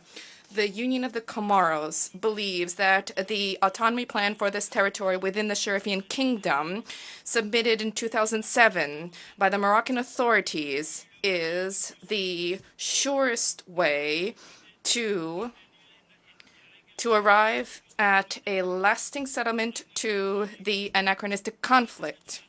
The perpetuation of this conflict runs counter to the interest of the peoples concerned and thwarts the economic development of the entire region. My country, therefore, calls upon the stakeholders to embrace this. We urge the international community to extend its support for this. On the other hand, I wish to stress that international law and openness to dialogue need to prevail with a grasp of the problems, but particularly political issues. The same applies to respect for the territorial integrity of states. And as for the question of the Comoran island of Mayotte, let us recall that Comoran unity is a reality based on ethno-geographic, linguistic, religious, and economic data, despite the fact that this is an island nation. And this is in addition to the country's commitment to the sacrosanct principles of international law and to the resolutions of the United Nations, which recognize the sovereignty of Comoros over the island of Mayotte. I therefore wish to take this opportunity, being present here on the rostrum of the General Assembly, eminent symbol of multilateralism, to reaffirm the steadfast desire of the government of Comoros to respect law, rule of law, and our openness to dialogue when it comes to this dispute pitting the Union of Comoros against France. And this is important to achieve a fair, lasting solution to safeguard the shared interests of our friendly countries. The Union of Comoros reiterates our commitment to the declaration adopted at the Summit for the Future, which was held on 22 September on the sidelines of the General Assembly. We advocate meaningful international cooperation to establish guidelines in order to shape legal tools guaranteeing development and equitable use of artificial intelligence in order to ensure that this helped to result in growth of productivity and knowledge throughout the world. This declaration ushers in, inter alia, promising prospects in terms of taking on board and tackling specific issues faced by small island developing states. In this regard, the SIDS-4 conference, which was held last May in Antigua and Barbuda, also was an important step forward in this universal awareness. And we call for stringent respect for the Paris Agreement, as well as meaningful and appropriate levels of financial and technical support. We anticipate with great interest, we eagerly anticipate the next conference on financing for development to be held in Spain in 2025.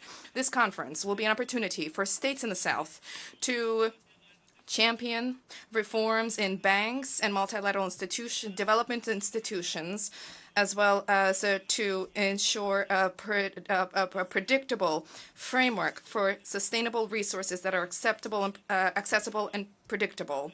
To ensure the success of this event, we cherish the hope that countries concerned will unite to work together to set out their proposals. Peace and political stability are two critical pillars underpinning development initiatives. Following the elections on 14 January 2024, which resulted in His Excellency Mr. Azali Assoumani taking up the Supreme Magistrature of the country, Mr. Assoumani undertook to advance the noble mission of accelerating our development by 2030. Our head of state has adopted a commitment to accelerate the emergence of and development of the country. This is reflected in the implementation of landmark projects, which are reflected in the Developing Comoros Plan, and they were presented during the Conference of Parties of Development Partners of the Comoros, and this conference was held in Paris in December 2019. The Comoros Development Plan is also contains structural projects, including the development program for the blue economy. This is a critical, promising sector, which will be an engine for the economic and social transformation of our country. We recognize the crucial role of the blue economy, and we wish to stress the specificities of island states. My country, therefore, organized in Moroni in June 2023, under the Comoran presidency of the African Union with support from partners, the Conference of Ministers on the Blue Economy and Climate Action, and the theme was Island States and the Avant-Garde. There was participation during this conference from coastal and island states in Africa. The Moroni Declaration was adopted following this conference, and among other elements, there was an emphasis on those of a roadmap to implement in order to take into account the specificities and the vulnerability of these states by the international community. The next Oceans Conference will afford us an opportunity to present the Moroni Declaration, whose commitments converge with the global sustainable development goals. Mr. President, our government attributes particular importance to young people. We have a number of initiatives which are underway to generate entrepreneurship opportunities for young people, to provide them with job opportunities in various sectors, and to ensure that they play a leading role in the country's socioeconomic development. The promulgation of the One Youth, One Job law is a reflection of this intention. The President and the head of state of the Union of the Comoros is committed to the empowerment of young people, and he has placed great trust in young people in terms of their ability to generate new momentum as an engine for the country. And a few months ago, a government was put together comprised largely of young civil servants, and the challenge was undertaken to engage young people in the country's transformation as for the renewal of Comoros. Beyond these key areas, the head of state also highlighted sports, culture, art, and heritage in the 5-year agenda, thereby emphasizing his keenness to develop social sectors that contribute to shaping and enhancing our national identity. With respect to athletics, on behalf of the President of the Union of Comoros and his government, I wish to pay a vibrant tribute to our national team, the Coalescents, for their performances, which are a source of great pride for our people.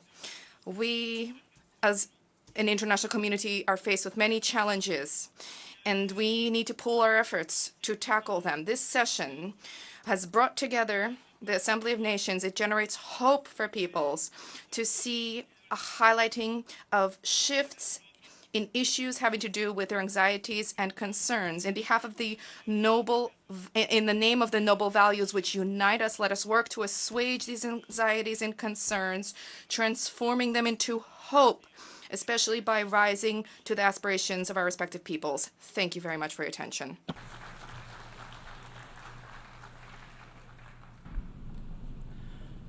I thank the Minister for Foreign Affairs and International Cooperation, responsible for the Arab world, diaspora, the Francophonie, and African integration of the Comoros. I now give the floor to Her Excellency Dominique Hassler, Minister for Foreign Affairs, Education and Sport of Liechtenstein.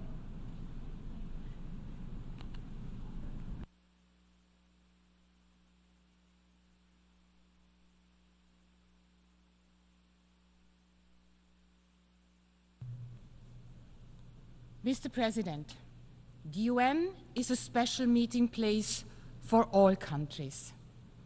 This is what our head of state said in his very first speech at the UN General Assembly when Liechtenstein became a member 34 years ago. It is a singular forum where not only countries come together, but peoples. I was very young then, just about to enter high school, but I remember vividly the sense of significance that prevailed among us back in 1990. The wish to safeguard our sovereignty was a key incentive for us, a theme that resonates so strongly among many, many small states today. We have never seen membership as just an end in itself. The United Nations has been a key foreign policy platform for Liechtenstein. We have made a significant political investment, developed our own profile, been an independent voice, and put forward our own initiatives, most recently the Veto Initiative. For us, the people and the government of Liechtenstein, the main purpose of the United Nations remains peace and security, to save succeeding generations from the scourge of war, in the immortal words of the UN Charter. It saddens me to say that this purpose has lost none of its relevance today. The aggression against Ukraine, planned and perpetrated by those who wield power in the Russian Federation, has not only destroyed the European security architecture, it has undermined the international legal order as such. And it has created a real risk and genuine fear of future illegal war-making, not just in our part of the world. After enjoying long decades of peace, which is much more than the absence of war, our people have been able to live in prosperity and with full respect for human rights. As a small state, without armed forces, the guarantor of our sovereignty is respect for international law, which the UN embodies like no other organization.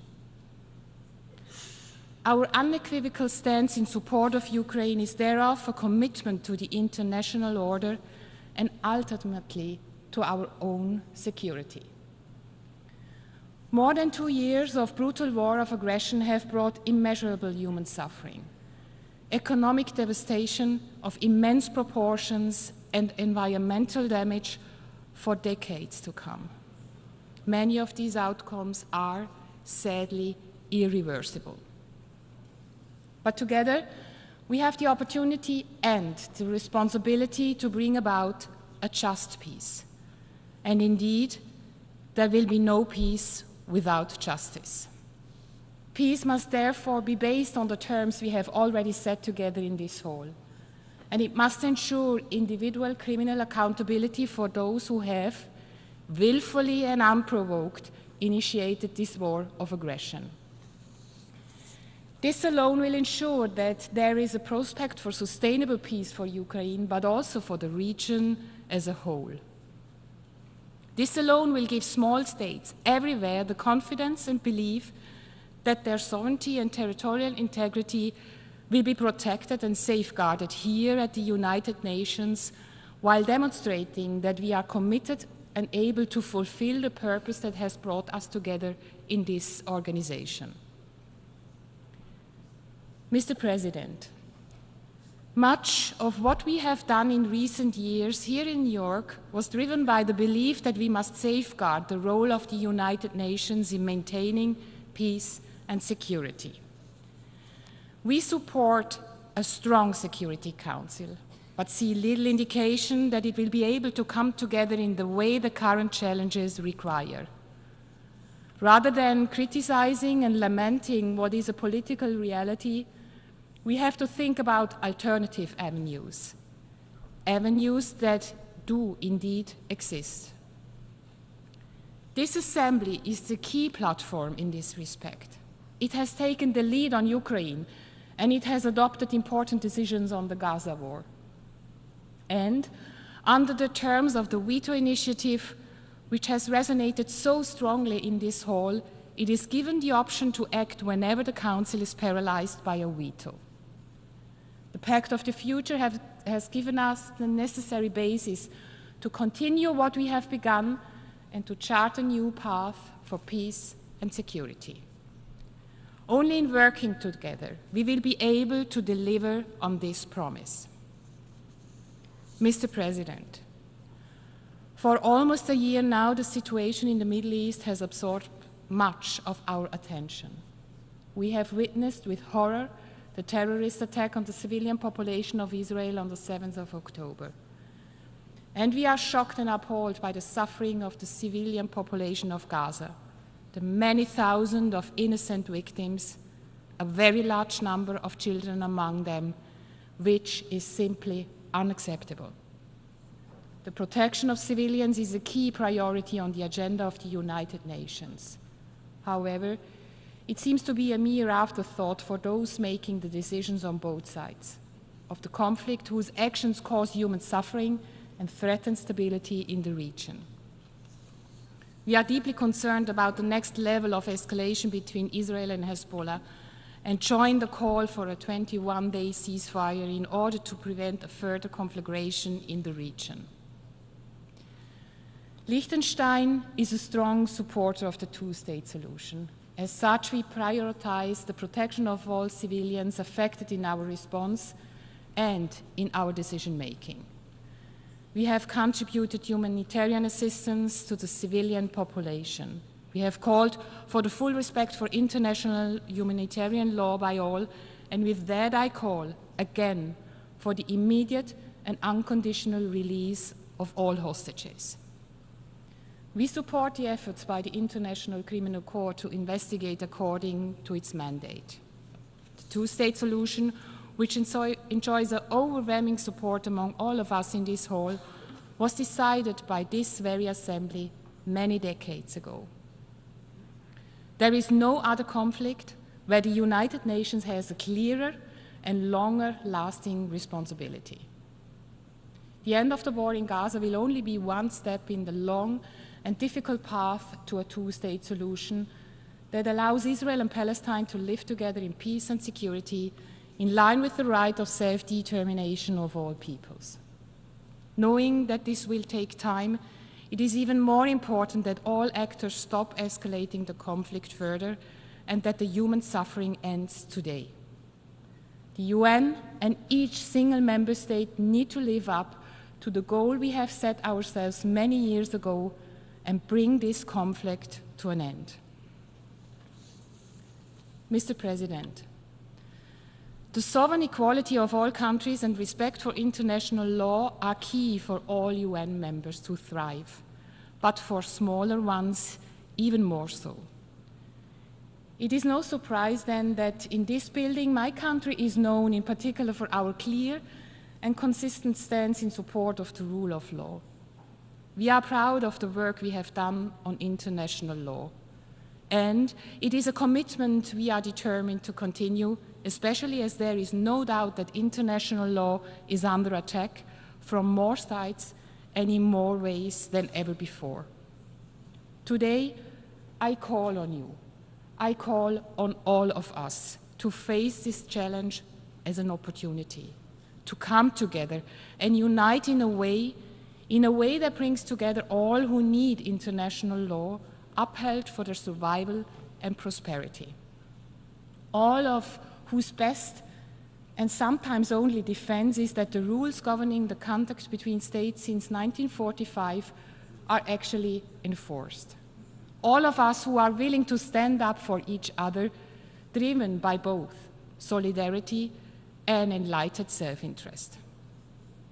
Today, it is a moment for us to realize that we must not take the existence of the United Nations for granted, that this organization's foundation is rooted in international law, but also that it is us in this room that have the power and means necessary if we work together. Doom and gloom are not the hallmark of leadership. We are encouraged by the fact that small states in particular are increasingly standing up for the rule of law and against the rule of might. We are gratified to see that the International Court of Justice and its decisions is looked at for guidance in our decision-making in challenges ranging from the two-state solution to the applicability of the Genocide Convention to climate change. This is a good and, more importantly, a necessary time to be the change that we want to see in the world. Mr. President, we politicians have the privilege, the agency, and a voice that we have to use. This, in my view, comes also with the obligation to speak up for those who do not have a voice. In a shockingly literal sense, the women of Afghanistan do not have a voice at all anymore. I therefore want to speak up for them from this podium. The denial of even their most basic human rights must be completely unacceptable for this organization and its representatives. We will continue to demand that the United Nations lives up to its special obligation and supports action to fight this extreme case of gender persecution. We must also speak up against the brutal oppression of women in Iran. Women across the world have been speaking up as agents of change for many years. We must ensure those voices are amplified at the highest level. As experience has shown, we will get better results for everyone if we entrust leadership positions much more often to women. As many others, I believe that it is a credibility challenge for the United Nations that a woman has yet to lead this organization. After decades of talking about gender equality, the United Nations should shine as an example. Mr. President, we simply need to do what we have promised.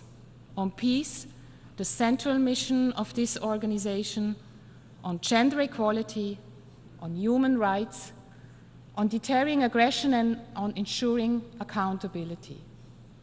The collective action so urgently needed today requires strong leadership, which is often lacking today.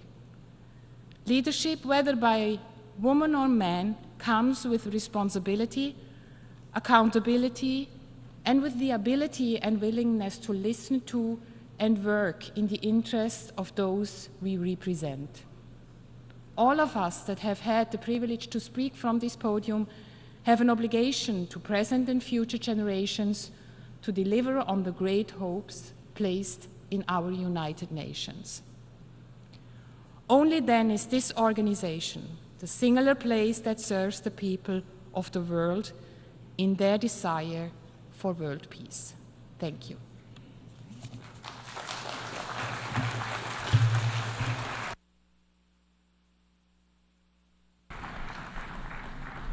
I thank the Minister for Foreign Affairs, Education and Sport of Liechtenstein. I now give the floor to Her Excellency Maria Malmer Stenegaard, Minister for Foreign Affairs of Sweden.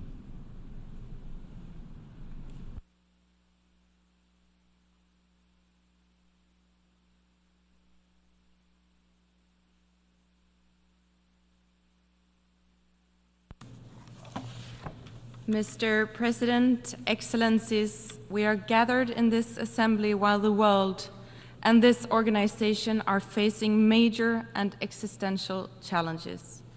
We are gathered while we are witnessing an unprecedented number of armed conflicts, from Ukraine to Sudan, the Eastern Democratic Republic of Congo, and Gaza.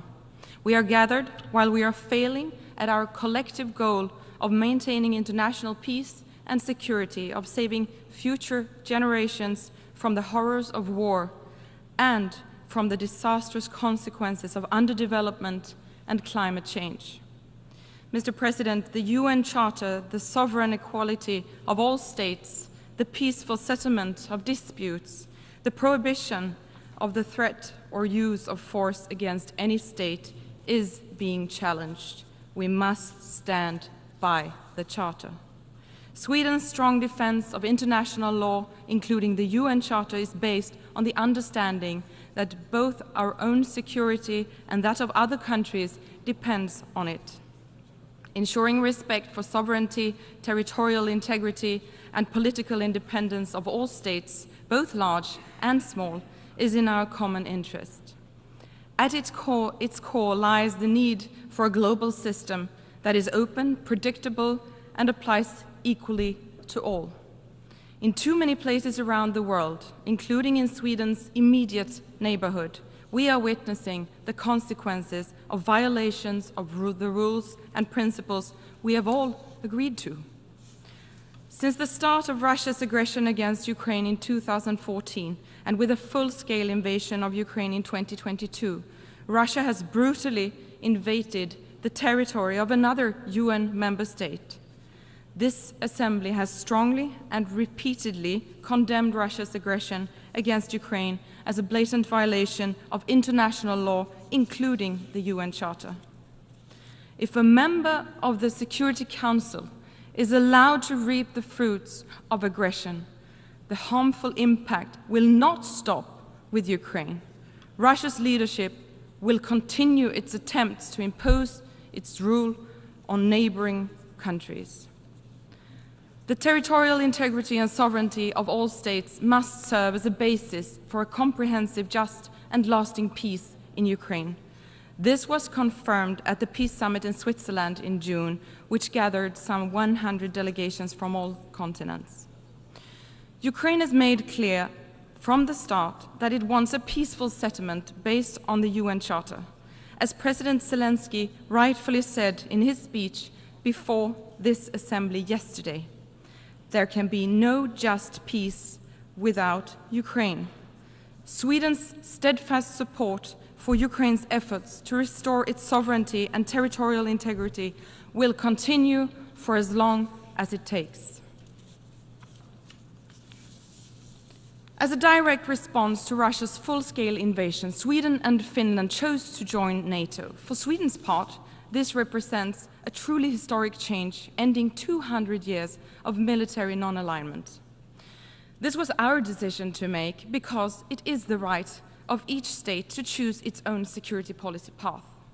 Sweden's NATO membership gives us a new, crucial platform to defend the fundamental values of our foreign and security policy. We will apply the same principled approach in NATO as we do in the UN, the EU, the OSCE, and the Council of Europe. In other words, we will continue to defend international law, democracy, individual freedoms, human rights, and gender equality. Mr. President, Sweden has always defended the universal principles of sovereignty and the right to self-determination.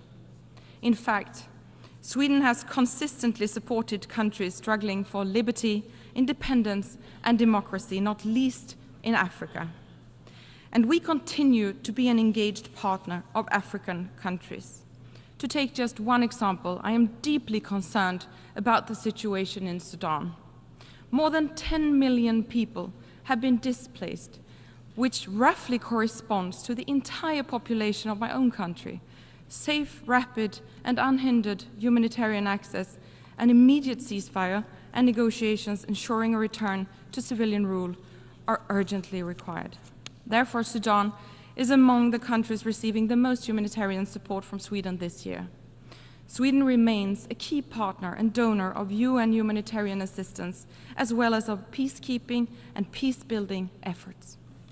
Similarly, Sweden supports the ongoing peace efforts by the United Nations in Yemen, where we will continue to work with our partners for a principled and inclusive humanitarian response. The people of Yemen are looking to the international community for hope, for a way out of humanitarian despair.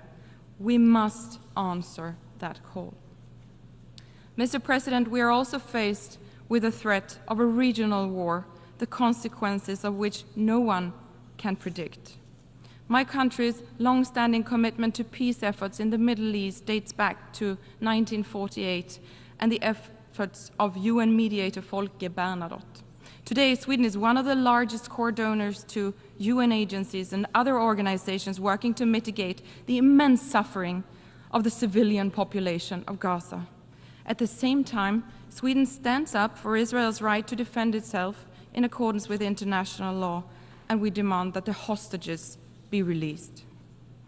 Israel is being threatened by Iran and its allies simultaneously on several fronts. Hezbollah's repeated attacks since October 8th have led to a dangerous military escalation. Sweden fully supports the efforts by the United States, France, and others to reach a diplomatic solution. A ceasefire would provide space for reaching a diplomatic settlement consistent with UN Security Council Resolution 1701, as well as the implementation of UN Security Council Resolution 2735 on a ceasefire in Gaza. In the longer term, Sweden, like the EU and the United States, believe in the idea of a two-state solution in which Israelis and Palestinians can live side by side in peace, freedom, and democracy. Mr. President, in order to address global challenges, we need to ensure that our aid helps to mobilize additional resources, not least private capital. Development assistance alone is not enough to build long-term wealth and welfare. It must go hand in hand with democracy, the rule of law, market development, trade, investments, and technology transfer. We see that clearly in the countries now leaving poverty behind. We must also redouble our efforts to achieve the 2030 Agenda. Sweden is one of the world's most generous donors of development assistance. Through our development assistance, we are accelerating the implementation of the Sustainable Development Goals. To achieve this, strong national ownership in partner countries and a broader approach to development cooperation among donors is needed. We must also step up the fight against corruption so that economic growth benefits the whole of society, not just a few. Mr. President, I can only note that women have been underrepresented as speakers this week at the general debate. Women make up 50% of the world's population, yet only 10% of speakers this week are women. There is, one could say, a lot of room for improvement in this regard. And I agree with the Secretary General that global opposition to gender equality is on the rise.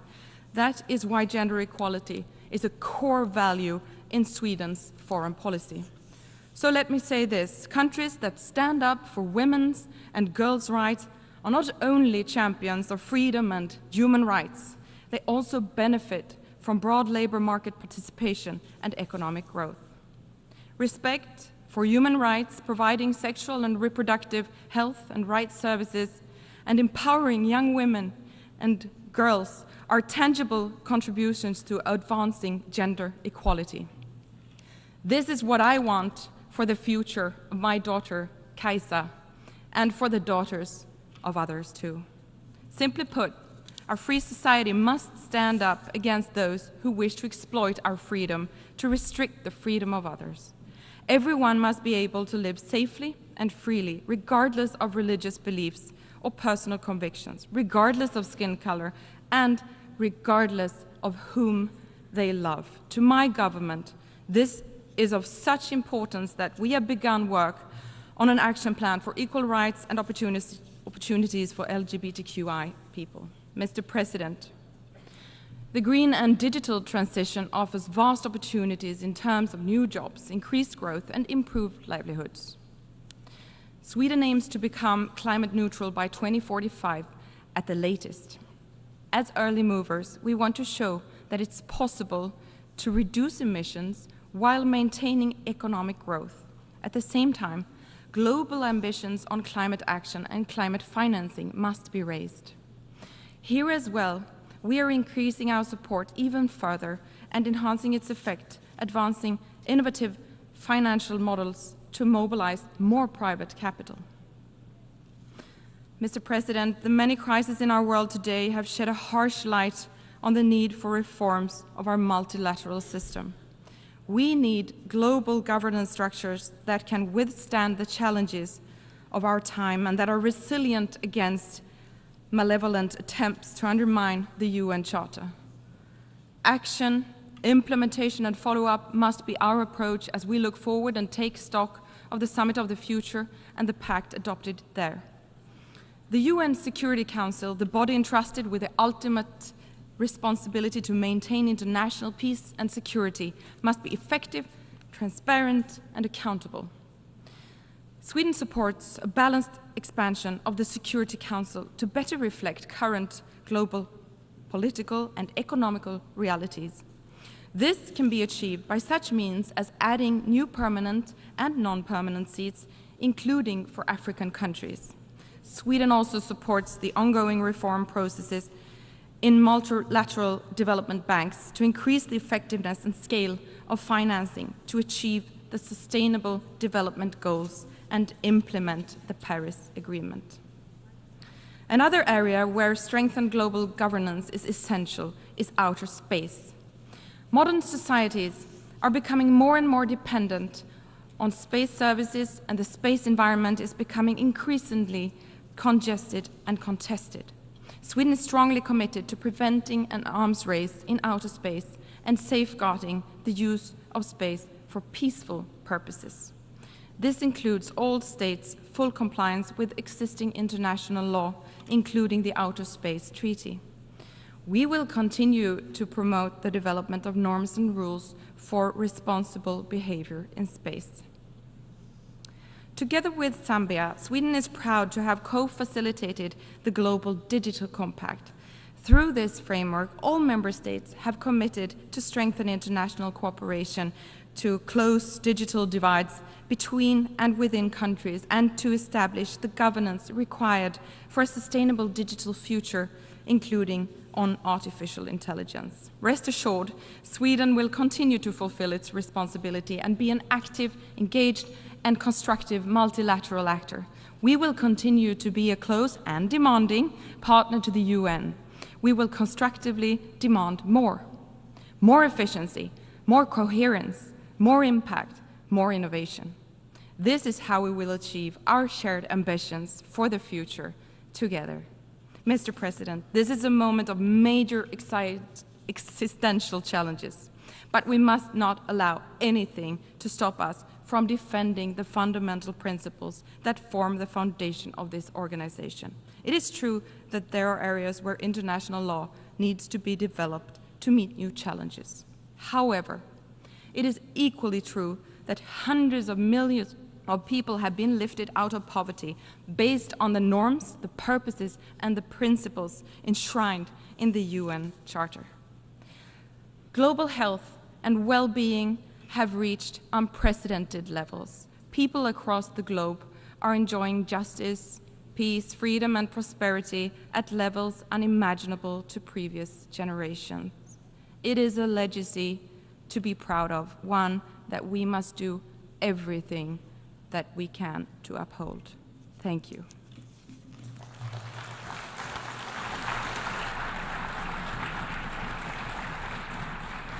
I thank Her Excellency Maria Malmer Sterngård, Minister for Foreign Affairs of Sweden.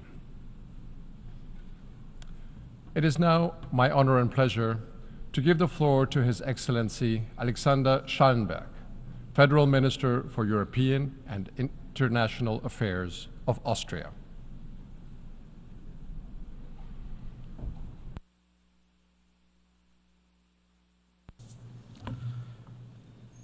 Mr. President, dear Axel, it's actually a rare occasion where the person presiding the General Assembly and the person here at the rostrum are both Austrians.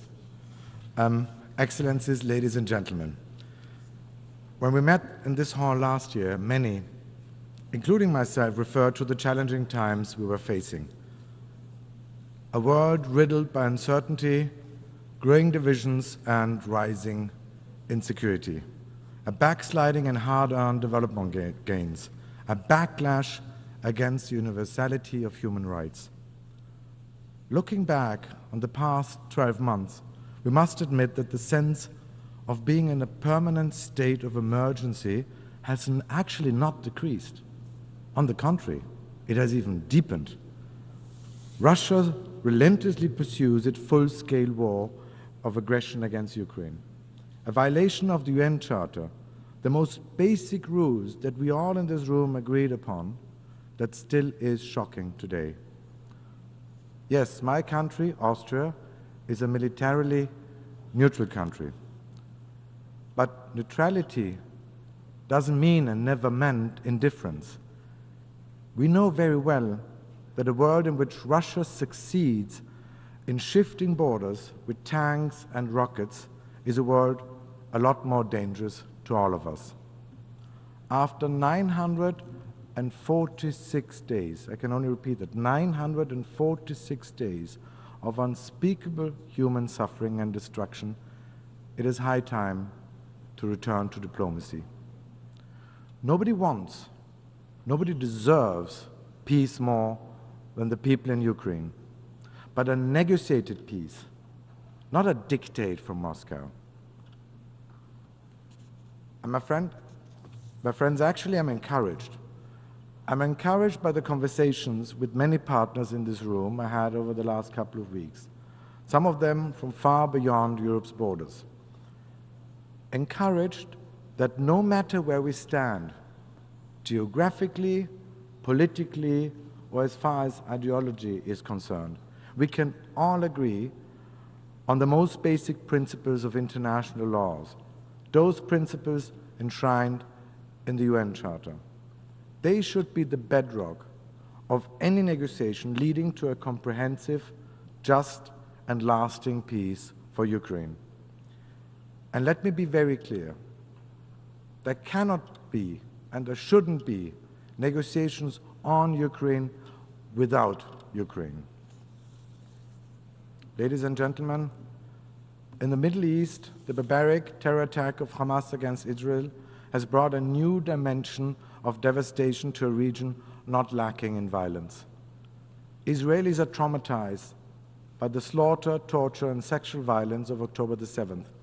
Hostages are still being kept by the terrorists, including an Austrian father of 2 small children. And Palestinians in Gaza are facing starvation and disease in what can only be described as an humanitarian tragedy. All of this is truly heartbreaking. International humanitarian law, to be very clear, is non-negotiable. It applies everywhere, at all times, for everybody. The protection of civilians has to be and must be paramount. We need a ceasefire. We need a ceasefire to get the hostages out of Gaza and humanitarian aid into Gaza. And we need the ceasefire now. What we definitely don't need is any side adding fuel to the fire. It is wishful thinking to believe that the full-scale escalation between Israel and Hezbollah could be controlled. The result would be a firestorm engulfing the whole region and beyond. And in the end, everybody would lose. I still believe that there are enough reasonable voices and forces in the region wanting to work towards a political solution, a lasting political solution, a solution enabling us to continue with the normalization between Israel and the Arab world, a solution where we can finally realize the 2-state solution. In my eyes, the only feasible and imaginable solution allowing Israelis and Palestinians to live side by side in peace and security. Other crisis hotspots are equally disastrous, but they get too little public attention. In Sudan, famine looms for millions of people, but the generals care more about power than their own people. While in Haiti, stabilization is slow to come after a total collapse of the state. Amidst all of this, humanity itself is facing fundamental questions with accelerating climate change, environmental disasters, and the rise of artificial intelligence. Dear colleagues, there's no sugarcoating it. We are living in times of uncertainty, compounded by rising political, economic, and ideological tensions. We see shifts and cracks, bilaterally, regionally, and on multilateral level. I recently came across a statement that is very simple, but it is true. In the past, we actually believed that we knew our future. Well, my friends, this bubble of wishful thinking has burst once and for all. The pendulum is swinging from global integration towards global fragmentation. Isolation, protectionism, nationalism are on the rise, as zero-sum mentality is spreading, tempting us to divide partners and countries into either you're with me or you're against me, or even into ghosting or canceling others, as if foreign policy worked like social media. And around the globe, there are whole legions of doomsday prophets, forces at the fringes of the political spectrum, capitalizing on people's doubts and fears. The business model is quick fixes and apparent easy answers. Their agenda is sowing discord. And yes, Austria is no exception. Coming Sunday, we will have parliamentary elections in my country. And also in Austria, some political forces are offering tempting but false solutions, even deliberately echoing the narratives of those forces which are trying to weaken our open and pluralistic societies, which are working against a strong and united Europe. To counter this, we need a strong center. We need to keep our nerves. We have to stay on message. We need to make sure that this era of doubt and anxiety doesn't become an era of fear. Ladies and gentlemen, we all know that fear is a poor guide, especially in politics. And yes, our global order is changing. And yes, the world has become more complex. Some would even say it has become more frightening. But I'm deeply convinced that we have to stand up and defend the rules-based international system. And we have to defend it with all means at our disposal. We must not be afraid to take a clear stance. It is worth being defended because it is and remains the best, and I would even say the only guarantee for our security, for our stability, and for our prosperity. For countries like Austria, it is paramount. We are dependent on this system, a system that respects the rule of law, a system that respects international law, a system that honors the principle of pacta sunt servanda, a system where might does not make right. And it is an illusion to believe that there's anything to gain from demolishing or undermining the rules-based international system. If we lose it, everybody in this room will lose. I'm not denying that we are in the midst of a systemic rivalry. There are some actors who consider open and democratic societies not only as a challenge, but even as a threat. However, in the face of the turmoil and upheavals of the last few years, societies based on freedom, pluralism, and individual rights have proven themselves stronger, more adaptive, more flexible, and more resilient than most of us even believed ourselves. What we need most now, ladies and gentlemen, in this moment is trust and confidence. Trust in our own capacities. Trust in our own principles. So my appeal today is very clear. Let us be more confident in our own strength. Yes, Austria will always be ready to defend its own interests, its values, its principles. But at the same time, we will always have the courage to look for the middle ground, to search the compromise. Because we know that defending our multilateral system, defending our rules-based international order, means to reform it. Our system of global governance is simply not delivering anymore. It is not inclusive enough. The Security Council, as it stands now, reflects a world that is long gone. And I believe it's actually unacceptable that we are held hostage so easily by the will of a handful of countries. We, as Austrians, and the Austrian government, we commit ourselves to making the Security Council more effective, more inclusive, and more accountable, including through our candidature for the non-permanent seat at elections in 2026. Austria will continue to champion a sensible and a pragmatic multilateralism based on our genuine will for compromise, for dialogue. Despite the current fragmentations of the global order, our world will simply remain interdependent.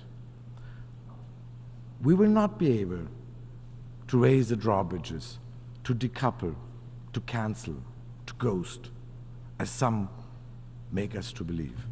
This is a magical thinking. We need to face the challenges and complexities of our times head-on and together, with a healthy dose of realism and more confidence in our own capacities, principles, and strength. Thank you very much.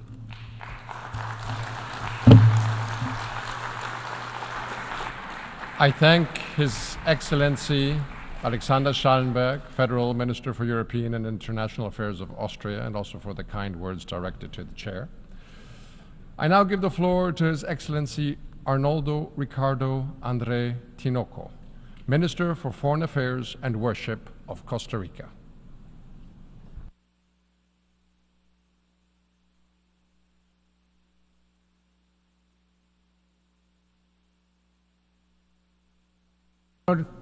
Presidente. Mr. President, Excellencies, Costa Rica congratulates you upon your election to head up this General Assembly, and we reiterate our commitment to advance towards a more peaceful, fair, sustainable and inclusive world. We come to this session in the midst of the resumption of the arms race, an increase in geopolitical tensions and systematic violations of human rights and of the principles of international law. With these challenges, we have an expansion of violent conflicts from Africa to Europe and the Middle East, and on our continent, the growing presence of drug trafficking and international organised crime. We are also facing the triple planetary crisis and an increase in poverty, inequality, and widening gaps and asymmetries between countries and regions, and within countries and regions. Meanwhile, our collective responses remain timid, delayed, and insufficient. None of these challenges can be solved by a single state or by a small group of them. Only through multilateralism, as the central approach for cooperation, will we be able to address them and overcome these challenges.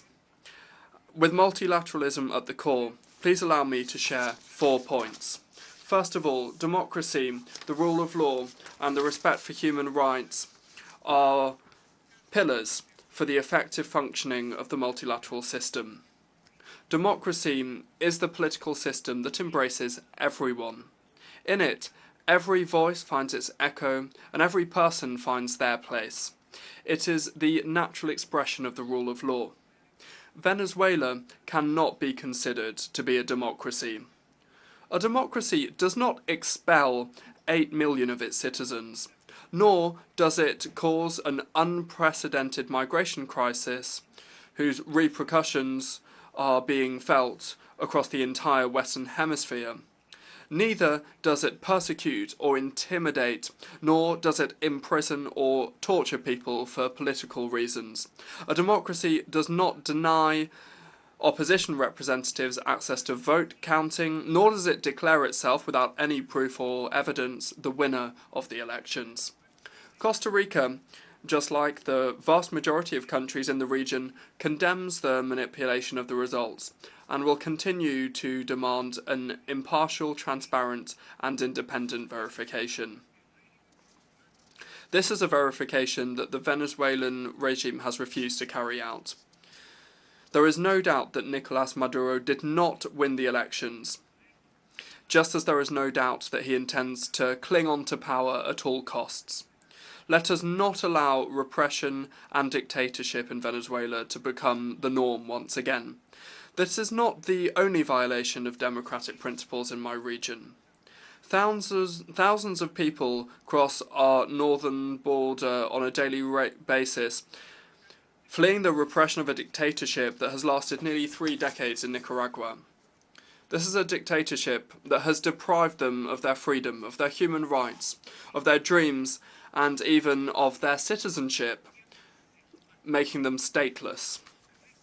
Since Costa Rica is the first country in Latin America to grant nationality to stateless persons, we urge the international community to ramp up efforts to eradicate this condition of vulnerability. We also cannot continue to be indifferent to the situation in Haiti. The humanitarian crisis in this country has been met with minimal and immorally low responses from the international community. The $674 million required for the Humanitarian Needs and Response Plan represents only 0.03% of global military spending, which in 2023 reached $2.44 trillion. That's according to the Stockholm International Peace Research Institute. Allow me just to repeat that. 0.03% of global military spending. A tiny drop of hope in an ocean of militarization. Mr. President, violence and crime have grown at an alarming rate in the world, and in Latin America and the Caribbean we are no exception. Criminal networks have consolidated into a complex phenomenon that knows no national borders. These organizations engage in illicit activities such as drug trafficking, the trafficking of people, smuggling of weapons and ammunition, and have found fertile ground for growth in the region, whether due to corruption, lack of opportunities for youth, or limited police capacity to counter them. The interconnection of these networks not only affects the security and well-being of local communities, but it also has global repercussions as their operations tend to extend across transit countries and into international markets. Faced with this reality, it's essential for the international community to adopt a coordinated and multilateral approach, promoting cooperation, information sharing, and strong legal measures to combat them.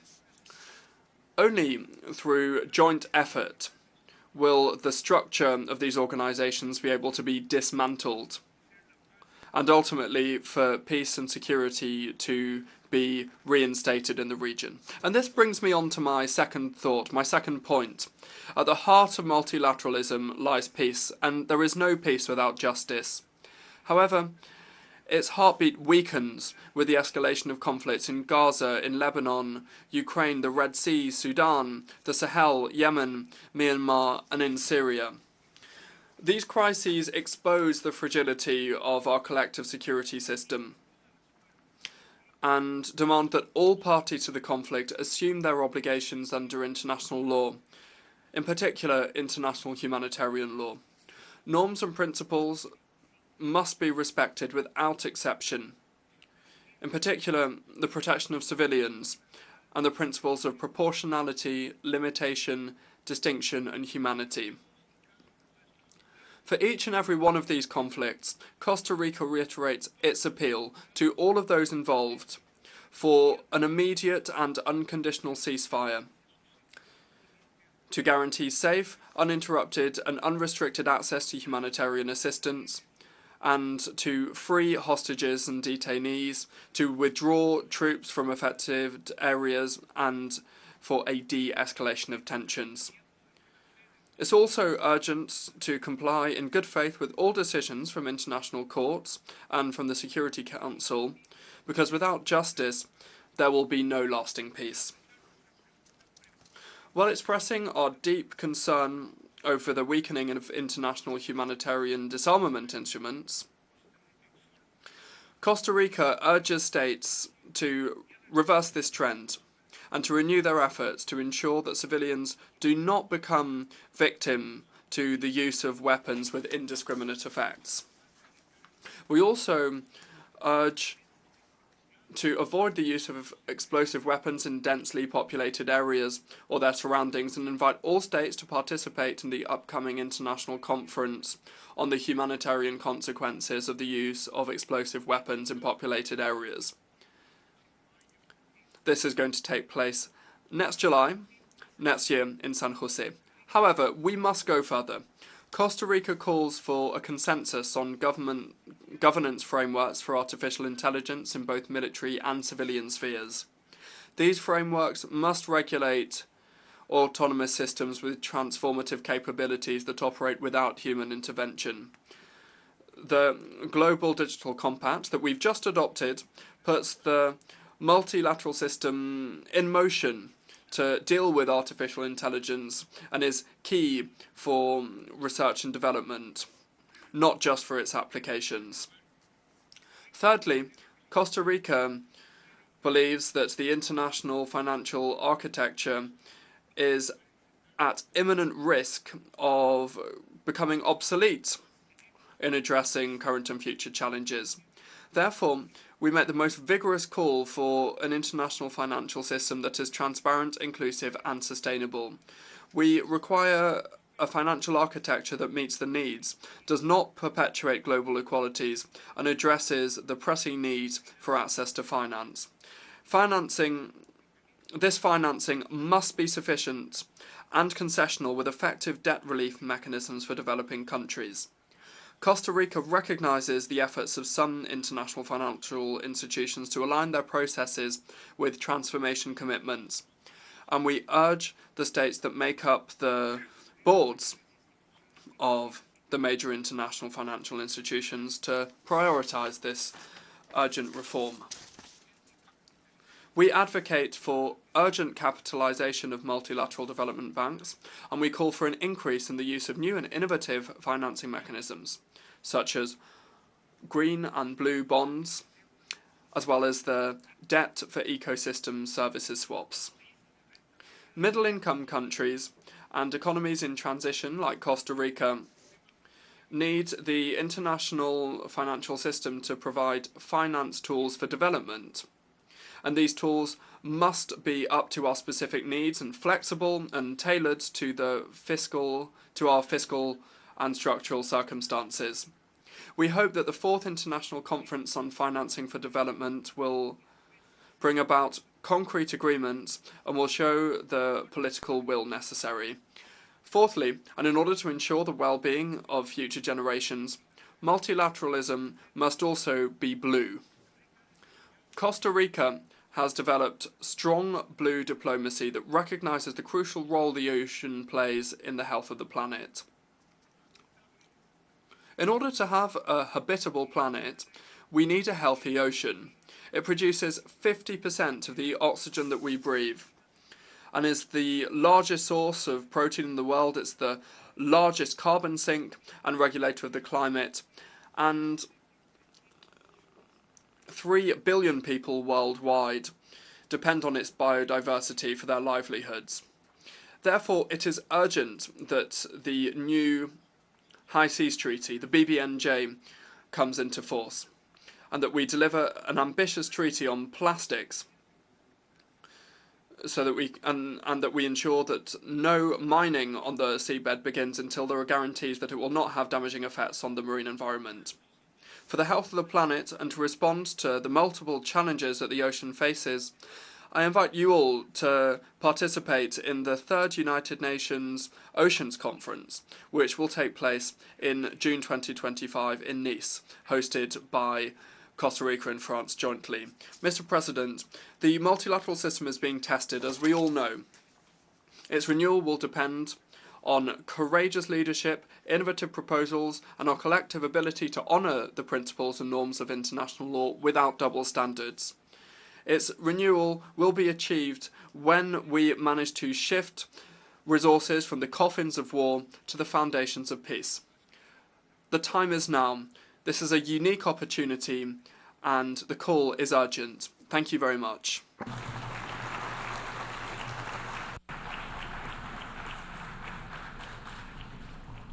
I thank His Excellency Arnoldo Ricardo Andre Tiémoko, Minister for Foreign Affairs and Worship of Costa Rica.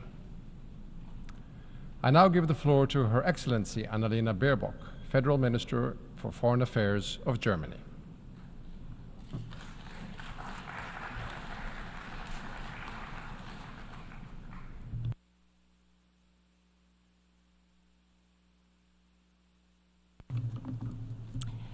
Excellencies, ladies and gentlemen, we live in a world of quick headlines and even quicker slogans. take back control. My country first. Us against them. Slogans that paint the world in black and white. Slogans that want to make us believe things are very simple. That there's only one side that matters. Us against them.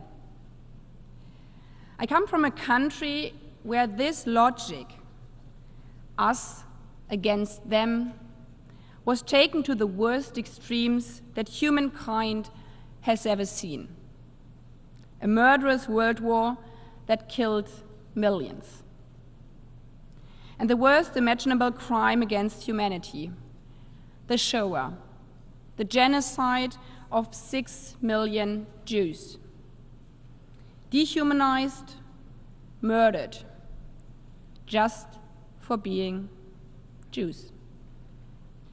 Murdered because of a Nazi ideology that would only accept the humanity of those they defined as Germans.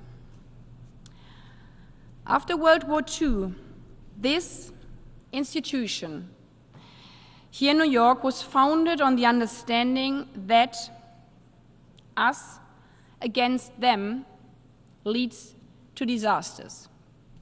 That the world needs a counter model, our UN Charter. A counter model to a world in which we only accept the humanity of ourselves, but not of others. A counter model that instead grants every country in the world the right to determine its own destiny.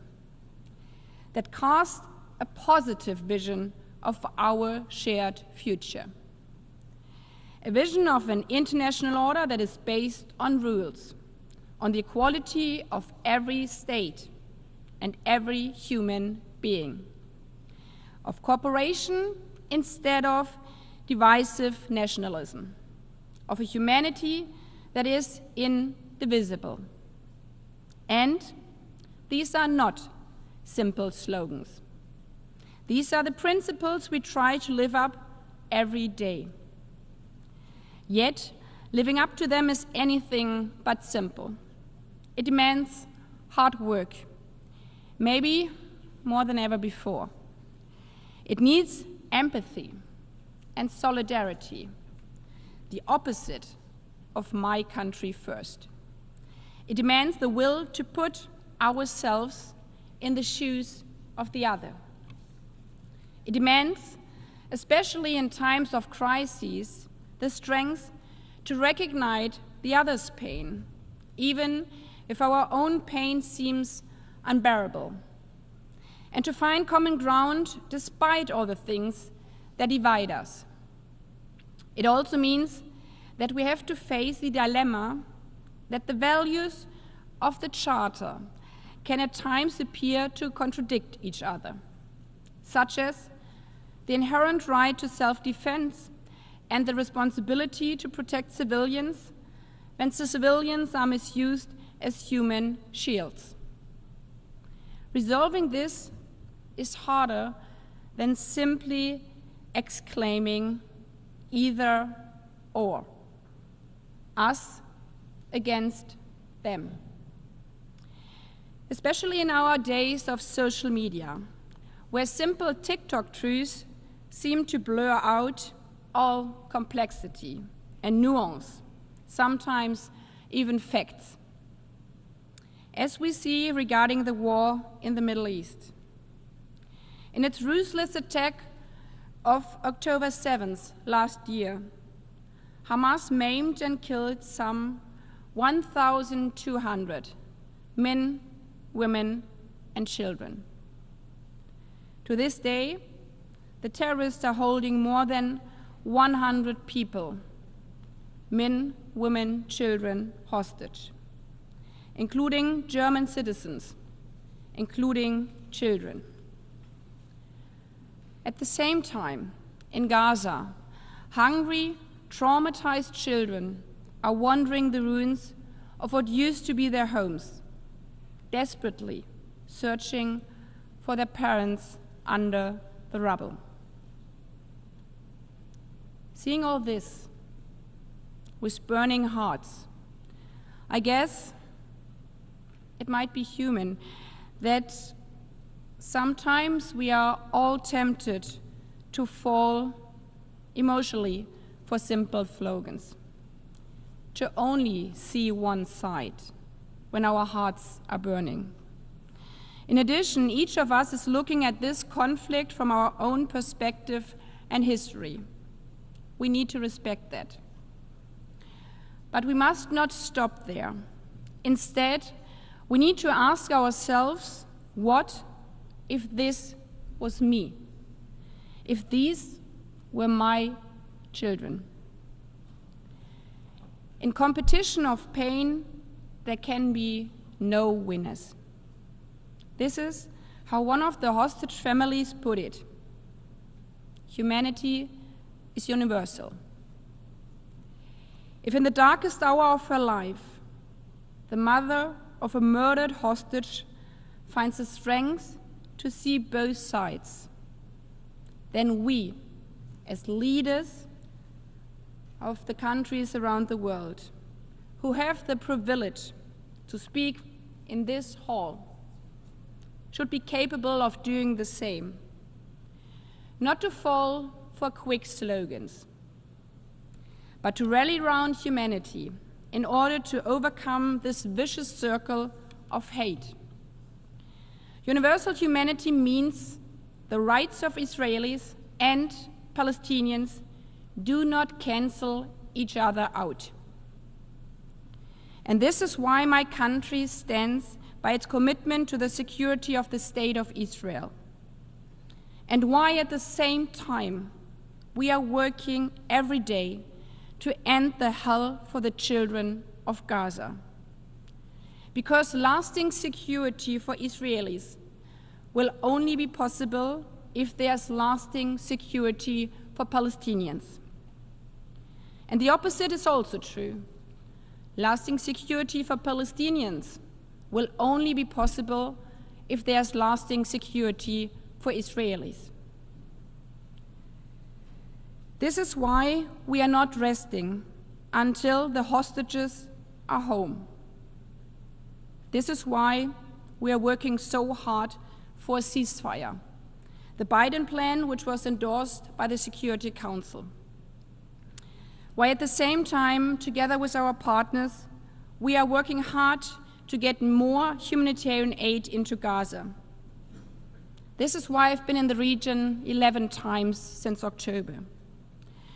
Germany alone has provided more than 360 million euro for humanitarian aid for Gaza, for the Palestinian families in Gaza since last October. And this is also why yesterday we came together with a group of countries to call for an immediately 21-day ceasefire along the blue line. Because a broader regional escalation would not bring anyone long-lasting security. And, as frankly speaking, sometimes frustrating the lack of progress is, and hurting, we are not giving up on seeking a political vision for Israelis and Palestinians to be able to live peacefully side by side in two states.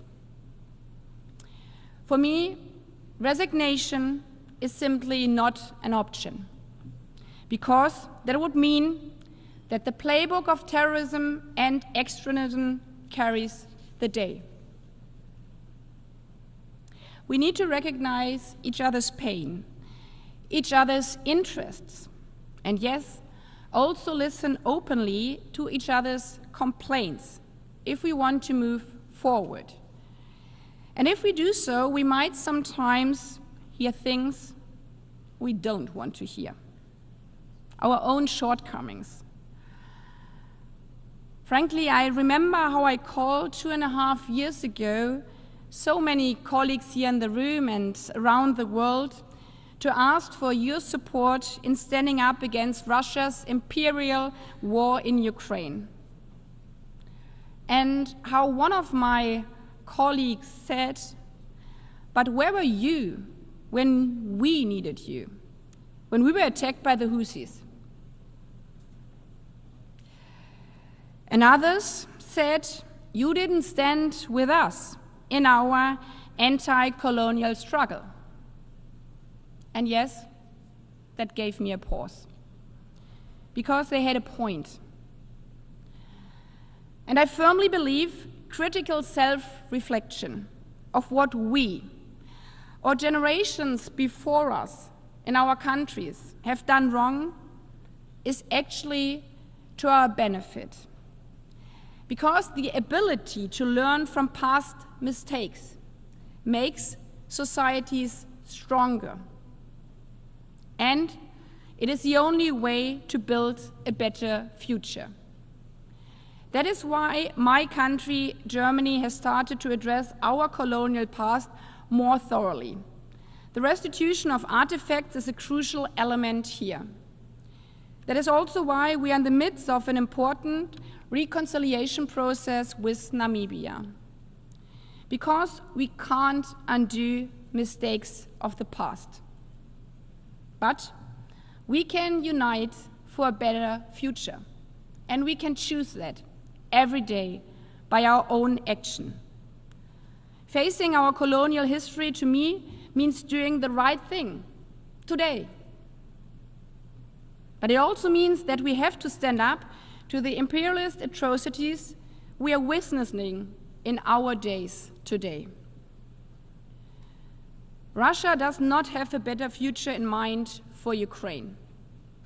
Ukraine is an independent state that gave up its nuclear arsenal in the 1990s because it believed in the principles and guarantees of this charter. And in its bodies, like the Security Council, 3 decades later, it is attacked by a P5 country. One of the countries that bears, as the charter says, the primary responsibility for the maintenance of international peace and security. Russia's war against Ukraine has destroying Ukrainian cities, schools, and hospitals for almost 1,000 days now. And it's ravaging the security order of my continent, Europe. Its ripple effects have been felt for so many here around the world. Many of you are feeling in your own countries the consequences in food prices and other things. And that is why I understand that some of you are asking, like in the Security Council 2 days ago, wouldn't the war be over if you Europeans just stop providing Ukraine with weapons? There's nothing wrong with asking that, because we all wish for peace. But the idea that if there were no defensive weapons, there would be no fighting and no dying in Ukraine is as simple as it is wrong. We have seen that, and we have seen what happened in June, when Ukraine invited Russia to an international peace summit. Instead of stopping his attack and coming to the negotiation table, Putin sent his response by bombing a children's hospital. As long as Putin is not willing to come to the negotiation table, stopping our support for self-defense would simply mean leaving Ukraine's children's hospitals defenseless. It would mean more war crimes, not less. Possibly in other countries too. Time and again within the last months, Putin's Russia has been toying with the invulnerability of the borders of the Baltic states and Poland. 2 weeks ago, it fired a missile against a civilian grain ship in Romanian territorial waters. This is why today I'm also asking your support. Your support in calling out on Putin to cease his attacks and to come to the negotiation table. Not only for our European security, but I think also in your own interest. If a permanent member of the Security Council is allowed to conquer and destroy its smaller neighbor, the very essence of this charter is under attack. If Russia stops attacking, the war is over. If Ukraine stops defending itself, Ukraine is over. And our charter. Sovereign equality, Article 2, paragraph 1. Peaceful settlement of disputes, Article 2, paragraph 3. The prohibition of the use of force, Article 2, paragraph 4. And this is why we will continue to stand firmly with Ukraine and our charter, to achieve a peace that is just and lasting, with security guarantees. A peace that secures Ukraine's existence as a free and independent country. A peace that ensures Ukraine's and Europe's security. And by that, the security of all of us. Obviously, none of this is easy. For almost 1,000 days now, so many countries have been working for Ukrainian children to sleep in their beds again and not in air raid shelters. For almost a year, so many of us have been working to help end the suffering in the Middle East. In countless talks in the region, countless meetings in our UN bodies. And yes, sometimes I too feel like giving in to despair. But throwing up our hands in resignation, again, is not an option. Because then the logic of us against them takes over. And also, and this is important to me, we tend to forget one thing in these times of crisis. There is a lot we can and have already achieved as an international community every day, if we stand together, if we take each other's perspectives. To name only two striking latest examples, think about what we have achieved at the COP in Dubai only a year ago, when we saw what is possible when we overcome the us versus them, the industrial states against G77, the South versus the North. When we listened, instead, first of all, to those most affected by the climate crisis, to our SID partners, who have been telling us for decades that the climate crisis is threatening their very existence and is the biggest security threat in the whole world. When with more than 190 states, we finally agreed to signal the end of the fossil era at COP28. And we set up a loss and damage fund for the most vulnerable, because it's just and fair. And we saw again what we can achieve just earlier this week, when we passed here the Pact of the Future, of our future. It took tough negotiations, hundreds of hours of text works in conference rooms, overnight sessions, last-minute compromises for over 2 years. And many helped and didn't resign. Many helped along with us and partners, and from Namibia and so many others. But in the end, the vast majority of us found the strength to rally around what unites us. Rules instead of brute nationalism. Cooperation instead of division. A humanity that is universal. And it is in this spirit that Germany is running for a non-permanent seat on the Security Council for 27-28. We are running as defenders of the Charter, of our shared principles. And that means that we also need to take a critical look at the status quo of multilateral institutions. Because in many ways, our multilateral system still reflects a time when hardly any of us here in the room had been born. When the striking number of 142 states represented in this hall today were not sitting at the table. That needs to change. And that's why we are working for a reform of the Security Council so that it better reflects the world we actually live in, that has a better representation of African countries. And yes, it is also totally unjust that at the two most important international financial institutions, there are only Europeans and Americans at the top. We need our institutions to be accepted by all of us.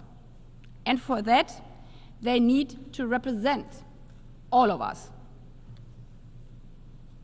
And all of us, that is, not just men of the world.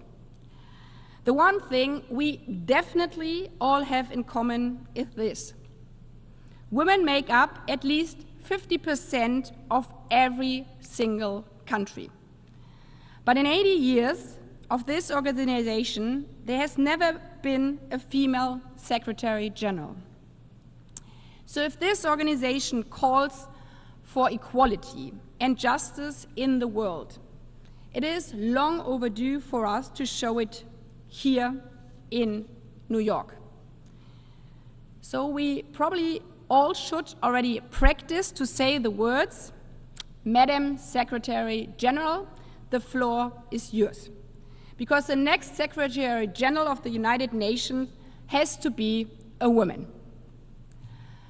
Obviously, that alone will not immediately end all the remaining inequality for women in our own countries. In this General Assembly, we hail from all regions of the world, but none of us has reached full gender equality. And I think we can only achieve it together, by learning from each other and by speaking up for women's rights, not only in our own countries, but everywhere. Because women's rights are human rights, and nothing northern, western, eastern, or southern. They are universal. And none of us wants to be paid less than her male colleague for the same job. None of us wants to be raped. None of us wants to be arrested for showing our hair. No woman, and I would guess no men either. Because a life is a life. A Palestinian woman's life is a life, an Israeli man's life is a life. A Sudanese girl's life is a life, a Ukrainian boy's life is a life. Almost 80 years ago, the UN was founded for exactly that. On the realization that simple slogans, that us versus them, leads to disaster, that humanity is indivisible. Thank you.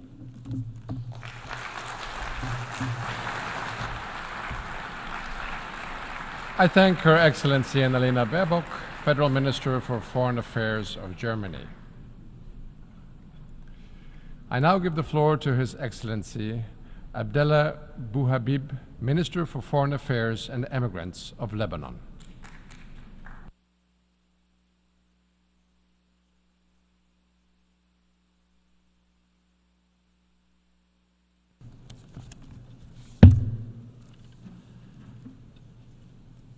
Sayyid Rais. Mr. President, I wish first and foremost to congratulate warmly you upon your election to the helm of the 79th session of the General Assembly of the United Nations. We wish you every success, and we convey to you our full support for your agenda, unity and diversity for the advancement of peace, sustainable development, and human dignity for present and future generations. Mr. President, Lebanon is currently enduring a crisis which is threatening its very existence.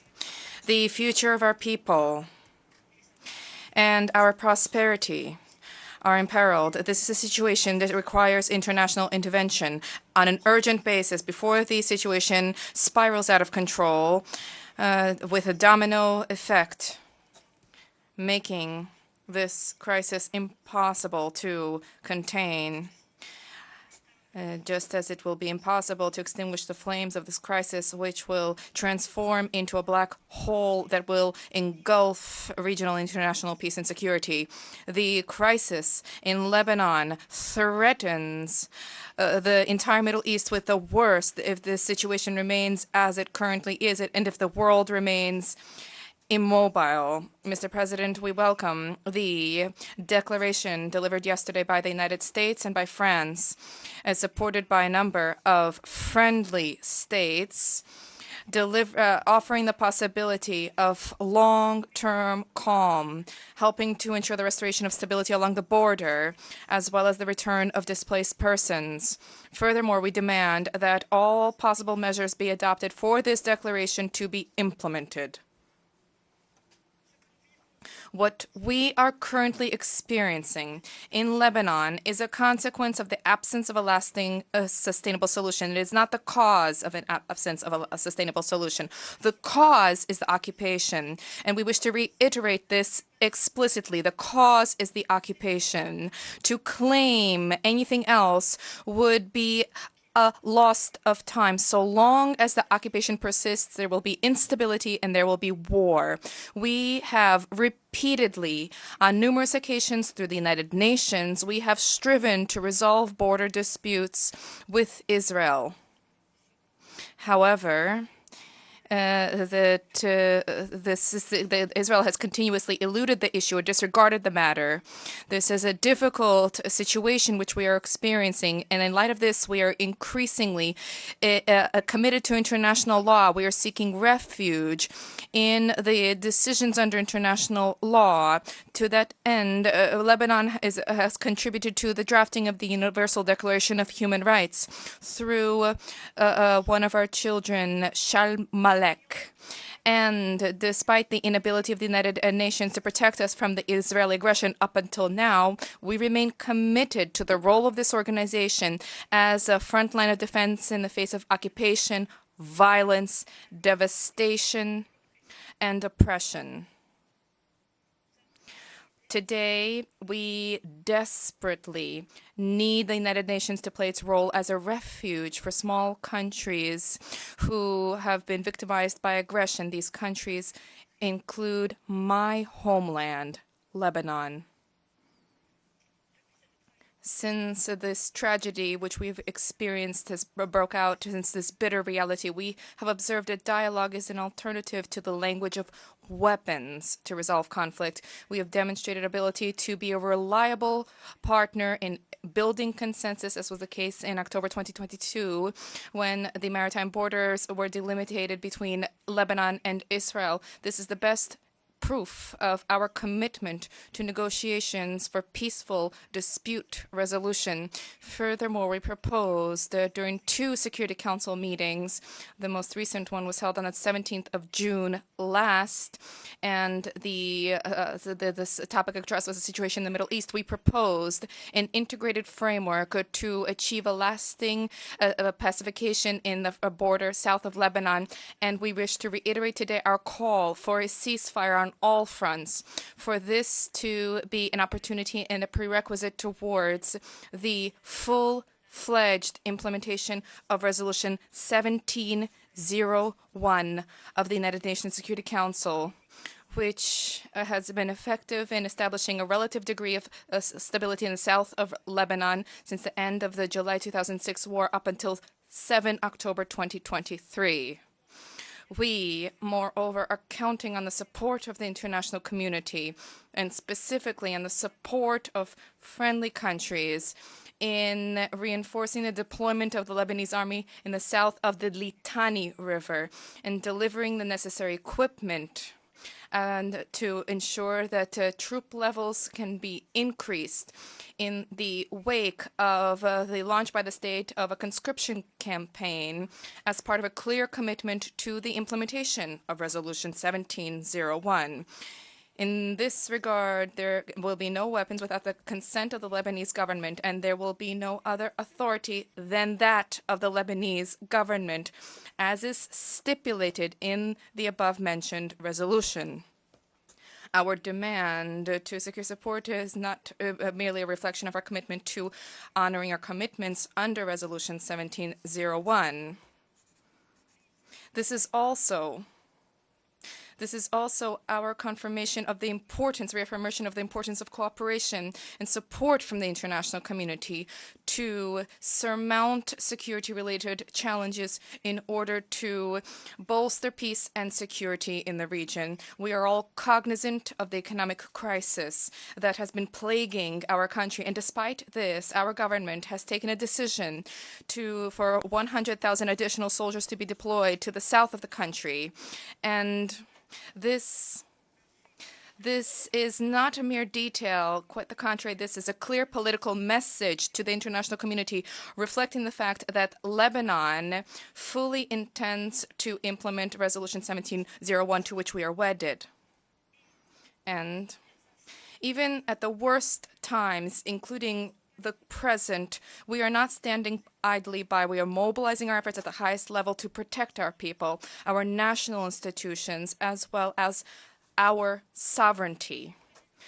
Mr. President, among the most significant provisions of Resolution 1701, emphasizing the internationally recognized borders of Lebanon delimited between Lebanon and Palestine in 1923. Reaffirmed in the Lebanese-Israeli truce agreement signed on the island of Rhodes in 1949 under the supervision of the United Nations. This will be achieved with the agreement on 13 points that are a source of discord. And pursuant to this, Israel will withdraw from all Lebanese regions that it has occupied and continues to occupy in the direction of the internationally recognized border. We wish to reiterate our commitment to the role of UNIFIL, the peacekeeping force which is active in the south of Lebanon. And since its inception, it has significantly contributed to stability and peace in the region. Up until 8 October 2023, there had been no grave incident threatening regional peace and security that had been recorded. And we wish to take this opportunity to thank UNIFIL for the tremendous sacrifice it has made in light of the tremendous challenges it has been facing, in particular over the past recent months, as well as specifically in recent days. Mr. President,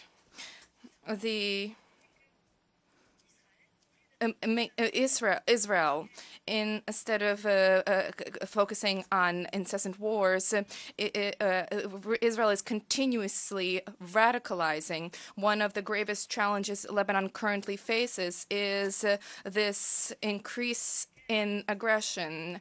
The war has expanded and it spilled over into Lebanese regions. We are increasingly concerned due to the systematic destruction of Lebanese border villages, the collective punishment imposed on people, the setting of fire to agricultural lands with white phosphorus, thereby rendering these lands unusable for many years. We, in recent days, have borne witness to a detestable, repugnant example of the transformation of telecommunications devices. Civilian devices were transformed into ticking time bombs that were deliberately and simultaneously blown up thereby claiming the lives of dozens, including children, including women, resulting in thousands of people being wounded, hundreds of whom are in critical condition, in addition to hundreds who were disfigured, maimed, who lost limbs, who lost their vision. From this rostrum, we reiterate our warning against this aggression, which is continuously intensifying, this attempt to play with fire, to plunge the entire Middle East into a conflagration. We reiterate our rejection of war, our legitimate right to defend ourselves pursuant to the Charter of the United Nations and international law. This goes hand in hand with our tireless efforts through our contacts and meetings to avoid falling into the trap of the Israeli occupying power, which is attempting to extend and prolong the war. Mr. President, the return of Israeli displaced persons to their cities and their settlements cannot be achieved through war, cannot be achieved through bombardment, fighting, hostilities, or the displacement of Lebanese people. The shortest path for their return is a comprehensive, immediate ceasefire, as stipulated in the U.S.-French declaration, which was from yesterday, supported by friendly states. A full implementation of Resolution 1701 as part of a comprehensive framework accompanied by clear international guaranteed, transparent, and a definitive end to land, sea, and air incursions and breaches of Lebanese sovereignty and our borders, our internationally recognized borders. This is necessary. These violations have exceeded, there have been more than 35,000 such violations since 2006. Mr. President, has Israel not had enough of the endless war since 1948? When will it be time for Israel to give a real opportunity for peace? Will Israel not embrace the path of peace? When will this happen? Instead of using the language of fire and steel, Lebanon and Arab countries have clearly, without any ambiguity, categorically embraced peace through their Arab Peace Initiative, which was the fruit of the Beirut Arab Summit in 2002. With the adoption by Arab states of the two-state solution, through the demand of Arab states for the implementation of the United Nations resolutions, which unfortunately have remained dead letter. It is now incumbent upon Israel, both the government and the people, Israel as a whole, if they really want peace, to embrace peace, to choose peace, to want peace instead of war, and to go beyond their obsessions and security-related anxiety, breaking the cycle of violence in the region, ending escalation, stopping escalation, and the risk of complete conflagration in the Middle East also requires collective efforts as part of a clear, defined timeline, together with clear guarantees and recognition of legitimate rights, including the right to self-determination, pursuant to international law. There can be no peace without the two-state solution, regardless of how much time this takes. Mr. President, by way of conclusion, we reiterate our call for a lasting solution, for the full, balanced implementation of Resolution 1701. The recognition of our land borders recognized at the international level to ensure that Lebanon and the region can avoid further warfare and destruction. We are at a very difficult time, marred by a tragic escalation of violence in Lebanon from the heart of the conflict. The Resolution 1701 of the Security Council is the primary line of defense for Lebanon. This resolution is not merely a document, not merely a framework for international action. No, this is a commitment on the part of the international community to safeguard regional peace and security. We cannot deviate from this process insofar as this is the legal diplomatic bedrock guaranteeing the protection of Lebanese and regional security.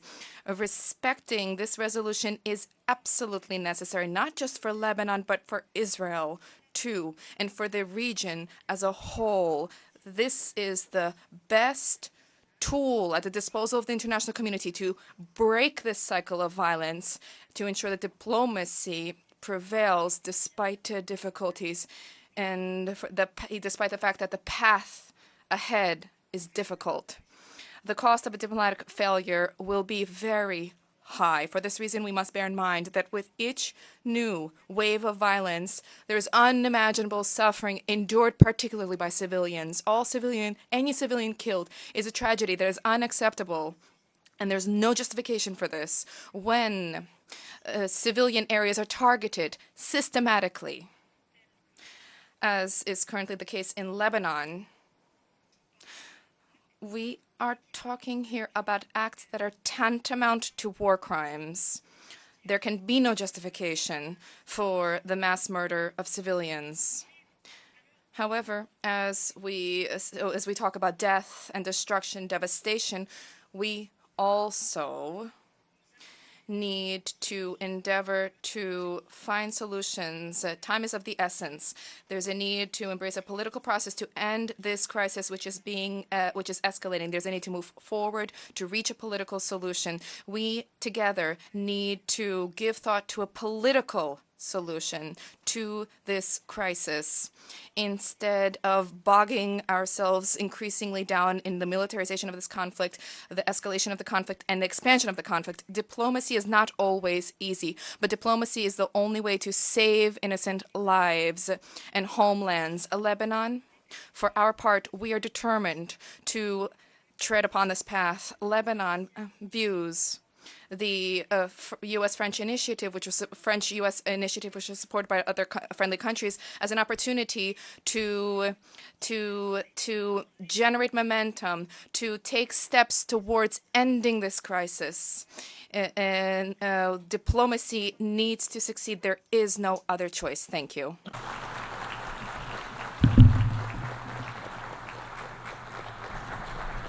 Muchísimas gracias al ministro de Relaciones Exteriores. I thank the Minister of Foreign Affairs and Emigrants of Lebanon, and I now give the floor to His Excellency Mr. Elmer Sciala Salcedo, Minister for Foreign Affairs of Peru.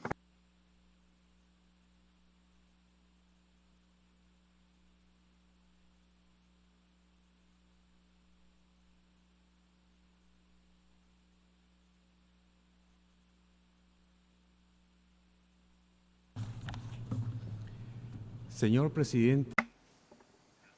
Mr. President of the United Nations General Assembly, distinguished delegates of the nations of the world, it is my privilege to take the floor here at the General Assembly, bringing you the particular and respectful regards of the Constitutional President of the Republic, Dr. Dina Boluarte Segarra, who would have liked to be here with you and speak to this august General Assembly.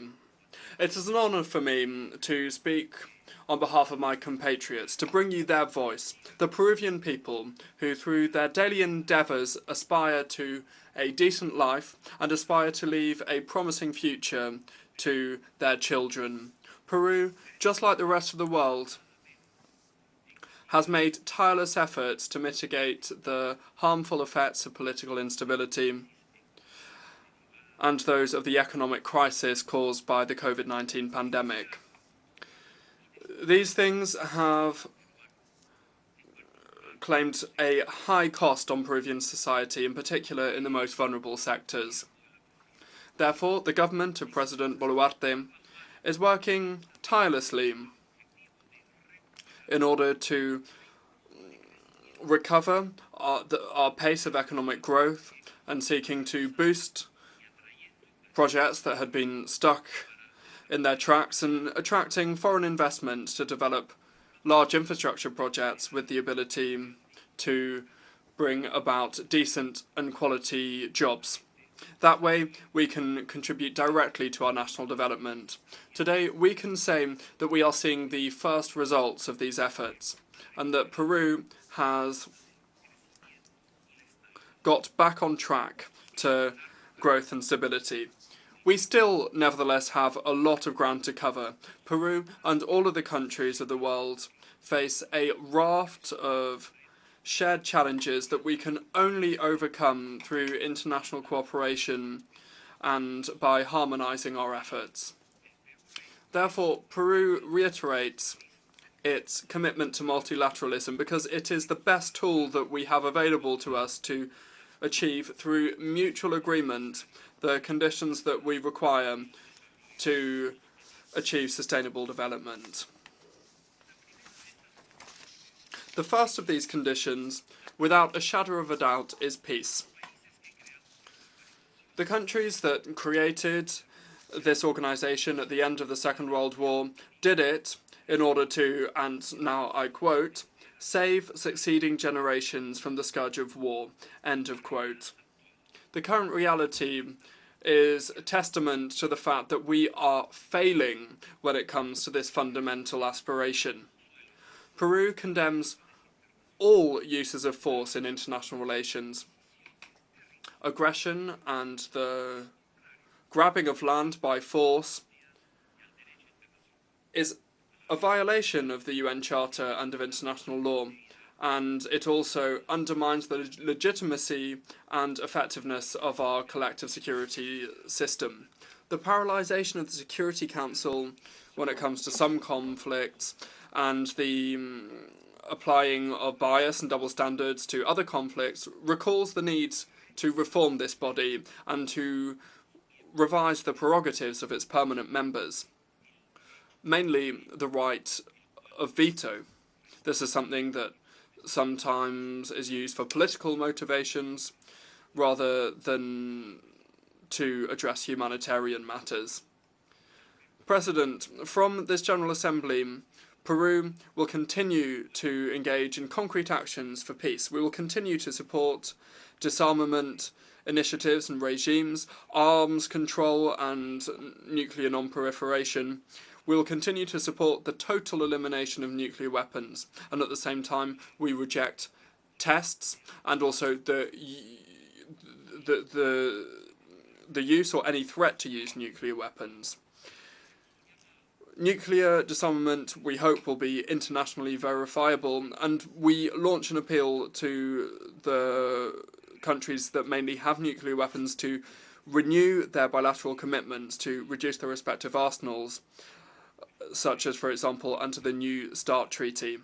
On the ground, Peru will continue to contribute to UN peacekeeping operations, as we have done since 1958, contributing more than 10,000 personnel. Currently, more than 250 members of our armed forces and our national police are deployed in United Nations uniform, playing their role with a sense of professionalism, value and dedication. Furthermore, we have made available a rapid response force that is made up of 200 personnel, and that force is able to be deployed immediately whenever the UN requires it. Peru recognises the important role that women play in the peace and security agenda. Therefore, it is our pleasure to announce that we have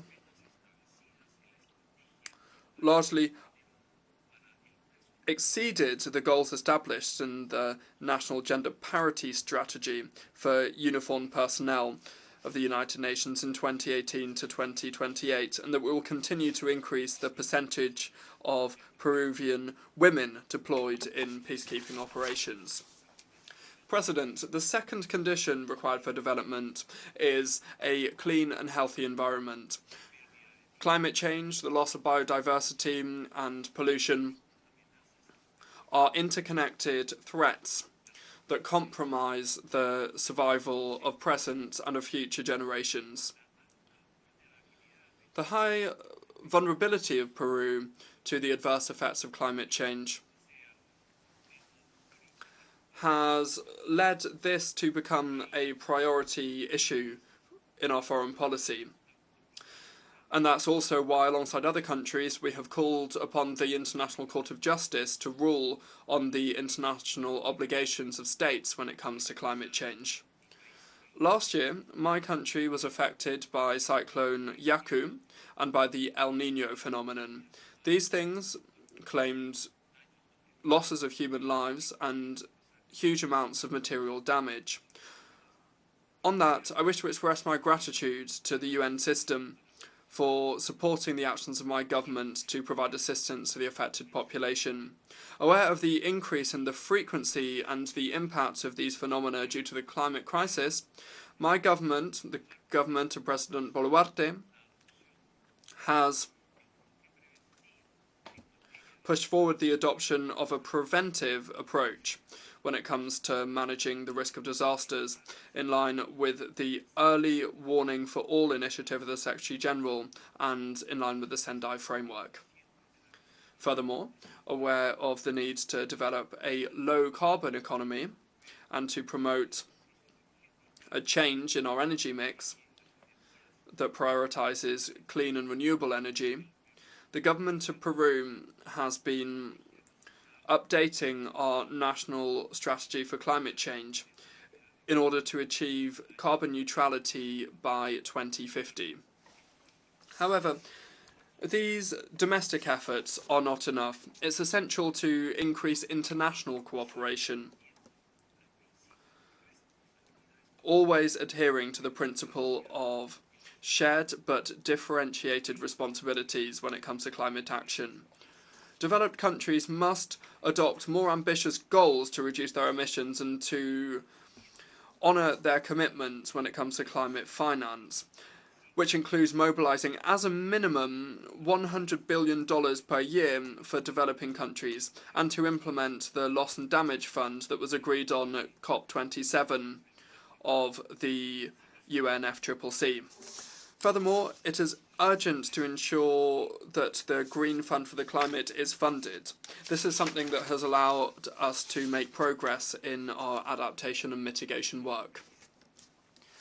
President, our main challenge is to ensure development for our peoples, and with the 2030 Agenda and the SDGs, we can use these to guide our work.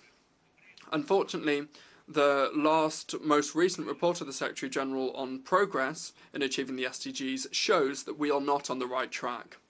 Peru is committed to the 2030 Agenda,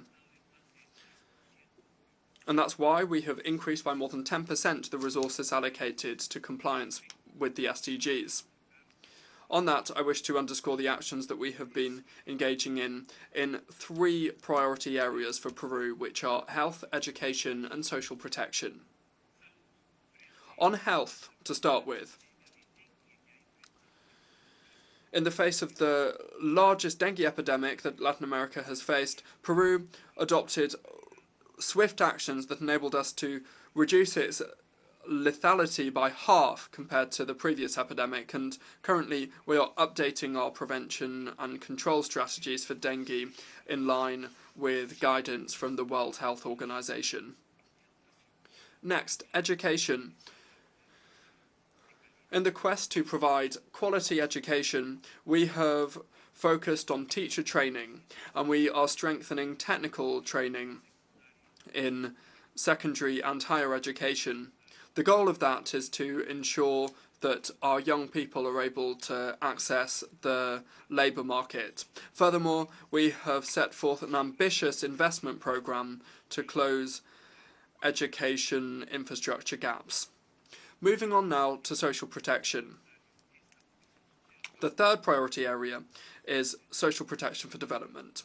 Aware of the need to bolster our food security and to reduce the effect of the calorie deficit, we have increased the budget of the food complementation programme that supports the most vulnerable through soup kitchens, canteens and shelters by coordinating with local governments and the private sector as well as civil society.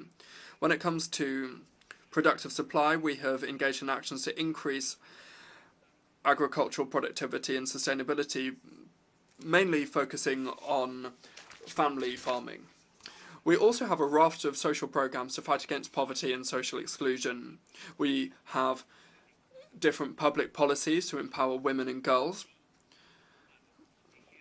And the goal of this is to protect them from sexist violence, including through economic empowerment programs. Social protection being implemented in Peru intends to fight against discrimination and racism, and also to guarantee the collective rights of indigenous peoples and Afro-Peruvian people, providing services with an intercultural approach, given the fact that we are a multicultural, pluri-ethnic and multilingual country. However, as I have already stated, domestic efforts are not enough alone. It is necessary for developed countries to keep their promises to provide assistance and finance in order to reduce the budget gap to deal with the many different needs. We must move forward and urgently reform the international financial architecture to ensure that we have a system that is more inclusive and equitable. To do this, it is necessary to revise the way we measure progress, leaving aside GDP as the only way of measuring things. As we know, it doesn't measure inequality, well-being, or the environmental sustainability of countries. Therefore, we welcome the inclusion in the Pact for the Future new measures to develop new multidimensional indicators of progress to channel more efficiently and more inclusively international cooperation, including to ensure flows to middle-income countries like Peru, rather than which are countries where we still see a persistence of pockets of poverty and exclusion. President, the fight against poverty in all of its forms and dimensions, including extreme poverty, remains the largest global challenge that we face and must be the absolute priority of all countries. In my country, like I've said, we've been engaging in different programs, and these include Juntos, Pension 65, and the Contigo program, the With You program, and the goal is to reduce monetary poverty and extreme poverty caused by the COVID-19 pandemic, and also to provide basic services to achieve social inclusion for the most disadvantaged populations. I wish to announce that Peru will present to the General Assembly, like we do every 2 years, a draft resolution entitled Human Rights and Extreme Poverty. In this resolution, we encourage member states to adopt social protection policies that are more ambitious, to consider that extreme poverty and exclusion undermine human dignity. President, we also face new challenges that stem from the rise in new technology, whose technologies and benefits are also coupled by a lot of dangers, as well as by unprecedented ethical and moral challenges. Social networks are things that have allowed us to be more connected to each other, but they have also been used to spread misinformation and hate speech, or to engage in violence or bullying, especially against women. Tech companies store the personal information of millions of people, and that leads us to debate the right of privacy and risks of mass surveillance by governments. Artificial intelligence is portrayed as something positive for our daily lives, but it has also facilitated the spread of dis- and misinformation campaigns that seek to manipulate public opinion, in particular during election campaigns, destabilizing thus our democracies. We have a collective responsibility to ensure that new technologies are developed and are used while fully respecting the dignity, freedom and rights of all people. It is therefore necessary to define principles and regulatory frameworks in a clear way for digital governance. In this regard, we welcome the Global Digital Compact that was adopted at the Summit of the Future. Mr. President, Peru's commitment to human rights and democracy is unshakable. These are the fundamental values that support Peruvian society and that guide our foreign policy. Peru has a long tradition of respect and promotion of human rights, and this is seen in our participation in numerous international treaties and instruments on this. And it is also shown through our close collaboration with the United Nations and other international organizations who have come and visited our country. And we have also always welcomed this. Peru's strong democratic conviction and the conviction of the Peruvian people to this is something that firmly guides our foreign policy for representative democracy on the American continent and against any attempt to undermine the will of the people. Lack of freedom and democratic opportunities and political participation, in addition to repression and lack of opportunities, leads to massive migratory flows and flows of refugees and tensions and pressure, social pressure in the host countries, mainly if they don't have the economic ability to absorb these people. Therefore, we renew our commitment to the process to adopt a global binding instrument that facilitates safe, orderly and regular migration with a focus on human rights, a people-centered approach that provides predictability and protects migrants from transnational crime organizations that engage in the trafficking of people and smuggling of people.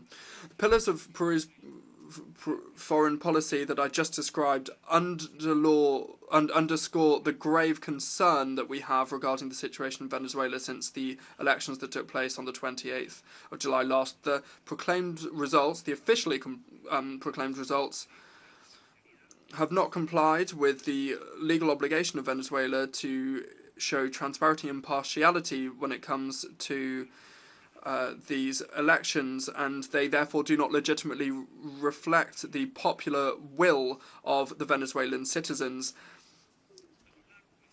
This doesn't prevent Peru from recognizing official results. Throughout our history, Peru has maintained a foreign policy that is firmly committed to multilateralism, the defense of international law, and the peaceful resolution of disputes, which are the foundational principles of the charter of this organization. This diplomatic transition explains our historic commitment to the United Nations, and we recall the contributions made by